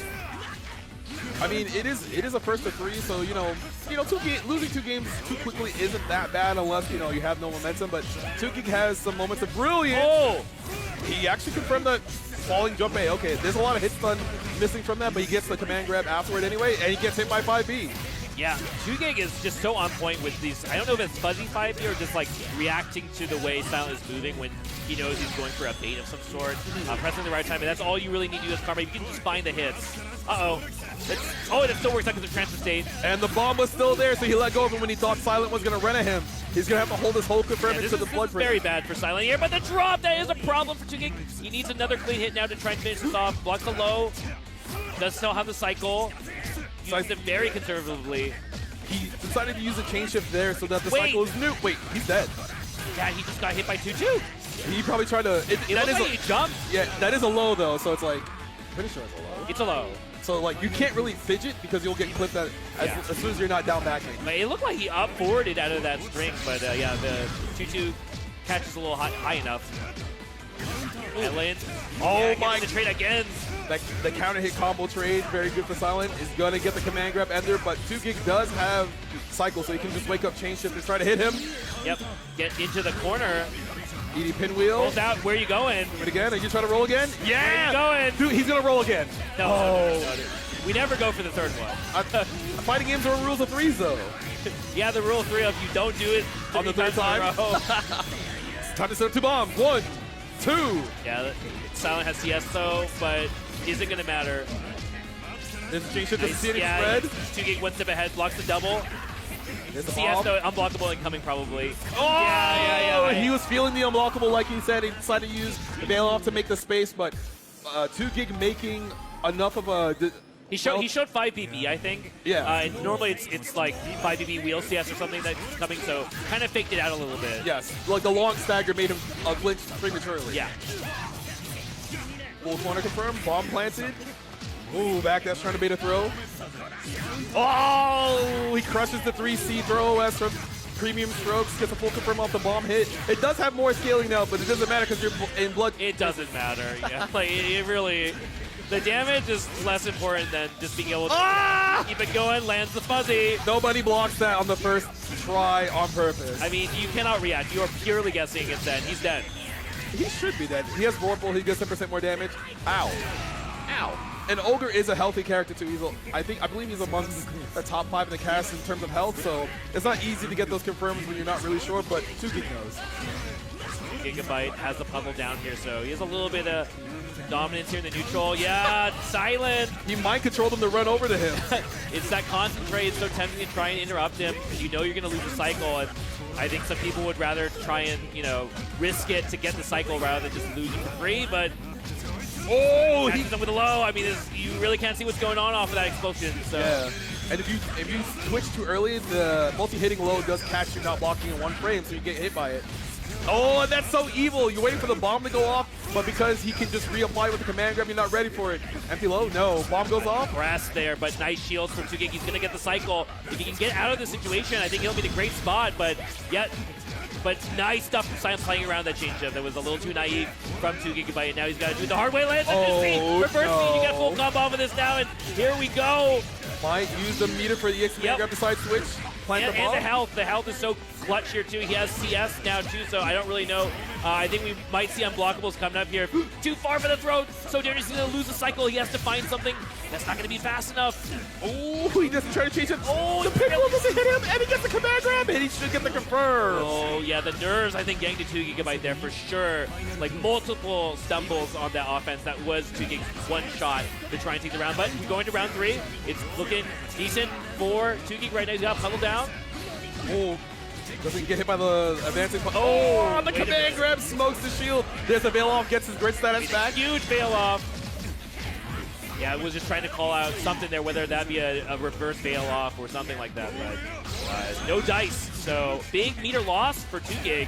Ooh, those staggers to call out the green shield so he loses grid and wins the cycle. And Premium Strokes constantly. Oh, that throws him out of the sweep. That could have been really dangerous here, but here comes 2Gig now. Like, if he can get the cycle, he will just barely. Damn, Beautiful. Beautiful grid control here from 2Gig. Double overhead, no. Goes empty low. The trade. Oh, you're still stuck in the other puddles. He still has cycle. He can just change it. Then he wants the second one. Being really persistent, making sure he kind of delays his pressure to see if he moves. Time to do 2 more bombs. Now he might play around the unblockable here. But help! Blocks the fuzzy. Rolls out. Can Throw he get it? No, he was out of recovery from the 2-1-4C. Is that enough? I don't remember how much damage the starter does, but it looks like it's going to be enough. That's right. 2Gig going up 2-1 versus Silent. And it is very imperative that 2Gig makes sure he gets those confirms off of those bomb setups, because once Silent can get free of there, he just plays neutral. He tries to send it with Ogre Mappa Punch 2-1-4 series. Then he probably tries to do 6C. Ogre 6C goes way further than you initially expect, kind of like flips you pressing buttons. That sounds like Phonon coming up. Yep, it sounds like we're going to character select. Show me the Phonon? I heard Ogre, yeah. Oh, he's just resetting his brain. He's like, all right, go back to character select. Lots of process there. Trying not to, I hope Silent doesn't get too much in his head, because things like, getting blown up for stand teching, it's just going to happen, right? And dwindling too much on being strong in that kind of spot on defense in particular is, I think, a fool's errand. So we'll see how this affects him, but he's looking in strong position here on the round start, but no, 2Gig actually getting the throw in the corner. He has grid. He might be presses. Oh my god, press 2B into standard. Bad. No! Like the ideal situation now for 2Gig. He has meter, he has cycle, and he's going to win another cycle even if Ogre shield probably. Give me that. Going. Chain shift, get a full confirm. This does have scaling, but 2Gig's going to kill him. He's going to kill him. Oh my goodness. It's a beautiful thing. You don't get to see VO with routes these days, as oftentimes the damage has been worked out, so it's not often worth it anymore, or it's close enough that you don't need to know that. But beautiful to see that in bracket, in a top 8 here at Evo. But goes for some baits again. That's the rule of 2 apparently working out here. Gets another frame trap. So Premium Stroke should win this cycle, but it might not matter because he's in Blood Prison once again. 1, 2. Set the pinwheel. Time to block, my friend. Oh my god, there's another bomb down there, careful! Anti-air, nice try! Bomb! Just trying to get grid. Yeah, that EX did not work out here, but he does get in the hit, so 2Gig with the right macro decision, but the play-to-play here working out very well for Silent. Alright, bomb is planted. Oh, the lay low, yeah, it's so hard to see that. You saw him block the first hit, but because he twitched, he got hit by the follow-up hit, so you gotta be really diligent when you're trying to block that mix-up from Ogre. Yeah, but that low is really tricky to react to. Ooh, already sending it with the meter, wants his turn now. He doesn't want to play any more games. Silent, be careful on the bomb. Yeah, blocks the JC second hit here. Good blocking from 2Gig.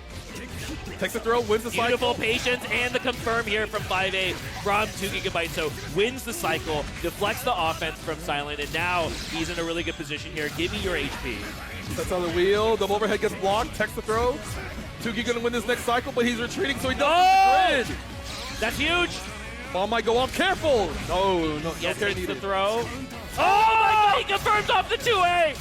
And that's privilege 2A. That really could be why he wins this whole set. It could just be from that 2A, because now we are Karma, we're going to win the cycle. That bomb's still down there, bro.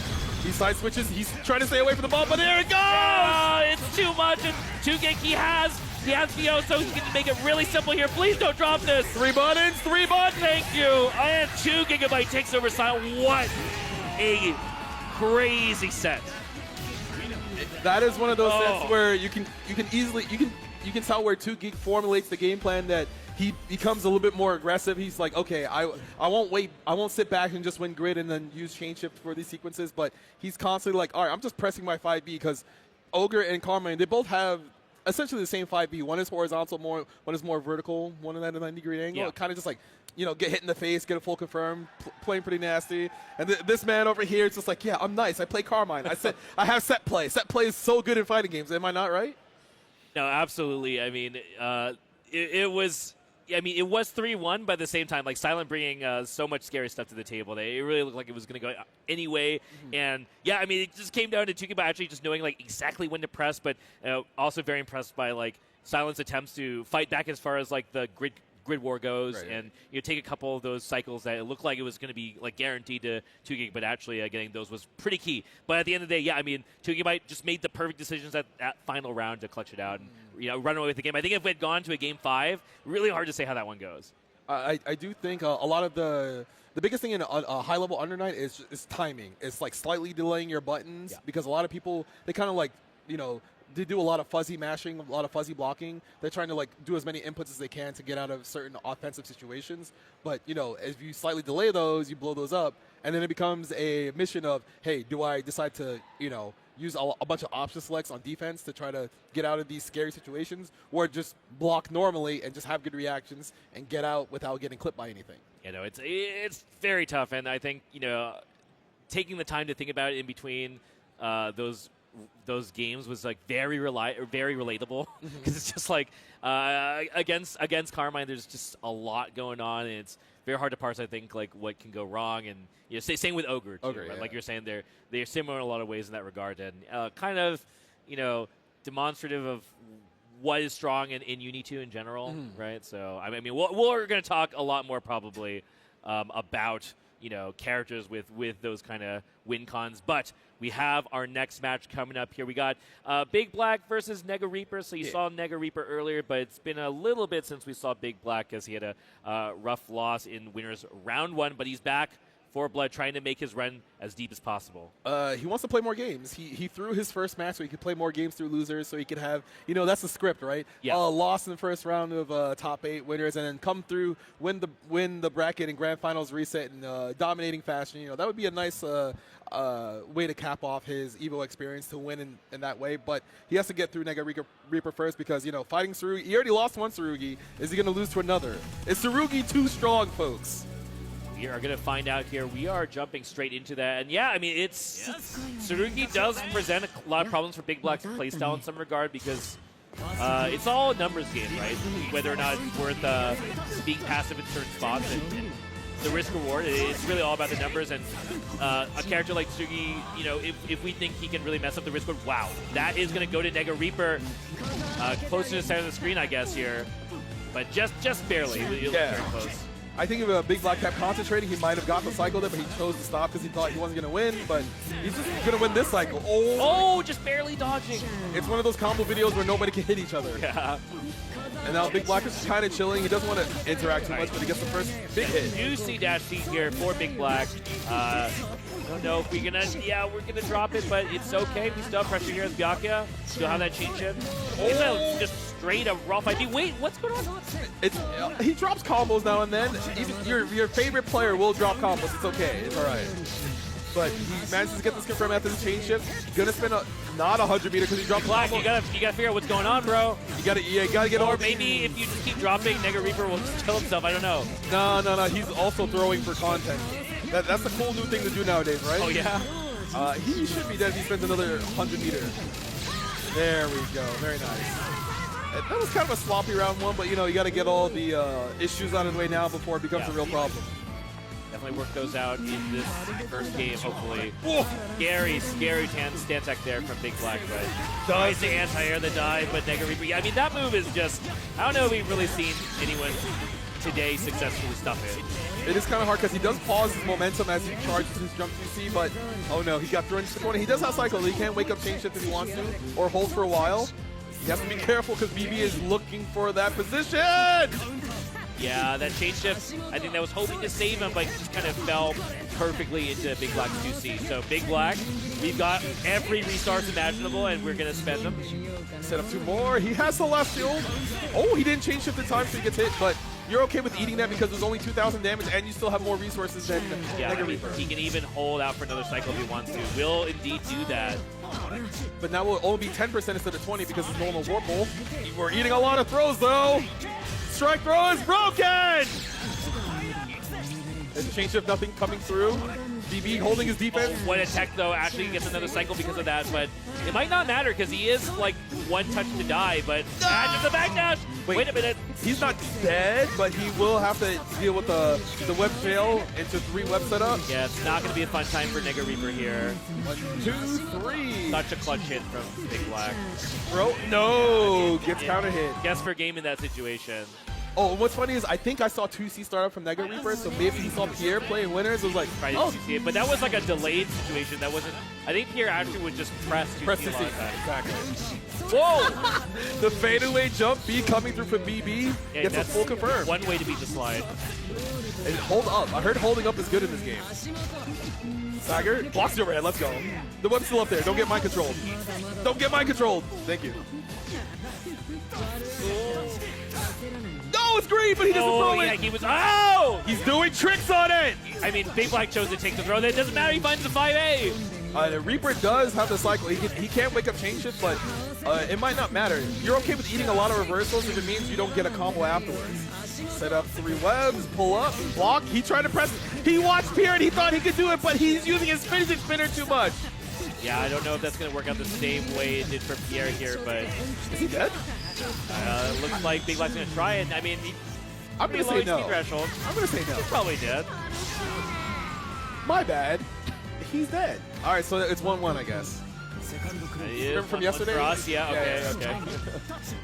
Oh my! That was scary. He thought BB would try to shield it. That's why he tried to grab it. But BB has the defense patience of a saint, but still gets clipped afterwards. Dash B will do it here though for Nega Reaper, who's got a full meter and guaranteed cycle, so we'll spend some and we'll see how much damage we can do here before Big Black can get out of the corner. Do it again. Yeah. Do it again, by the way. Now you do it again.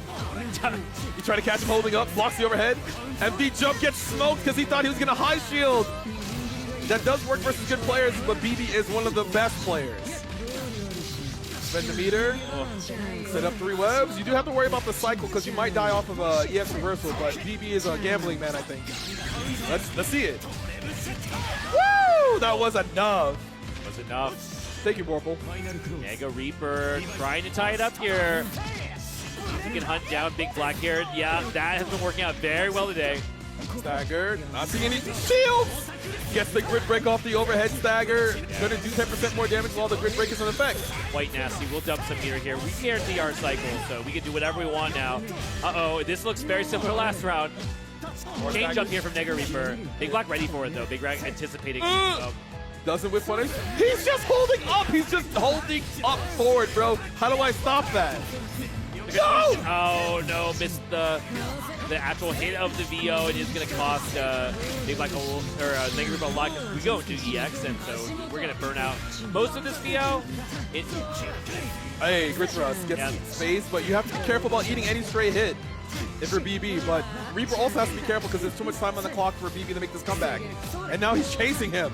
He's trying, but Nega Reaper, well-placed 2C there, and we do have a 1-1 here. Nega Reaper. What do you think that expression spells? It looks like his head is empty, but, you know, he's thinking really hard about how to open up BB.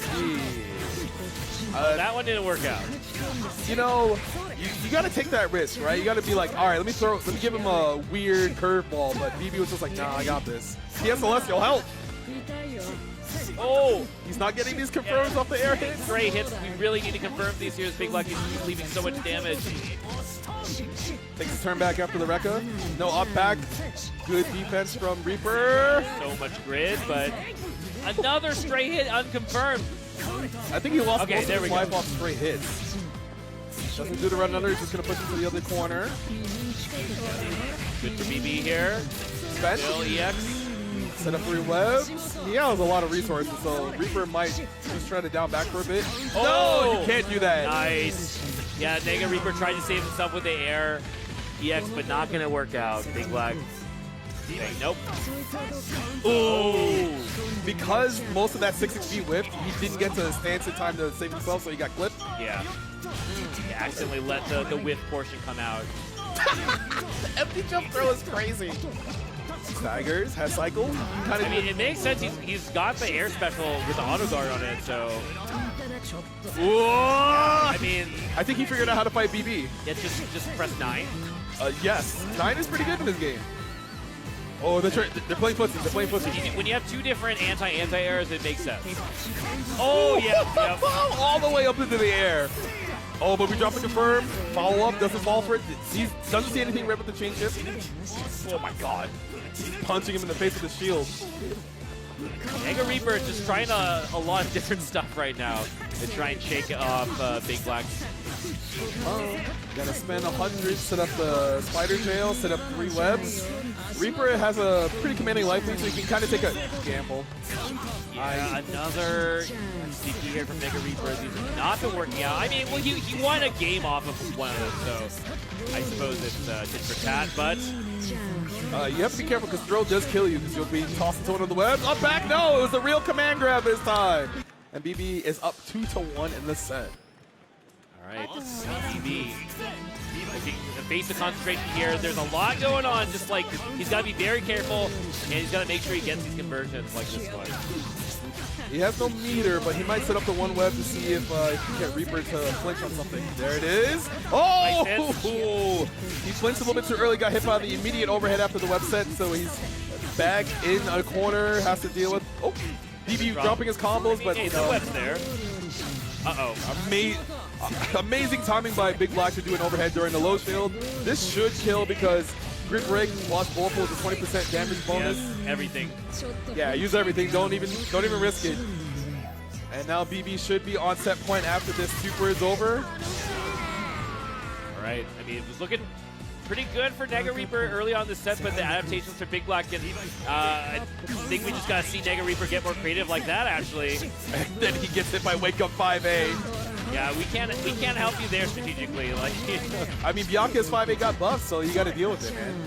Ooh, if BB had blocked a little bit longer, he would actually block the reversal. Blocks the overhead though. Oh, it's strike throw time once again. Help! Yeah, I mean, off the backs of Veil off. It's really scary to press something, but finds the anti-air this time. Not high enough. Nega Reaper almost certainly trying to bait it out with JTC or something. But. Bianca 5B is pretty big. Does anti-air pretty consistently. Oh, no. It's okay. We got the one web, right? That's all that matters? Let's see. Down backing. He's red. There's a reversal. BB throw. Let's see if BB tries to roll on defense. No, he's just going to hold another throw. Show it to me. Oh, no. Oh, Gary Shield. There it is. He's baiting out the anti-air with his own slight delay on the jump 2C. Get off me. Uh-oh. Back to the corner. Yeah, good throw for Big Black here, but the DP. BB throw once again, trying to call out Big Black on defense. He wants him to react to something else. Mega Reaper just trying to make this game all about the strike throw here. One air-to-air attempt. No conversion for Big Black, but he tried. Ooh, just kind of keeping space. He doesn't want to run into any Tsurugi buttons, but Reaper has to be careful about moving like that. The web's still up there, dog. Careful. Don't get mind controlled. Please don't get mind controlled. That web's chilling there. Can it go away? It takes a while. Help! Yeah, the 2-6C is going to be good here. Big Black can find a hit in the corner. Trying to play for grid, but eats the 2-6C. Wait a minute, the drop! Small combo jump. We're back to strike throw once again, folks. Trying to make sure Big Black is not able to take any of these throws, getting counter hit. Oh, we're standing up. Get off me. No chain shift. Oh, there it is. Doesn't get anything off of it. No shield from BB. He gets the cycle. Oh, yeah, Nega Reaper almost certainly wanted to try to make a little bit more happen before he lost cycle. He throws, not going to work out. Whoa, yeah, that was supposed to be a stand shield, but got assault crossed him. But he gets clipped by the jump. You see early cross veil off. Dead and Nega Reaper. He's going to tie it up. Going to a game 5. Are we about to see BB go out of top 8 two sets in a row, or is this just part of the script where he decides, hey, I'm going to try now? I mean, I don't know. It really looks like it's kind of in Nega Reaper's side to try and present enough to give BB trouble, but if it works out, it'll almost certainly be because Nega Reaper decided to try something or force an issue. Unfortunately, he gets clipped by the 5 after trying to throw BB once again. Not going to spend any meter, goes for another reset. The delay wake up doesn't have to deal with it, but he's stuck in the corner. There's a veil off to get BB off.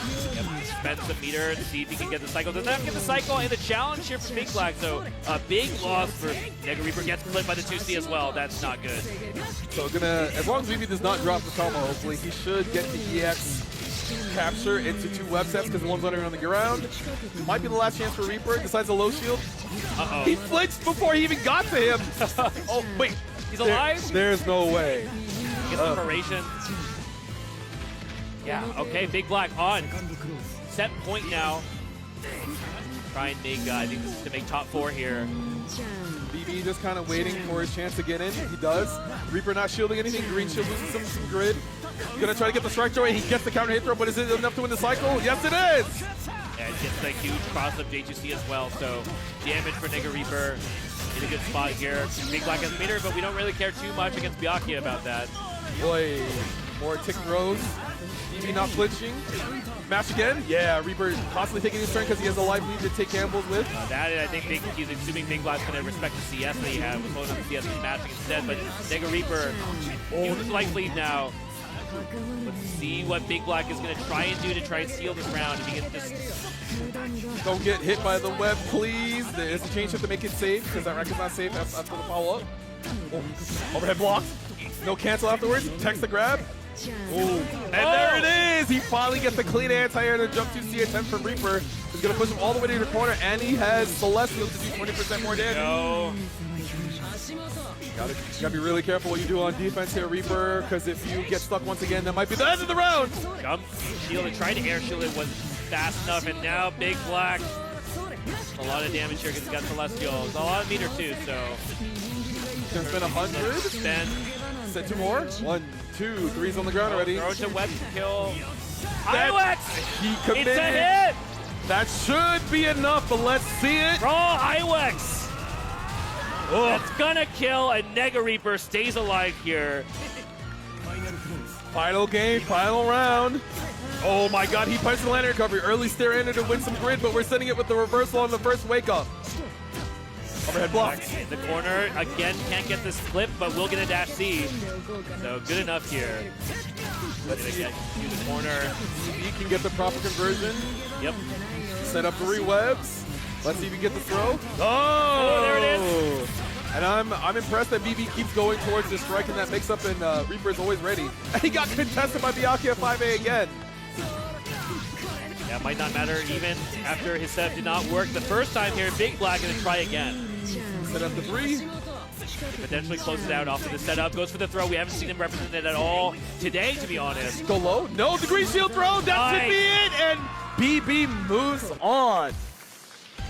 Good stuff from Big Black, but Nega Reaper, great run from Nega Reaper. I mean, really brought it down to the wire. Yes, Reaper out at 5th place. Let's give it up for our Canadian representative, everybody. Very hard fought. It's not easy to take Big Black to 5 games like that because, you know, everyone, they see Big Black in the tournament, they're just like, damn, how am I supposed to open this guy up? He techs all my throws, he blocks everything, but even he has nerves. Even he will, you know, fail the, what's it called? The TRM check. Yes. He'll get yellow grab, but because you press the button, it's red, he can't take it anymore. And that does wear on you. You're always down back and you're waiting for the next thing to happen. Yeah. You're not ready to tech everything. It's not impossible, it's just very, very hard. Definitely got to compliment Nega Reaper on that side overall. Just you could tell he was continuing to search for the solution. He was really willing to try stuff and figure out what works the most. A lot of data, you know, got to give a shout out to the fact that we are doing these first 3s.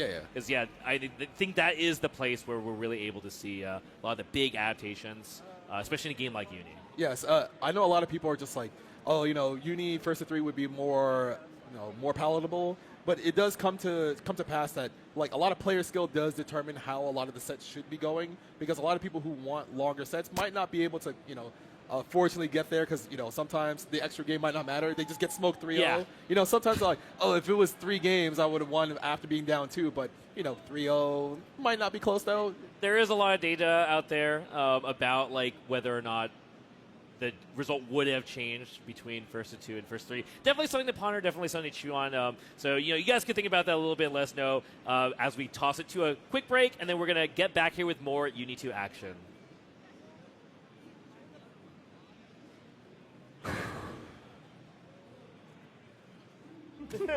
Nerd. Commentary is about keeping people engaged. Yes. Right? This guy lied to me for 15 years. I didn't know his age. That was like my first couple months in the game. I guess it's weird for you to call me daddy. That's very weird, Jay. I need to do better. I gotta avenge myself. Stop, guys. You're making me laugh too much. Oh, jeez.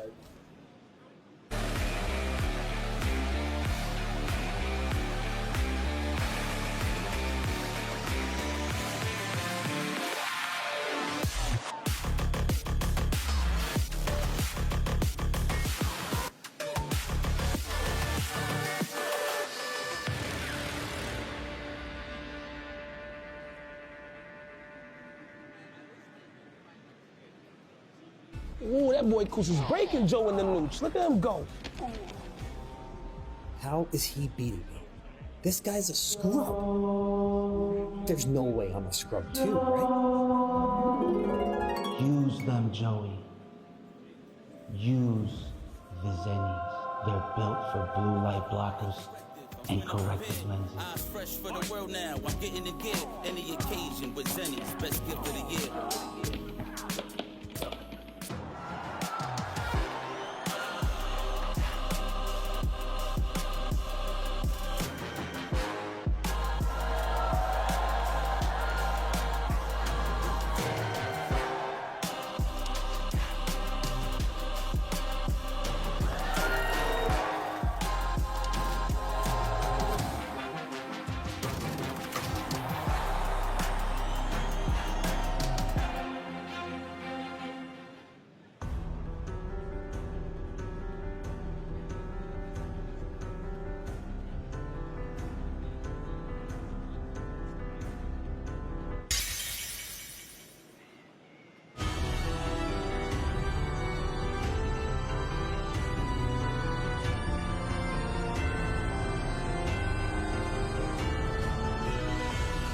Melty Blood, Toa Illumina.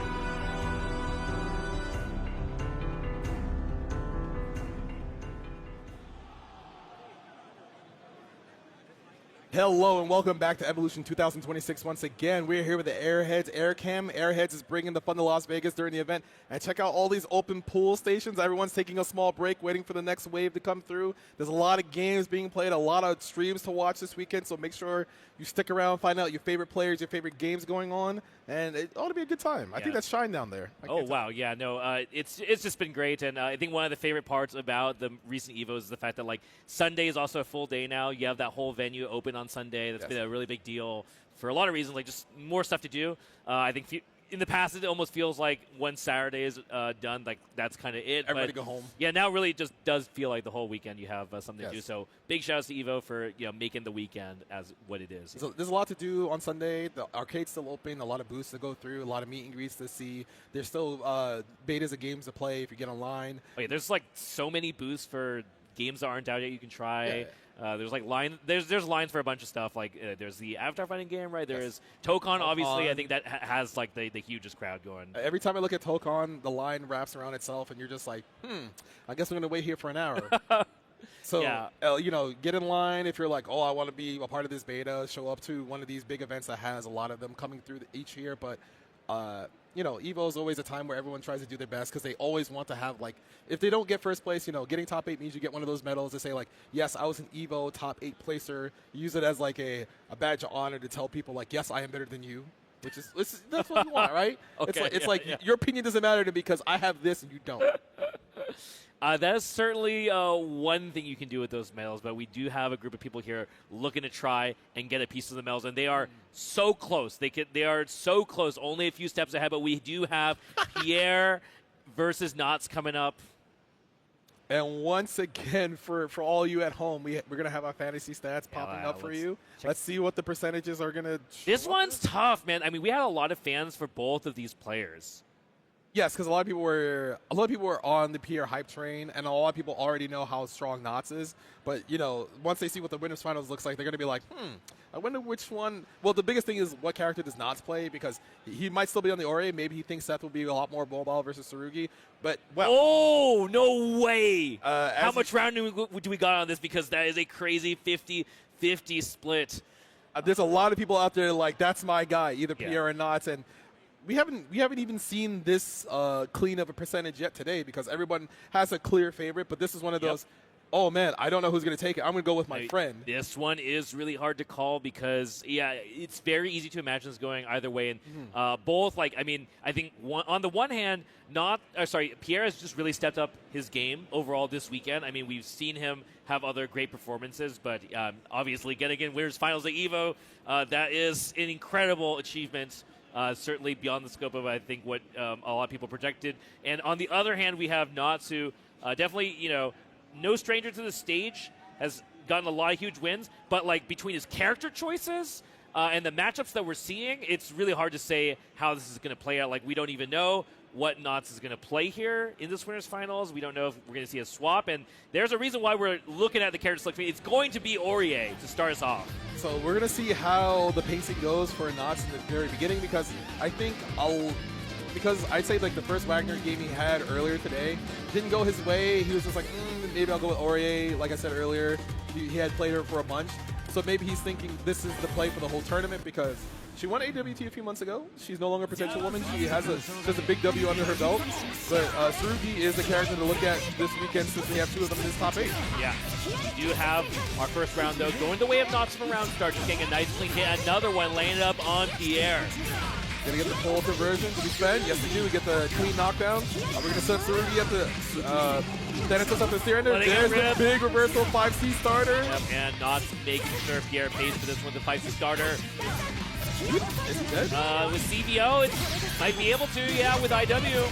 Woo! Where did that damage come from, ma'am? Yeah, not sure. Pierre thought he was going to die from the whip DP, but it is very tough to make those kind of calculations in the middle of the match. He's very juicy. Yep, it catches the start up of the stance. The stance does not have guard point frame once, and beat it out. We've seen Dash C actually putting a lot of work here for Knots. Just a very active move with cancel options, but there's the plunge of legend here from Pierre. Gonna put in some work and try and fight back here in this round 2. Get some extra damage because of Vorpal. Knots is pressing 2A and wake up. Oh! Roll gets obliterated by the 6-6. Makes sense. So, it beats out a lot of options there that could have been presented by Pierre, but Pierre choosing the passive option, proving to be very, very rewarding here. And Knots, no stranger to letting it rip either. Says, okay, you DP'd, I'll DP. 1 for 1 here. We're going into round 3. Oh, doesn't get punished for that whiff, but Knots manages to get a re-stagger 2A counter hit. Going to push towards the corner. Re-dash 2A, definitely one of Knots' characteristic offense strengths. And always seems to just make it work so well for him. Pierre getting counter hit by Ori and 3D. Probably trying to press the button at the last second. Gets clipped. Ooh, doesn't get the proper knockdown. Get off me. That worked out. Doesn't press anything. Great, but Ori 5B, that move is evil. It's very good. Maybe that's why he picked Ori for this matchup. Set up EX Thanatos. Overhead, blocked, safe. He's red, dead. Yes, it is. Very good stuff from Knots. Getting that water break in there. Yep. Everybody make sure you hydrate. Water is very important. Even at the top level of competition, you got to make sure your brain is functioning on as much hydration as you can possibly get. Pierre taking more time to figure out what's going on. He's like, all right, maybe he's smoking me a lot of these redash pressure streaks. Maybe he'll hold up more often. He saw Reaper play. Good lord. Yeah, Knots chose to do that fadeaway round start in the first game as well. It was very good against 2GB as well, just playing from that angle, because you do have the air order to make it so that you have a good situation afterwards on block. And Pierre, though, getting the call-out hit here. Tsurugi 660 really good at just clipping you in the air like that. That's a lot of damage, my goodness. Push to the corner, not. Oh! Trying to counter poke the 5B, but once again, Tsurugi 66C doing a lot of work, getting a lot of damage through. I think if he gets cooked one more time like that, this round's over. I mean, he won't be able to do it off of a throw, but now, yeah, again, not letting it rip with the DP. I get it, but that's got to be rough. He's probably thinking, like, I'm going to show him this reversal a couple times to getting his head. Match again? Hey, I mean, he is up a game. The guard point kind of absorbing the extra mid there and just letting Pierre stay in stance. Go for a reset. Yep. Doesn't get anything. No cancel. We're going to get out the corner. No. Big counter poke on the 2B. Let's see if Nod tries to go for a side switch here or just take the mid-3 knockdown. Stuff here from Nod. Again, just maybe a slight delay on that 2A, but just enough to catch Pierre. Flinching, and again, the reset of swords here. Gonna spend a meter, gonna get the knockdown. Familiar setup. Paul Thanatos doesn't shield. No throw reject miss. Nice. Calls out that Pierre was looking for that CS, but not letting it rip. He has one more chance. He's trying to find it here. Ooh, that was actually won the cycle off of that, but. Oh, 2A. Should get the full confirm here. No, he dropped it! Oh, that's a huge drop here. Rough spot for Pierre, but, you know, not saying, you know what, hey, if I can go to up 2-0 in this winners final, that would be huge. Ooh, no double overhead. Pierre being really diligent not to get smoked by Aurier's great pokes, but he is lacking a lot of grit to win this next cycle. Oh, okay. Getting a lot of straight hits, no confirm, but Nod gets a counter hit assault jump C. Yeah, it's like Josh doing a wake up assault previously. Definitely a high layer decision here, but not falling for these green shield cuts here from Pierre. But he gets hit by the wake up jump 2C by Pierre once again. Pierre just kind of sending it. He knows Nas is going to be wary of a bunch of options. Oh my goodness, no meter spend. Nas still has to cycle. Oh, got the back dash with the dash C. The dash C from Aurier hitting multiple times, so we'll clip you through flinch. Spend meter. Here we go. Not finished off with one more hit here. Cycle. Care for bail off on defense. No, here's a throw. One more chance. Oh, that scary because like it did dodge the first part of the assault, but because Aurier jump C is so active, yeah, he is very active. It kind of hit the back part. It hit behind her because there is a red portion, like not just in front of her, like directly on her body as well. Yeah. So you have to really be diligent about trying to call out those assaults or just trying to press it. All right, 2-0 lead here for Nod. Pierre's got his work cut out for him here, but let's see if he can make the run happen. Gets a very good start here with the frame trap. Counter hit 2C. Gonna do a lot of damage for Pierre. Cycle's coming to a close. Let's see if Nod tries to shield. No, he tries to stand attack and he gets punched in the face by the shield. Yeah, big damage here from Pierre. One more hit could do it for Pierre. Nod, dash C's again, not gonna work out. Runs straight to that DP. Text out of the corner though. Nod's being really aggressive on defense. But that Aurier 2B, it does get absorbed by the stand, so Pierre gets a clean hit afterwards. Stands up. Again here, Pierre with the offense. No fear though. Just gonna chill him down back in. Oh, the guard point, but no confirm, and Knots is like, I'm getting out of here, bro. Concentrate, win the cycle, no. Yeah, good attempt, but Knots does find the hit in exchange. Small combo drop, just gets a raw throw forward. Pierre holding onto the cycle, not overcommitting. Oh, big counter hit throw. Gets a lot of grit for it, but gets hit trying to press late. Knots finds a really huge hit here because he does have cycle off of that. And looking for a place yet, just thrust straight into Pierre's eye. And it's going to be a good damage here. Not enough, but one more can do it for Knots. Late Thanatos hit. Ooh, and Pierre waiting just long enough to get his own counter 2-8. Concentrate to win the cycle. A very nice intentional drop here from Pierre. But it does mean that, you know, we have Ilex. I don't know how good of a start it is. It's probably not going to be good enough, and I think we're just going to take the knockdown. He's going to do something silly with the change shift available, so Knots has to be ready. Plus frames, no green shield. Knots down backing. He's waiting for his chance to counter poke, maybe. He held up! Throw that! Yes! Oh! That is punishable if you block it when it hits behind you, so you have to be ready to mash throw. Oh, the fadeaway jump C, but no confirm. Where are we going, man? Oh, normal throw. Knots doesn't shield, so he's okay. But he is losing a lot of grit for eating these throws. Assault to attempt to get it, but won't get the cycle. Will try and find a hit, though, but Pierre ultimately comes out ahead here. Oh! Hey. No confirm on the 660. Oh, okay, we'll take that. Gets another stand tech with the air surfboard. Gonna pushes the corner, spin 100, get 25 back, catches the cycle.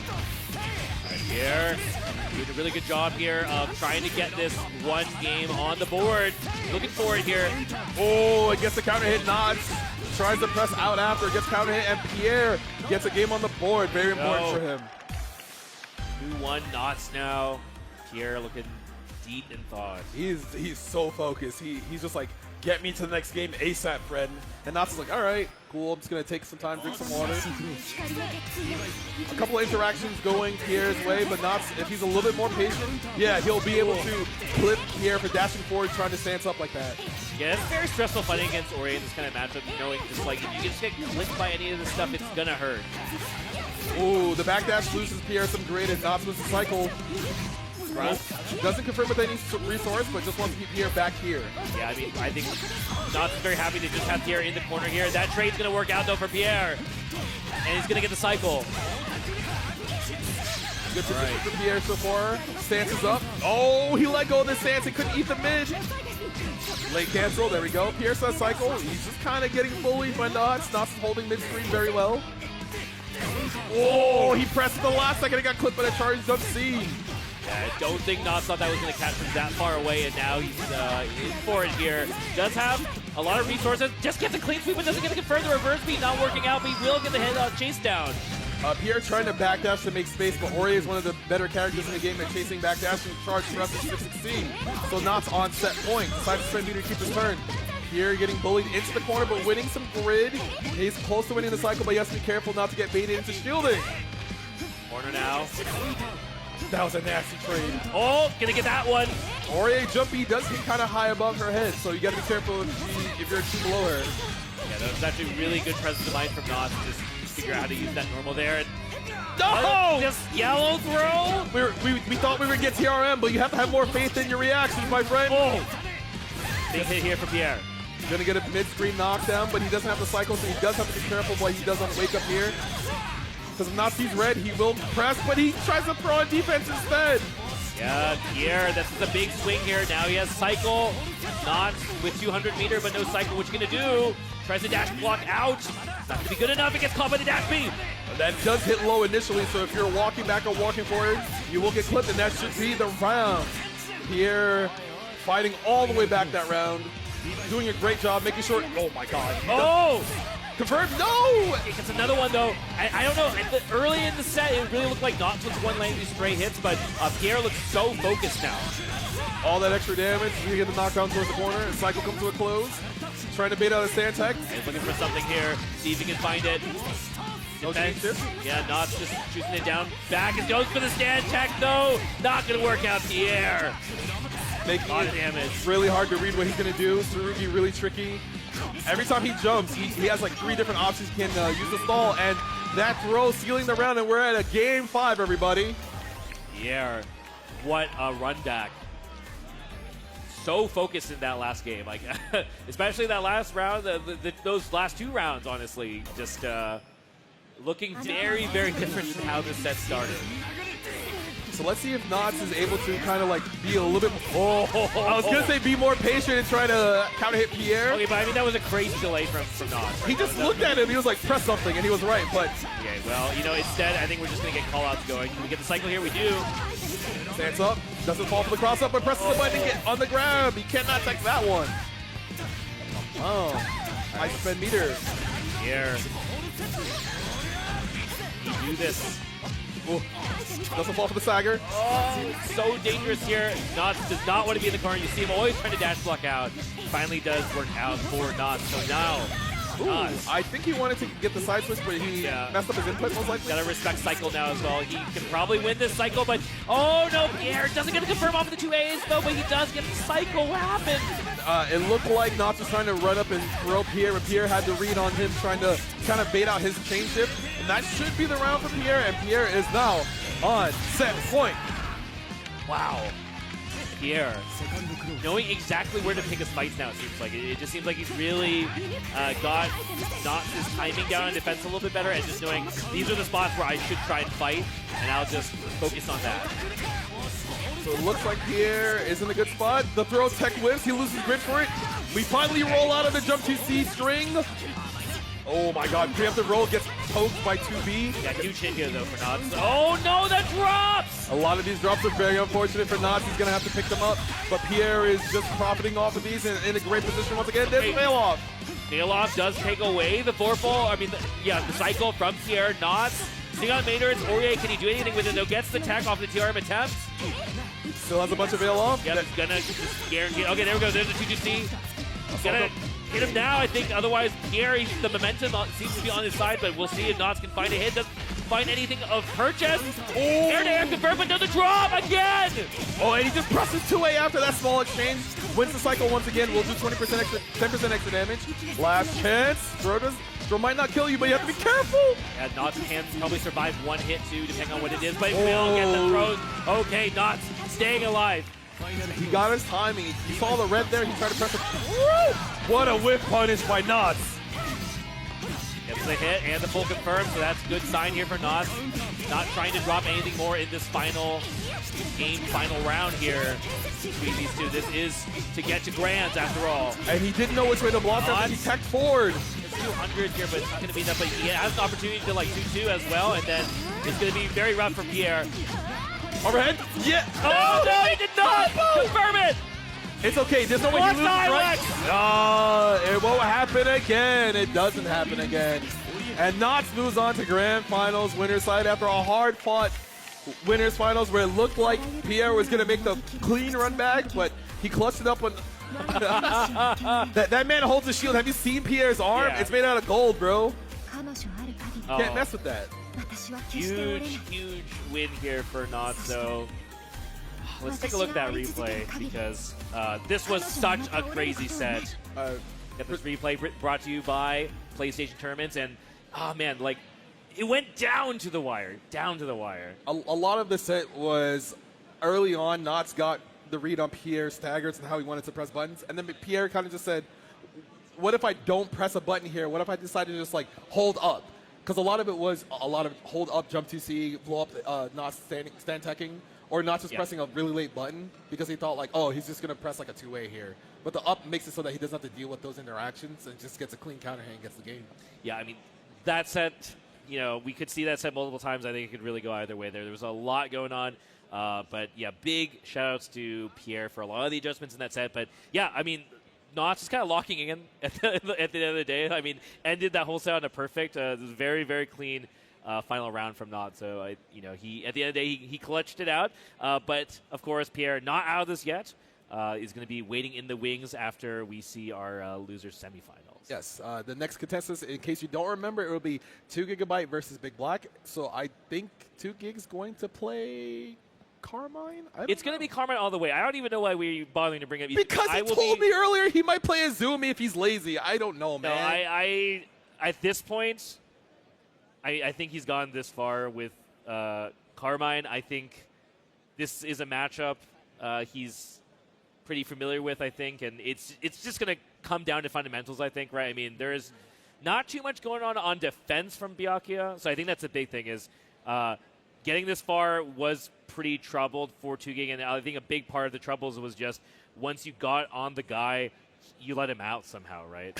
So, that's much more difficult when the opponent has DPs, meterless DPs in particular, or other special EXs to kind of deal with that stuff. Byakuya, though, not really known for having those options, so I think 2GB is going to be feeling a little bit better about trying to convert those situations because, it always just look like once he lands a hit, if he also has a cycle, it should be really good. I will say that it's a very small point, but the shielding from the opponent has actually thrown off a lot of his strings. Yes. I'm going to see if Big Black has caught onto that, if he's going to utilize that route. So it's a very nuanced thing, but there are times where the pushback doesn't affect his ability to go for what he wants to go for. We'll see, though, in this loser semifinals match, we got 2GB versus Big Black.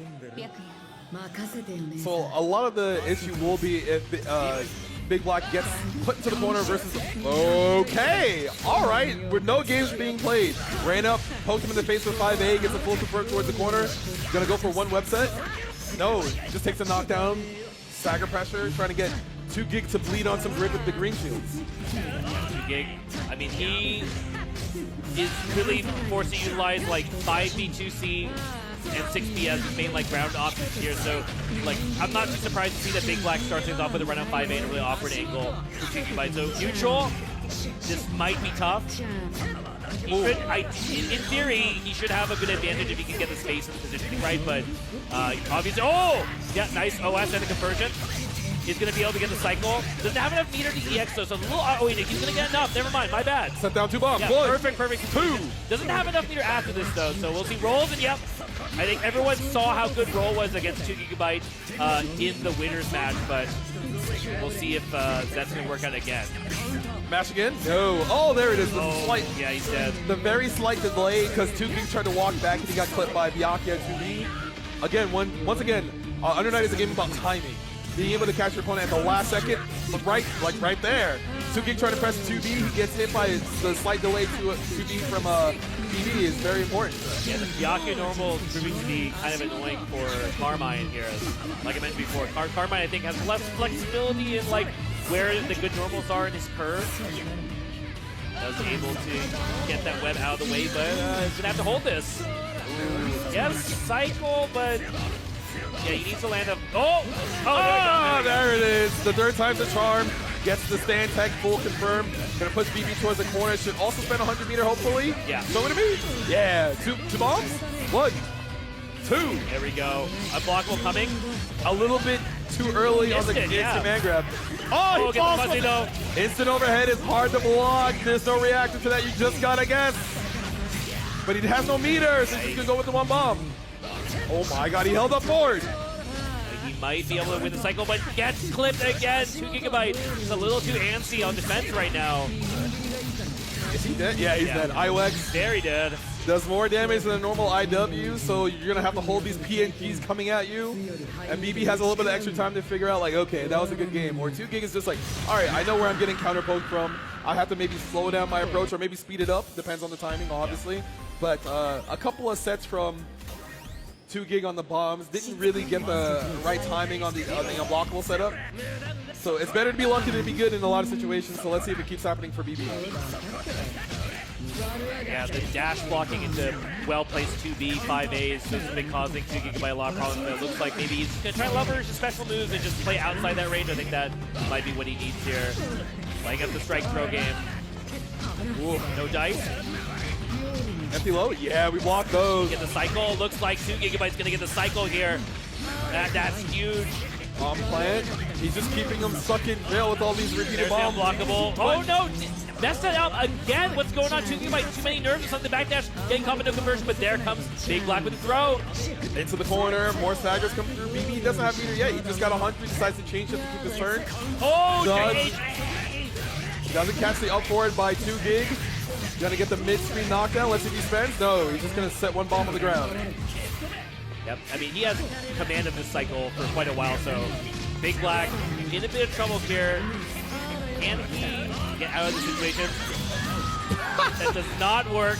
The invincibility from Byakuya EX Rekka is not that long. So yeah, the Pano follow-up hit. Yes. Ooh, max range 2B hit for BB. He's gonna get the side switch. I wonder if he's gonna spend 100 here or just go for the 1 web set. Gonna get trouble already. Sets 2 webs. Cycle's coming to a close. Yeah, I got hit. He has a low and an overhead out of that, and they can come super late, so it's really hard to block that situation. I like Big Black's choices going for that, though. Does not want to give Carmine any opportunities. This character is like, you cannot let this character land a hit ever, because look what happens. Get some health back, get some knockdown with the bomb. Tries to call in a Sandtech, that's twice. BB holding onto his defense, shields the bomb. Help! Yeah, you just, I mean, what are you going to do, man? What are you going to do? Just keep blocking. I think you just got to take these throws, and he is taking it to his death. Maybe, we'll see. It's a very simple situation here. Unblockable, air unblockable time, he gets it. He drops it! There's no way. He has Vorpal, though. He has Vorpal. He's going to lock Vorpal, but the 2C does clip. I think BB was maybe trying to chain shift there. Either that or EX or something, yeah. And he didn't get the buffer because the game will read that you're not holding back when the 2C hits you, so you can get clipped. Yeah, I have 2 GB looking like he's not very happy about seeing him miss that air unblockable because, yeah, he easily could have lost that round for it. But, you know, he does tie that 1-1 off the backs of that unblockable, so It's funny because I think if you hadn't watched yesterday and you only tuned into this, you'd be like, why do they keep talking about unblockables before? And like we're expecting to see it every single time, and it's because, yeah, I mean, getting to top 8, he was literally doing it every single time. Like right there. There we go. See ya. Oh wait, sorry, he doesn't have the cycle, so he's just taking it for the damage. Uh-oh. The fight for 4 goals on, but good shields here from 2 gigs. Force function change shift, trying to clip BB. Back into the corner you go. Trying to call out another stand tag, but BB shielded correctly. Gets away. Oh, yeah, tried to run it with the bomb, but very nice. Big Black not running into it, just staying at range, just calmly placing that 2C, so he's going to be able to get this knockdown and the EX. Set up the 3 webs. You have the cycle, so any clean hit should do it. Oh, it's a web. It has a lot of scaling. Yeah, IWEX, but yeah, I mean, very, very scaled. Yeah, chooses not to, but 5A is just going to work out. I think Tuki was trying to hold up there, got clipped, or he's trying to dash forward and got met with the 5A. I don't know, yeah. He was just hoping to get lucky there, not to work out for him. Oh, that's a lot of green shields. Ah, yet again. Not another stand techer. Well, I'm happy to see that 2Gig is believing in the strategy here and not giving up too much. Does eat the 2-2-16. Not that worst thing that could happen, though.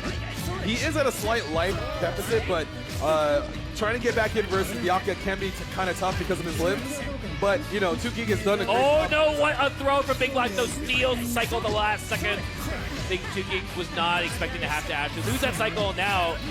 Like, you are at a point where if you get CS to EX, that's going to be quite a problem. Ooh, he's trying to call out huge! 2Gig's movement, he gets the full confirm, gonna push to the corner. He might fake out the unblockable and go for 2-16 here, we'll see. Double bomb, he has another 100%. He pushes the one bomb into the corner, wants BB to stay all the way back there. Oh, he's holding the bomb now, he wants him to move, doesn't get it. Oh my god. Nice throw here from 2Gig. No roll from BB, he's just holding down back. Lost the double, but there's another throw, and at this point, now it's like, okay, are we gonna fake out the unblockable, or are we going for it? I mean, BB does have change hits available, so you have to be careful about your string. The low, the delayed low. The empty assault is hard to time there. If you stand up too early, we'll get clipped by that. Oh my god. 2Gig just going in right away. Yeah, I mean, TK, J6B is just so annoying to deal with here. I cannot believe you blocked that the right way. I did not block that either. Don't worry, man. Oh! He's doing all the tricks on it right now. The nasty stuff here. He's got cycle 2, he's baiting it. And Big Black knows he just gotta take these throws. It's too scary. He just eats the 2B though. 2Gig by not even blocking there. I guess hard read that Big Black was gonna expect the CS. He's gonna get, lose the cycle without ever using it even now. And Big Black is kind of getting this life deficit close to even now. Blocks the low, but there's the web to protect. He still has the cycle too, so he can kind of just slowly poke away at 2Gig and wait for him to overcommit on defense. Trying to win the cycle. He does win the cycle. Presses out. 60. Oh, gets a throw. Sets the bomb down. You gotta be careful what happens on defense here. Just kind of chilling. The bomb's still back there. No dice. Still down backing. We're chilling. Doesn't throw the shield. Yeah. Okay, it just takes another throw. It's just too hard to attack these throws against this character, man. Strike throw is broken. Prove me wrong. I mean, not only that, it's like you get the HP too as Carmine. Makes a big difference. It's because he uses his HP to do a special move. That's why. Yep. Otherwise, he wouldn't have that feature. No anti-air attempt. Yep. The force function debated. Oh my goodness. Yeah. Help! J6B pro. Oh no. They were going for a different tactic here, maybe. I'm not sure if we needed to mix things up. It didn't really work out. I'm not sure we was looking for that, maybe a back dash or something. Preemptively anticipating Big Black's defense option. Not quite sure, but on the defense now. Ooh. Tries the fuzzy match, doesn't get anything out of it. I mean, they made space. That's the most important thing 2Gig wants right now, but he's going to win the cycle probably too. Yep. Oh, wait, he's going to do it back to him. Oh my god, he tried to press the button, he got counted. This might be the end of the round.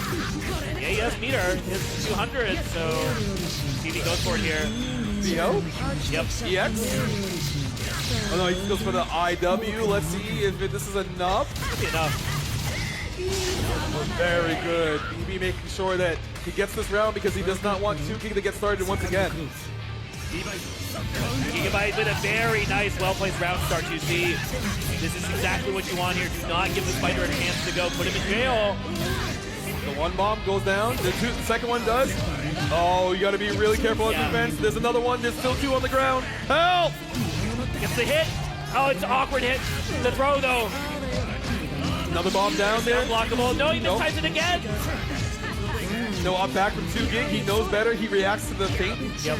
He does have to be careful. Yeah, we take the throw and win the cycle. Defense here from 2GIG. Doesn't get the whip line, but will find the clean hit. It's looking so good for Ticklebyte this round.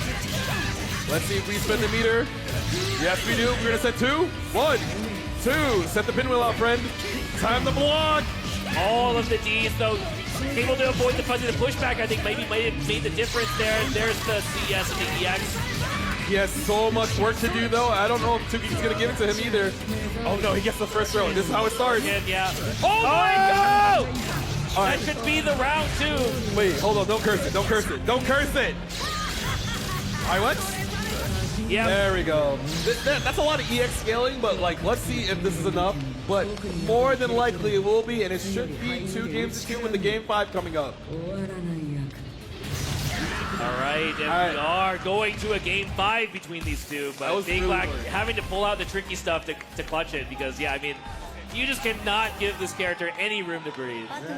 And the fact that BB pulled out one of the few tricks that Byakuya has not, I've not seen him do in a long time, shows that he's like, all right, I haven't shown this at all, so I'm just going to see if this works. Oh! Anti-air not working out. That 3C just not good enough versus that JC. That JC is a monstrous move, and now rolls out, get back in the corner.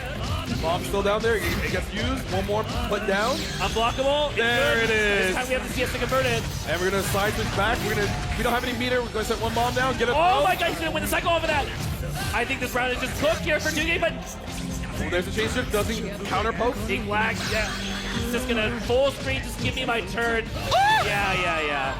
The jump 6B, the call up the 2B. Also a dive kick, kind of. A little bit. And now 2GIG is on a great path to get to lose his finals, but he still needs another round, and BB's not making it easy. Wait, that's such a rough drop here for Big Black. Actually read the strike throw game correctly. There's the 5A though, okay. Ooh, he gets the conversion towards the corner using 2 bounces, EX. It's a little scuff, but it should still work out for him. There we go. Oh, yeah, I think 2GIG was hoping that setup looked a little iffy, trying to just wake up, but Big Black just, casually beating, so. Set up the other web. It is looking like we might be going to final round here. Not going to count 2 out quite yet, but okay, we are, yep. The slight delay overhead is always hard to see, and here is the coveted final game, final round. Oh, the great shield! Too slow. It's okay. 2GIG is still in an okay position. They're just trading grid back and forth, waiting for the cycle to come up before they overcommit. No! In the last minute, trying to press something with anticipating Big Black trying to fight for the cycle, but Big Black staying calm here. Just gets the first clean hit. That is going to dictate a lot of this final round. 2GIG, he's got to figure out a way out, but gets thrown into the web. Let's see if BB decides to make this combo long enough to win the cycle. He exits again. Yup. Set out 2 more webs. There's already one down there. Pull up. No VL from 2GIG. He's just kind of holding down back. He keeps getting thrown into these webs. He can't play the game. That's not good. Now Big Black is probably just. Oh my God. No! Into a web! He has meter! He can see he's very, very prorated. But wait, there's a lot of scaling here, bro. He's gonna try to go for VO. He is going for it! No, that might be it. Very prorated, but I mean, it's not that much health left, and I think that is it. Big Black knocks out 2GIG combo, staying alive, going into Winners Finals. And the run's going to end for 2GIG, but make some noise for 2GIG. What a run from him. That was a hard fought, lose the semifinals, going to final game, final round. It is those situations you never want to be in because you start to doubt your offense and your defense. Every choice you make becomes, not immediate. You're just like, is this the right thing to do? I keep getting hit here. You have to have the fortitude to just press forward, do what needs to be done, and then sometimes you just got to be like, hey, if I'm right, I'm right. If I'm wrong, I'm wrong. I mean, it really, I think a lot of these did come down to round starts, 2GIG taking a lot of those rounds, bringing it to game 5, a lot of that had to do with being very smart about how to do the round start. In particular, the thing is if you actually get a 6B out, if you get a pull out, you kind of just automatically gain control of the neutral, I think, right? Because then you just basically generate plus frames for free. So I think that Big Black in that last bit in that final round, actually, it seemed very obvious that he really wanted to make sure that he didn't just like forfeit the round start. Yes. So that bet of sorts really did pay off. Yeah, because a lot of times Big Black, he'll just kind of like just be passive. He wants to see how you overcommit, because everyone's just like, all right, this guy's gonna block. Let me just try to strike through him. Yeah, that's kind of what happened in the rounds. Even when 2GB didn't land the first hit, it was often like BB backs up, Carmine throws 6B, and then like it's a pretty annoying spot to play from. So BB saying, you know what, I can just go back to kind of what I was doing before and just like run up to this guy and just try to interrupt him before he does anything, and just try not to get hit by buttons, and it did work out. Yeah, it is hard though, because you got to react to a lot of things in the game. Throw is hard to react to. You don't want to get blown up for pressing a button late, get counter hit, get pushed in the corner. And as you saw earlier, 2GB, every time he puts down a bomb, it's like, is he going to time the throw so if it whiffs, you get hit? Is he going to time the EX command grab to get a combo afterwards for an unblockable? There's a lot to take into account there, and it's not easy, but Big Black's defense does pay off, and his patience is rewarded with him being in the losers finals. I think Big Black just also really correctly recognizing that the battle isn't really about how to deflect the offense from Carmine. Like once Carmine gets right on you, you're just like kind of cooked. So trying to like prevent that second step from happening, I think, was the key. Definitely some food for thought. You guys can think about that all you want here. Definitely go ahead and grab a quick bite or a drink, because we have the rest of this. We have the top 3 coming up after this quick break. And it's going to be, pretty crazy. So go ahead and get that last drink and send the link to your homies and peep in the stream. And we'll see you guys after the break. Chipotle Honey Chicken is back. Step into summer with fresh grilled chicken, spicy Chipotle peppers, and the perfect touch of pure honey. Open the summer with Chipotle Honey Chicken. It's taking heat and sweet to a whole new level.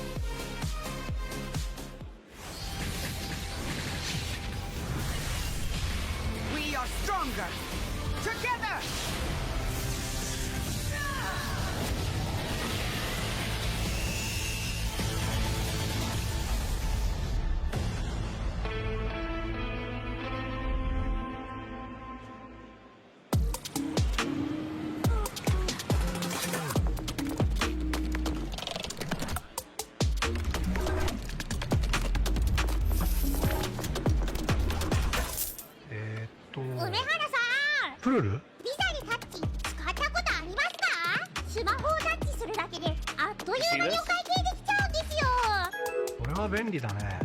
Yo, New York! コンサートコインから全てが変わった。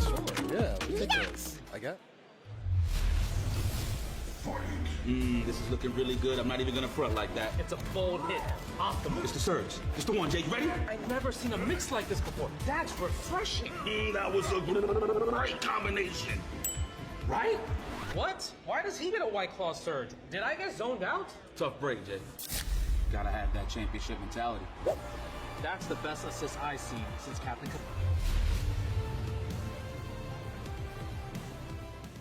で、ストリートファイター4っていう格闘ゲーム久しぶりにやった時に、その時になんていうか、自分で特別なものがあったんだなっていうのを思い出したっていうことがあったんです。I don't see myself quitting for at least maybe 20 more years. うちは調子良かったですね。It's much more than just playing. It's being a part of this community.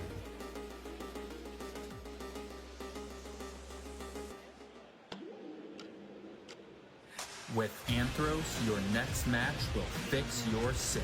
Try today, risk-free for 60 days, or your money back guaranteed. Anthros.com/evo.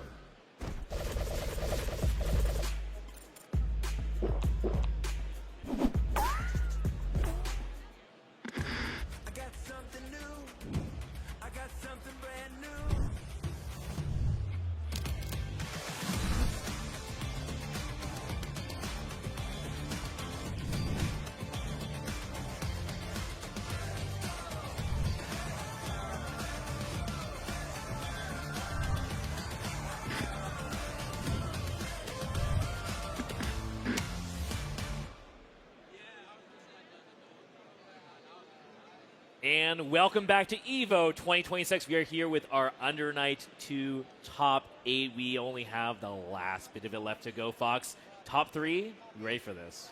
Honestly, I'm going to say no because there's a lot of things that can happen that not anyone's expecting. BB's and losers finals. I mean, he got there a lot earlier than people would expect, but you know he's in the position that more people would expect to get top 3. But we have to see if he's going to get into grand finals loser side off his next match. Certainly makes for an interesting story because we don't know how things are going to go with Big Black in the loser side, like you said. I mean, again, definitely one of the favorites to take this, but Pierre is just looking so strong today. Very excited to see what he has in store for us. And all these players left, definitely a lot of data on them, very familiar, and with these all being best of 5s as well, there's just been so much to think about. I'm sure these players are watching all these matches and trying to come up with a plan. And we have, we are definitely honored to have enough time to see how these plans come to fruition. So we are jumping into this losers finals here. Pierre versus Big Black. Already getting opened up by 2A. BB trying to move. The 2A making sure he doesn't do so. He's going to have to deal with a lot of this strike throw that he saw earlier on the winner's side. He's just kind of getting smoked already. Yeah, not looking good for Big Black. I mean, we saw winners, those very crazy set between these characters, and we're going to see more here as Tsurugi is proving to be such a problem.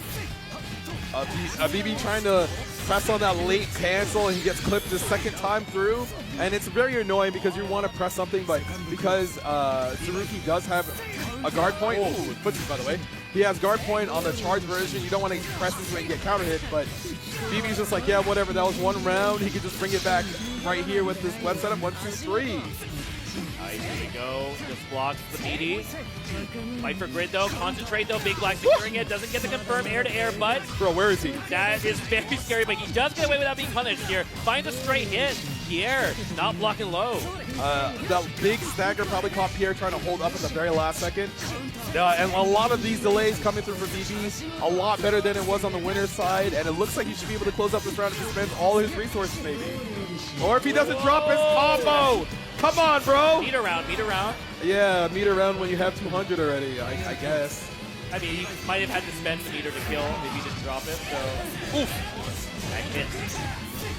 Gonna spend 100 to drop him into the corner. Might hold on to all the meter. No, he spends 100 now. Fail off to secure. Oh! Catches the stand tech. He's gonna do 20% extra damage during this match. A lot of damage coming out. Wait, is this like 6K? Yes, cycle too, so it is huge. Oh! That was a lot of damage. Late cancel. Double overhead. No, he just lands as a mid. Oh my god. Nice 5A actually. That's very scary to do against Tsurugi, but it does get Big Black out. Yeah, Pierre delaying a little bit too much, I think, there. One chance here for the Spider. Oh my god, he got clipped by the 2C. It's a great start for BB. He doesn't have a meter penalty anymore, so he's going to spend 100 to get 2 more webs to put up again. So it here. There's one. Oh, he doesn't get the second one, but he has one in front of him. Go low. Yeah! Oh. Wait, he won! Oh my god! Yeah, he's got IWEX. As long as he doesn't drop, it should be the round for BB. No VO. Wait, hold on. He might show it anyway. Hold on. Trust. IWEX? Yeah. There we go. Game number 1 in this losers finals going over the Big Black. Very nice stuff. It was looking really grim for Big Black in that first round, but I guess that's all Big Black needed for the adjustments. I don't know. I mean, I think a lot of this was just Pierre getting tripped up by these staggers. He thought BB would stagger way more, but he's varying the timing. Oh my god. Just press on the way down. He's like, nah, I can't get you started, bro. Yeah, confidence from Pierre. Really good here. Big Black throws him out of the corner, but stand attacking. Yep, BB being way more susceptible to getting thrown because people are constantly showing the strike throw versus him, not letting him just constantly block for free. Wow, yeah, too far. I mean, the knockdown situation is not good enough for Pierre, but good on Big Black to recognize that. Gonna spend 100. Will he win the cycle as well? Show it. He will definitely win the cycle. No! I am so sorry. I thought he was going to concentrate to ensure it instead of the web, but... Good job keeping the commentator's curse alive. Yep. Oh, no, he pressed the button. It's not going to matter. Big Black's going to win the cycle. It didn't matter. Wait, it didn't matter. What if he the damage might matter. What if he hits him with Veil off and gets rid of his Whirlpool stage? It could have happened before. Oh, he blocks the overhead. That was fine. And he doesn't block the low after. Didn't matter. Yeah, it didn't matter. It literally didn't matter. Oh no, BB looks so powerful right now. He's just right on everything. Blocks the cross up overhead.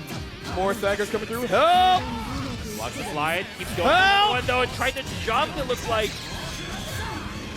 There's a veil off. Don't get hit by this one again. You gotta take this throw, man. Oh my.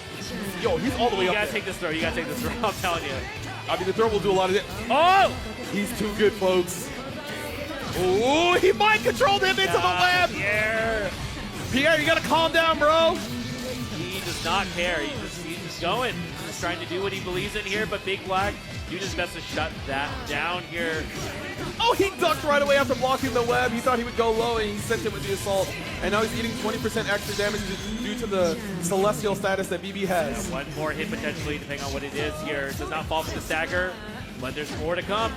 Oh my God. He can't move, dog. He's got to figure a way out of this mess. Chain shift. Doesn't. Oh, there we go. Pierre manages to get out of that pressure. He doesn't side switch, but he'll win the cycle. It's very good timing here. Gets the steer ender. He's gonna apply more pressure. Oh God, don't give him space, dog. Jesus. Don't give him space. There we go. Okay, you're not gonna do anything. I'm gonna throw you then. You gotta be careful. If your staggers are too long, he'll kill you. No! Where's the CS and the hard read on the Evo before they get too hard about this?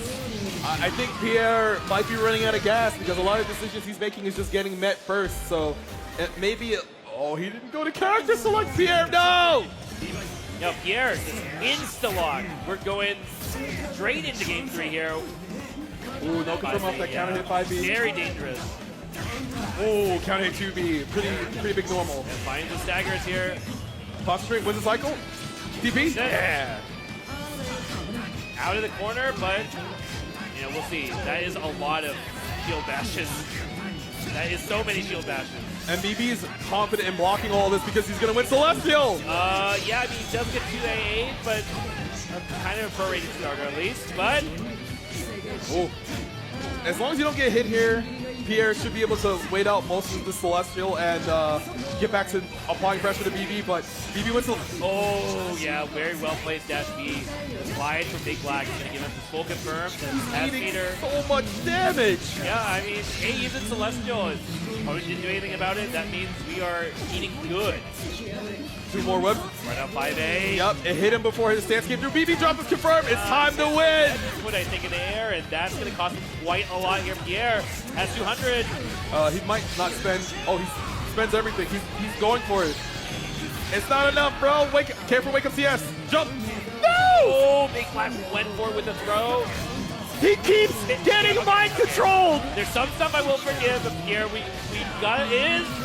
Evo loses probably does not be running into the obvious web. Is glowing. It is telling you, do not.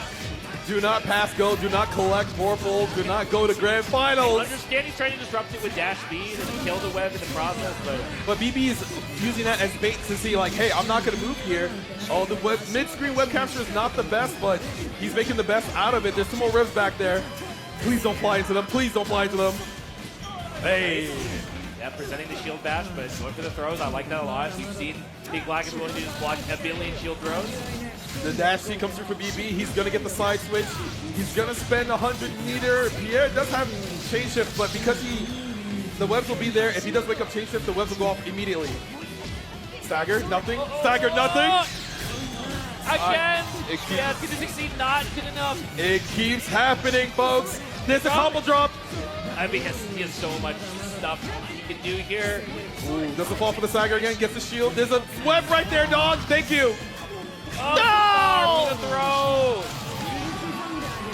throw! And Big Black goes to Grand Finals 3-0, sends Pierre out of the tournament at 3rd place. Let's give it up for Pierre, everybody! What a run from Pierre, though. Just so happy he was able to make it this far. I don't think Pierre... I mean, I'm pretty sure Pierre might not have been expecting the best out of himself, but he definitely showed that he's one of the best in North America with his gameplay. He should be feared across any tournament he shows up to. He's, you know, proven himself time and time again that he's always strong. People have vouched for him as being one of the better up-and-coming players from UNI2. Yeah, I mean, that's the thing is a player that is definitely just getting stronger and stronger, and with his best performance to date, is very scary to look at, you know, future brackets that he's going to be entering because he's looking like he's going to be quite the bracket demon. But, yes. On the other hand, though, we do have Big Look Black. at this guy. He is ready to rock. I mean, he might have stumbled a little bit, but at the end of the day, we've got a Big Black Grand Finals, and how many of those have we casted? Too many, bro. This was Evo last year. Last year, he lost to Defi, I believe, in winners finals, if I'm not mistaken, and he had to, you know, fight Knots. He made it over Knots, and then, you know, that Grand Finals almost went down to the wire. That reset occurred. Defi was like, I don't know if I'm going to win this, but he pulled it out, and now BB gets his second chance at getting an Evo Grand Finals. Yes, Big Black has basically won every other tournament at least, except for he's missing an Evo medal. Like did he win a Climax at night back? Yes, he did. He did. 2020. Oh, the one that we did. Yeah. See, he has like literally, I think a first place medal for every single other big tournament that exists. Besides also EW2. Yeah, except EW2. But like, I guess NA wise, right? I mean, literally everything you can think of, right? He has one. Yes. Yeah. And he is technically, I think he won the online uni bracket in like 2021 or 2 or something. So literally, this guy's won every single thing except a proper Evo. But let's take a look again at a replay here before we jump into that grand finals presented by PlayStation Tournaments here. This match, man, this match. The biggest thing was Big Black was almost always able to retain Celestial at one point in every round, and having 20% extra damage at your disposal at every given second is hard to contest because your throws do so much more damage. Every strike, every combo, instead of doing like barely 3,000 damage with some meter, probably now does like 4,000 damage with some meter, which means you do a third of somebody's life total. You retain the Celestial again. If you change shift, you get a ton of meter. You kind of just get to dump a lot of resources constantly to make your offense way more oppressive, make it harder for people to guess what's going to happen to you. But now we get to. This was Combo Breaker last year. Was it? No way it was last year. No, it was definitely not this year. No, it's not this year, but last year. Was it really last year? Has it only been a year since that set? Because that set was crazy because if I remember correctly, that was the most command grabs I've seen happen in any set that was under the Seth versus BB command grab legend. Definitely, that was a set we had been speaking of as like one of the best sets in all of Under Night. It's actually crazy to look at that, and it wasn't an amazing set, but now seeing like the level just keeps getting higher and higher. We have so many other incredible sets that go down to the wire. But yeah, it is great to see these two here in a grand finals. Knott's also, you know, always like one step short, I think, of some of these huge wins, and so I think they're also pretty psyched that they're going to be able to try and send off this Evo with this grand final. So here we go, jumping into it. Make some noise in the crowd, guys. We've got Big Black versus Knots. Going to be Ori versus Byakuya. Knots going with the Ori because able to control space, occupy a lot of immediate space with the horizontal 236 series. Oh, no confirm after on the counter hit trade. Green Shield loses a lot of grid for Knots. He's trying to fight for the cycle, but BB always right in these interactions. Wow, though, Knots giving up the cycle. No, he's not going to get it, but takes the opportunity with a very straightforward forward jump. Does find purchase here, and Knots see if he can put some pressure on Big Black, but Big Black is staying on the CS. Very nice fadeaway J. No meter, but gets the counter hit throw, pushes the corner, concentrates to win the cycle. And now Big Black in his best position. No, Thanatos comes through at the last second and clips him for trying to anti-air. That is a really big difference here between like Wagner. We were talking about why Knots might be choosing to prefer Ori over Wagner. I think a big part of it might just be the fact that Ori has a very nuanced air approach game, right? Because we have the air order move that is often actually like kind of plus on if you block it. Between that and the force function as well, so there's a lot of ways to kind of be tricky in the air. And, you know, Byakuya, also not a character that you really think of as having, like, the best anti-airs either, so could be giving Big Black a lot of trouble. But Big Black here looking very in control, as Iwex if he needs to, but I think, see what he goes for here, just the knockdown. Try and finish Knots with, one throw will kill. No, up back! Yep.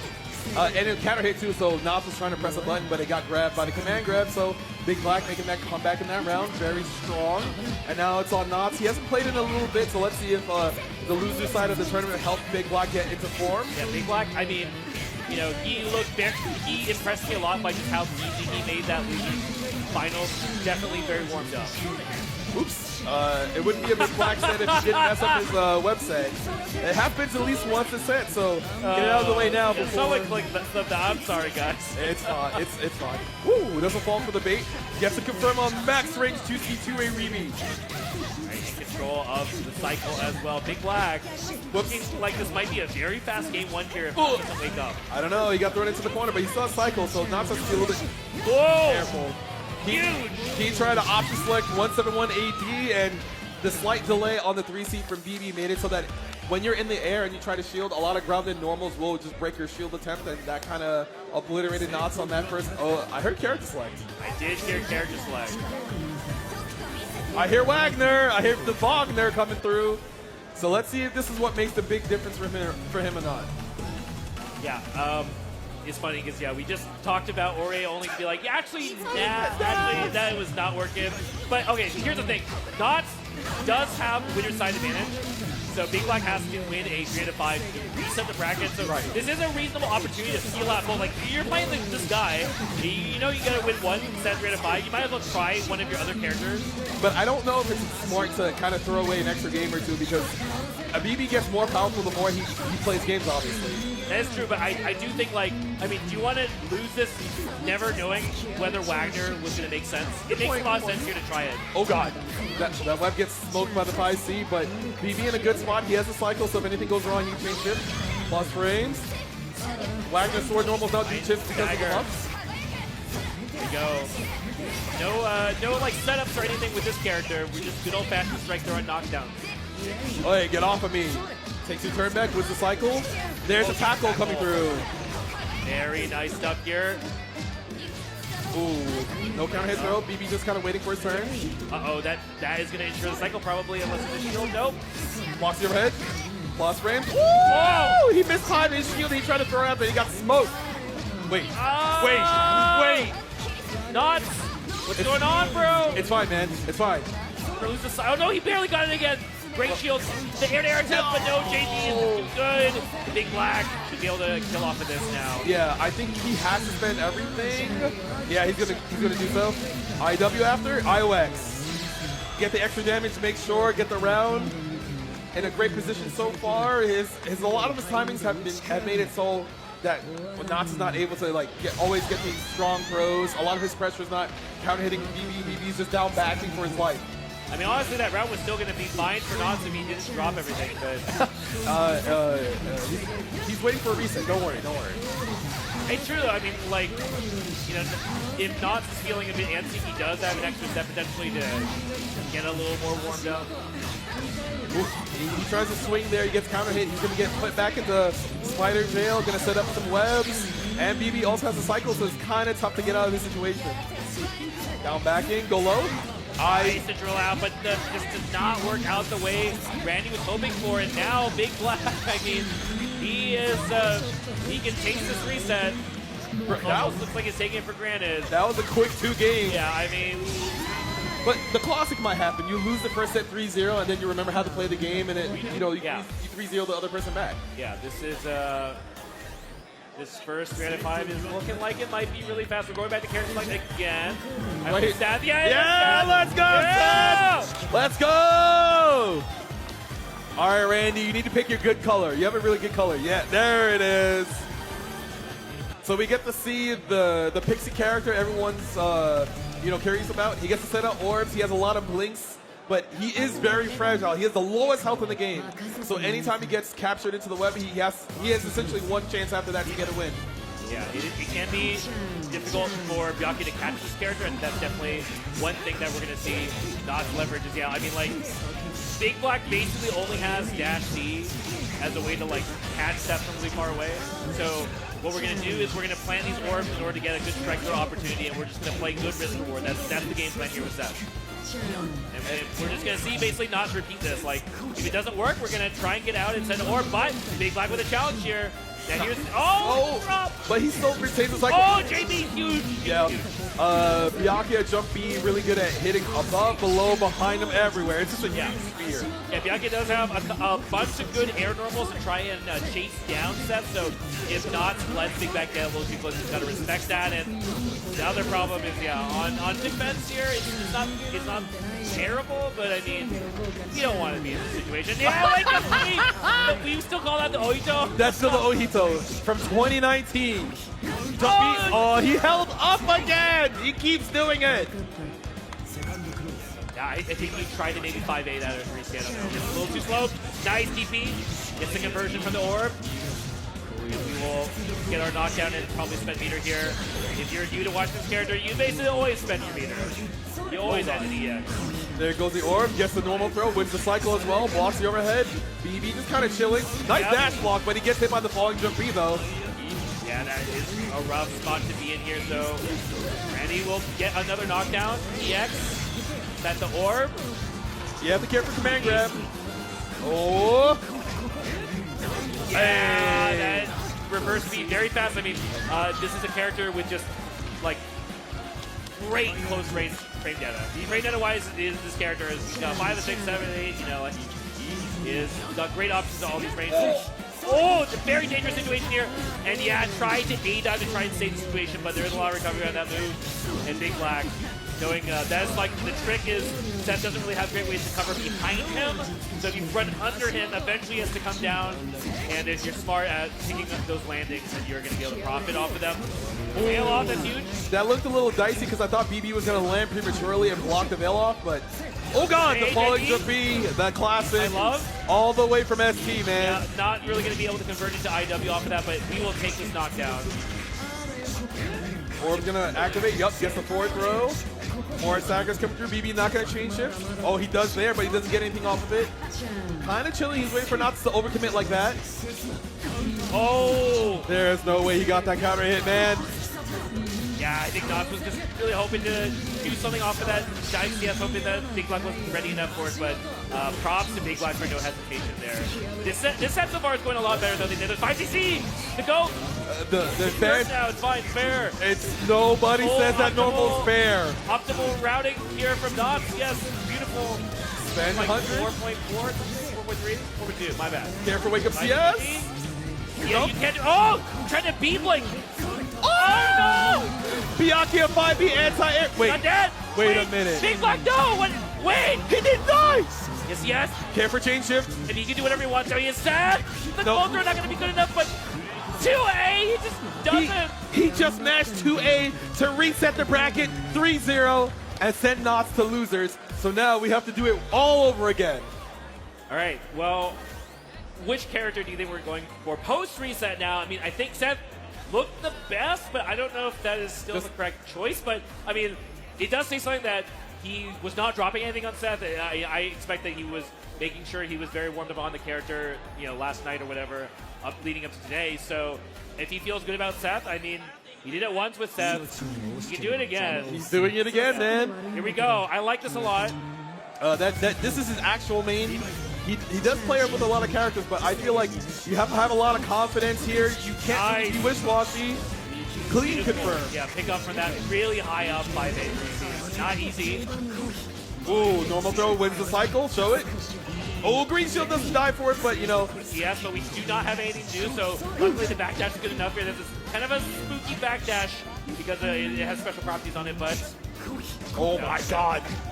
The stagger on the 2-8 goes crazy. Empty jump, nothing, but he still loses the cycle. Stagger confirmed 5cc. That was really nice, but drops the conversion. It was a setup. It was a setup. Yep.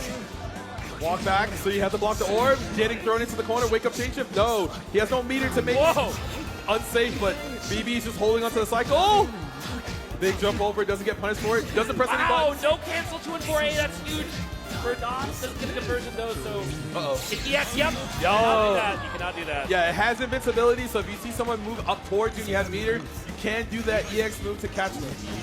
For great recognition, Knox using more mobility. Try and install the air options, but not good enough there. Big Black, again, just running under Seth and saying, okay, if you dive down, I'll just play punish you. You guys just play out, bro. We're going to set up the 3 webs? No, only the 2 for now. BD with the 2B so he can't move for free. Wins the cycle goal. Yeah, tried to stand up for the web, but the timing on Big Black is too good there. Gonna get the side switch back to the corner. Spend the hunt. No, he doesn't spend the. Oh, he caught him holding up. Yes. No. Yeah, this is not a good round here for Not. So it looks like we're gonna go into round 3. Yo, CS. Yep. IW again, gonna get the meter back during the chain shift. Has 64, so if he gets a clean hit in his next round, he should be able to get web setup, and we have 2 perfects back to back. Yeah, full stick about it here for Knots, though. You have a lot of options. Even air, you have air absorb if you want to do it. So, you know, I'm interested in seeing what Knots is going to do, or if he's just going to hold on to it. Could do either one, but yeah, the fadeaway JB that does it everywhere. Air backdash very annoying to catch here, so you will cash out for sure. We can probably guarantee the cycle as well. Yep. ERM, though, that's going to work. Yep. Gets the dash up into the web. Chain shift doesn't see anything. Gets met by 5B, and he tries to walk forward into a 5A. Yeah, I'm not sure what's going on with that from Knots, but I think Big Black very happy to see that here because he's going to get this knockdown to EX. You know what's coming next. Freeze. Time to hold this defense. He doesn't press anything, just blocks it out. Knots with the 5cc. That move is very good at disrupting the web oak because it's just fast enough to hit all of them, basically. But he didn't believe in the confirm. Yeah. Dropped it afterwards, and BB just pressing buttons. Looks pretty good for this round. A good web capture once more time. And you have to worry about throw here into the web. No up back. No TRM either. You're waiting for Knots to press any sort of button. Not being so patient here, but not patient enough to run up jab. It's going to be good at Big Black. First one to get one on the board in this post-reset grand final. I mean, this is 4 games straight for BB now, so Knots has to do something about this, take a little bit more time. Maybe he sticks to Seth after contemplating what happened in the last 4 games. Got the round in the first game, and if he had confirmed that 5cc, I think that could have been very fine for him. But looks like Knots does not believe in it. Maybe he doesn't really like the... I think maybe he just doesn't like the fact that he doesn't have more ways to kind of like force offense, as it's so simple with something like 2-2 and Fourier. I think the neutral wasn't that bad, but I don't know. Yeah. It could just be he needs to find a little bit more confidence in his pressure. Because BB, you know, when someone's always right, it feels like everything you do is not the thing that you should be doing. The problem is, like, once you're outside, like, Seth's maybe 2C range, you don't really have more options than versus Byakuya. Like, you're in Byakuya's best spacing, right? You got 2B, you got 2C, 5B, all these buttons. And you usually have to kind of forfeit your turn if you don't have the orb with something behind you. So basically, the neutral doesn't work well enough for Seth, then yeah, it's not going to maybe be a look. It's maybe what Knots is thinking here as he makes quick work of Big Black in this first round, post-character swap. It is very important for Knots to have the confidence to make sure that BB can't just keep on rolling, getting these W's, but it could be one of those things where, ooh, he did get the punish from the anti-air shield, so... Deep enough, I guess, that he felt like he was either still going to be plus or maybe just Big Black mess timing up, but Knots trying to find something here. The corner gets thrown. More staggers coming through, BB not showing any shields. A lot of these timings from Knots is he's trying to find a counter hit throw or a counter hit rip break, but, oh, wins the cycle again. Gets a counter hit thrust, gonna side switch back to the other side, maybe? No, gonna get a mid-screen knockdown. Uh-oh, uh-oh! Oh my goodness. Alright, he stopped the bleeding. He finally gets a game on the board. It's 1 game apiece during this grand finals reset. Yeah, it was looking really fast. Knots, everything working out for him here. Nothing too tricky either, honestly. Just making some good decisions. Yeah. There's a lot of strike throw, man. Yeah. Like a lot it of is a lot of strike throw between these 2 players too. Like their play style also, it's like they both like a certain degree of risk reward. It looks very different than some of these other matches, character-wise too, obviously. And you can see BB just kind of like chilling. He's not going to shield too much, but he's trying to. Whoop. No! Oh, very nice. Not ready for that. He has Vorpal now if he wants to do the rest. Yes. Oof. Big confirm coming through. Yeah, don't even need the CS. He's going to do a lot of damage because of the grid break of the Vorpal status. And now BB, he's able to shield again, but he's not able to get out of this corner. Oh my goodness. That's a lot of A normal, so he might have to accomplish short to get the proper knockdown. There we go. He has no meter for it. There's red. Doesn't die from the EX reversal, but he's not in a great position. Yeah, and that situation's been a big part of why I think it's working out with Ori. It's just like force function into air normal order like this. You run up and it's like, yeah, you're far away, but you can still, you're deep enough that you can dash C to stop most things that Big Black can do. So we'll often see Big Black not press a button in that situation, and that's where Randy kind of gets the free turn. Not holding good position. But there's one thing that can stop dash D, your own dash D if you have enough space here for Big Black. So we will see Peter probably here. Yep. This should be long enough for Midrock to win the cycle, but not quite. One shield might be enough, but no. Oh! Very well timed bail off, and he gets the hit as well. Yeah, big flag out just going for something on wake up. Not going to work out though, so the cash out here from Knots. Gets all the damage, gets the corner positioning, gets the normal throw too. Looking really good this round. Oh, catches the air-to-air and the confirm. Knots pulls ahead 2-1. And it's very important that he was able to get those 2 games very quickly as he lost the first set, because those 3 games happened so fast. And now he's in a great position to win this tournament. But once again, BB, we've seen this happen time and time again where it looks like he's down and out, but then he gets the clutch straight hit and he just wins the tournament. Big Black definitely looked like he was giving some thought in between games, but they're just going to go at it. Knots with a good first throw, like huge jab here from Big Black. Definitely more important, but we don't have the meter, so the fight is still on for Vorpal. Definitely fight advantage for Byakuya, but... Entire, yeah! Amazing! He just stood there, waited to see if Knots would overcommit, saw the jump, and waited to press 5B at the very last second. Yeah, he was so ready for that.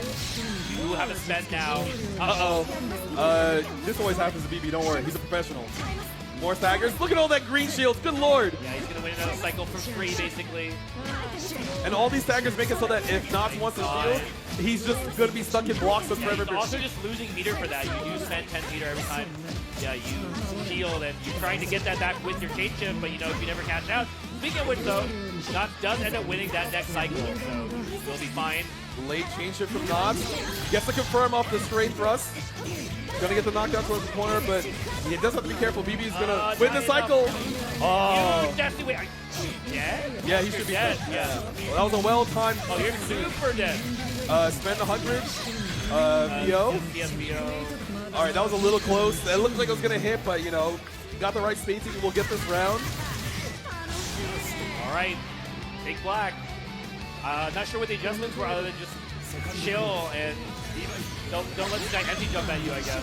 Oh, and he's getting way more aggressive with his button presses too. He's making sure that Knots' rhythm is getting thrown off constantly. Yeah, like have to mix it up right. That is what it takes to be a player of this caliber.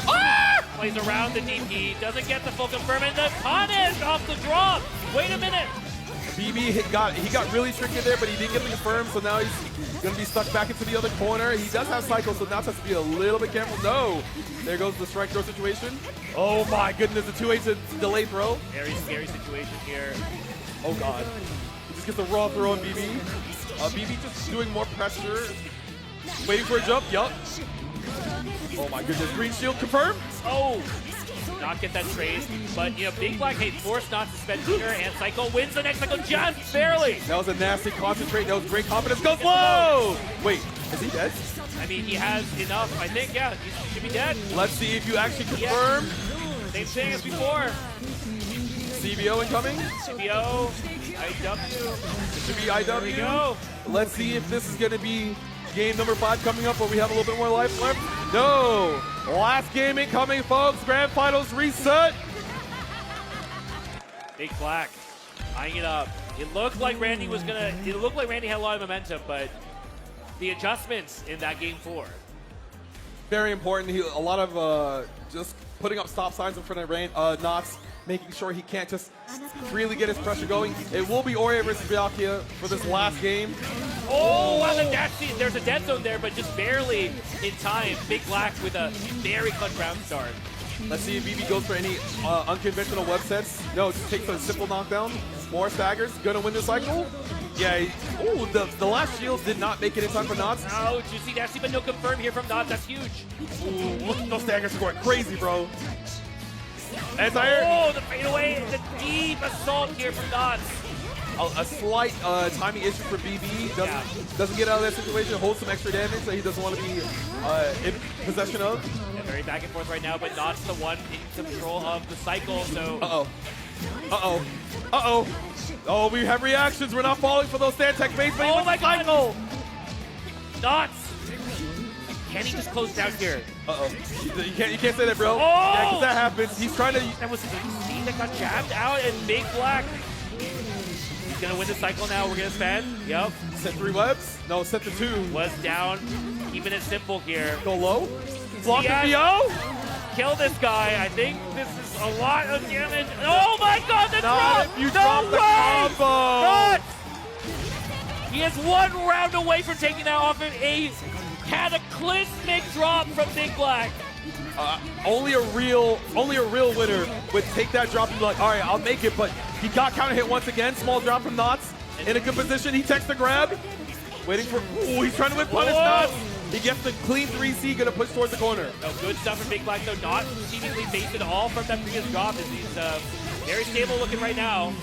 Gonna set the 3. Going for the 3, that's a good sign too. Not scared of dropping it, but the read on the run up here from Knots. That might be enough to just make him Evo champion. We'll have to see, but he does spend. Gonna have to play around chain shift. No, BB. Oh, gets the counter hit throw. That was very important. Yeah, he did that against Pierre as well. Just sending it.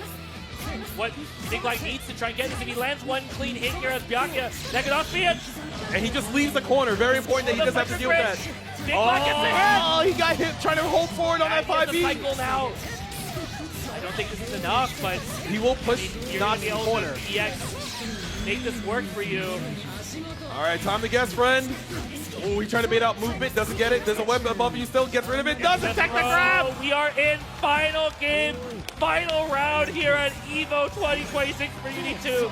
What a set this has been for the both players, starting off with the drops for the assault from Knots. Huge. And that's a great way to get over Byakuya normals by assaulting, but doesn't fall for the... Oh!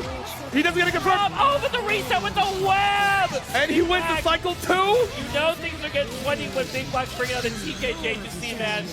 And there's the web sets. What's it going to be? Oh, waits for a response to see anything. I think they're both too scared to commit too much. No! He's too scared to reversal because of the chain shift, and he doesn't block the low afterwards. You're stuck in hell, my friend. One more hit could do it here. What is it going to be? Keep it safe and throw to Wait the a web. minute. Wait, No. It wasn't in the web. It's okay. But he gets the hit. And Big Black, 3 buttons. Big Black wins Evolution 2026 for UNI2. What an incredible set between these two. Down in the wire, but Big Black, man, it really looked like Knots was going to run away with his momentum, but the adjustments in Game 4 and not giving up after the craziest drop of all time I've seen in Uni. But not unfazed at all. Bringing it back all the way, taking 2 rounds in a row. Big Black, and we did say this was the one tournament he did not have a gold medal in, and now the Infinity Gauntlet is complete. He's just Byakuya Thanos. Yeah. He did it, folks. He has a championship from every major tournament for fighting games that we covet. He is your Under Night 2 Grand Champion. Give it up once more for Big Black, everybody! He's that guy. He's that buddy. He's that dude. That's that guy.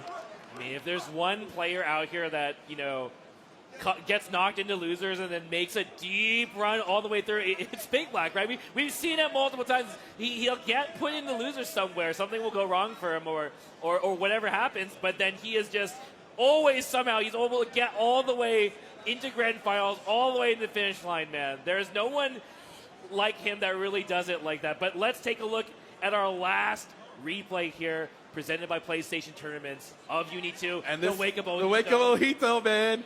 That'll be immortalized forever. The webs are on top of you now. They don't activate quickly, but the jump over falling jump B is like just able to like get out of the way and also get your turn back, get a clean hit. It doesn't matter what happens there.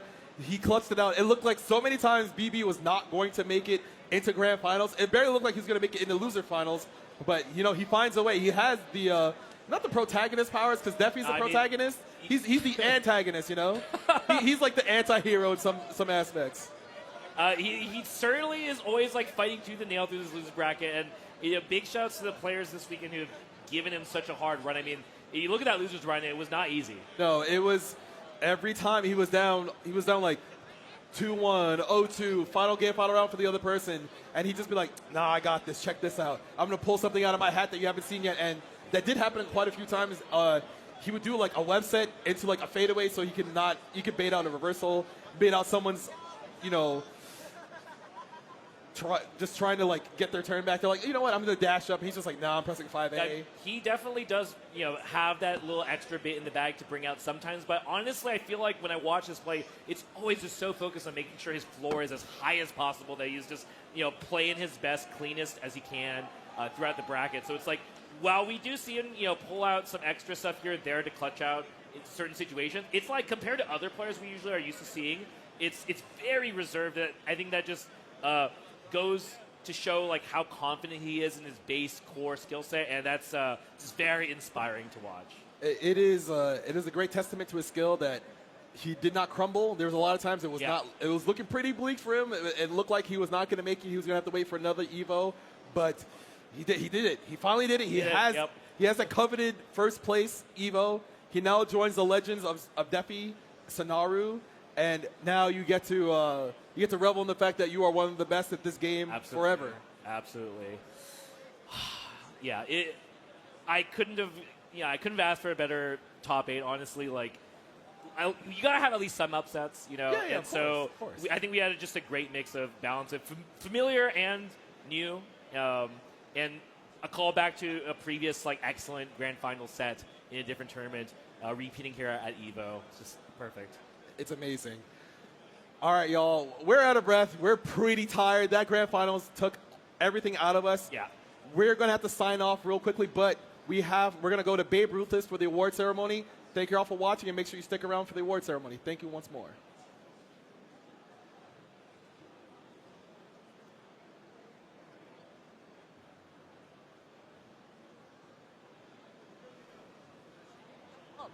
Hello, and wasn't that final absolutely amazing? Can we get a big round of applause for our top 8 for Under Night Inverb 2?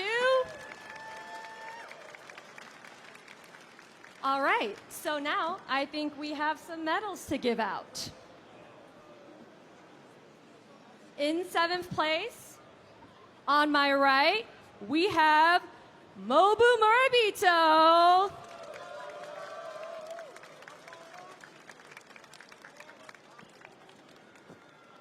Also, 7th place, Ryo Jinmori.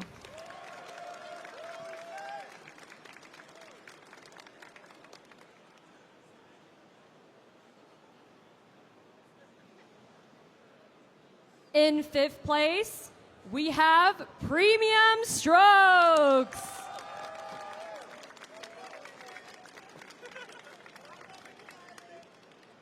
And also 5th place, Nega Reaper.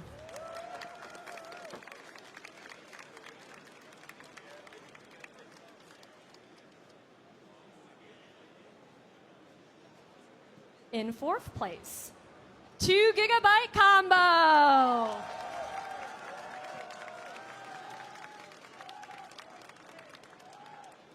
And for our top 3, we have a little bit additional of a prize. So in addition to getting the medal, they also get a really cool stick. So for 3rd place, amazing showing. Please give it up for Pierre.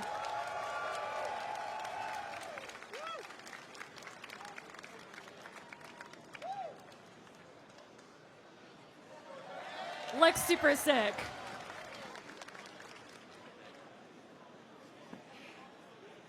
Now for 2nd place, let's give it up for Nuts!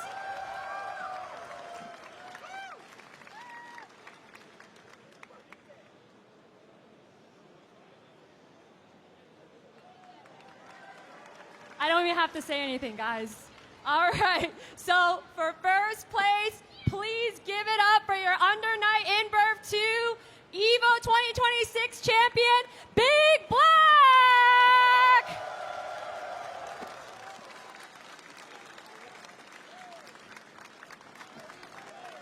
Amazing. Awesome. Can we just stay on stage for 1 second and just take this really cool picture? Pose for the camera. All right. Hold up the stick if you got it. Hold up the trophy if you got it. Ready? 3, 2, 1.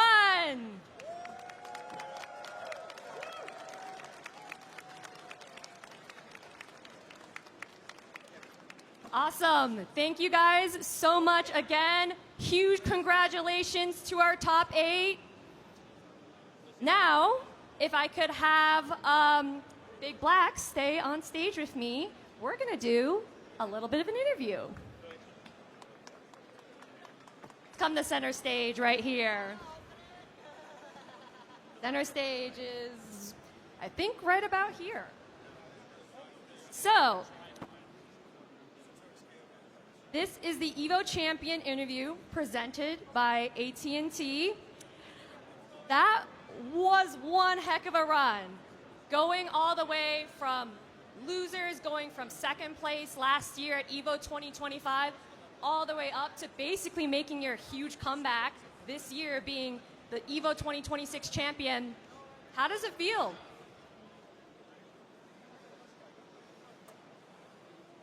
Feels great. You know,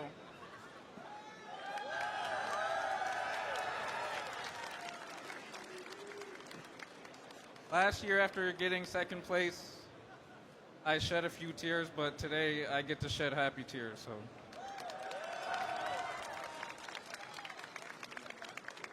Awesome. Anything else you want to say to the whole crowd that's out here, your fans, your fellow competitors, everyone else who's watching at home? Any other things you want to say to them? Shout out to the under-night community.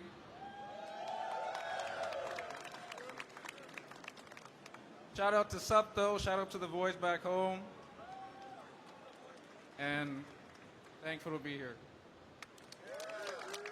All right, thank you so much, Big Black. Can we give him one more round of applause, please? I'm stumbling on my words because I'm so excited. All right, 1 second. We've got a trophy for you. All right, please hold it up. Here's your chance. Take some photos, post it on the gram. Give it up for Big Black.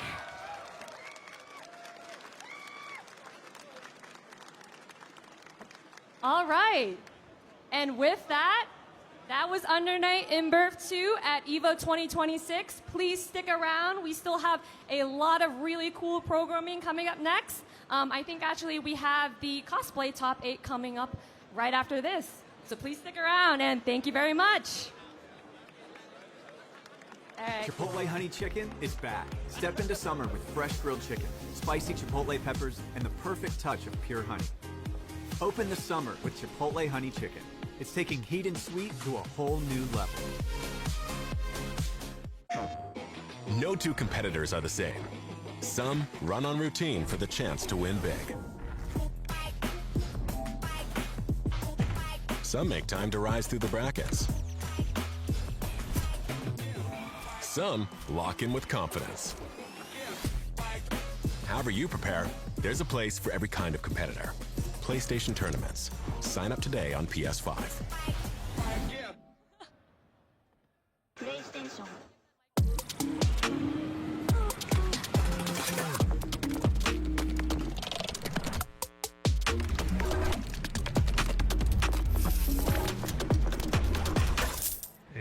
梅原さん、プルル？ビザでタッチ使ったことありますか？スマホをタッチするだけであっという間にお会計できちゃうんですよ。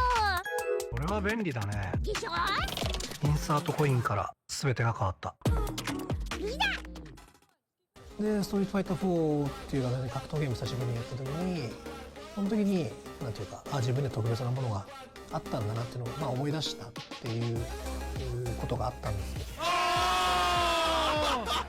I don't see myself quitting for at least maybe 20 more years. 気持ちは調子良かったですね。It's much more than just playing. It's being a part of this community.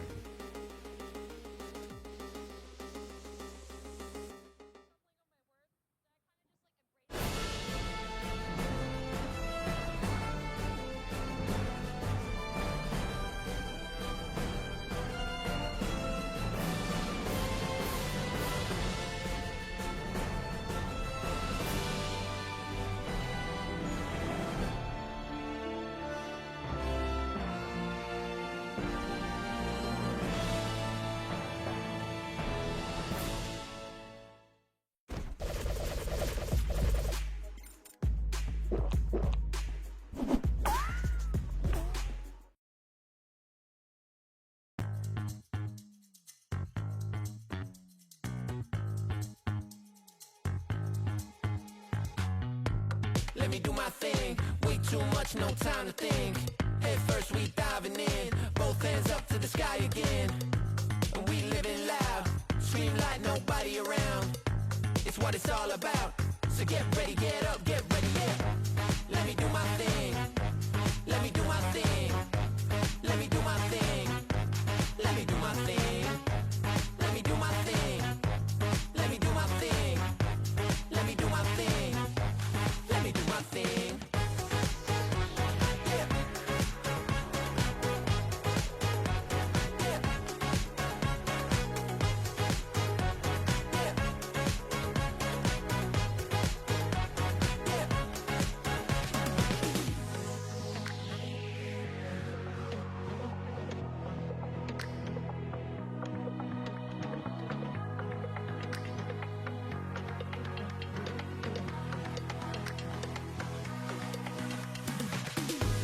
Let me do my thing. Let me do my thing. Let me do my thing.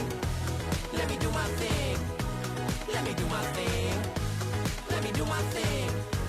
Let me do my thing. Let me do my thing. Let me do my thing.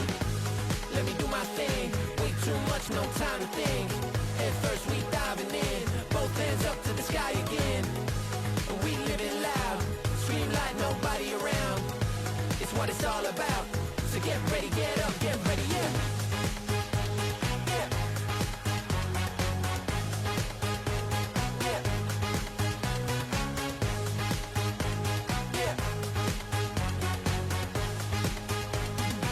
So get ready, get up, get ready, yeah.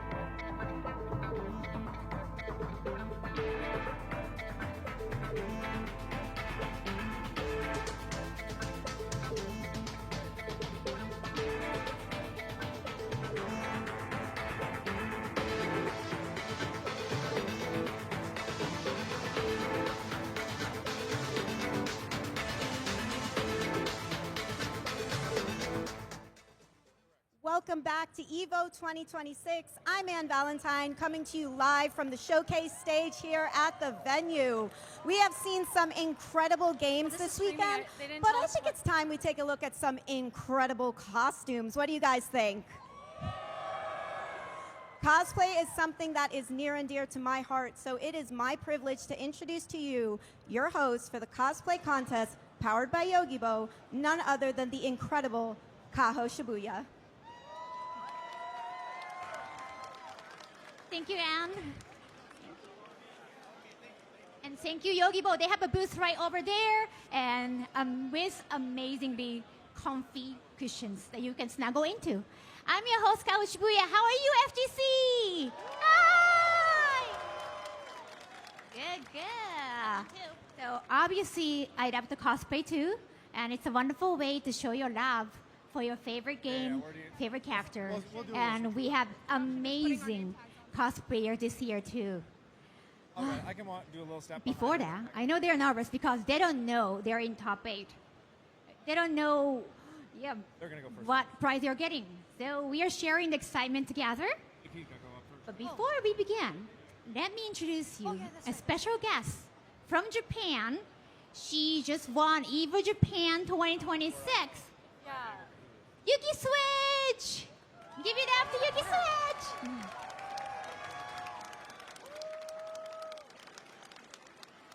The King of Fighters. Do that shit for King of Fighters. Yes, Damn. she's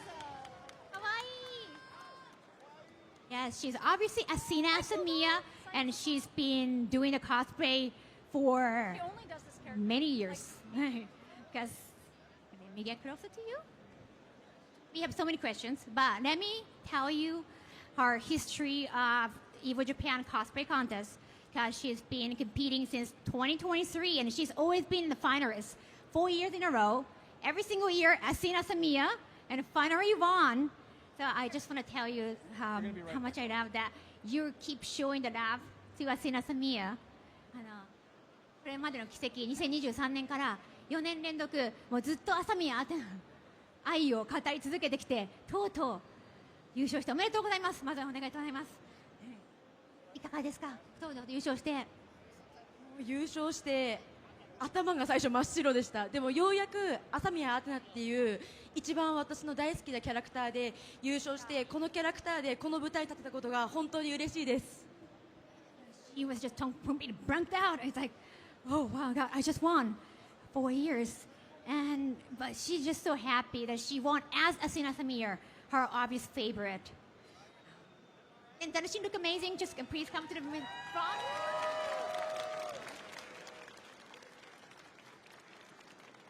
That's a twirl. Like,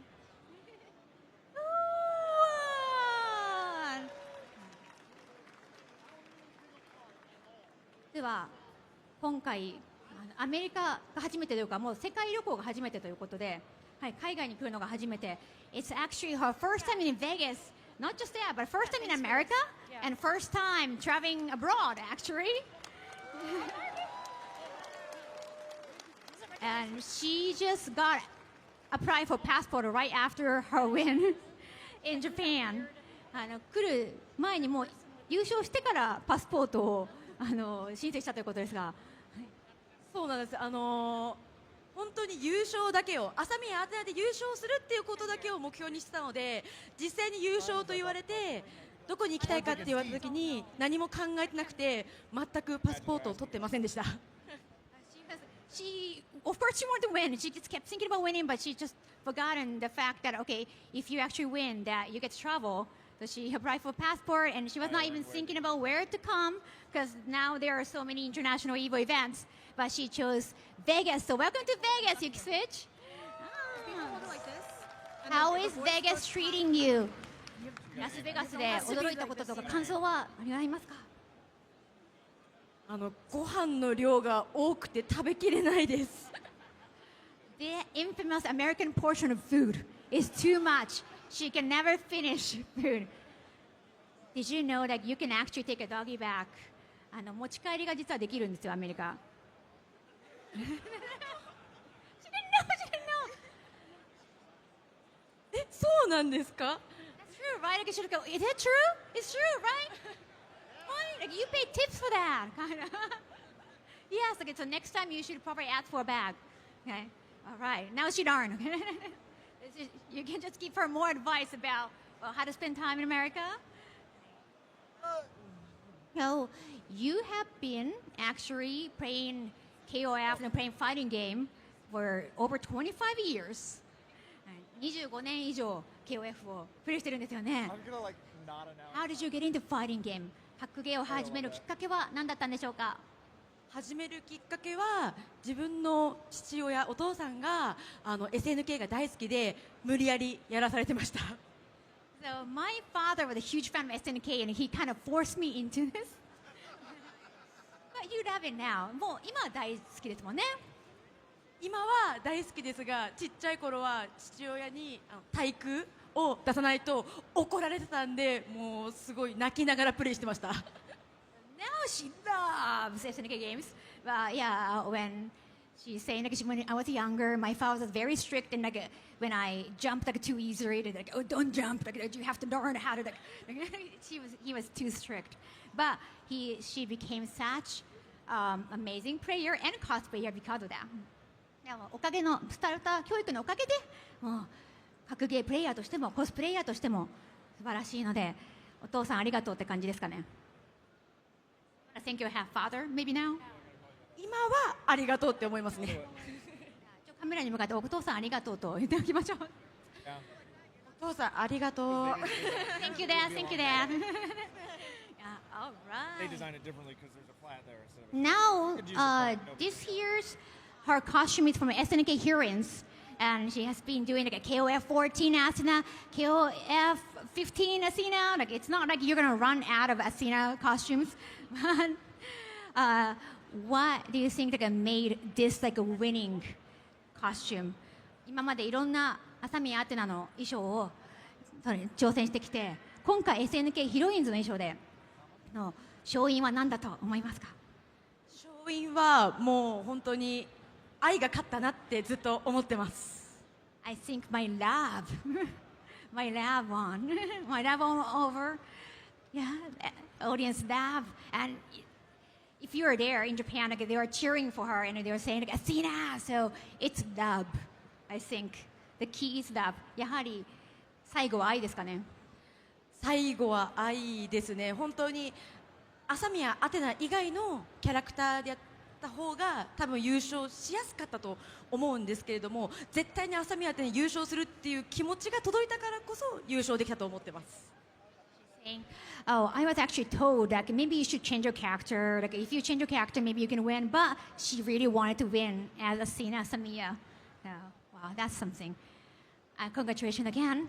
And so those contestants out there, あの辺りに皆さん、もうこのコスプレイヤーさんたち結果を待ってるんですが、まだ結果を知らないんですよ。トップ8に入ったかどうかも知らなくて、とても緊張しているので、アドバイスをあげてほしいなと思います。So those contestants out there, they don't know, they make it, they're waiting anxiously, nervously. So could you give them some advice? とみんな一生懸命衣装を作ったけど、きっと不安なこともいっぱいあって今ここの壇上に来ると思うんですよ。でも結局最後に自分を信じた人が優勝するって思ってるので、きっと優勝する人は自分を一番信じた人なんじゃないかなって思ってます。So I know like they're nervous, extremely nervous, but I believe in like, if you believe in yourself, like you have enough confidence, and I think I won because like I believe in myself. So yes, just believe in yourself, trust yourself, and just stay with confidence. All right, thank you very much, Yuki Switch. One more time, give it up to Yuki Switch. Thank you.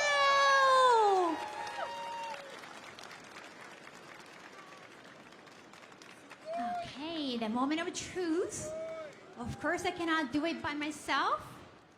Let me introduce you to amazing, qualified, skillful judges. Please, Bambi at me. And Monterey's costumes. And last but not least, Stara Chu.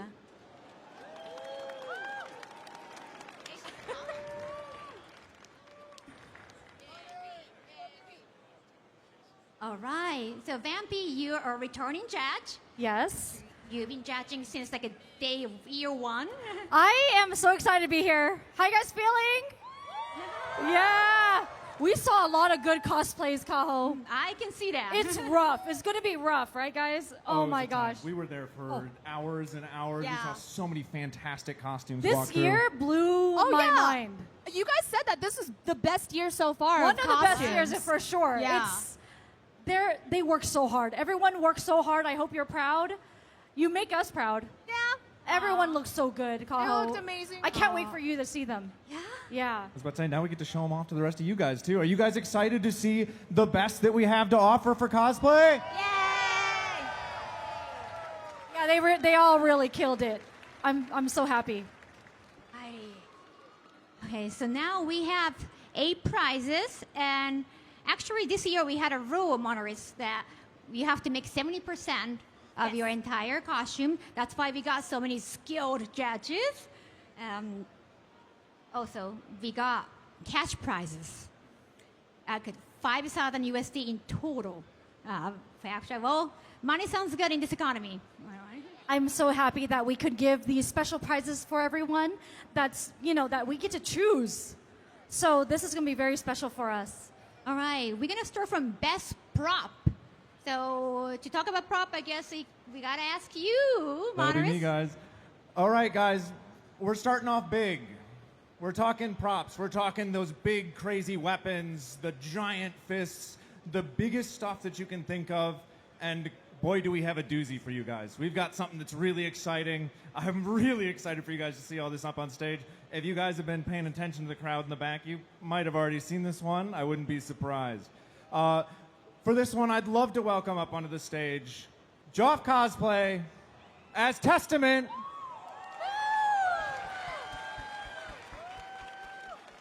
If you guys get an opportunity after this to really take a look at this costume, I'm sure that they'd love to show it off to you guys. This site is huge, it's phenomenal, and they got it here in a plane. I don't know how that math works. Yes. They figured it out.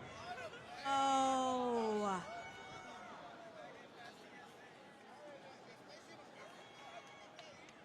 Woo! Front stage. Amazing. Show off a little bit for us. Yeah. Give a round of applause. This entire prop fits into suitcases, which is extremely impressive. This thing's massive, beautiful, and so well made. And everything's pretty functional, too. I love how functional it was. We're going to have you come over with us to the other side. You're going to hang out with us for a little bit longer. We're going to get you soak in it a little bit more. Enjoy the time up on stage. All right, let's give one more round of applause for our best prop. Woo!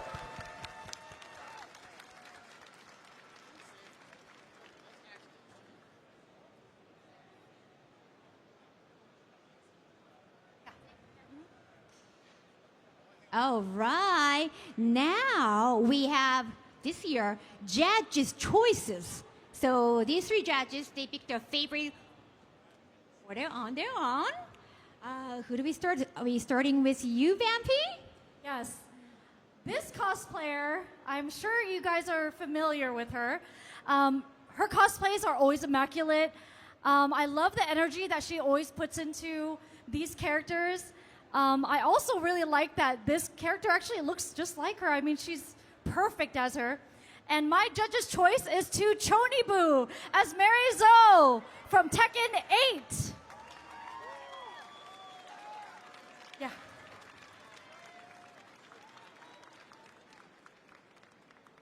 And One she more looks round of fantastic. applause for Chonibu. You look amazing. Congratulations. Where can I hang this on you? Oh, over your head? Okay. This is so detailed. Whoa. So beautiful. Wow. And make sure you take your time down the stage over there and show off your cosplay. You show off your cosplay. Woo! I love this cosplay so much. And I feel like it fits her so well that it looks natural. She really has All that of it looks so energy. natural. She does, yeah. Wow. She's dressed in her ailments. And you have also picked your favorite cosplay, Monoris. I do. I've got a favorite. All right, guys. It's time for my judge's choice. And my judge's choice, it takes a lot to come up here in front of the judges, up on stage, and really show off what you got. It takes even more to do that when English isn't your first language and this isn't your country. This is a lot to do. That's a lot of that. You're going right into the deep end with that. And I really want to recognize that with this person. They came in, they were really excited about this character, and they really showcased this. Arin Sword as Lily from Tekken 5. Please come on up here. This costume is so well made. Wow. She made every single piece of her cosplay. Including the pants? The pants, the belt, the gloves, everything. All the corsets. The thing is, she embodied the character so much and she looked lovely. So, amazing choice. Yeah. Fantastic. And Stara, this is your first year as judge, and it's your first time in Vegas. Oh, wait, it's your first time at EVO. Yes, yeah. Well, I came here like 12 years ago when it was a very different EVO. But honestly, like, it still has the same kind of heart, and I love it. I really love this convention a lot, so I hope I get to come back next year. Yeah. I cannot wait for your favorite cosplay of this year. Yes, so for my Judge's Choice Award, I love crafting, I love speed. I love somebody who is so excited to make a costume that they have to make it as fast as possible because all the dopamine is right there for them. So I want to welcome back to the stage, I want to welcome Natty Likes Pizza, cosplaying as Eliza from Tekken. Please, come back in here. Oh my God, you're amazing. Look at her run. Big fan. Oh, Tekken Her entire dress, so good. I can't believe that she did this in 3 days. 3 days, Queen, 3 days. She made everything on this cosplay. And I love, she even like did all the interfacing for it, and then she also sculpted the horns too. And the roses, every single rose is handmade. She had 150 petals, all completely handmade. And she Queen. double lined it too. Wow. Oh, it's so good. It looked amazing inside and out. Wow, that's just wow. I love that all the love towards Tekken. Yes. Now, from here, we have cash prizes. We're gonna call out fourth place, the winner. Whew. Nervous. I know. Everybody, can we get I'm a excited. drum roll? Are you guys excited? I I'm so excited. So fourth place get to bring back 500 USD. Come on. That's Come a on, lot guys, of that's a lot of money. money. Let's get some cheers. I know I'm from Japan. And my Japanese brains like keep just converting everything, and it just feels more expensive in Japanese yen. So yeah, oh damn, yen is sushi right now. But anyhow, okay, fourth place. Let me read this name. This person is amazing. Depiction of character from 2XKO. It's Carbon from Broadmoon Akari.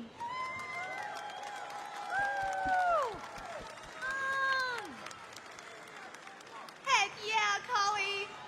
Wow, that wig is fantastic. This cosplay is meticulously made.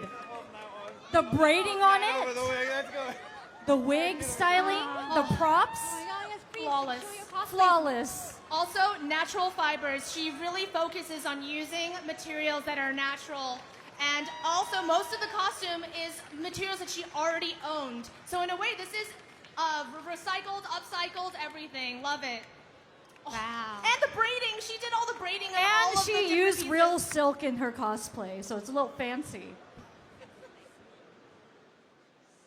Beautiful work. Congratulations. A third place get to bring back 1,000 USD. Ooh, $1,000. And a medal and, of course, Evo March. This person is from my country, Japan, all the way from Japan, and have a lot of love towards Guilty Gear Strive. And, well, his usual cosplay is a Bridget. It's kind of like a personified who he is too. Onisaya doing Jam Cranberry Guilty Gear Strive. Congratulations. This is his brand new cosplay. Are you okay? I'm not even going to try with this medal. There's no way it's going over the wig. Congratulations on Isaiah. Amazing. This jam, so much thought behind the cosplay. Intercontinental. Yes, it's just the wig from the fabrication to, I mean, the inner working of the wig is crazy, actually. There's a lot of engineering in that. A lot. I don't even know how he could fit that outfit and I hair, do not especially know. in In suitcase. luggage. I know, right? But then it comes apart. The wig comes apart. It's amazing. Yeah. Yeah. Fabric choices also really, really good. Just great sewing all the way around. But Onisaya is very meticulous, so That's it. amazing work. Second place runner-up get to bring back 1,500 USD. That's a lot of money. Yeah. And this person has a familiar face. She has won before. And from, well, she's doing a character of my favorite game, Wink Wink. Rhinoceros Rex doing Shanko from Darkstalkers! Let's go! Oh, you gotta see this costume. It is flawless. Absolutely flawless. The thing is, Sammy actually wore this cosplay before, but this is all This is wonderful. reiterated, brand new.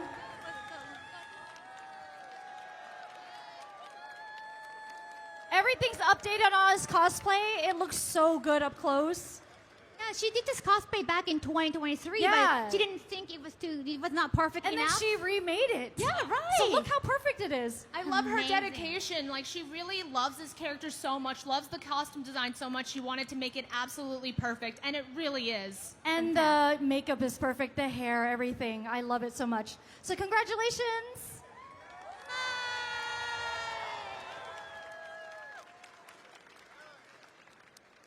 Okay, first place get to bring back 2,000 USD.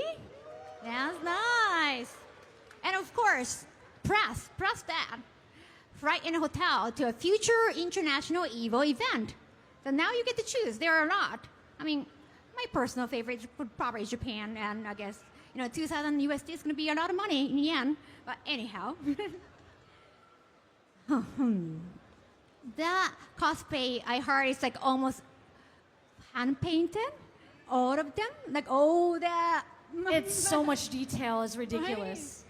Yeah. this They costume. free-handed everything. Oh my god. Free-handed it, and then they also painted it over and over again. So much detail. I thought it was embroidery, and it was hand painted. It was looked so like embroidery in gorgeous. person. It That's how nice it was. It was beautiful. Incredible. I literally couldn't believe that this was true. They kept telling us about their process. They're just a phenomenal crafter. Yes. Every part about their process, you were like, wait, that worked? And they were like, yeah, I Yeah. don't know, man. I tried it and it worked. We were learning. Yeah, and also their wig was meticulously done, and everything looked so good on them. When they walked in, I was like, we knew they were the Yeah, one. we kind of knew. Yeah, they're perfect. And this is also a new character. I heard she just made it right after Combo Breaker, so you only had like 1 month to make. Let me introduce you to, in bigger us, is doing Ingrid! Street Fighter 6! Come on up here. Seeing the way this costume moves Come on, and in flows, thank you! the fabric choices, the gold, the way that it just like shines. If you get a chance to look at it closely, this is an incredibly difficult costume to Can you make. show and your she cosplay? killed it. The stitching was perfect. Everything was lined. Oh, we love that. Yeah, and the wig is just, it was immaculate. Great job. We're big fans now. Also, I like the neck piece. It had some kind of new Velcro that we learned Special about. Velcro, yes. Oh, and she has little trinkets. And she's giving out trinkets. And congratulations. Congratulations. This is your big check.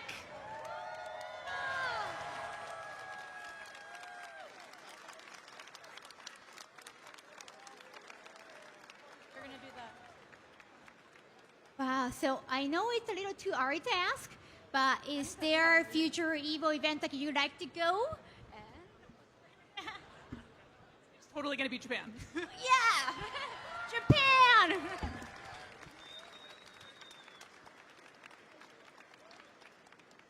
Is it actually true that it only 1 month or less than that? 3 weeks. 3 weeks and you made this?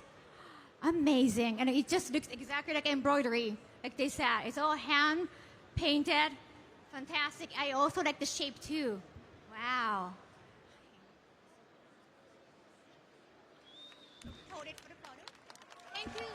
Give a one more applause to this amazing Ingrid cosplayer. Thank you.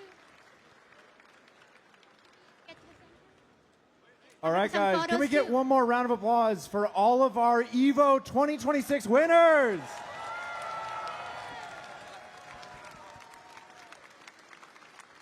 All right, all you guys up on stage, group Yes. up together, get up in the middle. It's your time to shine. Come hang out together. We're going to be taking pictures, show off what you guys have done, all that hard work. Congratulations.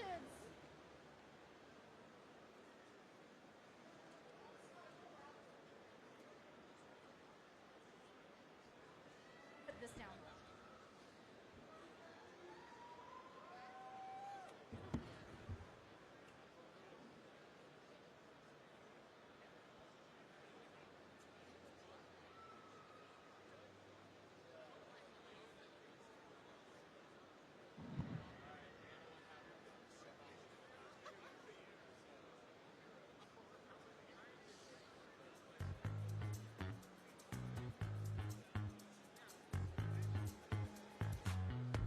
Let me do my thing.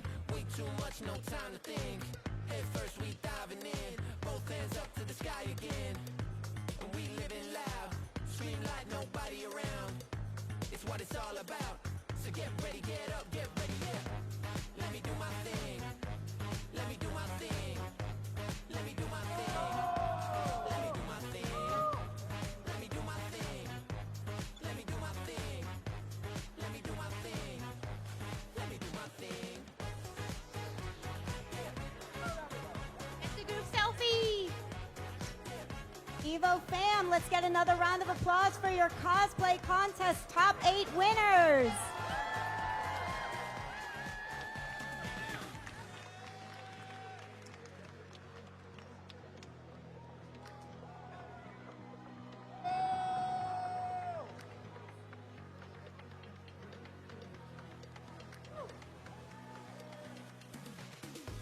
Let me do my thing. Let me do my thing. Let me do my thing. Let me do my thing. Let me do my thing. Let me do my thing. Let me do my thing. Let me do my thing. Way too much, no time to think. Head first, we diving in. Both hands up. Thank you everybody for coming out to check out the costume contest powered by Yogibo. Amazing work by all of our winners here. It's always great to get to see cosplay shine within the FGC. But we're going to take a little break now. Don't go anywhere though, because coming up next, you've got Blaze Blue Top 8. Chipotle and 2XKO are back for round 2. Use promo code TAGTEAM at checkout to unlock the Chipotle Fresh Fit backpack and bucket hat for your avatar. Visit chipotle.com/2XKO for details.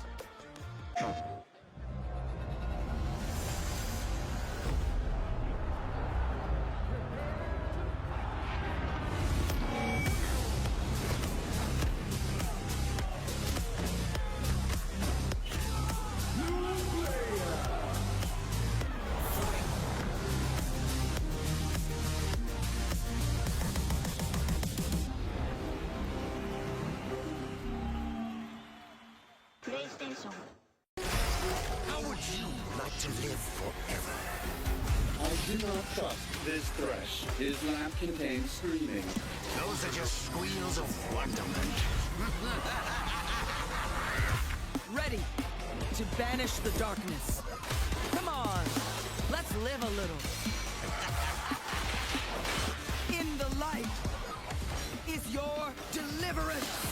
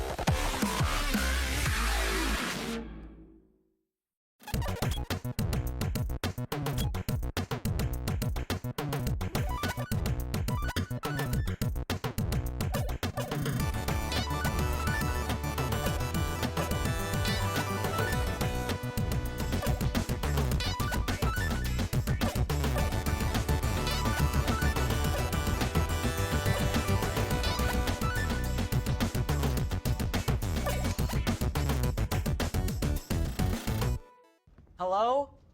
Whoa. Mama Gorgon 85 lives here? Yep, that's my mom. The absolute legend who went from gaming on her phone to ruthless online streaming slayer with no mercy for any living thing is your mom? Hey guys. Apples with peanut butter? How is this possible? With AT&T Wireless and Home Internet. Hey, text me if you need anything. Level up your connection with AT&T Wireless and Home Internet, now available across the nation. No, she's so nice in real life. I got something new. I got something brand new.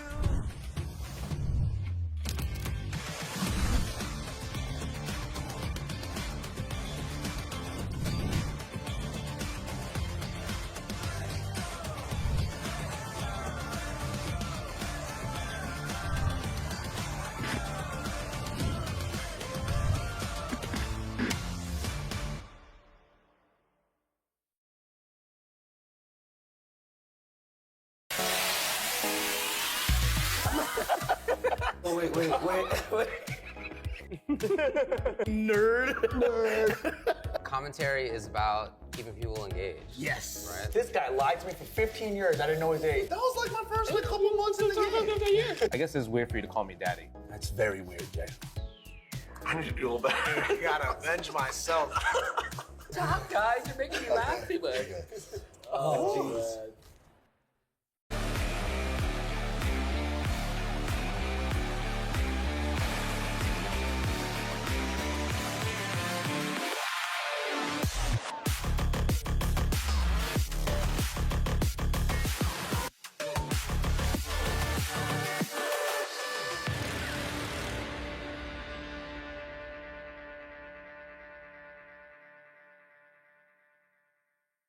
Ooh, that boy Cooch is breaking Joe in the nooch. Look at him go. How is he beating me? This guy's a scrub. There's no way I'm a scrub too, right? Use them, Joey. Use the Zennies. They're built for blue light blockers and corrective lenses. I'm fresh for the world now. I'm getting it gear. Any occasion with Zennies. Best gift of the year.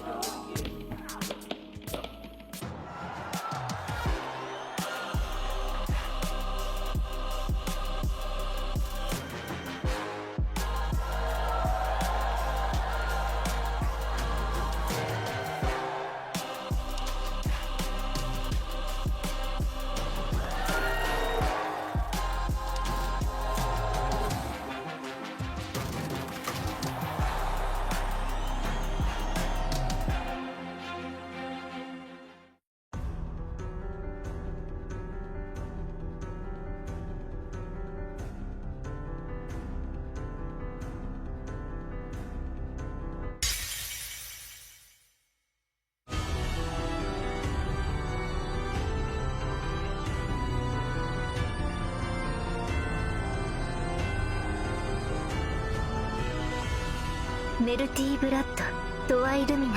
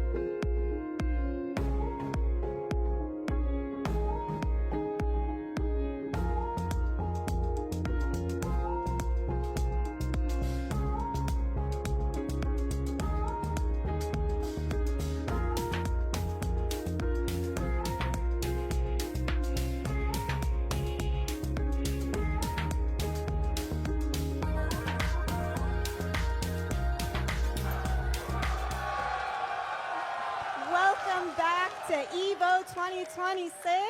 I'm Ann Valentine, joined by the one and only legendary L.I. Joe. Let's hear it, guys.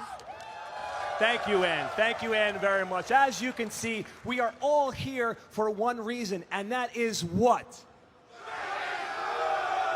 I like that. Now, listen, you guys heard there was, Ann, there was another, like an announcement for another character or something like that? I think something might have been said not too long ago that's gotten everybody excited, but if I've heard correctly, there might be someone backstage with a little bit more information for you guys. So wait. Do you guys want some more information about the potential No. Do you guys want more information for Blood? Yeah! Okay.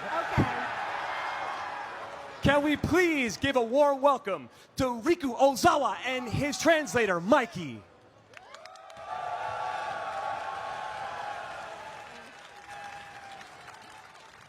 Good evening, EVO 2026! Woo! I'm Riku Ozawa from Arc System Works. Nice to meet you!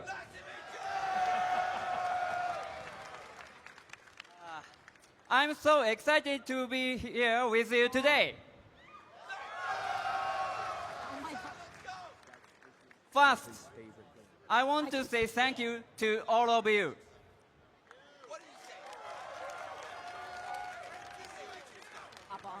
This year, Blaze Blue Central Fiction is almost 10 years old. We really appreciate you loving and playing this game for so long.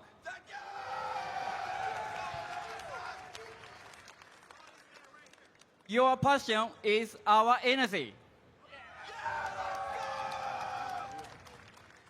And now, we are announcing a new character.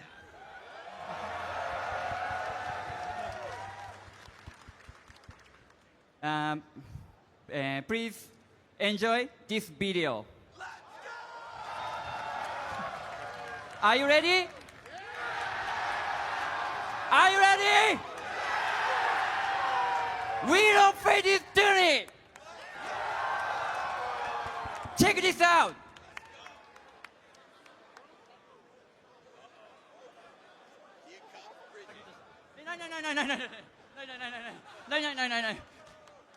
No. Whoops. No, what?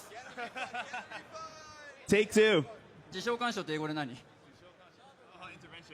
was a phenomena intervention.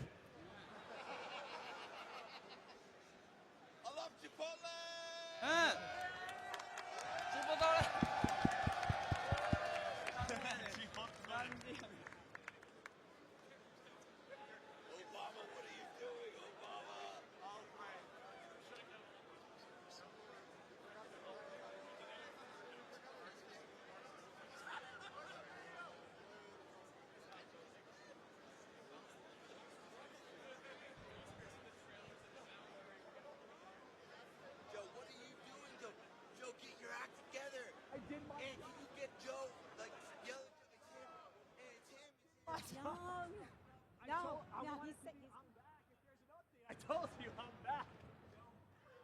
All right, make some noise.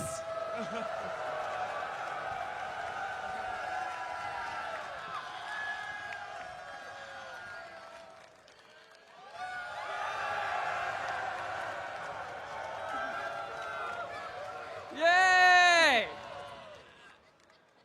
Am I still live? I'm not still live.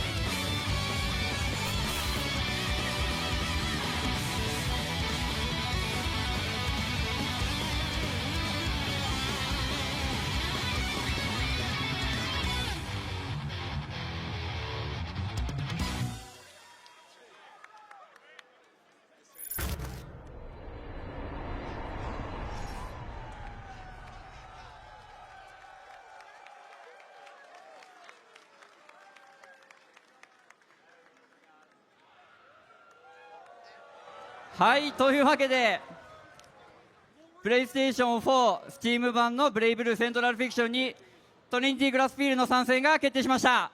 And so there you have it, Trinity Glassfield coming to PS4 and Steam version of BBCF. そして今回の発表用のイラストを森利光さん、シリーズ生みの親の森利光さんに描いていただきました。And this illustration you see right here is done by none other than Toshimichi Mori, the producer of Blaze Blue. はい、森さんありがとうございました。この場を借りてお礼申し上げます。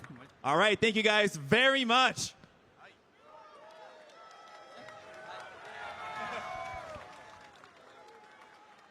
はい、そしてこの後、トップ8もあるわけなんですけども、まずこの配信をご覧の皆様、現在このブレイブルーセントラルフィクション絶賛セールを、スチーム版のセールを行っておりますので、ぜひご購入いただけますと幸いです。皆さんで盛り上げていきましょう。All right, so we're about to go into our top 8, but just so you guys know, BBCF is going to be on sale, so if you have not played it yet, you don't know what it is, this is your moment. Go get it and check it out. それではこの後のトップ8の戦い、皆さん最後までお付き合いください。皆さん盛り上がっていきましょう。All right, let's get excited for the top 8. Make sure you get hyped up till the very end. 以上、小沢でした。ありがとうございました。And that is it from Ozawa. Over and out. Thank you guys. Give it up one more time, guys, for Ozawa-san. Incredible news. I'm really loving it. I'm really loving the energy from the crowd. So we've got a little music video for you guys presented by Visa, so let's take it away.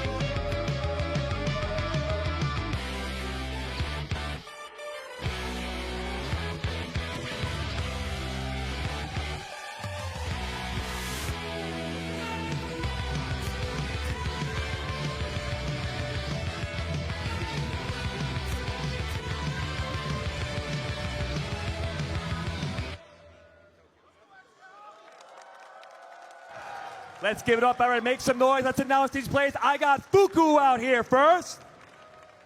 I've got Rascal. Make some noise for Fenris.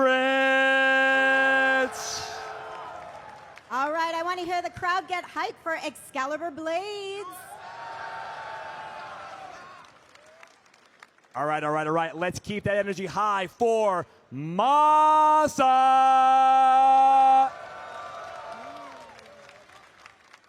All right, I want to hear the crowd reaction for none other than Monarch.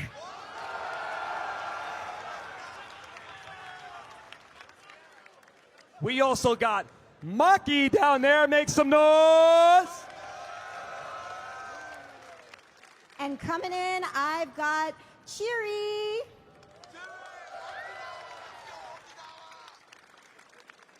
And now, before we get into the top 8, let's get the Blaze Blue Central Fiction top 8 video playing right now, presented by Visa.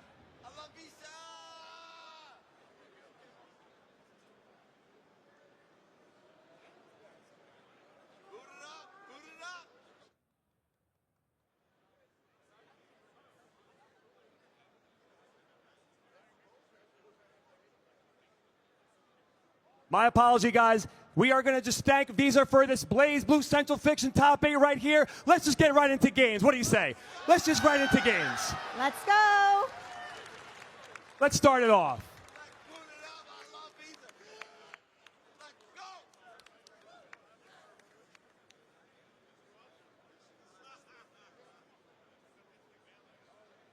All right, thank you so much to our gracious host. Who's ready for some Blaze Blue? I know I'm ready for some Blaze Blue, James. You know, this is, like the panel said, the 4th year of Blaze Blue. He's here at EVO at his main game. Honestly, I know you're very excited for Trinity, being a Platinum player yourself. What are your thoughts on the future of Blaze Blue for these new players? Honestly, the future is bright because honestly, it's kind of an end of an era also too. Yes. Right? We've been playing Blaze Blue the whole time Central Fiction's been out, but now it's, you know, the end of like the last EVO before suddenly a new character, right? So I'm so excited for this top 8. I couldn't be happier to be here. Exactly. And of course, I know that the crowd is happy to be here. EVO is always such a great vibe just for the tournament experience, right? And Blaze Blue always brings that hype moment. Absolutely. And like, there's just so many storylines going into this top 8, right? We're so excited to see how it plays out. And like, Yes. we're not even sure who can win. Anyone can do it in this top 8. I know there were a lot of upsets coming into from that top 24. You know, Jonah is out of the tournament, unfortunately. Ice Cool's out of this tournament. And the only last 2 American players actually being Monarch and XCal. Yeah, what a difference just 1 year makes, right? I think that everyone's got a target on their back now, right? You know, if a group of Avengers comes out, you know, things can change a lot based on that, right? I know that the biggest target is, of course, on XCal being the last year's winner. So hopefully he can adapt against the JP Avengers very well. Absolutely. And I'm really looking forward to see how that goes. I think that they looked very sharp. They did not even wave when they were introduced. They had no reaction absolutely at all. So they're locked in to win this. But, of course, we're going to get our top 8 predictions presented by PlayStation Tournaments. Why doesn't everybody in chat go ahead and chat to vote for your favorite player? My favorite player, of course, is going to be Monarch, being my hometown hero. I'm also feeling that. I think for me, to become the champion, you've got to knock the champion out. And I don't think anyone's quite ready to knock the champion out this year. So I'm going with Excalibur Blades. Excal for you? Okay, well, honestly, I want the GOAT, right? The GOAT is always there. Fenrich is, when you think Blaze Blue, Fenrich is like the face of Blaze Blue, right? You know, we grew up watching him play. Yeah, you can't tell the story of competitive Blaze Blue without his name coming up at some point, right? Whether it's his trials and tribulations or, like, you know, really going through a lot to overcome all of his demons, right? So, you know, you can't count him out at home. So those of you at home, do chat to vote. Let us know who your prediction is. Yes, exactly. But we can't forget about Rascal. He's been tearing through this tournament with a quote-unquote lower-tier character. Yeah, I mean, I can't tell, honestly. The thing about Central Fiction is that everybody who plays this game and gets really far is a specialist with their character. Yes, exactly. They're so strong with the character, and they've explored it in depths that, like, an opponent may not even be able to imagine. We're going to see Rascal kind of show an amazing show here. Do not get punished by Rascal. We've seen already so much damage coming out from all these players. And, of course, there are results. All right. Looks like I think they're kind of going along with the Fenrity, the GOAT of Blaze Blue, right? You know, I mean, it's the Daigo effect, man. When you're the Daigo of Blaze Blue, it's bound to happen. True. So, you know, again, he's coming off of the heels of a not so strong, by his standards, result at Combo Breaker. So he looked very sharp today. So I'm looking forward to see how he does in tournament. And, you know, to say that as well, you may see that, you know, he's going to get revenge for one of the matches that he lost last EVO. Exactly. I mean, Fenrich was the one that knocked Jonah into losers. It was a nail biter for sure. It was a very, very close game.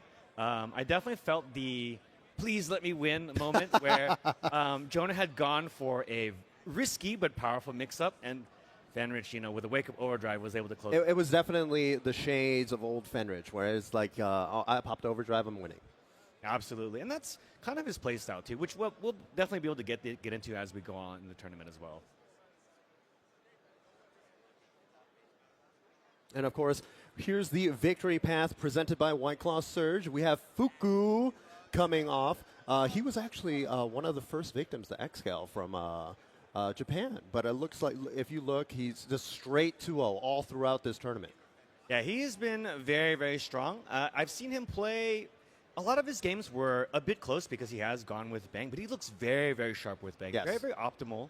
I know that he was also playing a lot of Susanoo during pools as well. I did see that. Yeah, I did peep that occasionally. Maybe there's a specific counter pick that he'll go to here, but his Bang did look very sharp. His movement was really perfect, and he ended every game like never out of resources. Exactly, exactly. And, you know, he's definitely just one of the tournament favorites to win, honestly. Yeah, at this point, what else can you say, right? He's just put on an incredible show so far. And, of course, we can't forget about Rascal on also just a tear through those pools. Look at that, 2-0, 2-0, 2-0, 2-0. Yeah, absolutely. And we've seen that, like, a lot of players are not quite ready to fight Bullet, it seems like. And I think that's kind of a testament to just playing the character for so long. A lot of people are not quite as familiar with Bullet's options, and they've shown that they're extremely optimal with everything Bullet can do. And if you give Rascal an opening, like you do something that's punishable, he could take your life away. I mean, he is definitely just going for probably the hardest hitting combo he can ever do on any given moment. I saw him, 6B, RC overdrive, and just immediately delete somebody's health bar. Yeah, Bullet's a character, you know, again, at a certain point, like, she wasn't very common, right? But now that we've seen Rascal play a lot, I think a lot of people might be inspired to play Bullet. Yeah, the Bullet Army is definitely watching this match for sure. Let's see if Bullet can take it over. Maybe Susanoo, maybe Bang. Yeah, Oh, it looks like it's going to be a Bang pick. I totally understand this pick because you don't want to engage with Bullet, right? Well, there's twofold here, right? One is that nails are very strong. You can prevent Bullet from, you know, charging up her heat, right? That's a really good option to kind of just go in. Bang's offense is very strong, and once he starts getting going, it's quite safe against a lot of Bullet's options as well. So I do think it's a good play. And again, immediately backing off, which is great. Yep. Oh, wow. The 2B from Bang. Yeah, slightly mistiming it right. Rascal was able to close that timing out. And here's a big combo in the corner already. Yeah, tries to go for the tech take. Overdrives through it. And that just makes it really hard to see because you can air dash cancel everything, but a little bit out of range to get that confirmed. I really like the spacing and the barrier usage from Rascal right there, just kind of pushing him away while he was in that overdrive. And with that being said, Fuku with a great air throw. What's the mix-up? Baiting a DP, looks like. Nice block on that overhead, yep. Unfortunately, Rascal down to half of his barrier left. Doesn't block that. Oh. Anti-jump low. The threat of the Bang taco kick, right, no. is definitely there. And no! Wow, that overhead recovered so fast. Just respecting that, allowing Rascal to fall. Rascal did not let that drive rip, so that falling land recovery allows Fuku to get this combo. Yeah, that's going to be it. That poison just adds so much unscaled damage, man. Yeah, it ticks pretty slowly, but, you know, it does add up over time. I believe it is 1,000 unscaled damage as long as you have that poison on you. Here's another quick confirm. Again, Bullet's hitbox, a little bit odd, but that's the thing about Bang. His combos are very challenging depending on the matchup, right? So there's a block string allowing them to get out. Here comes the overhead, that guard point. Oh, wow. Ooh, but resets into overhead. Oh, no. Command throw. We're scrambling. What a pace right here. You know, if you're playing in a tournament like the top 8, right, your nerves are getting to you right now. Yeah, what a bait with the nail there. Blocks the drive, blocks the overhead, blocks another one. His defense is on another level right now, but Rascal finally finding the hit. Look at that. Oh, great damage here. Let's see if Rascal can get back to another heat. Yeah, Bullet in this version will always get it. Oh! The command throw. Got the meter. Bring it back to the corner. Suddenly we're even. One more opening for Rascal to close it. Just super. I want out. Yeah, gets out. Mainly gets out of the drive there. Got to be careful. Level 2 heat. It is huge. Throws a nail, but the landing recovery. Burst. All right, burst out. Throws the final nails. Nice. 50 feed. That should be it. Plenty of meter to spare, even if needed. And Rascal closing that one out.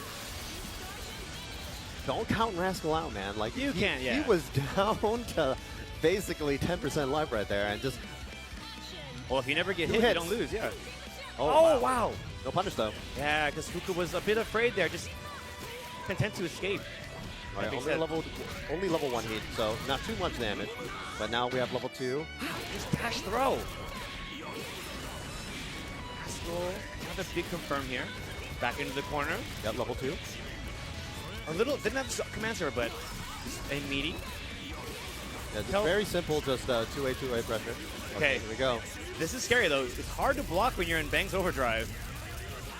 Just guard points out. Okay, we're out. Ooh, okay. Yeah, let me get out of here. Yeah. He has to be careful though because level 2 deep. So that lock on is absolutely. Oh! Through the nail. The capture. An overhead reset. Yeah, the Pinocchio capture is projectile involved the entire duration. Yeah, and if you just happen to be in range of it, it'll snatch you up, and then you're kind of stuck in an animation after that. Exactly. And, you know, it was a good idea from Fuku just to, like, I'm going to use the rest of my nails to just kind of, like, see what's going on screen, but that read was impeccable. That's the thing. Bang's hurt box is really big during his air dash. Yep. Even though he is a very mobile character, tries to challenge that, but gets counter hit. Uh-oh. That drive. Yeah, dashed into the drive. Yeah, that's one thing about Bullet is that even though that drive is a bit slow to kind of go anywhere, it's basically impossible to cross under it. Nice bait. Yeah. The bait forces Fuku to burst. Yeah, just having an air stall option in Blaze Blue is just so strong. Yeah, absolutely. Too far away. Yeah, good usage of Bear to get that push out. Nice. Baits the anti-air. Uses the burst immediately. Counter. Okay, gonna get all 4 seals here. And that powers up his overdrive and gives him a special move, a new super as well. Yep. Okay. Nice. Standing confirm. Yep. Ah, but a little too high. I think Bullet's just really, really skinny. Yeah. Honestly, look at her. She's all legs, man. Another confirm for Rascal here. Throw again. Just a meaty throw. Yeah, it's been putting in so much work. And during this, during any of the lock-on combos, you cannot burst as well. Ooh. That may have been a miss. From nails, maybe? Jump in. Okay. Get me out of here. Yeah. Commander super. Only available if you have all 4 seals. Okay. Beats out the capture. Oh, no. Overhead block. Goes low. They should be able to close it with a simple combo here. Yep. Both these players basically on the same burst as well. Yeah. You see a lot of momentum burst against these players. Yeah, they're not really willing to give up an inch here. Okay, nail the lockdown. Here comes pressure from Fuku. Gets a low hit. Just a delay 2A, 2A. You've seen him get pushed out of range a lot via Baron. Using that adaptation to kind of get closer, right? Yep. Wow, we have a seal there. This allows him to cancel any normal to a special dash using it. Block on the overhead, backdash. Yep, that is plus. Good choice to backdash that, though. It's really 5B, scary. 5B, 5B, 5B. Ah, but the drive held it long enough so it's big enough. Okay. Another confirm. Level wow, up. 2A. Yeah, burst it. Fuku's not blocked on Wake Up a whole lot. I mean, when you have... oh! Is that intentional?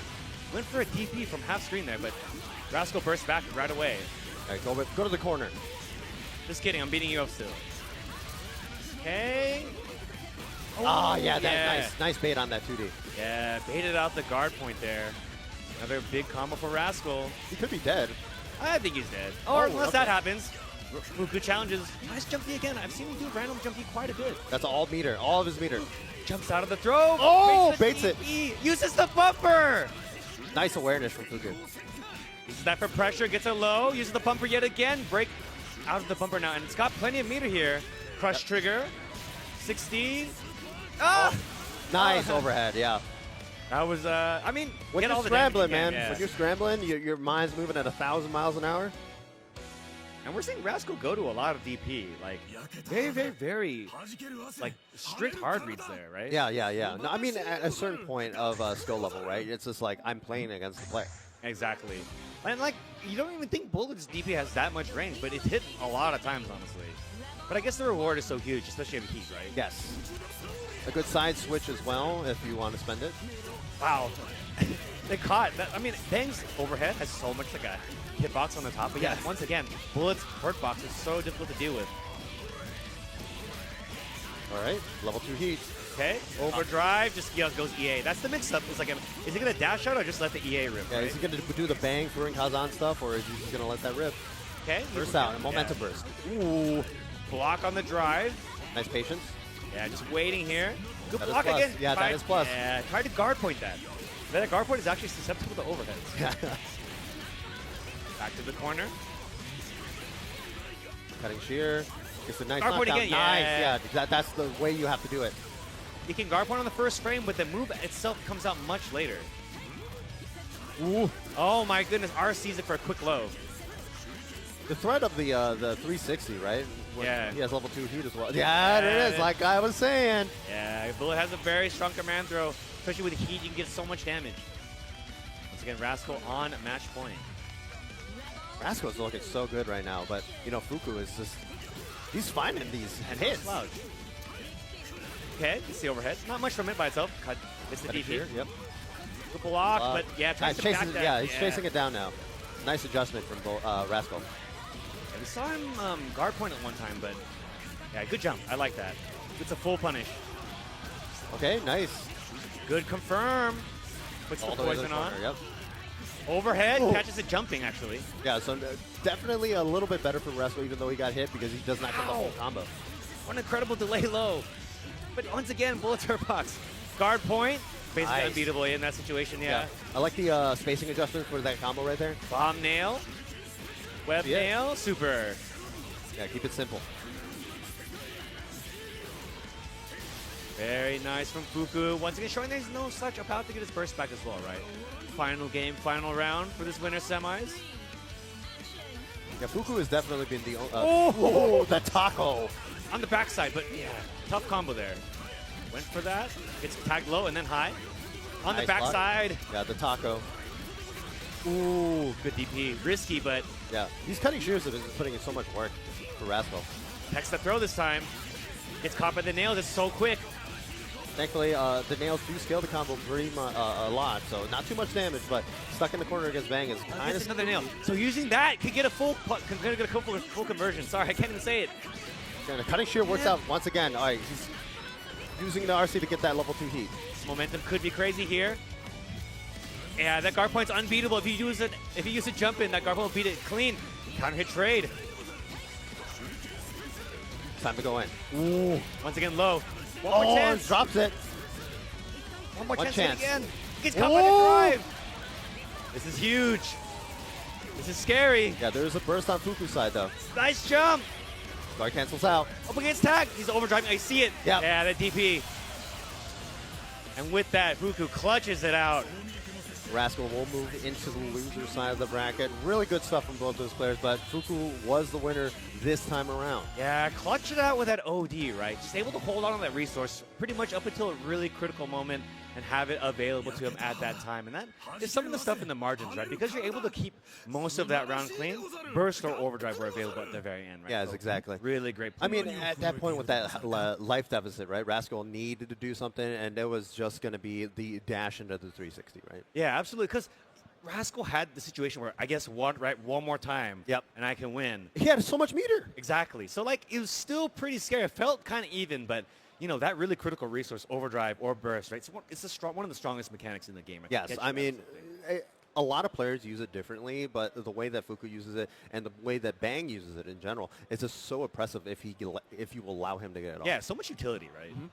I mean, it's already a hypermobile character, right? Right. And then you just make it so I can dash anywhere. It's like, oh, I have an 8-way dash now. All right, cool. Yeah, but he represented both options too, which is why it was so strong. Early in that set, he had used it to just dash out of the corner, right? Yep. And later in the set, just let the EA rip, right, to kind of see if and got the reward from it both times that he chose. Yeah. I mean, the RPS is definitely there. It's like, hey, are you going to respect my super, or are you going to let me get out? You know? Exactly. Yeah, and props to Fuku for playing that really well. But of course, Rascal, as you've seen, you can't count Rascal out, right? Though they are. He was making some crazy reads, man. He was. You have to do that as Bullet. I know that trigger finger on the DP was really quick. Did end up costing them in the end, right? A meaty DP against an overdrive available player. It's gutsy, but had it worked, we'd be saying like, "Wow, Rascal's so good," right? Yeah, exactly. That's I the mean, difference there was between- definitely a different timeline where that happened. Yes, it's the difference between winning and losing. That's kind of like how crazy BlazBlue can really be, honestly. Yes, exactly. And that being said, I do think that, again, once again, you can't count Rascal out, though they are moving into the lower bracket. Honestly, like, they can make the run all the way back, right? Yeah, I mean, they have been playing so well. This is his first loss, so it's like it's been 2-0, 2-0, 2-0, 2-0. We saw it on the victory path brought to you by White Claw Surge. It was just 2-0 all the way through. This is his first loss, and it was a 2-1. Yeah. It was a nail-biter 2-1. Yes, and sometimes adversity helps a lot, right? Like, finally getting challenged in a critical moment can help you, like, really, get to even higher plane of existence. You need the adrenaline. Yeah, exactly. You need that adrenaline to really put you into the spot. You need to become EX Rascal. I do think I'm looking forward to seeing the rest of Rascal's run. But of course, I do believe we're going to continue on with winners, right? Yes. And I believe the next winners are going to be Fenrich. Could be and Fenrich and Excalibur Blades. Yeah. Yes. So I do think that this is a rematch, right? Yes. It was a very, very close game last Evo. Kind of last hit. I don't know what As you're it always talking is, about. yeah. I don't know what you're talking about. That was not a close game by any chance. My GOAT, Excalibur Blades. It felt close to me. It felt spiritually close. Yes, but you see like the matchup experience that Fenrich has against Carl, right? Right. He's played against this character in how many other versions, right? He Legacy knows. characters, both of them. Yeah. He knows how to deal with Carl. It's just you have to get into the pacing of it. Absolutely. You have to play against the player at some point. Right. I'm always going to keep saying this. Like a lot of fighting game players are just like, well, when you do this, why does it work for you? But when I do it, it doesn't work for me. And it's like, well, I'm playing against the guy. What do you Exactly, yeah. And like you see a lot of that expression this far in the tournament especially, right? We just saw in a match before, wow, what a quick trigger finger on a lot of this decision making, right? So, Fenrich is traditionally holds on to overdrive / burst for a really long time because he's able to kind of either convert that into a huge combo to close something out or, eventually does kind of cough it up to get out of like a losing situation. Right? Yeah. I mean, we see it every single tournament, right? It's like Fenrich pops overdrive, somebody dies. Yeah, exactly. But, Excalibur Blades, absolutely no such. They've shown really impressive defense throughout the tournament, right? And of course, like I said, they're so locked in. They're just stone-faced during the intro. Absolutely. Yeah, so absolutely no thoughts on his mind except for how to win.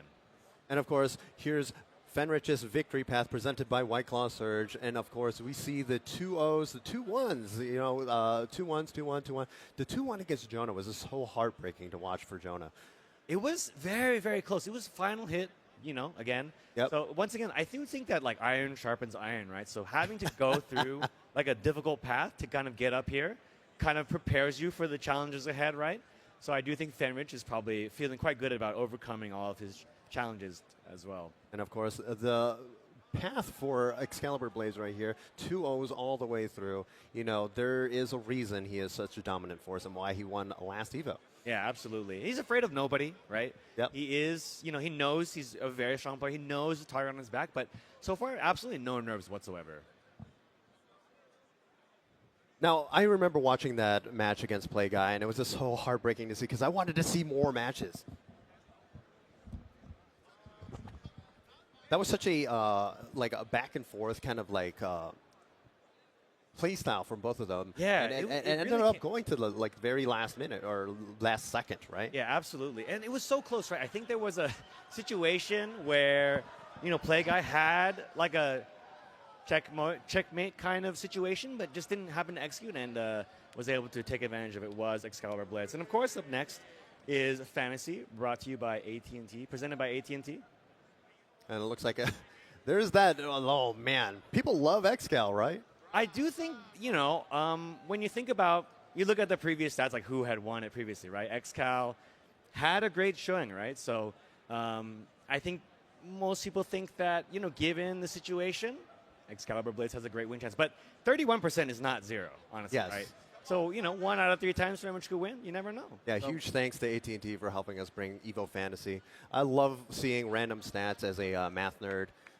Yeah, I mean, I do think that we're in the era where, well, even fighting games as a whole has always been kind of like a risk-reward game, right? Like, where is this option a good option? Is this option a strong option? And oftentimes, getting some insight into that can be really helpful. Yeah, and this is why those guys are up there, not me, because my risk reward is so broken. So here we go. Letting the intro rock. The wheel of fate is turning. Fenrich versus Excalibur Blades, a rematch. Action. Where will this go? Okay, we're taking a measured approach here. You see this a lot, right? In every one of Excal's matches, the opponent is usually just like, I'm walking away. I'm walking away. Bring Ada to me. Yeah. I'll take care of Ada. And as you're seeing, wow, try to kind of do as much damage to Ada as possible, but did start doing enough damage, but now Excalibur Blade's got the corner position, and Fenrich block out of gets hit by the low. And it Low on the Ada meter, so not going for the unblockable right now. Yeah, uses the crush trigger to get that Ada meter back. DPRC, get out of the pressure, changes sides from the corner. Checking Ada there as well. See Yeah, if just anyone- having a meterless reversal in that situation is really strong, especially at 50 meter. But once again, you're spending a lot of resources to make sure that you get out of the corner, basically. Yeah, uses the fireball to erase the other fireball. Nice option there. Checking on Ada here. Here comes Kon Anima. Jumps away from it. Give me a hug. Oh, on the backside. Come on! Back on the cross Come on! again. Restand. What's the mix up here? It's going to go low. No lows this time. Oh, there's it. Ooh, overhead. That RC, that hit confirm is so difficult, but Fenrich shows why he's so good at this character. Hey, to get over there. Okay. Copper Rays is giving up their burst. Yeah, really, really slow from Fenrich right here because he has a life lead. He's got the life lead, and there's only 10 seconds left, so Excalibur Blade's got to make something happen here. Yep. Carl's not known for amazing movement. Nice check. Fenrich Pretty will much take committed, the first yeah. round. Fenrich takes the first round. Playing very, very measured, right? And didn't even use his burst. He didn't need it, man. Well, sometimes he doesn't. Okay, here comes Excalibur this time. Oh, Overhead. 6C. Honestly, the amount of Carls that just like rely on that move, right? It's like, it's a really, really good overhead. But Excal, like, there's a art to the way he uses it. Okay, wow, the throw. Right before the Ada punch hits. Okay. Ada, get in there. Yeah, good delay tech with Fenrich, right? Kon Anima, use the setup there. Fenrich attacks Ada, then you use the jump cancel to get out. Okay, pressure. Yeah, get Ada in there. Yeah, just backs off, right? About a third of the match time has elapsed now. Currently, Excalibur Blaze with the lead. Even though he's just stuck in this corner, it's just like, his defense is so strong. Oh, are you going to come get me? Nice, again, that RC on the overhead. Commentators goes, are you going to go, what are you going to do, overhead me? Ah! Bait the burst. Overdrive, and this is going to checkmate. The GOAT is back, baby. Yeah. He's back. He looked clean there.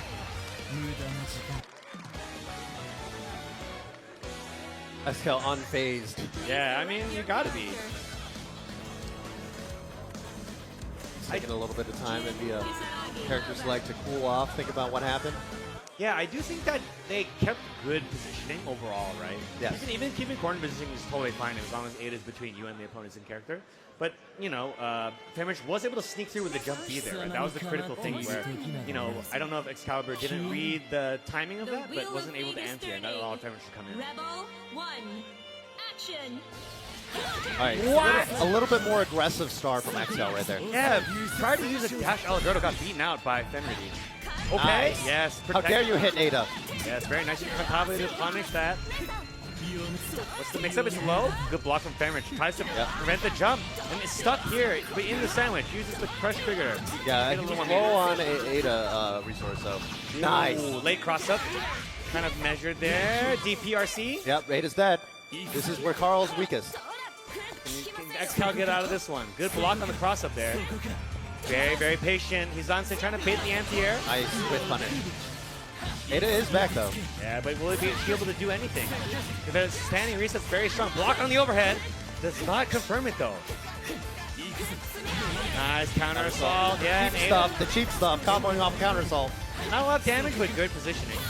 Nice. Jump Counter away. hit. Ooh, good double jump. Counter hit. Will this be enough? Not yet, quite. Not yet. Pushing Ada into Jin. Ooh, she's still alive. Brio. But that's the DP that should be it. Great punish.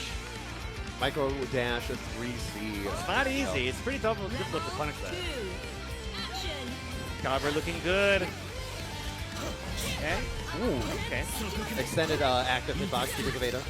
Okay, jumps out. Volante's on its way, but counter hit, jump counter C. Not sure where that scout puts that, but no more Volante. Great pickup. Double second Jin. Ah, Overhead. but no Connect. meter. Text the throw. Volante on its way, but doesn't block the anti-air. Chase down again for Fenrich, but gets caught by the jump A. All you need is one knockdown with Carl, man. Here we go, towards the corner. Gonna make it to the corner. Bait on DP. Big. Flush trigger. Using every option available is Excalibur right now. Very much varied offense here. Because the pressure, rising overhead. Reset. Goes low. Good block from Fenrich. DP gets blocked again. RC's it burst in the corner. Momentum burst from Excalibur Blade. Trying to close this. Nice block on that overhead. Nice Again. block on the overhead. What? But he still anti-aired him. She's dead. Cross up.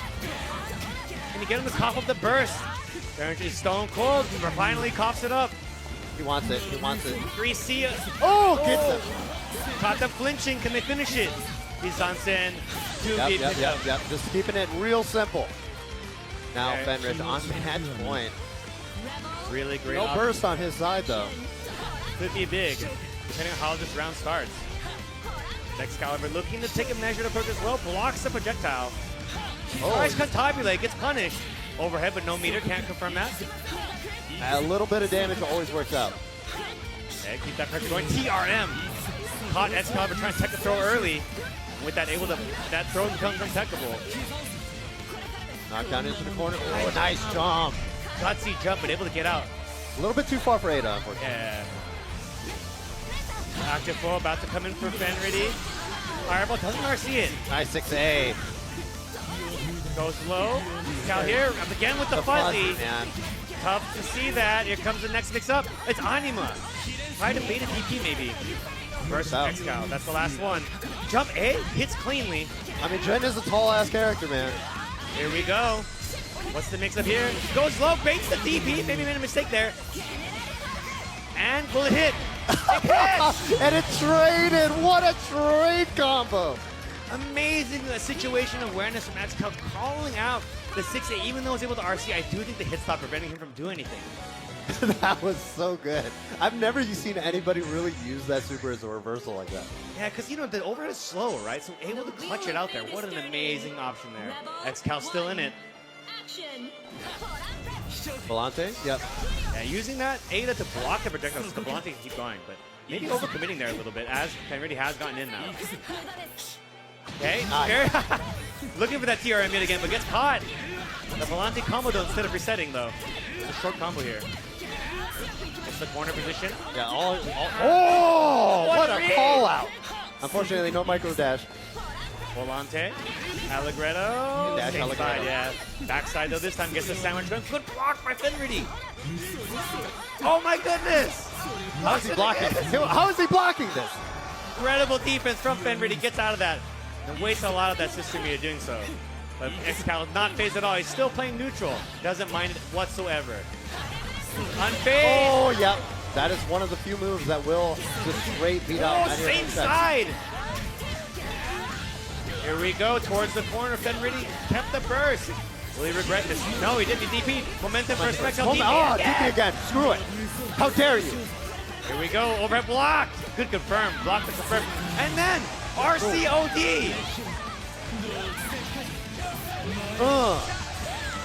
God, what a cool character. And with that closes it out. What a combo and confirm from Fenrich. Showing once again that hit confirm is so difficult. You got to see it hit, RC it, and confirm that to make sure you don't waste meter if it's blocked. Nice. Allegretto here. He's on sand. Back to spacing, right? Oh no, I don't know if that was intentional. I think that was like a footsie's overhead because he was going to have that landing recovery. Teleports in. Able to block the offense here.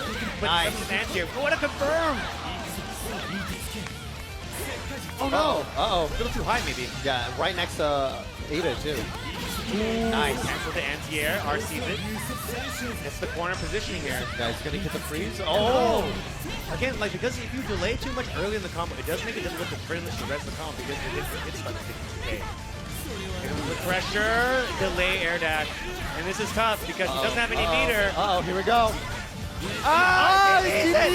He gets the meter at the last second. Overdrive yet again. And I do think that Fenrich is going to close it and move on in winners. Good stuff from Fenrich. Knocking the previous EVO champion into the loser's bracket. What a amazing situation awareness, right? The GOAT is back. He's back, baby. I mean, honestly, he didn't have the meter when that combo started, but he just knew that it would be in time, and the DPRC confirmed that, right? Amazing. Exactly. So clutch man. from Fenrich. It's always a pleasure to watch, like the top level Jin, right?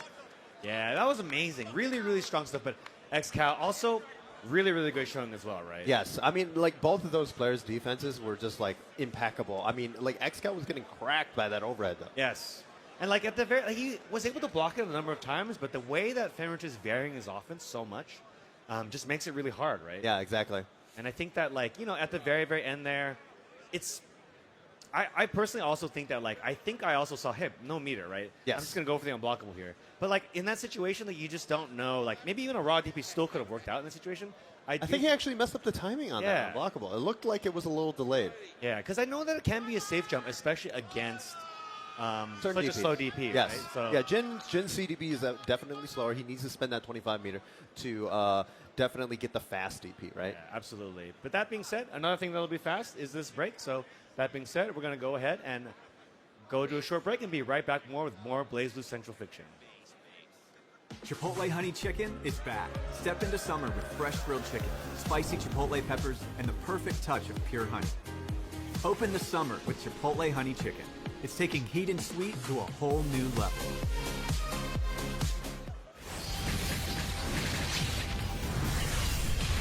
We are stronger together!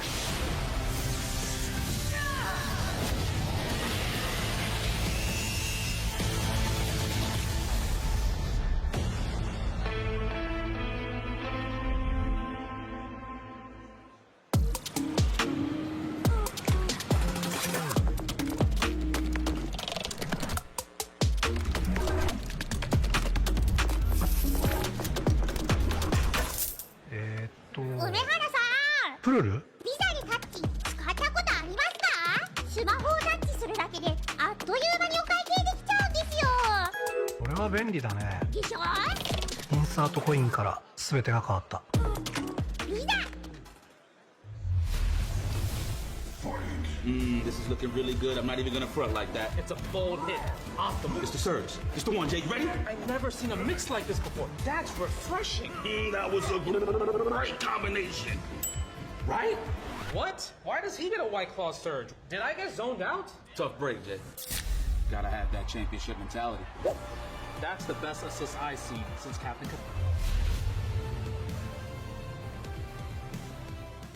でストリートファイター4っていう形で格闘ゲーム久しぶりにやった時にその時になんていうか自分で特別なものがあったんだなっていうのを、思い出したっていうことがあったんです。I don't see myself quitting for at least maybe 20 more years. 気持ちは調子良かったですね。It's much more than just playing. It's being a part of this community.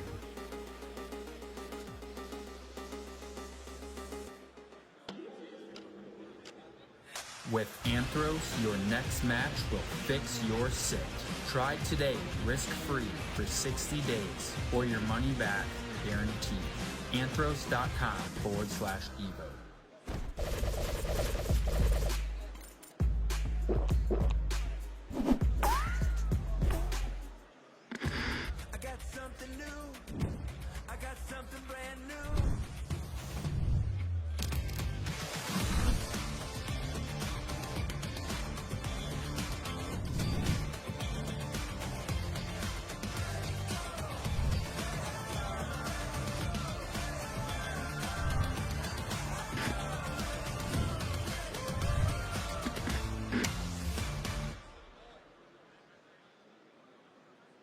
Welcome back, everybody. And of course, we have the Airheads Aircam brought to you by Airheads. Airheads is bringing the fun to Las Vegas during the event. Look at all those people. People are still playing casuals, man, you know. That's the thing is that, honestly, like, while the afternoon may be winding down to the evening, the action only heats up here at EVO, right? People are still trying to, secure their place in top 8, because games are still going as of right now. Yes, exactly. And, I mean, we've still got have top more 8 games coming up tomorrow. Yeah, it's exactly. crazy. So, and here at Evolution 2026 BlazBlue Central Fiction Top 8, the action is also just getting started. Exactly. And up next, we're going to actually have Masa versus Monarch. Like I said, Monarch, my hometown hero. But, of course, we have Victory Path presented by White House Surge. We have Masa's. Look at this. 2-0, 2-0, 2-0, 2-0. 0-2 to Fuku, but only a 2-1 to Yoshiki. Yeah, very close game that was. So now Masa does play Mai, and shown a lot of excellence with the character, right? But yes. In that Fuku matchup, I do feel like those games did come down to the wire a bit. But at the end of the day, Fuku kept clutching it out. You know, Yes, and exactly. we've seen why that is the case so far with their run in top 8 as well. But and of course, this is Monarch's victory path as well. Look at that, 2-0 against DefQ's Hypocrite. GC Yoshi, Koteru, Noel's Pup, sponsored by, I believe he was sponsored by D-Smooth, a.k.a. Mr. Burger McNasty himself, but did end up getting knocked into losers by Rascal.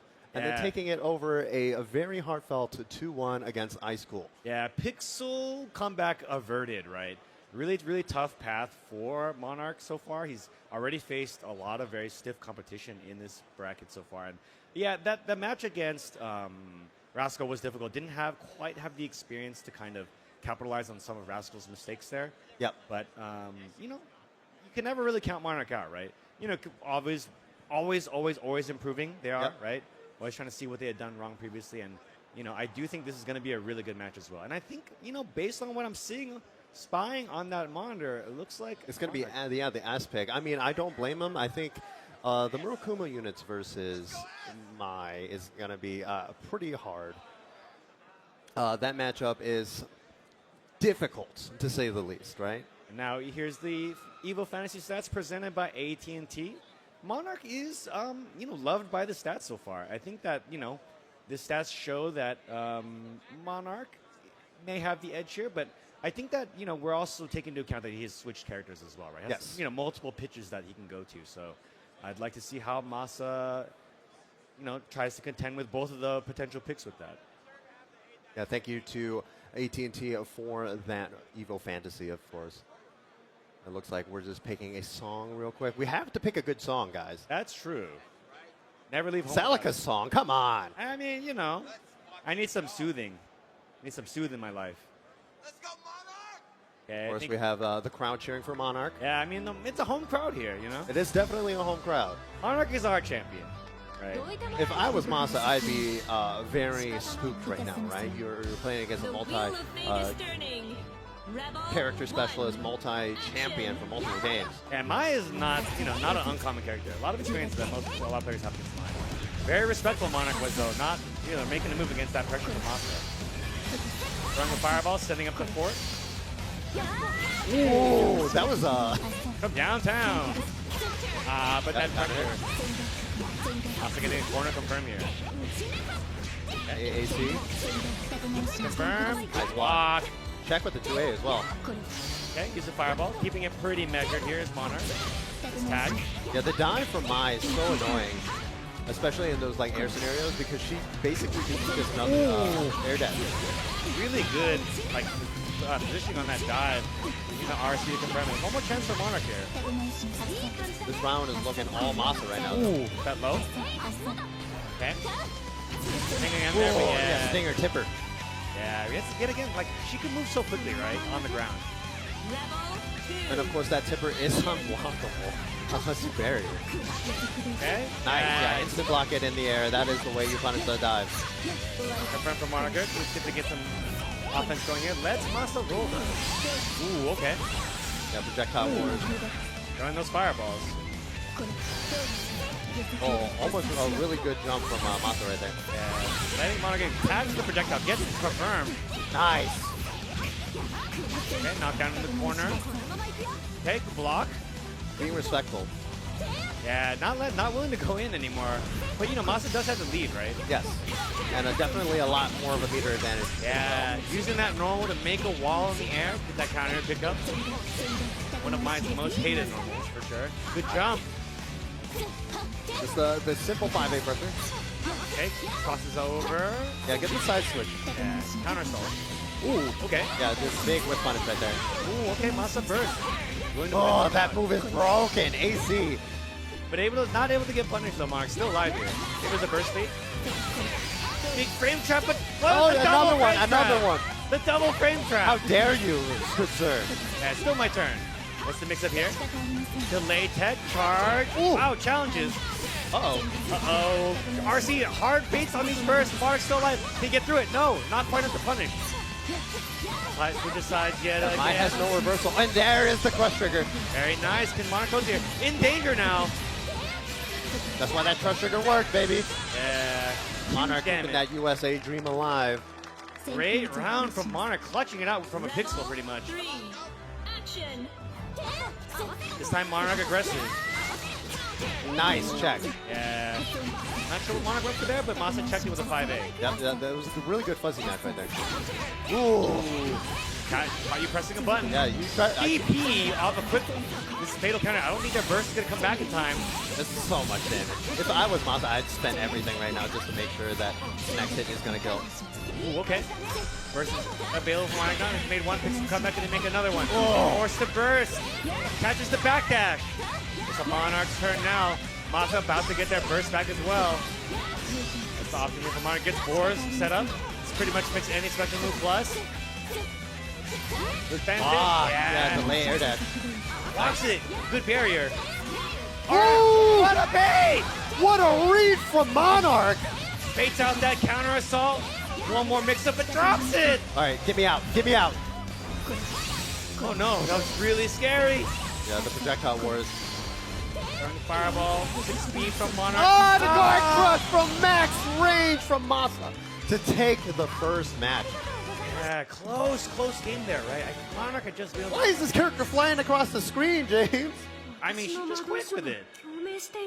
Yeah, I do think that it was really close. That missed combo there was so painful because that Oga situation would have been huge, right? Yes. It's you already caused, Masa cough up the burst, right? So, you already have great, advantage there, but just a heartbreaker. We're gonna have to see if we're gonna see a character switch because Monarch does have multiple characters under his belt.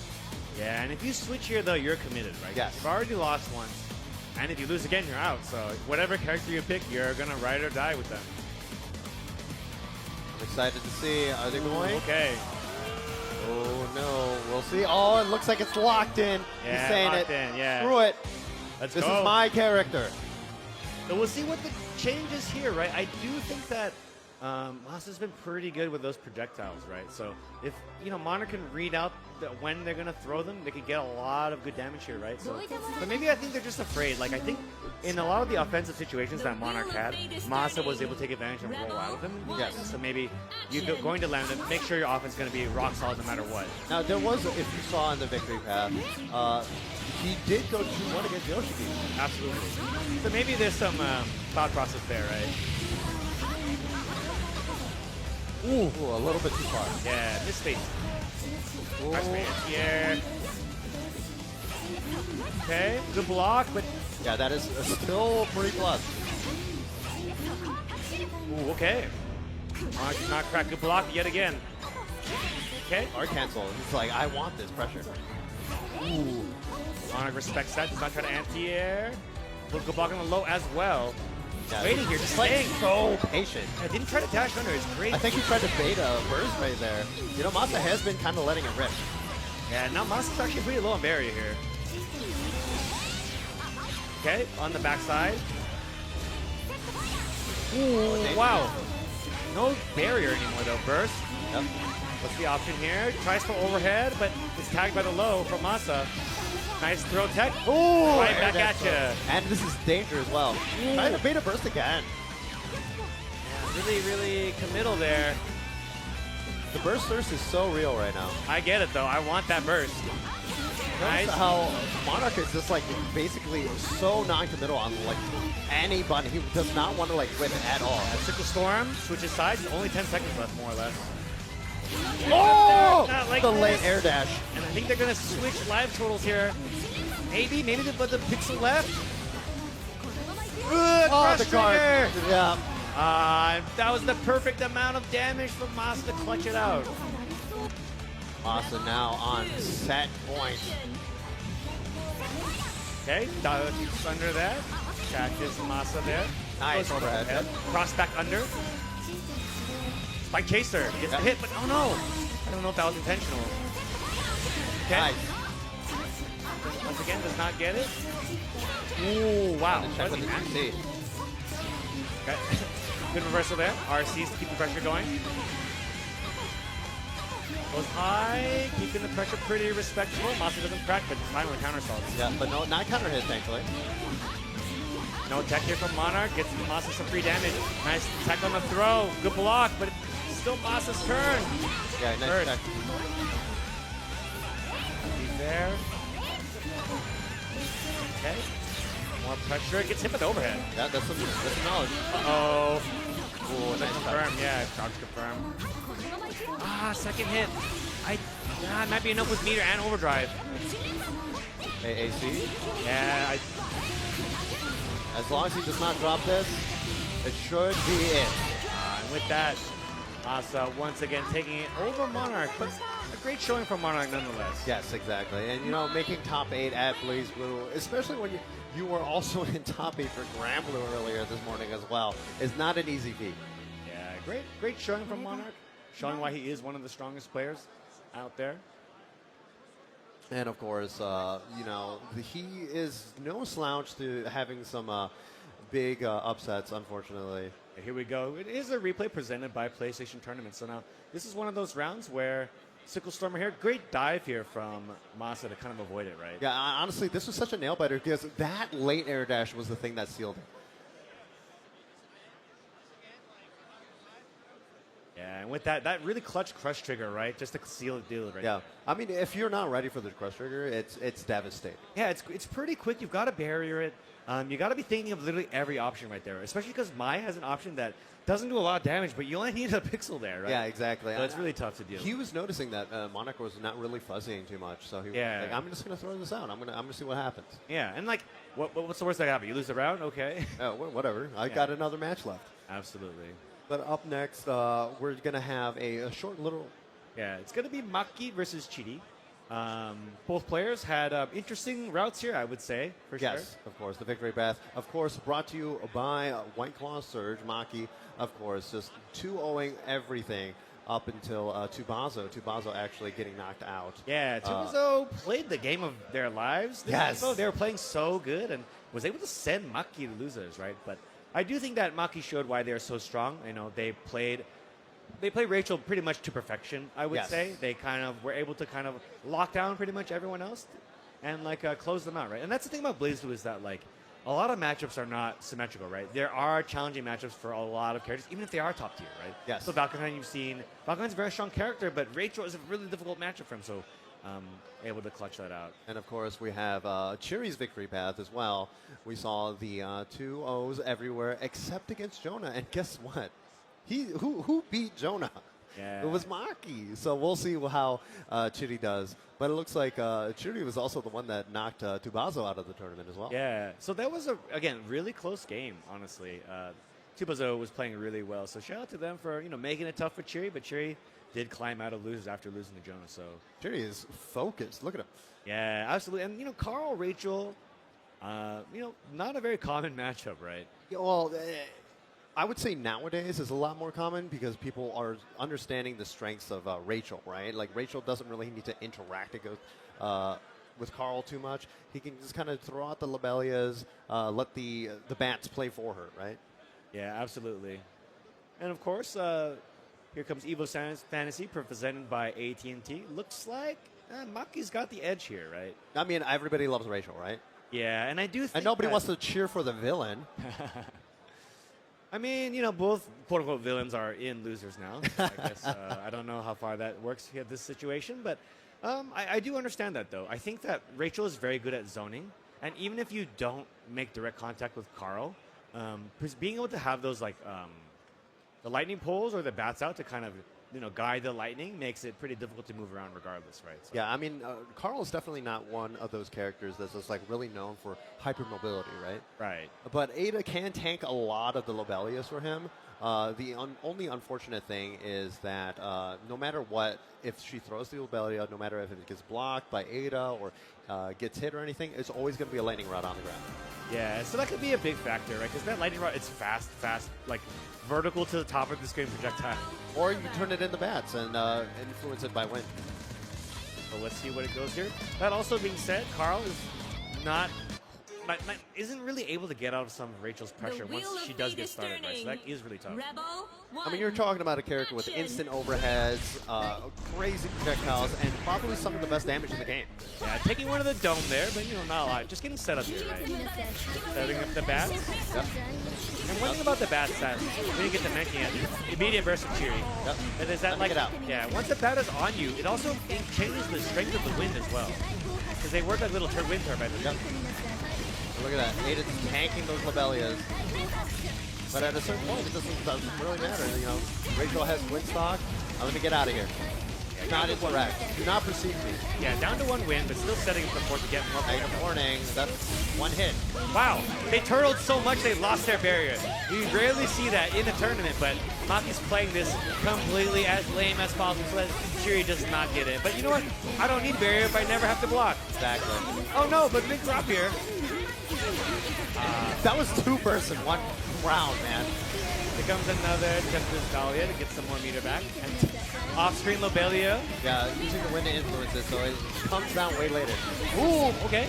Whip 6A from Maki. Gives Cheery a chance here. Now, we had said that it's really hard for Rachel to get out of Carl's pressure, but or vice versa, but yeah, now they're locked down as well. The backdash, but it's caught by that crush trigger. Yeah, great auto option. Honestly, I would take the crush trigger punish rather than looping the unblockable at that point. Has burst, and yeah, I guess he's at the point where they're about to lose a life lead. Counter MC, simple combo will do it. Good face down. Yeah, Cheery got back half their burst again. That was a crazy thing. I don't think I've ever seen a double burst in 1 round. I mean, if you make the round take long enough, right? Good backdash there. I'm out. Yeah. And you see both players are extremely explosive with their characters. Right? Nice jump. And here's the Oki. Front side. Staying front side. Okay, wow. Whiff the Brio. Okay. He uses the backside to get the hit from Monkey. Meaty throw. And I think this is getting pretty close. Getting late early here from Maki for this round. Counter assault finally gets out. Nice 6A, yeah. But yeah, I think Finn might have messed up the punish. Yeah, you have to be pretty preemptive with that 6A. You have to kind of call out that Rachel is going to that win. That down. Well, what a backdash from Chidi. Able to punish that approach from Maki. Now both players with fully stocked burst. It's going such momentum-based character. Absolutely, yeah. This is whoever's offense gets started first. It seems like even though there's so much lockdown here, Cheery, as long as they can make contact, they can win. Yep. Let's get negative warning yet again. Oh my Can no longer barrier. And some of the Ada's moves are unblockable in the air unless you bury them. So it does change how neutral works here. Nice overdrive. You can do so much damage here. But unless you miss it, it's okay. It's still 3,000 damage because Maki's in danger. Yeah, you're willing to take that life lead, right? Oh, gets tagged by Volante. It's so much damage by itself. That's our setup here. Nice. Yeah. Both of these players know they're not blocking. Still knockdown in the corner. Here's the pressure, the meaty. Probably beat out Vivace if I had to guess. Or a match. Another meaty. Tried to back dash. Lockdown from Maki. And here's the counter assault. Gets out of that. Good jump here from Maki. Just getting away. That's Dahlia. Dahlia get win back. So hard to keep up. They're flying everywhere, man. How is this little boy going to catch her? Only 30 seconds left. Blocks the projectile. Can't care, but too far away to confirm. Lockdown with jump C. Overdrive yet again, but uses wind to get out of the situation. Yeah, that was amazing. 3C is influenced more by the wind. Counter assault again from Maki. George is there. George goes off. Cat chariot again. No counter hit, but gets the confirm regardless. 20 seconds left. Lock them down for 20 seconds, or just kill them. Yeah, that was just the very easy overhead to block there because it was not the instant one, but unfortunately just held down back a little bit too long. The thing is like you don't want to block, right? It's really tough in both these situations because like once you block a meaty, you're kind of guaranteed to get airtight overhead, right? I don't blame him. I don't want to block either. More zoning from Maki. I mean, those are the best kinds of characters, right? The ones that don't have to interact with yeah.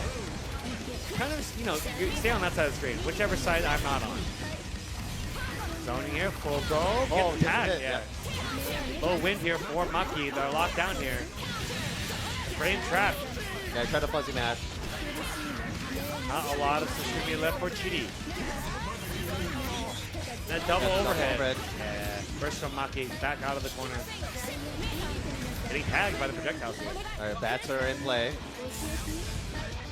Threading the needle there between the two lightning rods, but Maki is still out of there. Oh, J2C finds the smart. Here we go. Huge hit there. Cheeky side swap. That's enough. Clap. I don't think they're going to get the 50 meter, but maybe. One more mix. Cat chair again. Chair works out this time. Very high reward guard point from Rachel. Locked down in the corner. Chidi does have burst. Reset. Trying to bait the guard cancel. Baits the guard cancel. Has burst available. Saving it for a rainy day. And that was it. Still has the life lead. Tempest Dahlia. So much wind to work with. Nice block. Oh! Trade. Great button there from Chidi. Able to close it out.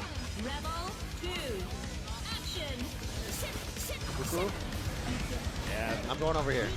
Get her away from me. See Maki play as lame as possible so far, right? Just not really willing to engage at all.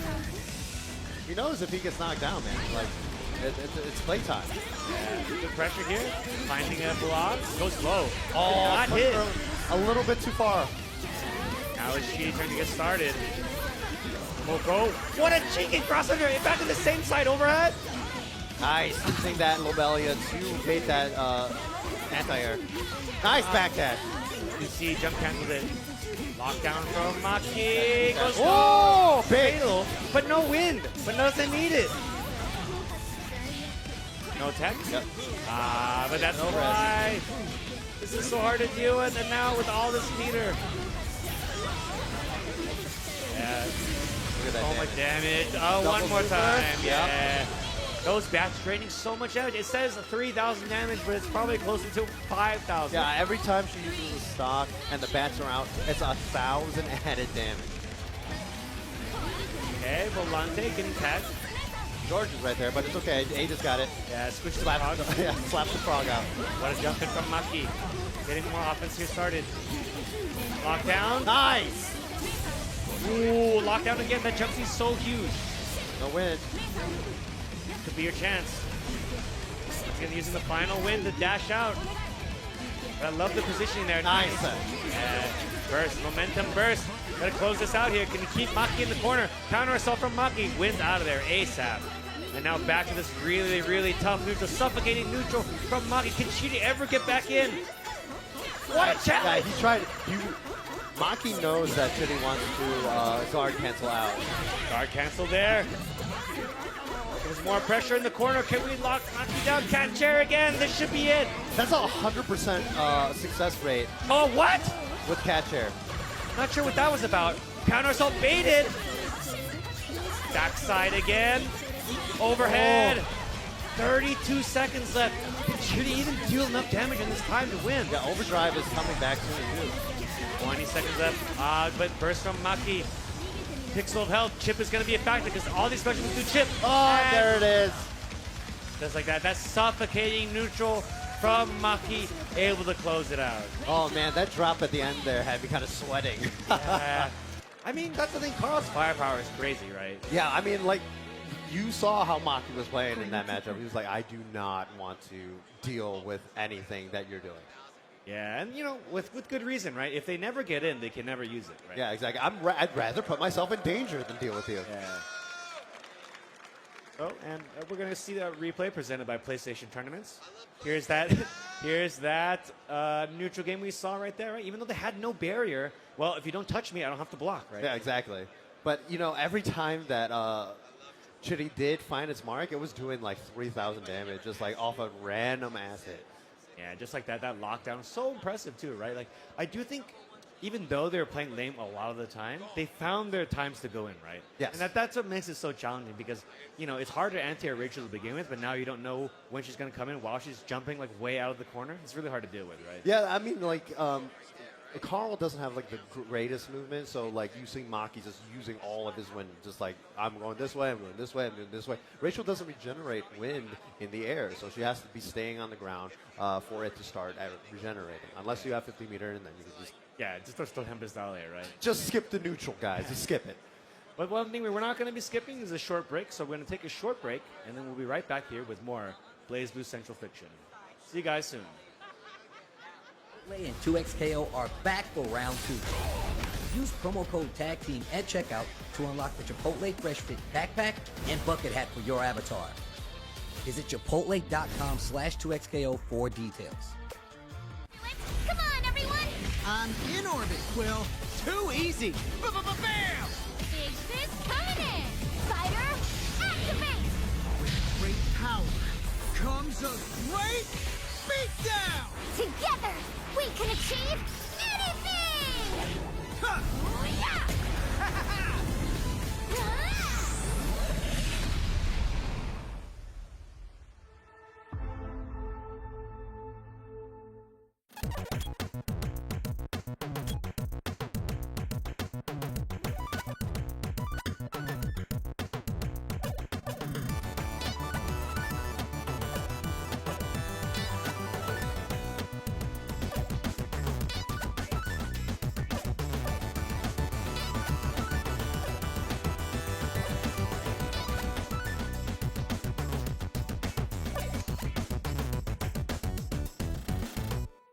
Hello? Whoa. Mama Gorgon 85 lives here? Yep, that's my mom. The absolute legend who went from gaming on her phone to ruthless online streaming slayer with no mercy for any living thing is your mom? Hey guys. Apples with peanut butter? How is this possible? With AT&T Wireless and Home Internet. Hey, text me if you need anything. Level up your connection with AT&T Wireless and Home Internet, now available across the nation. No, she's so nice in real life.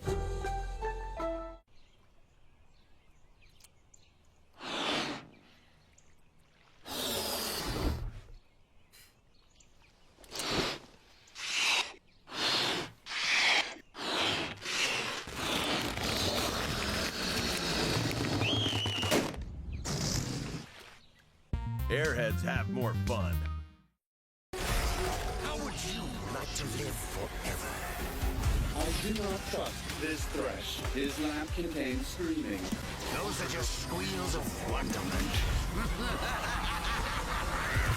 Ready to banish the darkness. Come on, let's live a little. In the light is your deliverance.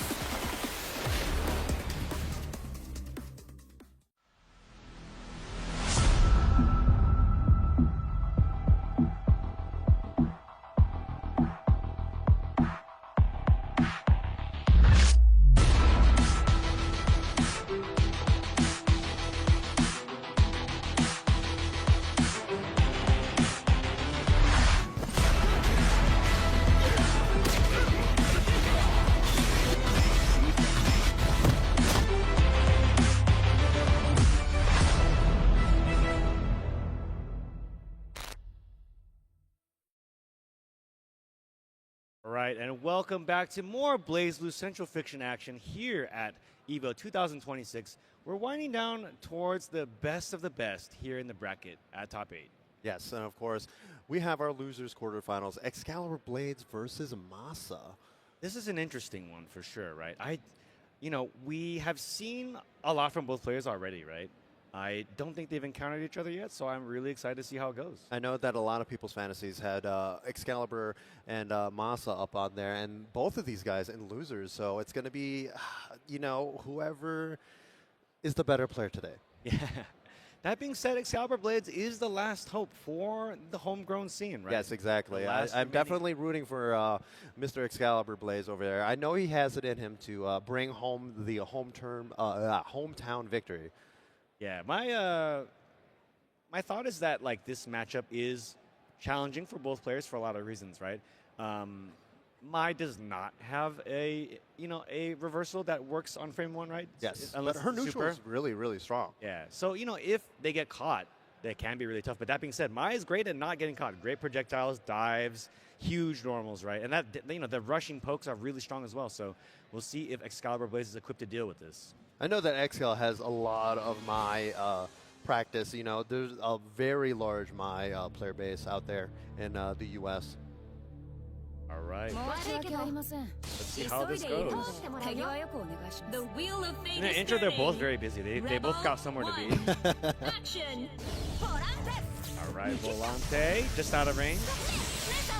On the backside, stops Excalibur Blaze moving here, but flips and dives away. Nice option. The Volante just gets canceled out by the projectile. And AC is so good as a poke against Ada as well. Absolutely normal. Yeah, not willing to engage here, right? And great option. Able to block, but once again, it's advantage there, right?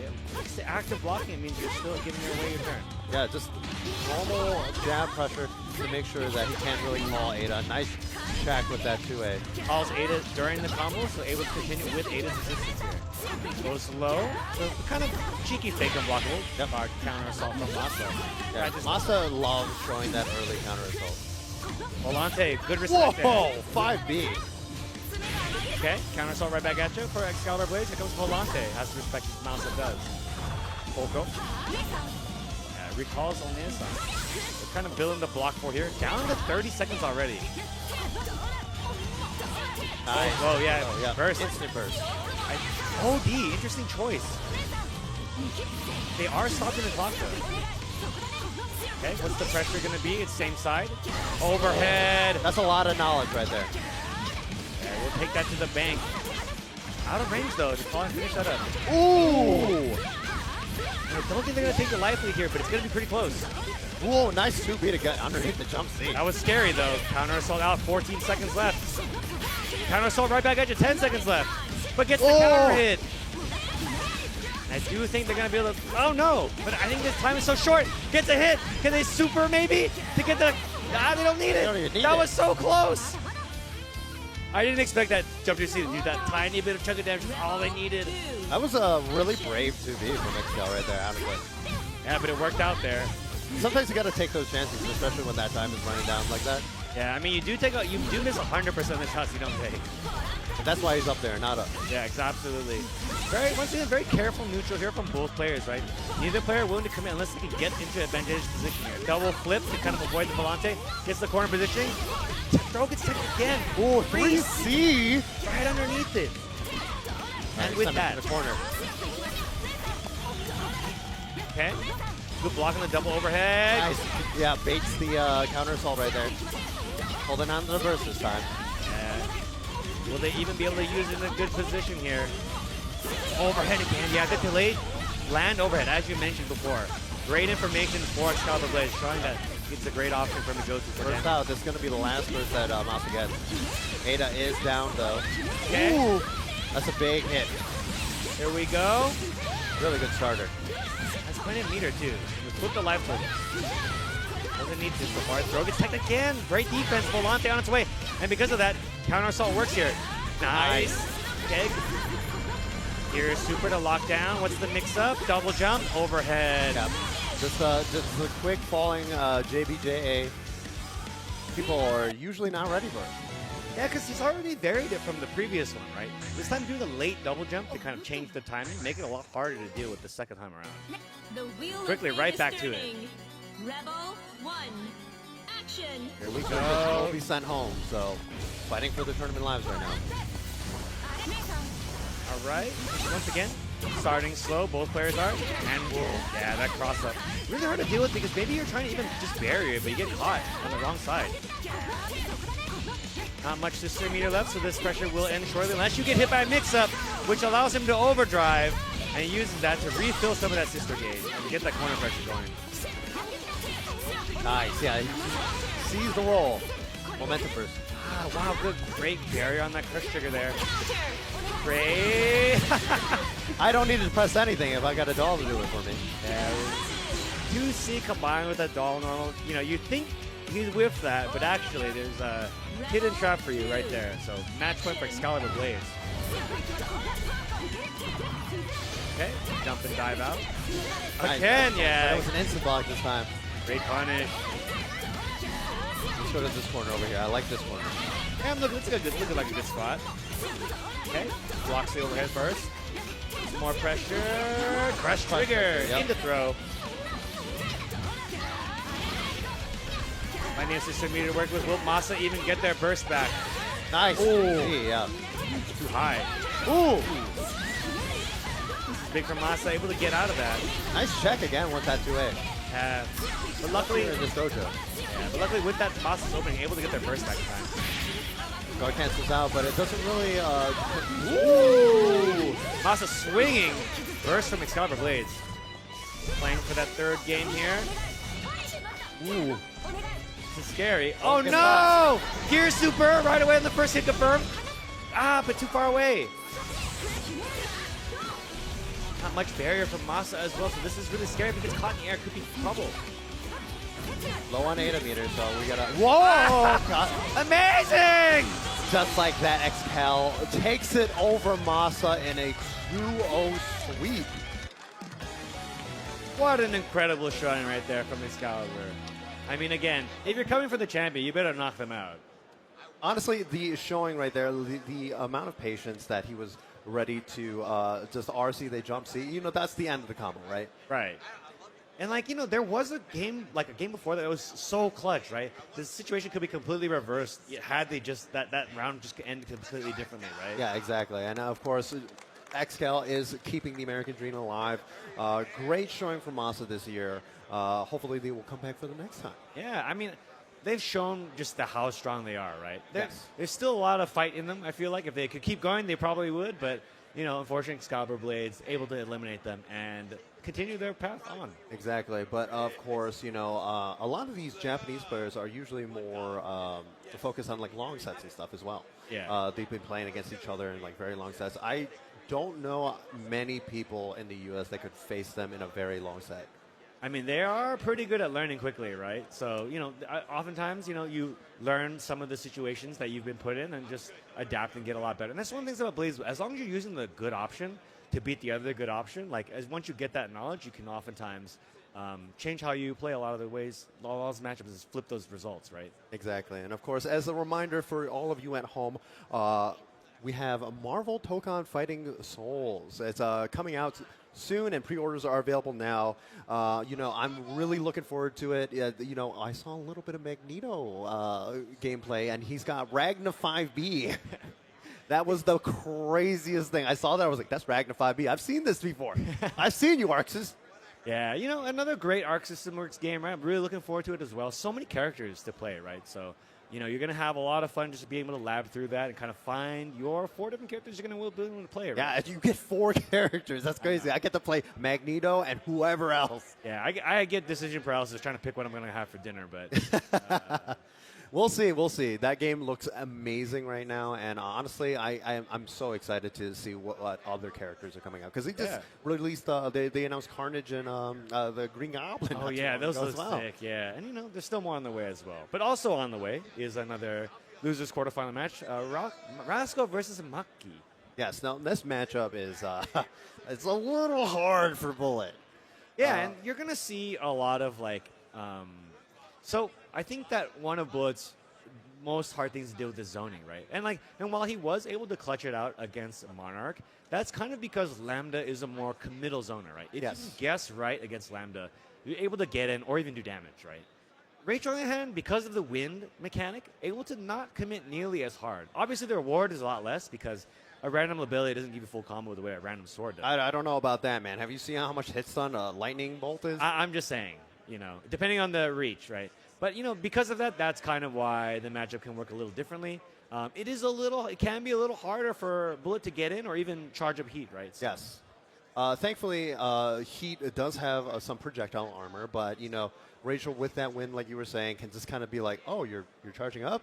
Let me come at you. Yeah, exactly. So it's a twofold attack, right? Not only are the projectiles, but if Rachel smells you trying to go for a power-up, Rachel's going to be in there punishing, or even just forcing you to block a really difficult mix-up, right? Yes. Even if you do block it on time, you're going to be stuck in a block string where you could have to deal with instant overheads.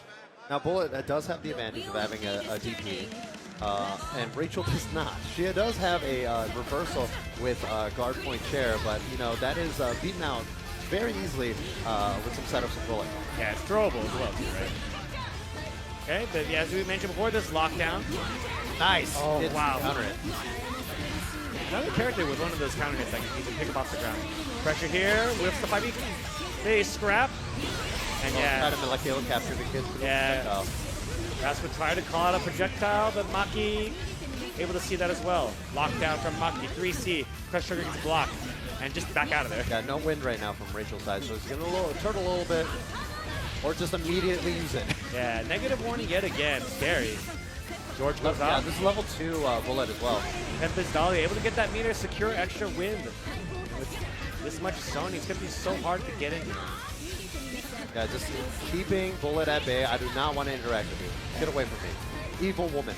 And the heat is gone already. Yeah, because heat runs out after a while, right? So even if you're not necessarily going in, you're waiting out heat.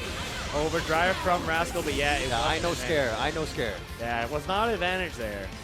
So they'd have to either let that EA rip or just continue blocking. And honestly, even if you let that EA rip against Rachel in that situation, sure, you get the knockdown, but it just basically resets neutral. And this is where Rachel is just the powerhouse of a character. Yeah. Ooh, okay. Using that aerosol to bait up the anti-air. This could be Rascal's turn. And they get something started here in the corner. Powers up. Throw gets tech. Yeah, but Rachel's wind is just so powerful, even dodging the drive. Yeah, not a lot of characters can really move fast enough to like get away from lock-on. Getting tagged by a random lightning. Locking down with jump C. Maki just jumps away. Yeah, let George take care of it. Okay. Yeah, and the heat has now run out. Maki was still littering to work with. Yeah. Littering the screen with. Oh! Good RC. Yeah, get me out of here. Yeah, forcing Maki to burst. I know what you do. Okay, block on that. Yep, DP. The pressure here. It's the first time that Maki has really gotten the block against Rascal. Okay, once again the air stall, baiting out the anti-air, but Maki is able to block in time. Heat level up. Yeah, this Lobelia is stuck on Rascal right now. Ooh, did you see? I'm not sure if that was intentional, but able to get out of it scot-free. One hit there. That being said, I do believe Rascal's got the lively. Tempest Dahlia taking that chip damage there from Tempest Dahlia. He does the lockdown, instant overhead. Choosing to hold their burst. I mean, there's only 17 seconds left. You know, Overdrive does freeze the timer, so. Okay. And you need to see it here soon. Ah, but gets sucked in by a throw. Burst. Only 6 seconds left. It's going to be so hard. Oh! Whoa! What a call out! Amazing. Sucked Rachel in all the way from the bottom of the screen. I know you want to run away. Get back here. Amazing call out.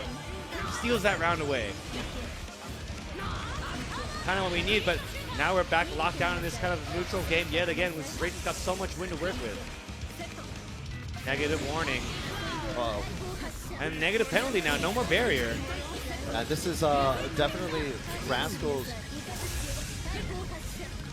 Got a good chance here. Just lock her down, but that jump wind is so hard to deal with. And barrier is slowly coming back. Now level 2 heat is gone as well.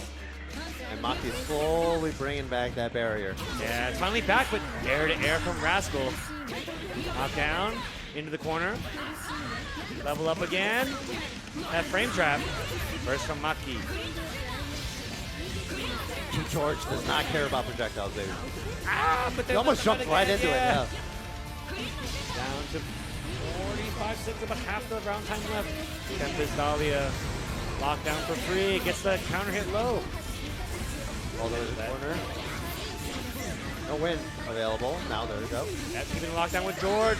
Sets out the absorption bats. Oh, wow. Ooh, what a dab. Overdrive. Give me this damage. A, into the corner. Okay, secure the life lead, and one more mix-up will do it. Yep. Wants to buy that counter assault out. 32 seconds. Lock on. Lock on, baby. Lock in. And it's got meter. With that, Rascal overcomes the zoning from Maki for the first game win. Honestly, you can see how frustrating it is to play this matchup. Like, she's just running around, doing whatever she wants, and Bullet's over here like, man, I need a dash, I need a jump. I'm just like locking on, and you're just flying past me. Yeah, Rascal looks more tired. He's like, he's like, but I understand though, like, dealing with the zoning was really difficult, and then you still need to be locked in enough to actually finish your combo at that. You see this a lot with zoning matchups where you finally do get in, but you can't actually confirm your combos because you're so tired trying to get in. Okay, dashing out. Nice. Lock on. Working out. At the timing from Maki. Maki bursts. It was already so much damage. Now you're out of burst. OD through the 5B. Yeah, back up.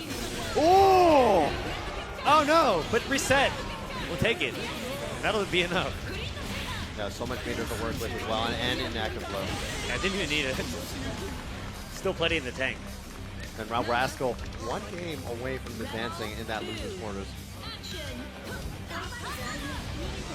Feels like it's download complete, honestly. Yeah, Rascal's definitely playing a lot more confident. Yeah, I do feel that, for sure. Killing George, sending out the fireball. Yeah, Maki is like just trying to play as lame as he can. Yeah, negative warning, negative penalty again. Honestly, if you get camera hit here, you could be dead. That being said, George puts in some work there. Maki with a confirm. Just try to keep this going as long as possible. Overdrive. All right, EA getting in the corner. Look at the damage. Oh! 5,000 from EA. Gets caught rolling too. This is even more damage. It's caught in the air. No confirm. The bad Molecular capture, and you can't burst that. You cannot burst that. And with that, a dominating showing from Rascal, overcoming that zoning in short order to close out Maki. Yes, exactly. And Rascal moving on in that losers quarterfinals. I believe we need to settle something for our next losers match, which is going to be a Fuku versus Fenrich. All right, and with that being said, we're going to go ahead and go to replay presented by PlayStation Tournaments. So right there, very, very close situation here, right? Maki's honestly up around here and still zoning out very confidently, right? You know, I would be so pissed playing against this man. You don't understand. Yeah, and once again, gets the life lead here, right? Not much time left.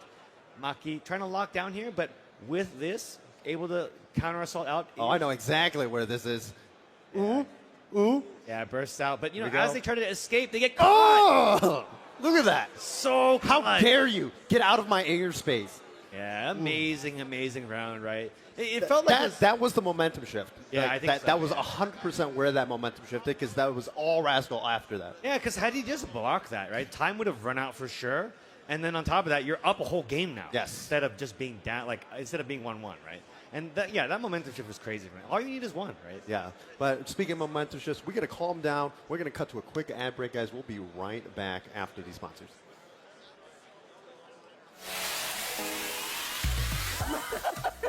Oh, wait. Nerd. Commentary is about keeping people engaged. Yes. Right? This guy lied to me for 15 years. I didn't know his age. That was like my first couple months in the game. I guess it's weird for you to call me daddy. That's very weird, Jay. I need to do all that. I gotta avenge myself. Stop, guys. You're making me laugh too much. Oh, No two competitors are the same. Some run on routine for the chance to win big. Some make time to rise through the brackets. Some lock in with confidence. However you prepare, there's a place for every kind of competitor. PlayStation Tournaments. Sign up today on PS5.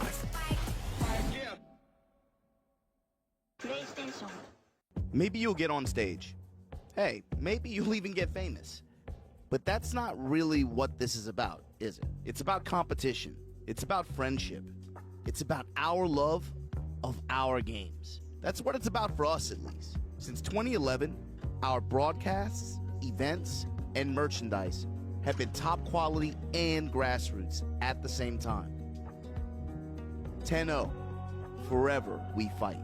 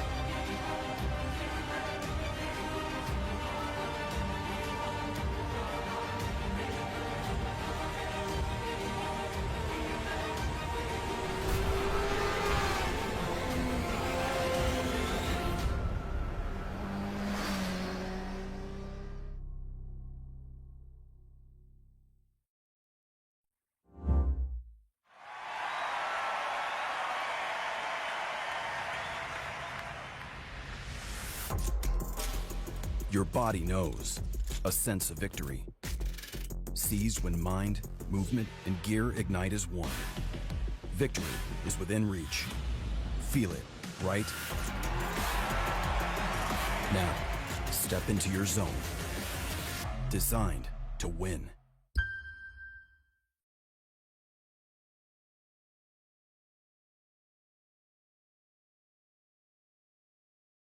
In the event, shout out to Airheads, and check it out. Like, honestly, yeah, once again, Airheads is bringing the fun to Las Vegas during the event.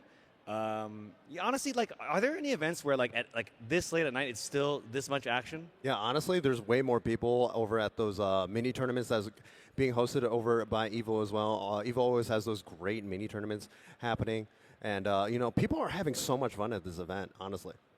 Yeah, just because you're out doesn't mean you're out, right? Yeah, You're exactly. still, I mean, people are competing. hanging out at the convention center outside, at the tournament, at the hotel as well.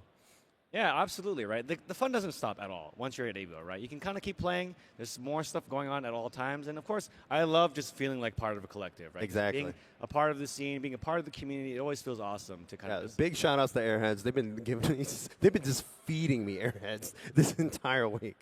I know. I'm definitely... I'm having a tasty morsel quite often. Yeah, I'm getting a lot of a sugar high most of this weekend. But, of course, these guys are going to be coming off a high in the winners finals. Like I said, Fuku versus Fenrich. Now, this is going to be a very hotly contested match for sure. Both players, maybe a little cold, right? Haven't played since winner side. But, you know, I feel like there's no difference in how locked in they're in, despite that. And, of course, the Evo Fantasy presented by AT&T. We have the crowd favorite is going to be Fenrich with an 81.1 pick rate to win. Yeah, I mean, I understand why, right? Fenrich is a storied player. I mean, you put it on red, right? Put it on the best guy that you know of. So, you know, I think that it's a great pick. And thank you to AT&T for bringing us Evo Fantasy. Yeah, those stats are always kind of funny. It's like, man, did you see how Fuku played? And you guys are doing this? Come on. Well, you know, you really can't count out. Well, hold up. Oh, yeah. That was Hold what I up. was about to say. I think that Bang, a little bit tough against Jin, right? Because that air hitbox, not very good against Jin a lot of times. You just get caught by random jump C, right? Picking the green character? But yeah, but what if you never jump, right? What if you pick the green character? Yeah. So Now, Fuku it has been kind of showing like a really crazy Susanoo. Wow! Block the overhead, and then they're like, oh, you're minus, so I'm just going to throw you. And immediately gets the ground viper unlocked and the DP unlocked. Two of the most important unlocks for Susanoo. Okay. Here comes pressure. A lot of this is very difficult to deal with. But yeah, spends it. Overhead block Oh my again. God. Yeah, taking the turn back. Yeah, Fuku is just on point with these overhead blocks right now. Okay. Yep, catching him low. Yeah, it's going to get more unlocks here. Gets the sword. Wow. Back dash to DDP. Oh, misses the dash. Yeah, that's unfortunate there. Another DP. Screw it. Fires it off again. Oh, Anti-air. Ooh. Good back dash out of the overhead yet again. That should be it, yeah. That was all Fuku right there. Yeah, great pick. Right? I think he's confident that he can block Jin's overhead and use that to kind of just start his offense. I want the normals, you know. Forget the movement. I want the normals. This is custom for him. Okay, good hit. Oh! Ooh, I think he might have missed the TK there. Unlocks the sword. OD. Yeah, good punish. Okay, reset standing. Overhead block. Another overhead block. That is 3 for 3, baby. Ooh, wow. You rarely see that move like that. Yep. And really has perfect mobility. Ooh, the cheeky. Oh, and he missed the dash. Yeah, He's just like me for real. Okay, just lets Jin air dash out. Air dash hit. Oh, Fuku here. Ah, confirm. EP right back at you. Overhead block. Goes low. This time baits it, but too far away to punish. Yep. Once again, air to air though for Fuku. He closes this out if he gets a good hit here. No fear, just jumping out. Yeah. Ooh! I think he might have crossed up the ends here, but another hit for Fuku. Overdrive to lock out the burst. Shame. With that. Yeah, I know you're overdrive cancer. Is this enough? That's a lot of unlocks, man. That is a lot of damage. That damage does like 10 yeah, times more if you have the sword unlocked. Felt like that last pixel hang on for dear life. Well, sometimes, you know, if you got a multi-hit super, it's just like, is it going to work? Is it going to work? Okay, looks like we're going to take a quick look at that. Oh, right. That's right. Yeah. So Fuku has the 7-minute timeout on his stick. Yeah. So he needs to make sure that he's unplugging and replugging in. Even though that was a really fast match, you do not want to risk that disconnect. All right back into it. And now this is winners finals, right? So yeah, a little bit more time to work with it. Wow, just running out to it. Check your toes. Oh, unlocking the DB. Sorry. EA, just let it rip right away. You can see active flow. Whoa! Crouched under it and then threw back to get the TRM before they could get TRM. Oh, tried another one, but the 5B anti-air. Yeah, that just makes a huge wall on the ground is so good. At huge advantage of Fuku right here, likely level 2. Yeah. DPRC with throw still caught ball. Yeah, that's the classic, right? It's like, are you OSing? Let me check if you're OSing. Because that will TRM. Okay, overdrive. Henry forcing a turn here. Block from Fuku though. Text the throw. All right. Nice. Yeah, there it is. Finally a hit. I feel like he went for it a lot, but it's the first time it really hit there. Unlocking that. Has sword unlocked now. Yeah, let me jump out of the corner real quick. Ooh, that DP is so strong here. Yeah, I know scare. I have DP. Nice. Gets the low. Okay. Nice. Yeah, delay on that wheel. Should be enough. Fuku up 2 games against Fenrich in a dominating fashion. Honestly, very, very strong showing so far, right? Because you're seeing like so many of the advantages taken right here, right? Huge ability, because Fuku's defense has been so strong, he's able to use Fenrich's like offense against him to kind of get started, right? Yeah. Seeing that like, while Susanoo doesn't have like the best mobility, just by defending himself, he's been able to do a lot of work just to kind of get those free opportunities. Yeah, no, BlazBlue is definitely one of those games where it's like, hey, if your defense is good enough, like, you will be rewarded for it. You will be rewarded for it. Oh, Nine, the Phantom? Huh? He's a Nami? Huh? I would love to see a Fenrich Izanami, honestly.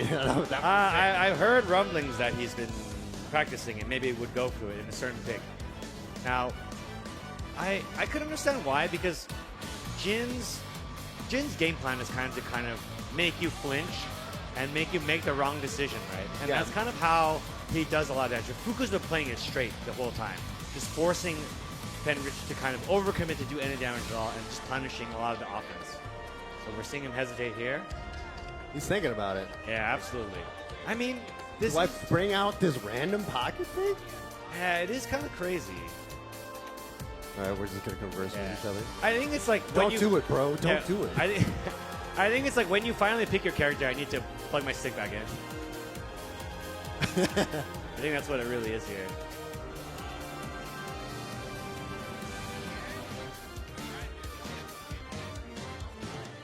Man, we've come so far. Also, shouts out to SKD and Guyman in the back right there. I know. Well, Bunch of old-ass men. They support the game, you know? Play the game, support the game. Yeah, shouts out to the BlazBlue cosplay group over there in the back, of course. Yeah. Look at Kagura, Naoto, Terumi, Hazama, Azrael, and of course the Kanji from Persona 4 Arena. No, those are all BB Tag characters. Yes, all BB Cat characters. So, shout out to you guys hanging out with us this late at night as we kind of figure out the situation here. BlazBlue is always a treat to watch, guys. It's just it's been around for 10 years, and the level of excitement I get from watching these matches has not died down a single bit. Okay, looks like they're going to switch hardware, and I do understand it. Maybe they're having some difficulty with the lever they were using. Yes. Now, Fenrich is a lever player. Seasoned tournament player, so he knows when something's up, right? Yeah, absolutely. Like, I'm not moving the way I thought I would, right? So if you gotta know something's up, if you just don't move the way you think. Right? Yeah. So, you know, I do think that it's important to kind of make sure that everything's in order, right? You don't want to lose to factors that are outside of your control. You want to lose because, okay, why did... Yeah, I mean, I didn't play my best. Okay. Yeah.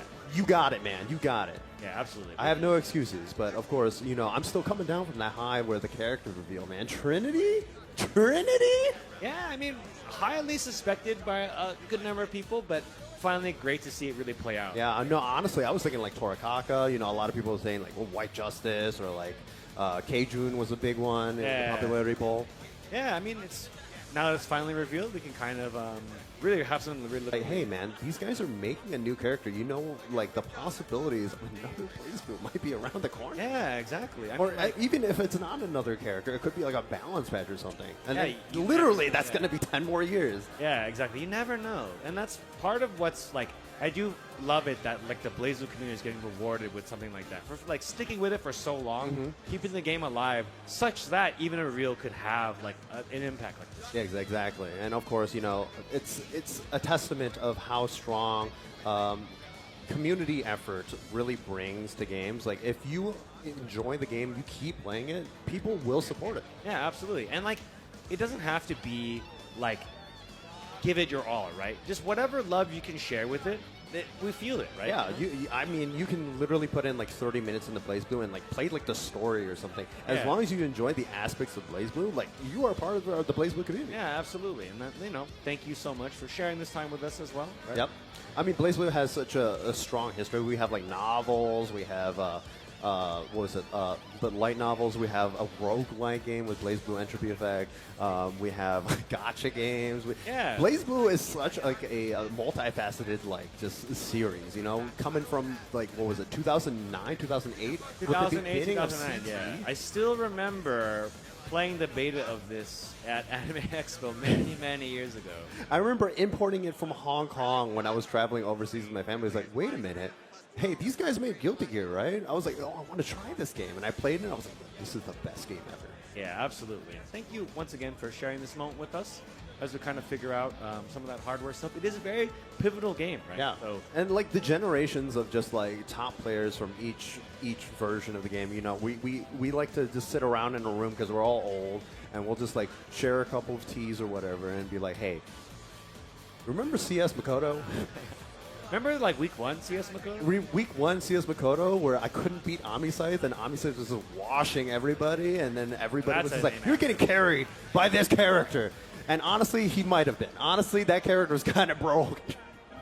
Well, but, you know, again, like, there's just so much history for the game. Yes, there's so much history. I remember we lived through the Bangkok Inoue era. We lived through, you know, Kagura might be top tier, guys. Kagura might be top tier. Of course, the Airheads Air Cam coming back at you. Of course, we have Street Fighter still going on. Look at this crowd just gathered around watching this. Yeah, there's no more intense moment than the last bits of Street Fighter that have to be played. Because they're figuring out who's yeah, because you want your boys, man. You want your boys to win. You got to get some support. So yeah, shout out to everyone still at the venue. Get off that table. Tables are for sitting, I'm afraid. I think we're getting a button check here as the players get settled, right? And again, Fuku up 2-0 on this Susanoo pick, which honestly, we kind of expected it. Like, he hinted at it had I seen it in pools already. I was like, oh, he's switching Susanoo. But he's played Bang for a lot of matches. But this is the one where I guess I think he likes the normals a lot more in this match, yeah, for sure. His game plan is much simplified as well, too. Yeah, I mean, like, you're not trying to... Like, Bang combos are... I'm not going to say easy, right? It's you have to kind of adjust on the fly a lot. Okay, it looks like we're good to go. Now, will the Legend of Fenritti also include coming back from 2-0 in winners finals? We've seen it before, you know? Yeah. Again, like just like his tenacity in every individual round, it could be something major here, right? Maybe this is the start of another legendary comeback for Fenritti. We might see a new Evo moment. Or we'll see a legend get knocked into losing. Rebel 1, action! There we go. Very measured start here. Yeah, JC. Just keeping it very passive. Tried to anti-air that. I saw it come out, but... Yeah, Jin Santerre kind of slow. Dude with the first blood here. It rolls out. Great choice. Wants to block that jumpy overhead. Oh, overhead. Not blocked. He iced him out. No. Right there. Both hesitate on that. Catches that. Okay, 6B there. Wow! Taking it to the next layer. Now that I blocked this, I'm sword back to the front side. Wheel does not connect, but the damage has already been done. Yeah, and again, easy with that sword too. Yeah, burst safe too, right? Can't burst anymore once the sword has started. And this is tough right here. Fenrir's just got a lot of ground to make up. He's going to come back from this. That 2B end here. Yeah, he's just swiping the ground, man. Respect from, lots of respect from Fuku. Yeah, Fuku's defense is so good. It's a very important part of the story of this set so far, is that he's not really cracked under pressure so far very much. Yeah, I was going to say he's blocked 90% of the overheads from Fenrir. Catches Fenrir here in the corner. Normals, blocks the low. R sees it. What a frame check, but does not confirm it. Maybe looking for a burst. Backing off is Fuku. Not willing to engage. Powers up. He wanted the C unlock. Oh, wow. What's the 2C? And he's got to find a place to burst, I think. Or he's going to be put out of pixel. Yeah, he just used the burst there. Yeah, I think Overdrive might have been able to meter. Oh, my goodness. That'll do it. The jump scare. 2D. Great showing there. Yeah, Fuku winning 3-0 against Venridge in that winners finals, knocking him into that losers. Yeah, great preparation from Fuku, honestly, to have a pocket character that powerful in the waiting in the wings for Fenrich, right? And honestly, if you're coming to this tournament, you're expecting to face Fenrich at some point, right? Or another strong gym player. So great pick from Fuku. Will be waiting in grand finals. Now, Fuku was playing a lot of Susanoo in casuals and in the pools that we saw earlier. I remember of course, he was playing against DeMarcus Cousins, and he was like, yeah, my Susanoo kind of nice. And he's like, show me. And he showed him. He showed him. Definitely showed him. Yeah, absolutely. And I think that very critical decision there at the end, right? Because, we mentioned, like, hey, like, this is a big hit, that 2C on the ground hit. Yeah. Right? And then I think at the last second, Fenrir's like, oh, wait, maybe Overdrive will kill me here. It's burst at the very end of the combo, right? So had that not been the decision there, maybe the round could have ended a little differently. But honestly, Fuku was just so dominant. Yeah, honestly, like, it was down to the micro decisions at that point. It was just like, hey, I'm winning. Like, I'm going to do it. Their offense is so good, too. Yes. Right? The blocks on the Jin 6A is very telling, right? It's like, oh, I'm blocking these, I'm blocking these, I'm blocking these. And, like, you saw that last block on that 6A where he just kind of did the walk forward, walk back shimmy. Yeah. I was like, yo, Shades of Street Fighter? What's going on over here? I did think that, they were so confident they could block 6A on reaction. And, like, that does change the calculus for Jin's offense, right? Yep. And defense as well, because being able to block that on command let him, like, just start us off. Remember, he did, like, a cheeky walk-up overhead in that, like the sudden pause, right? That's not something you expect. Yeah, just get jump scared by a random 4C is just like, you got it, man. You got it. A great showing from Fuku. Once again, we'll be waiting in grand finals for whoever can crawl out of this shark-infested waters here. So I do think that loser semifinals is going to be, if I'm not mistaken, Excalibur Blades versus Rascal. Yep. Now, this is the scary one, right? It's like, hey, do you want the Great Evil to win, or do you want to see the low-tier hero bring it home? Or, different narrative, the hometown hero versus Japan. Yeah, like, which narrative are you going for right here? What story are you going to tell your grandkids of EVO 2026? It depends on who wins, because I'm a fair-weather player. So Excalibur Blade so far has bounced back very nicely, but so has Rascal as well, right? Yeah, Rascal has just been showing everybody, like, the power of Bullet and the power of one touch, right? Yeah, very clutch, extremely clutch so far in this top 8. Yeah, he rides momentum like a wave. It's crazy. I think it's really because once he gets that, like, one read on how things are going, able to carry that all the way through, right? Yeah, I feel like his opponents get so flustered. Like you could see when he was playing against Maki. Maki was getting scared. Yeah, absolutely. And it really boiled down. That second game was quick. So this being said, this is losers semifinals. It is still 1-2. So they have a limited amount of time to really figure out the opponent here. Now, on paper, as we've said many times, Bullet loses. Yes, Bullet has a hard time getting in. On paper. On paper. But we've seen time and time again, Rascal is able to make the most of these tiny opportunities with his tenacity. Yeah, Rascal is like gathering all the dark matter in the world right now, just to like screw with the scientific method. So here we go. Excalibur Blades versus Rascal's losers semifinals.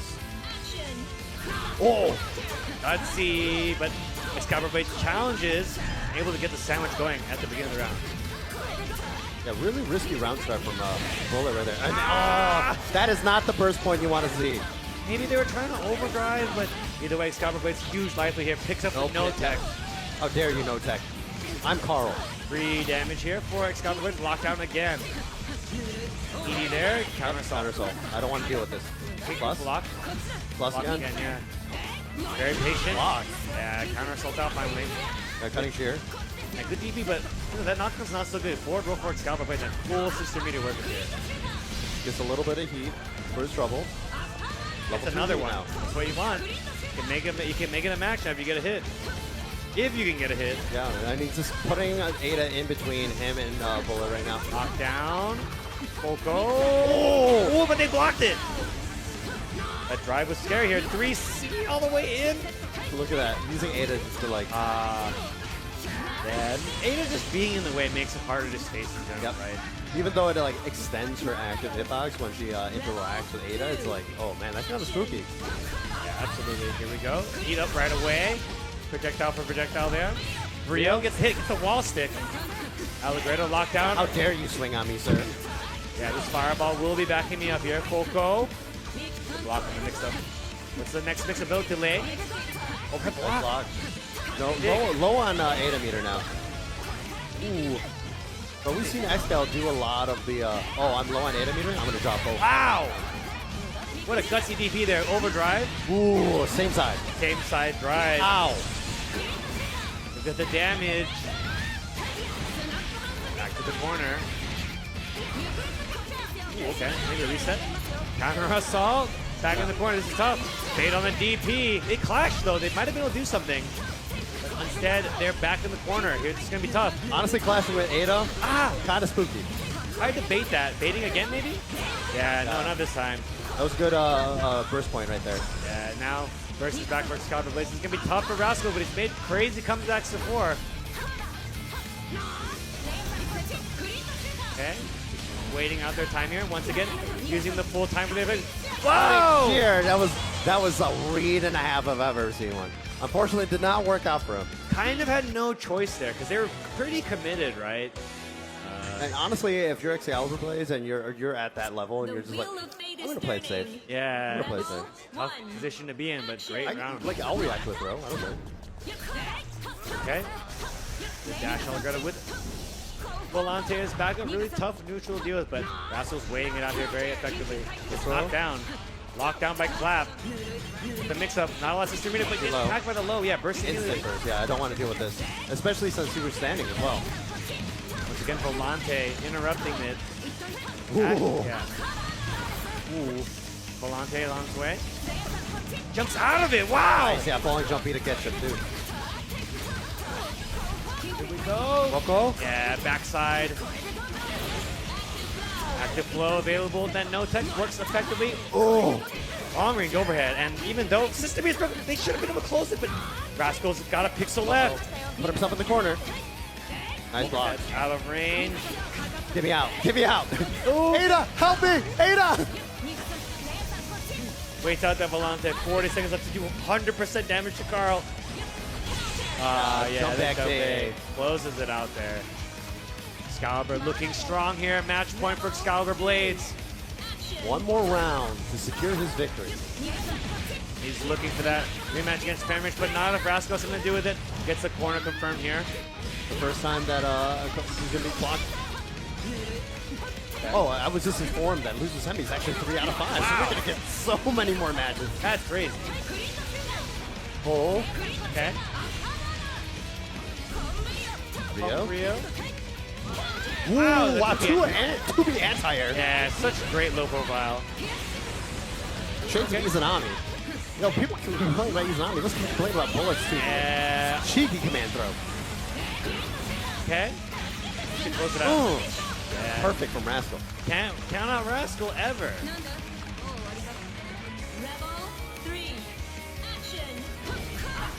Okay, yeah, the quick heat activation. Yeah, I mean, she needs the heat to like really start playing. Oh my Yeah, god! I love the use of specials to like kind of like maneuver into neutral. Such high level play. The drive to punish that Allegretto. Corner confirmed. Forward again. Good jump. Get out of that. Blade throw. Clap. Oh! A little bit too far. Excalibur Blades picks it up with a crush trigger. More lockdown here. Low gets blocked. Delay low yet again. Double jump. Yeah, trying to bait a counter assault right here. Ooh, getting hit raw. Yeah, not a good situation, but not much distributor. Cut and shear. Yeah, just get a little bit of the heat back. It's worth it. Okay. Block on this pressure here. Holding it all. Gets out with a jump. Volante. Start my offense. Mama said it's my turn on the Xbox. Now Rascal, low barrier here. This could be scary. Cut and shear. RC. Yep. Burst from Excalibur Blades. There we go. Coming out. All right. Level up. 25 seconds left or so. Gonna need to get in here at least one time. Drive. Volante hits. Baiting it with the cross up. Now the life totals have switched. 15 seconds left, but overdrive is available. You can stop the clock with that if needed. Gear super. RC's it. Overdrive to slow down time, and it's a guaranteed unblockable because they couldn't counter assault that. That was so smart from Excalibur Blades, just using that 100 meter to lock out that match. Very not often used option on him. Yeah. I totally forgot that option was the thing. Yeah. The timing on that is pretty hard as well. Yeah, absolutely. That time that manually more or less. Okay, very aggressive from Rascal here. Nice block. Yeah. Ooh, try the 5C immediate burst. I don't want to deal with this. You're spooky. Ooh, nice what a block! Jump cancel. Okay, keeping the sandwich going. Another good block. Blocks the cross up. I don't even know what side that was on. So ambiguous. Excalibur Blades gets the corner push. Backdash from Rascal. Try to get out of this. Overdrive. Kept the turn to Excalibur Blades. Backside this time. The side swap. Back to the corner yet again. Nice. Stayed on the counter assault, yep. Excalibur has been just ready for it. Here we go. Unblockable. Yep, there it is. It's so hard to reverse all of this. And even if you could, it's probably a safe jump most of the time. Taking it out, yep. I love the optimizations in Excalibur Blades. They're using the 50 meters just to keep the combo going without Ada, just so he could close it out with a couple more special moves. Oh, okay. Again. Oh my god, he's just whacking Ada. Yeah, Ada messing up the spacing, so Rascal couldn't really get started, but landing a drive here. Great damage to start this. It's level 2 heat. Nice block. That's plus. He instant blocked it. Thought they could press the button maybe, but lost out there. Jumps out of it. Rio. Okay, I heard Rio off screen. Volante clashes with the fireball off screen. Well, kicks Ada before Brio. Sucked in there with a huge air throw. That Blaze Blue grab your hands is so real, man. Whoa, backside. Cross front side. Up. That cross up again. Burst from burst. Yeah, burst him into the corner. I like that. Ooh. It's the counter assault baited, but it doesn't matter because Ada was there. Challenges again, and with Rascal can kind of confirm this into a nice super combo. They should be able to do it with overdrive. 3C super. That should do it. I learned this from my father. And Excalibur Blades will take it 3-0 versus Rascal. Great showing from Rascal this tournament, though. Definitely one of my favorite players to watch this weekend. Yeah, showing the power of Bullet, right? Really just showing what the character can do. And probably spawn like 100,000 more Bullet players. I don't want more Bullet players, man. That character's kind of spooky. Yeah, scary to play against, but Excalibur played so solid the whole time, right? Yes, exactly. But unfortunately for Excalibur Blades, it's going to be the run back from last Evo. It's going to be Excalibur Blades versus Fenridi. Yeah, I mean, they earned the right for a rematch right now, right? And this time it's going to be 3 out of 5 instead of 2 out of 3. Yes, and Fenrich has been playing a lot better compared to last Evo, I feel. Yeah, absolutely. I mean, was able to knock Excalibur Blades into losers in a nail biter, no less, right? So that 3 out of 5 could make a huge difference in the outcome of the match. Right? Exactly. I think Excalibur Blades is probably one of the best long, set players as well. He's really, really good at adapting against a majority of the players in long sets. Yeah, absolutely. And with that being said, we're going to go ahead and go to another short break. We'll see you guys with Losers Finals coming up right after this. Do not miss it. Stay tuned for more BlazBlue Central Fiction. Chipotle Honey Chicken is back. Step into summer with fresh grilled chicken, spicy Chipotle peppers, and the perfect touch of pure honey. Open the summer with Chipotle Honey Chicken. It's taking heat and sweet to a whole new level. No two competitors are the same. Some run on routine for the chance to win big. Some make time to rise through the brackets. Some lock in with confidence. However you prepare, there's a place for every kind of competitor. PlayStation Tournaments. Sign up today on PS5. PlayStation.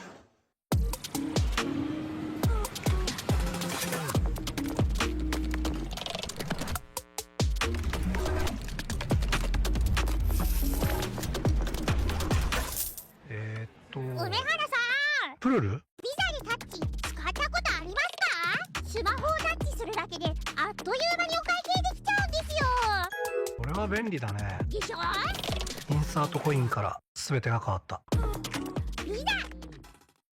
で、ストリートファイター4っていう形で格闘ゲーム久しぶりにやった時に、その時になんていうか、自分で特別なものがあったんだなっていうのを、思い出したっていうことがあったんですけど。I don't see myself quitting for at least maybe 20 more years. 気持ちは調子良かったですね。It's much more than just playing. It's being a part of this community.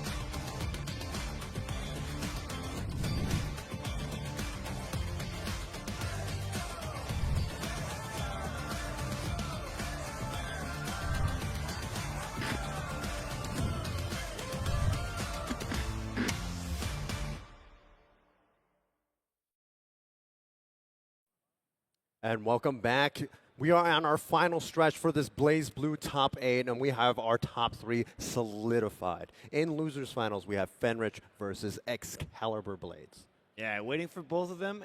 The winner of the two will be Fuku, waiting in grand finals. And now this is going to be a big rematch, right, between Fenrich and Excalibur Blades again. Yes, I mean last year, Excalibur had a dominating performance against Fenrich. This year, we'll see what happens. Yeah, things change, right? So Fenrich, a great showing so far. Had a tough game against Fuku, but he's dying to get a rematch, right? I do not blame him. Fuku is definitely the person to beat, but both of these players are no stranger to being in the loser side of the bracket and resetting grand finals just to take home the crown. Yeah, absolutely. And it will be 3 out of 5, which makes a big difference in sometimes, right, as you've seen. We have seen a couple of 3-0s so far, but sometimes when they get really close, it really comes down to the wire. Yes, exactly. And both of these players, especially for Fenrich, he is just the master of the 10% life overdrive cancel. I'm winning this. Yeah, absolutely. And so far, Excalibur Blades has been playing so solid. He has been able to clutch out a lot of these games that have been really, really close, showing some things that we see very rarely, right? Like they've gone to super RC for an unblockable. You don't see that every day. Yeah, the manual timed unblockable. Yeah, I mean, that's something that like people like theorize. Like, yeah, if you have a 100 meter, just go for the unblockable. You can't do anything about it. But rarely see it because, Carl's not really spending meter like that. But, Excalibur Blade's reaching deep into the bag to kind of climb up all the Dead Sea Scrolls came out. He pulled out and read the Gospel. No, it was in the Azure Grimoire. Yeah, the Azure Grimoire. So here we go. It's going to be, it's going to be tough, I think, either way. Because so far, I've seen that, like, Excalibur, the more he plays, the more locked in it seems like he gets. So I think Fenrich will have their work cut out for them either way. I mean, honestly, it comes down to how many 6As can he block, right? Because he was getting can opener by that, like, so hard. Saw one get blocked, especially around the mid-era, but a lot of those overdrive confirms for Fenrich, too, were really, really huge. And that's, that's his calling card, right? Yeah. Not a lot of Jins in America nowadays. He used to be a very, very popular character. Everybody was taken after the hero, trying to do the overdrive confirms, et cetera, doing the big dammy, doing the refreeze combos, et cetera. Yeah, I mean, honestly, Fenrich is your role model at that point. They're your hero, right? So he's my hero. Yeah. But also Excalibur Blaze is my hero as well. So we'll see what happens. I'll change the narratives as I see fit. I'm excited to see how this goes.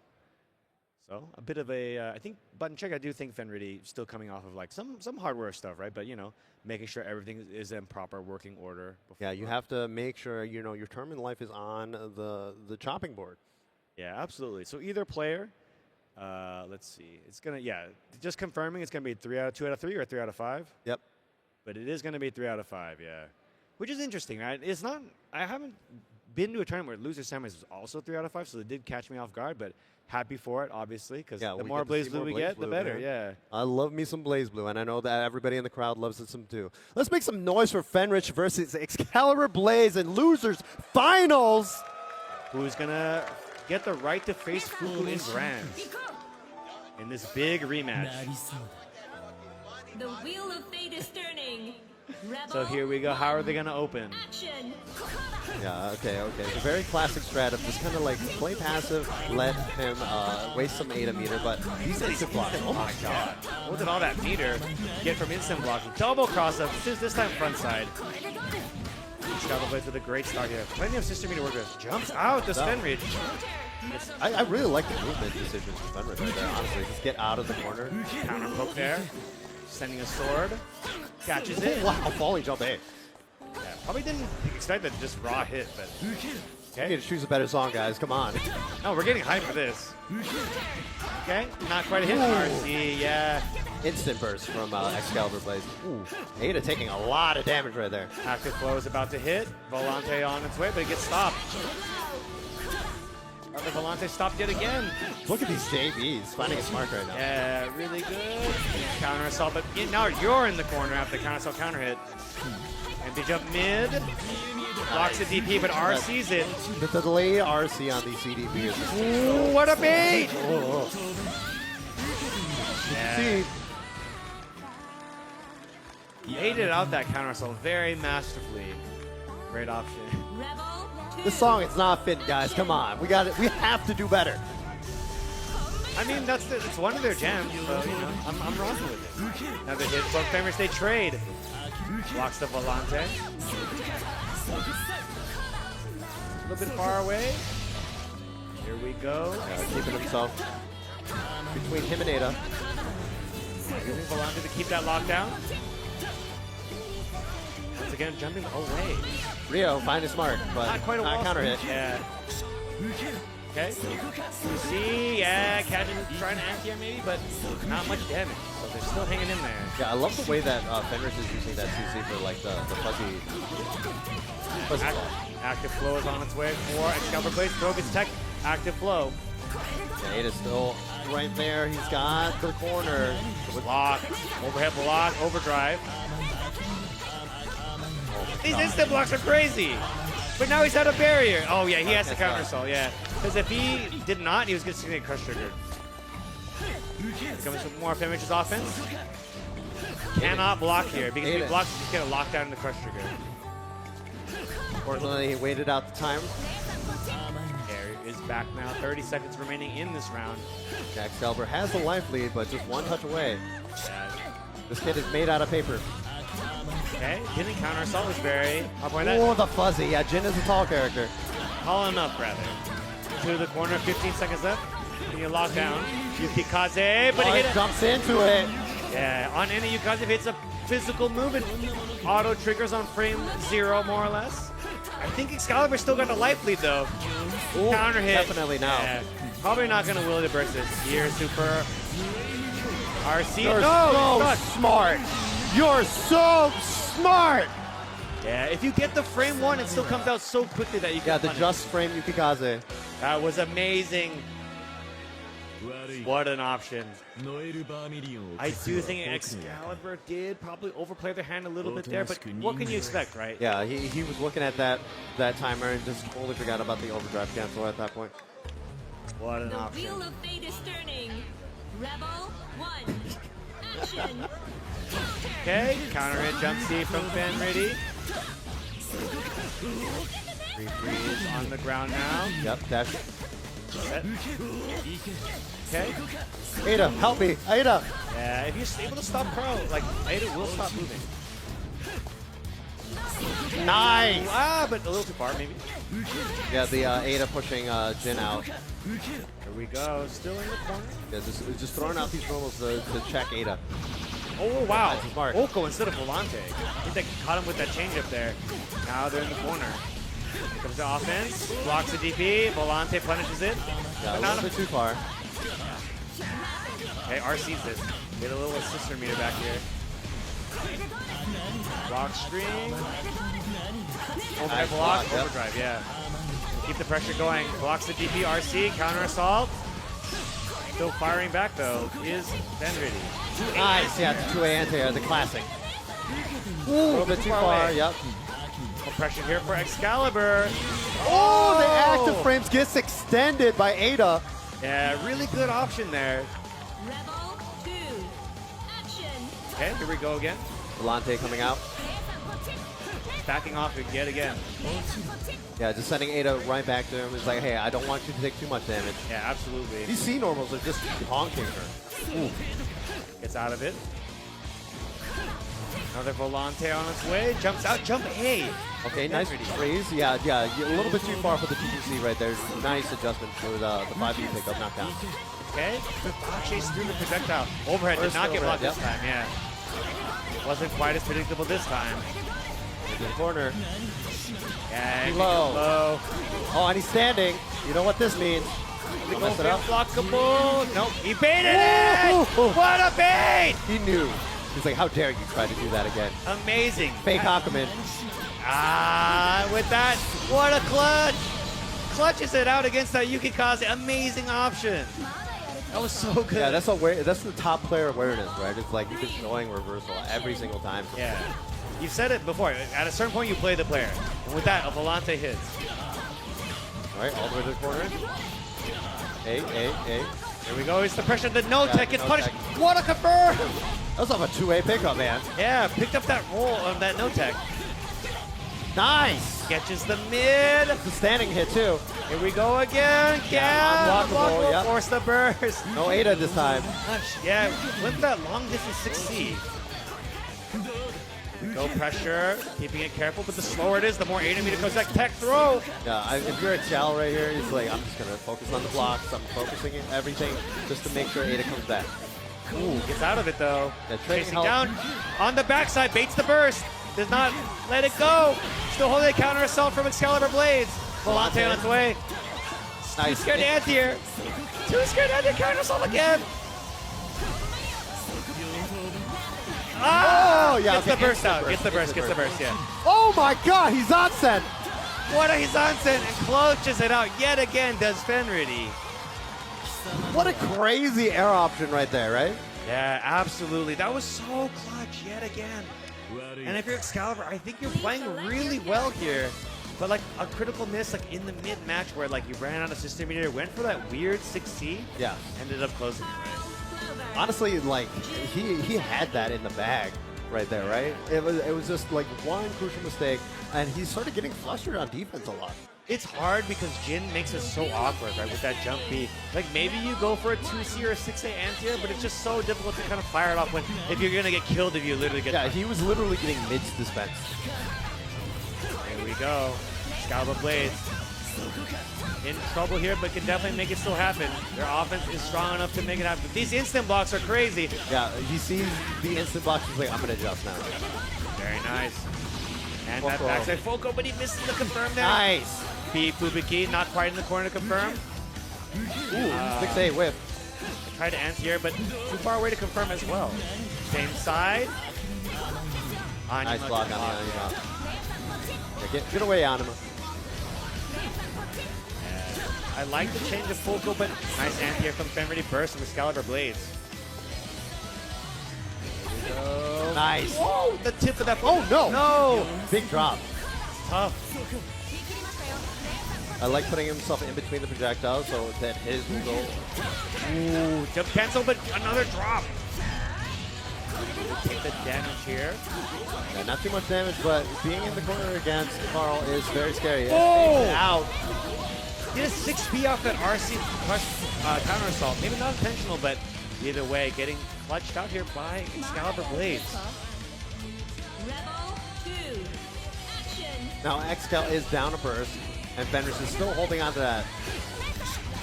Ooh, stops Nissan yet again, but Excalibur, cheeky reset here. Push towards the corner. We've seen this many times. How will Fenris get out of this one? That backside yet again. The instant air dash J2C is so tricky to block. Yeah, absolutely. You never know when it's coming either. It can come off of any jump cancel. Overhead into low. Standing head as well. Here we go. Fubuki, or sorry, yeah. RC to keep himself safe. Nice check on the Ada. Oh, the cross of JB. Yeah, backside JB here. Refreeze for the restand, but No, too far away, too far. yeah. Again, the refreeze hitting kind of awkwardly, so that's really hard to get that confirmed there. Ducks under the projectile. Yeah, a little bit of a misinput from Excal right there. You don't want to have the swipey hands coming out from full screen. Another Volante stops it again. Does Sensor. Uh-oh. Ooh, I don't know if that was intentional, but they're going to get caught by it. They're not going to be able to burst it at all. Yep. Excal on the board here. Good stuff. He played that neutral so much better that time. Yeah, absolutely. And like a couple of lucky breaks too, right? But you got to take every advantage you can get, right? By being in an awkward spot, that's half the battle, making it hard to confirm. That's how on the board. Can they make the full 3-0 comeback? We'll see. He's done it before. He's absolutely done it before. You can never count him out. Okay. Okay. Getting caught. Once again, Fenrir with that immaculate neutral to prevent any moves from Nasan, but doesn't matter if Excalibur fires out of the low profile 2B. His offense start here. Meaty goes low, gets blocked. Yeah. Does that block the crouching though, at least? I really like the delay pressure from Excal. They're changing it up so much. I think it's hard to deal with RC's that DP to get out of the pressure. Switches sides. Nice counter hit finds his mark, but no combo. Yeah, a little bit too far away again, right? Making it so awkward Excalibur is with his movement. Ooh, extended hit punch. Ooh, yeah, 2A to 2G. Yeah, really low hit too as well, so he gets that full confirm. Reset. Counter assault. Yeah, that Bria does not get to the corner stick though. Wow. Nice. Yeah, that's one of the few armor moves that Ada can use to kind of like bait out those the hits on her. What's the mix up? It's delayed, complete delay into 2A. Fenrir respected it so much they didn't even move until it was too late.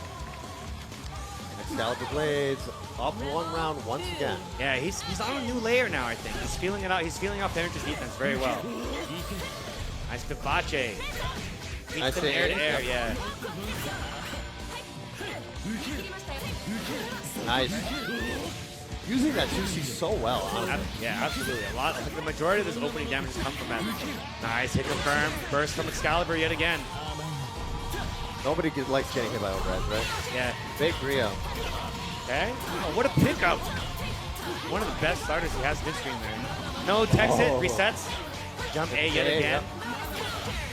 Reset there. Overdrive on wake up. Air throw. Air throw. Yep. Nice kill. Reset goes instead. for the reset. Yep, that classic. We haven't seen that since 2017, baby. Yeah, that'll do it. Maybe he didn't wasn't sure if it was going to kill from the situation, so it just goes for a reset there. Very nice. Yeah, the 5B does pull you out of the corner. Yeah, match point for Fanrich here. Excalibur Blaze has played very well so far, though. Keeping it slow here, allowing Fanrich to get a little miss on damage there in, but not willing to commit against that 2C. Yeah, just activating Ada for the... and here. Yep. Blocked by Fanrich, though. Ooh, more jump B's. Something's coming. What is it? It's a Volante. Summons Ness onto the corner. Another 4D. I love the lockdown from Fanrich right now. Yeah, This is max. movement is so good. Never in a bad situation. Nice anti with a rising jump normal. Okay. Ooh, and again, perfect movement there. Just getting out of range of everything. Just harassing Excal right now. Okay, great positioning still. Anima gets blocked, but a cheeky low from Excalibur Blade switches sides here. That's what Excal needs.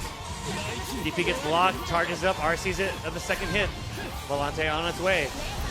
Low on Ada meter. Yeah, and time is starting to become a factor again with only 30 seconds left. That MC is just putting in so much work. Yeah, active flow. Getting their burst back as well. 25 seconds remaining. Oh, the 2A! This is risky here. Jump away, 4D. I get a little more sister meter. Oh, the counter hit. Forced to burst. Not that much time left. Can he make a miracle comeback again? Allegretto. Volante overhead block. Here we go. Gets hit by the 4D. And we get a reset here to kill. No, then backdash. Can he get it? Burst from Fanrich. That might be it. Needs to find the hit, and he doesn't find it. Fenris will advance to the grand finals, knocking the previous Evo champ out of the tournament. It came down to the wire at the very last second. Excalibur Blaze not able to find a hit to reverse that life total. And with that, Fanrich has earned the right for a rematch against Fuku. Now, Fuku was just a dominant force in that winners finals. I wonder what adjustments Fanrich is going to make in that matchup. Yeah, it's going to be tough, right? Like, we didn't really see, like, what they'd been able to do, but maybe they're just more locked in now. Maybe they just can play better off of that mix-up that they've kind of forced on themselves with that. Yep. And here's the replay brought to you by PlayStation. PlayStation tournaments. Here's that, after that post-Yukikaze, right? Yes. I mean, he showed the Yukikaze the first time, right? Yeah. And then he was just like, I'm going to get a little cheeky. Yeah, here we go. Gear Super. There it is. He does the one-frame Yukikaze to close it out. That was a really, really clutch play. I love the one-frame Yukikaze, man. It's so sick. It's like, forget the freeze frame. I'm going in. Yeah, normally what happens if you block a projectile, you get a really slow version of it, right? But instead, if you do get it on the first frame, you're able to get like the powered-up version regardless that does come out really, really quickly. And with that, that was a momentum changer for sure. I think that had that gone the other way, you know, Excal, you know, it might have been 2-1 the other way. Yep, right? yep, So. exactly. Because that timer was taken down, and honestly, what a crazy way to go is just the timeout for that final match. Yeah, I mean, these players are using every advantage they have, right, against them, because by forcing that, by having your attacks basically hit the timer instead of the opponent, just buying more and more time for like the round to kind of end in that way. Yeah, the timer pressure is real. Yeah, it's The real because like, so okay, real. well, you're not going to be able to get in against this jump C, right? So I'm Yes. going to wait and wait and wait until I'm finally going to get a turn. And, you know, it paid out really well right there. Yes, exactly. But of course, grand finals is going to be Fuku sitting nice and comfy on that winner's side against Fenrich in the loser's side of the bracket. Fenrich needs to win 6 games. And yeah, it's, you know, this could be your first tournament. How it works is basically they play a set to 3. If Fenrich happens to win that one, they play another set to 3. So it is a way for Fuku to have a bit of advantage because they earn the right to be on the winner's side by never losing up to this point. So they got like 1 extra life. You can think of it that way. Exactly. But Fuku, like we were talking about, was very dominant in that winners finals. We need to see what adjustments that Fenrich makes because that was... It was kind of like coughing baby versus nuclear bomb right there. Yeah, not very close, I'm afraid to admit, but I do think the hardware change might be a big difference too, right? Just that might be the small thing that you need to kind of change the situation. But I do expect, you know, and like, I think that they were on the initial layer that they're on. Fuku, I block your overhead, I start my offense. That's how I'm going to play, right? Fanrich knows that now, so maybe he won't go to that. Yeah, maybe he'll disrespect the minus errors. Because only, I believe, in -6 on normal block. something like that. Somebody can correct me on the dust loop frame data or whatever. Yeah, and depending on like the situation, right? The distancing could be different. Delay RC, maybe only goes it specifically on delay RC, knowing that Fuku is going to try to start the offense there, right? So that could also be a potent option depending on how this game goes. Looks like it's going to be the Susanoo lock-in versus Jin, of course. Yeah, I don't expect a different pitch here from Fenrich. I expect him to ride or die with Jin up until the end. And, you know, that's sometimes how it goes, right? Play the best thing you got. Now, we still haven't seen the Fuku pick bang, so that is still on the table as well. Yeah, I kind of don't expect it just given how dominant. Yeah, and I do think that Jin has a bit of an advantage against Bang, again, that neutral a lot of the time, so I'm not sure if he'll go to that, if this is working out well. But, hey, you never know. Here we go, Grand Finals of BlazBlue Central Fiction, EVO 2026. Everyone in the crowd, please make some noise. You guys can do better. This is the Grand Finals, baby! End of an era here, start of a new one, BlazBlue Finals, let's go. So very respectful to start this. An instant unlock for the Grand Viper. Yeah, punish the did Fender, so Fuku early burst. And that's what I was going to say. Maybe instead of jumping in at all, we're going to use his Zansen to bait out the anti-air, or this awkward air movement, right? Just change things up completely. But Fuku does challenge the 6D from Jin. And that's like the first time they've shown it. Yeah, has the DP unlock as well. That's very important. Oh, wow, nice 2C. Yeah, does not try to pressure there, knowing that the 2C from Susanoo could come at any time. Oh, nice air show. Yeah. Hasn't really represented that much yet. And these specials unlocked here, but not the DP. Still don't have a DP yet. Gets the meaty. Oh, he has DP unlocked. He has DP unlocked. Oh, am I reading the wrong way? Oh, yeah. You are reading it. It changes depending on which character side you are on. It's really neat. That being said, because they have so many specials unlocked, they do them all during this super, so it is going to kill. Yeah, it does way more damage if you have the sword unlocked, but the more seals you have, it just adds, like, I think 200 to 300 more damage per seal. It adds up over time, too. A lot of minimum damage. With that, once again, Fuku showing very strong opening. Overdrive on wake up from Jin. Wow, got the 5A here. Almost a really, oh. Tagged, but didn't believe in it, maybe? 6B throws the fireball to keep himself somewhat safe. Again, air dash from Fuku. What do they go for here?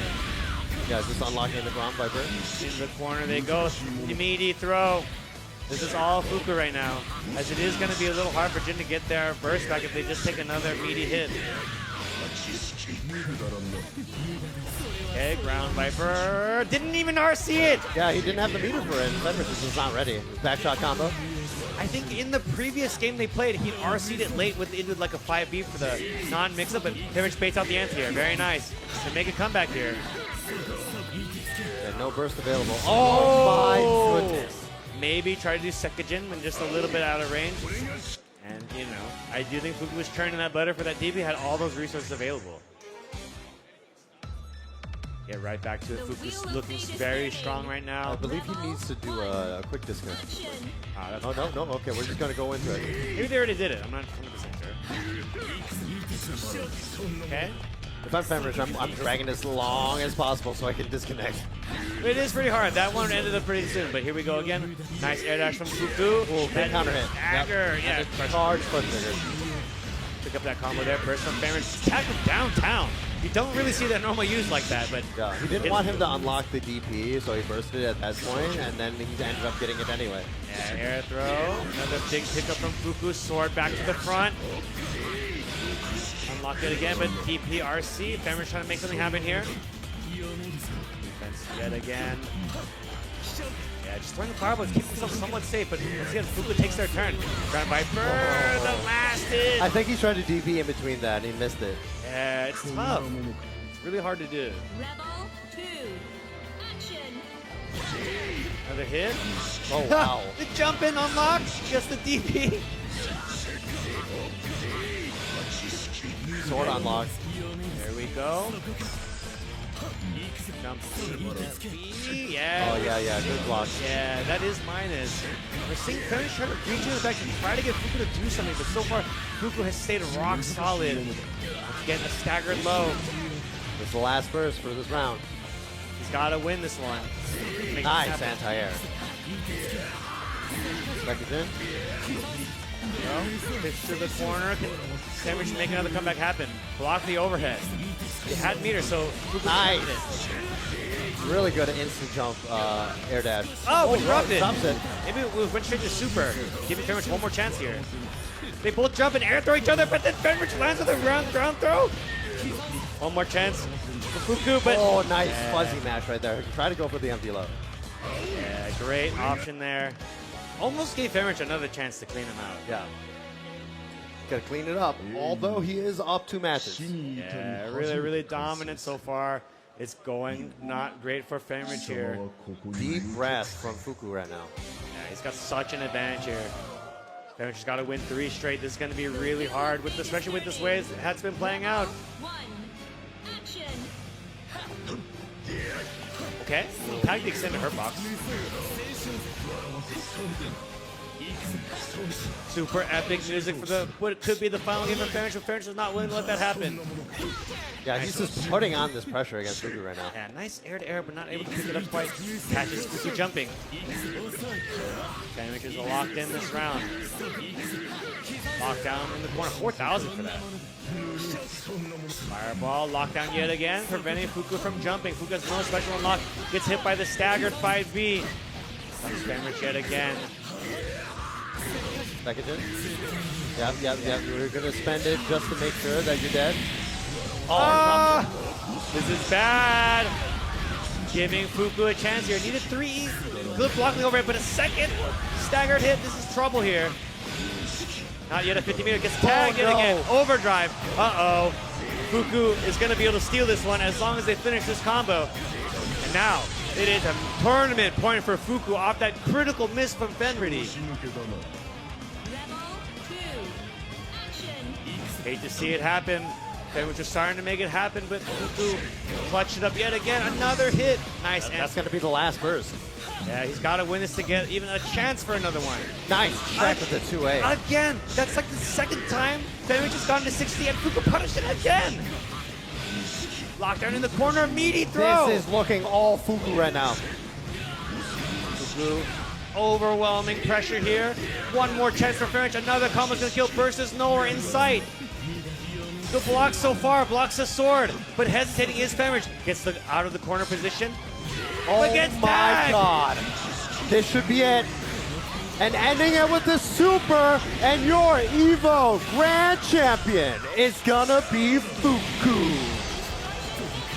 What a showing from Fuku.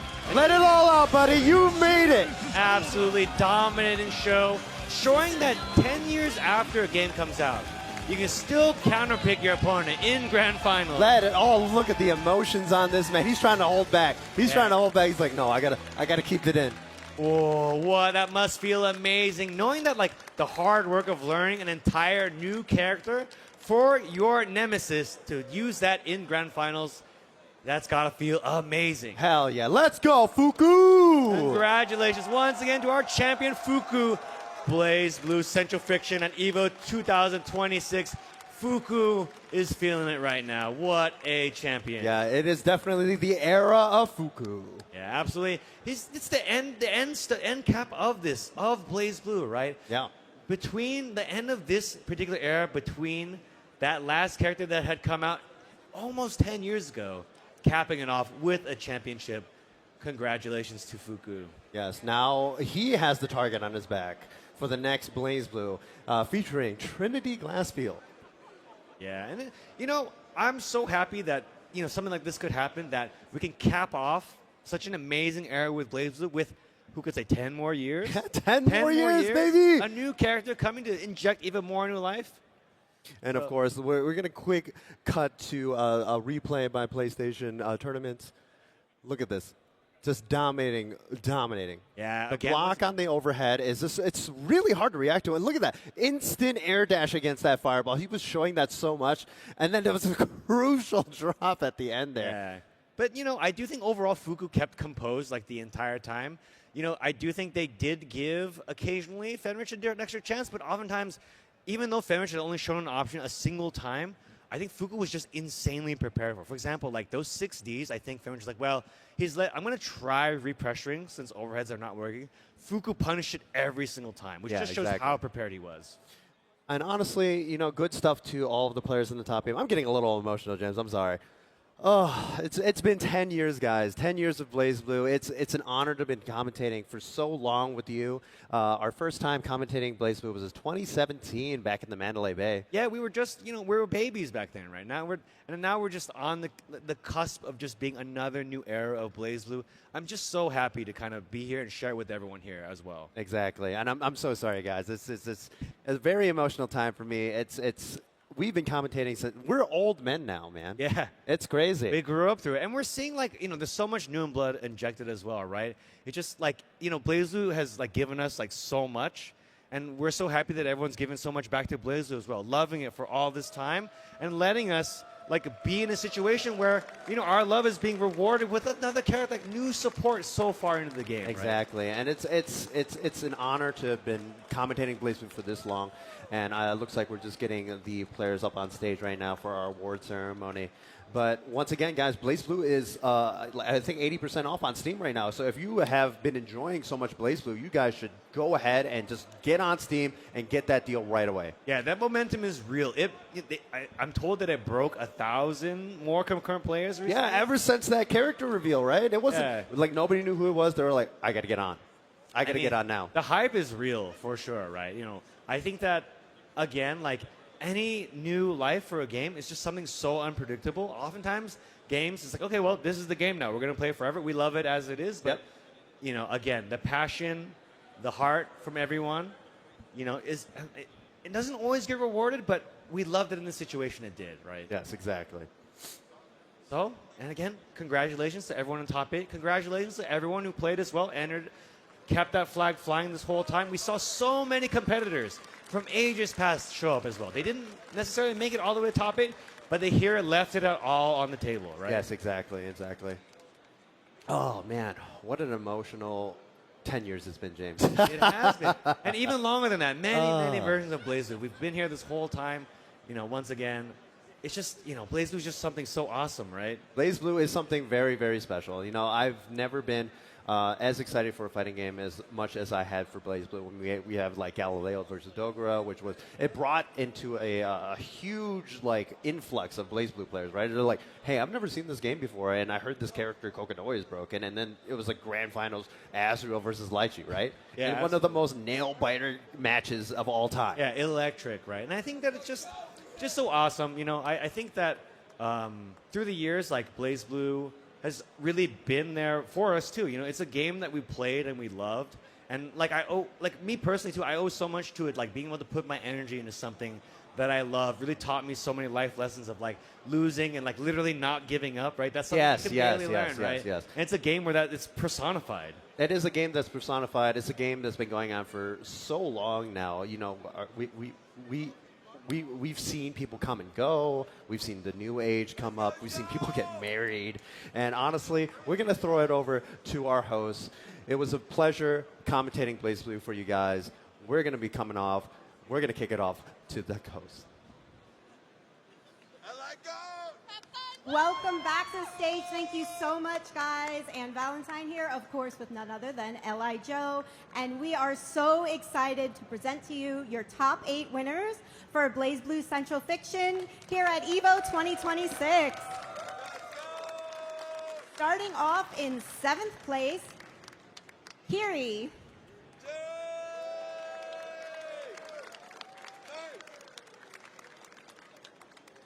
And also in 7th place, we got Monarch.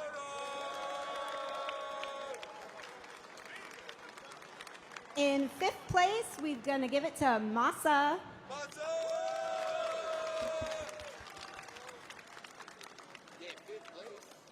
And also in 5th place, make some noise for Maki.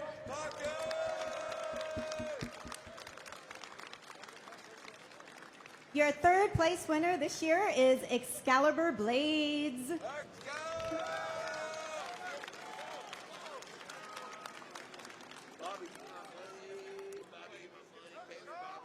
And now let's make some loud noise for Rascal.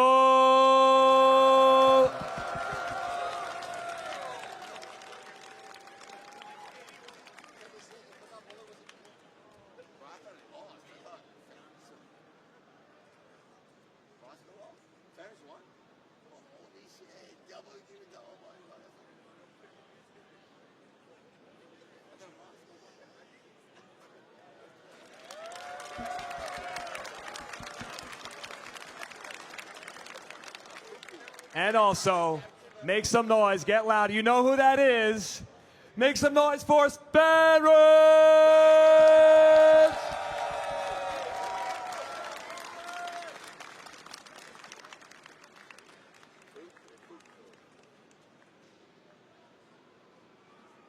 All right, guys, it is my absolute privilege to introduce you to your EVO 2026 Blaze Blue Central Fiction winner. I want to hear some noise for Fuku.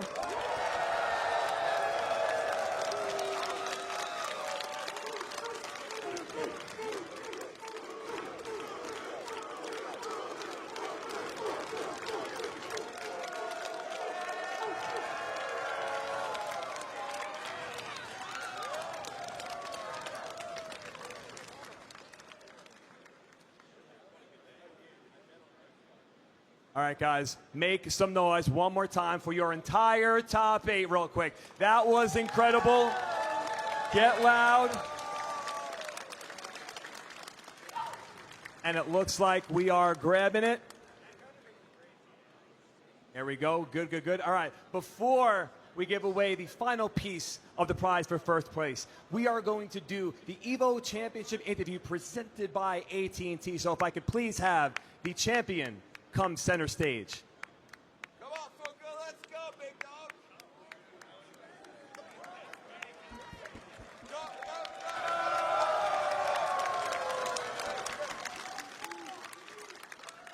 So, my question will be, my question will be, how does he feel, one, obviously, about winning EVO 2026, but also the future of Blaze Blue with a new character coming?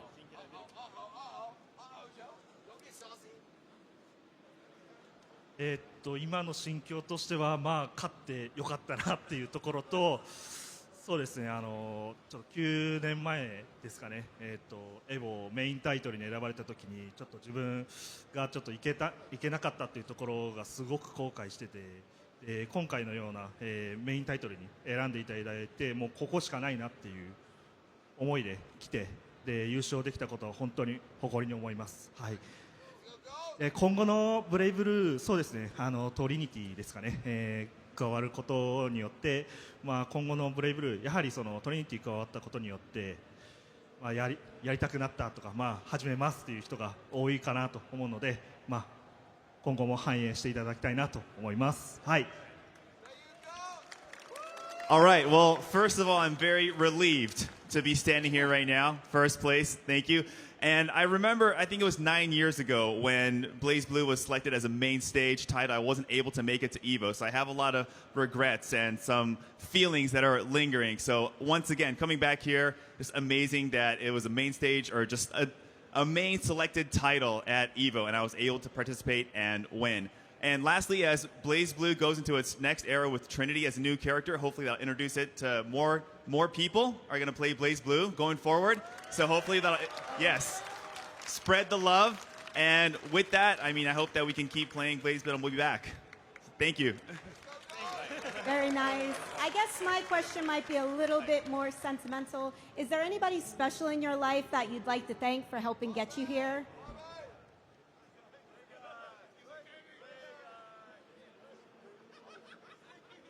Oh. 僕はそうですね、まあ、ゲームセンターから、始めて、でそこから、まあ、ちょっと今はなくなったんですけれども、地元のゲームセンターの方々と、あとは、まあ、クロノファ、セントラルフィクションになってから、まあ、秋葉原で、切磋琢磨してあった、仲間たちのところに、まあ、インスピレーションを感じまして、で、まあ、今回のような結果を残せたのかなと思っております。はい。I want to give a huge shout out to all my peers that we used to go to the arcade with, which unfortunately that arcade is no longer a thing anymore. But yes, I know we played a lot of BBCF back in the days, and I think I'm standing here because of all the labbing that we did together in the arcade. So thank you guys.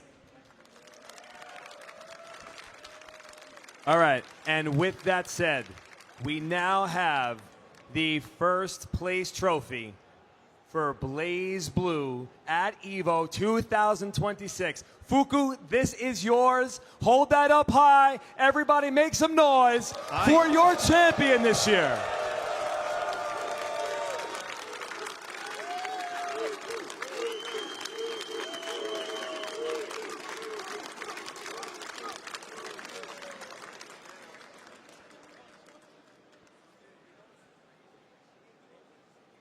Congratulations, sir.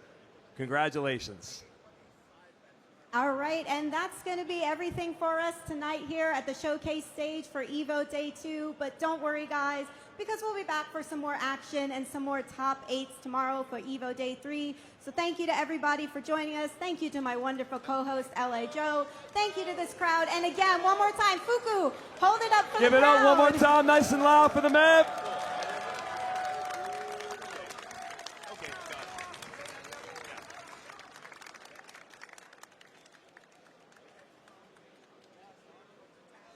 Congratulations.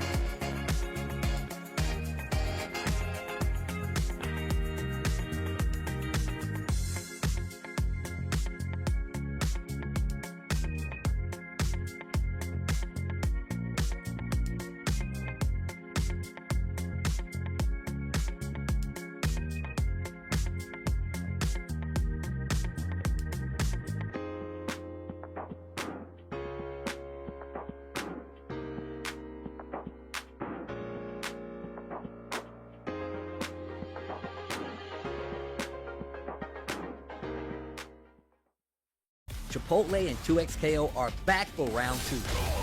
Use promo code TAGTEAM at checkout to unlock the Chipotle Fresh Fit backpack and bucket hat for your avatar. Visit chipotle.com/2XKO for details.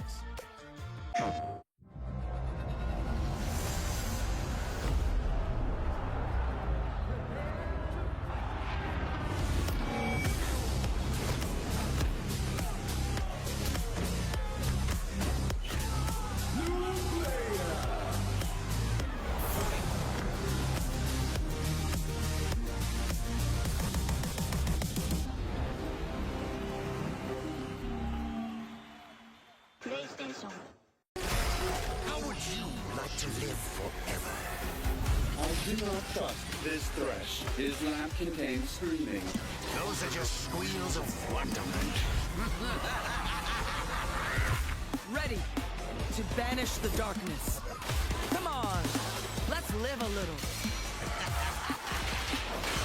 In the light is your deliverance.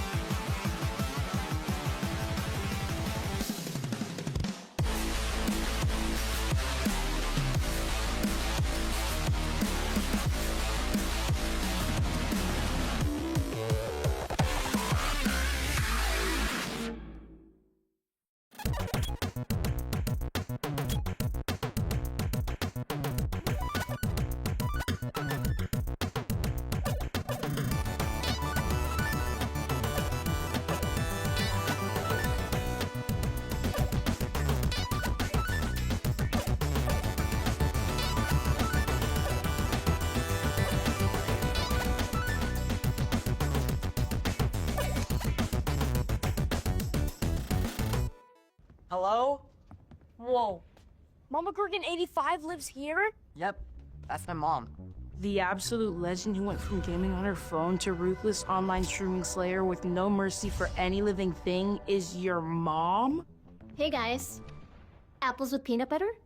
How is this possible? With AT&T wireless and home internet. Hey, text me if you need anything. Level up your connection with AT&T wireless and home internet, now available across the nation. No, she's so nice in real life.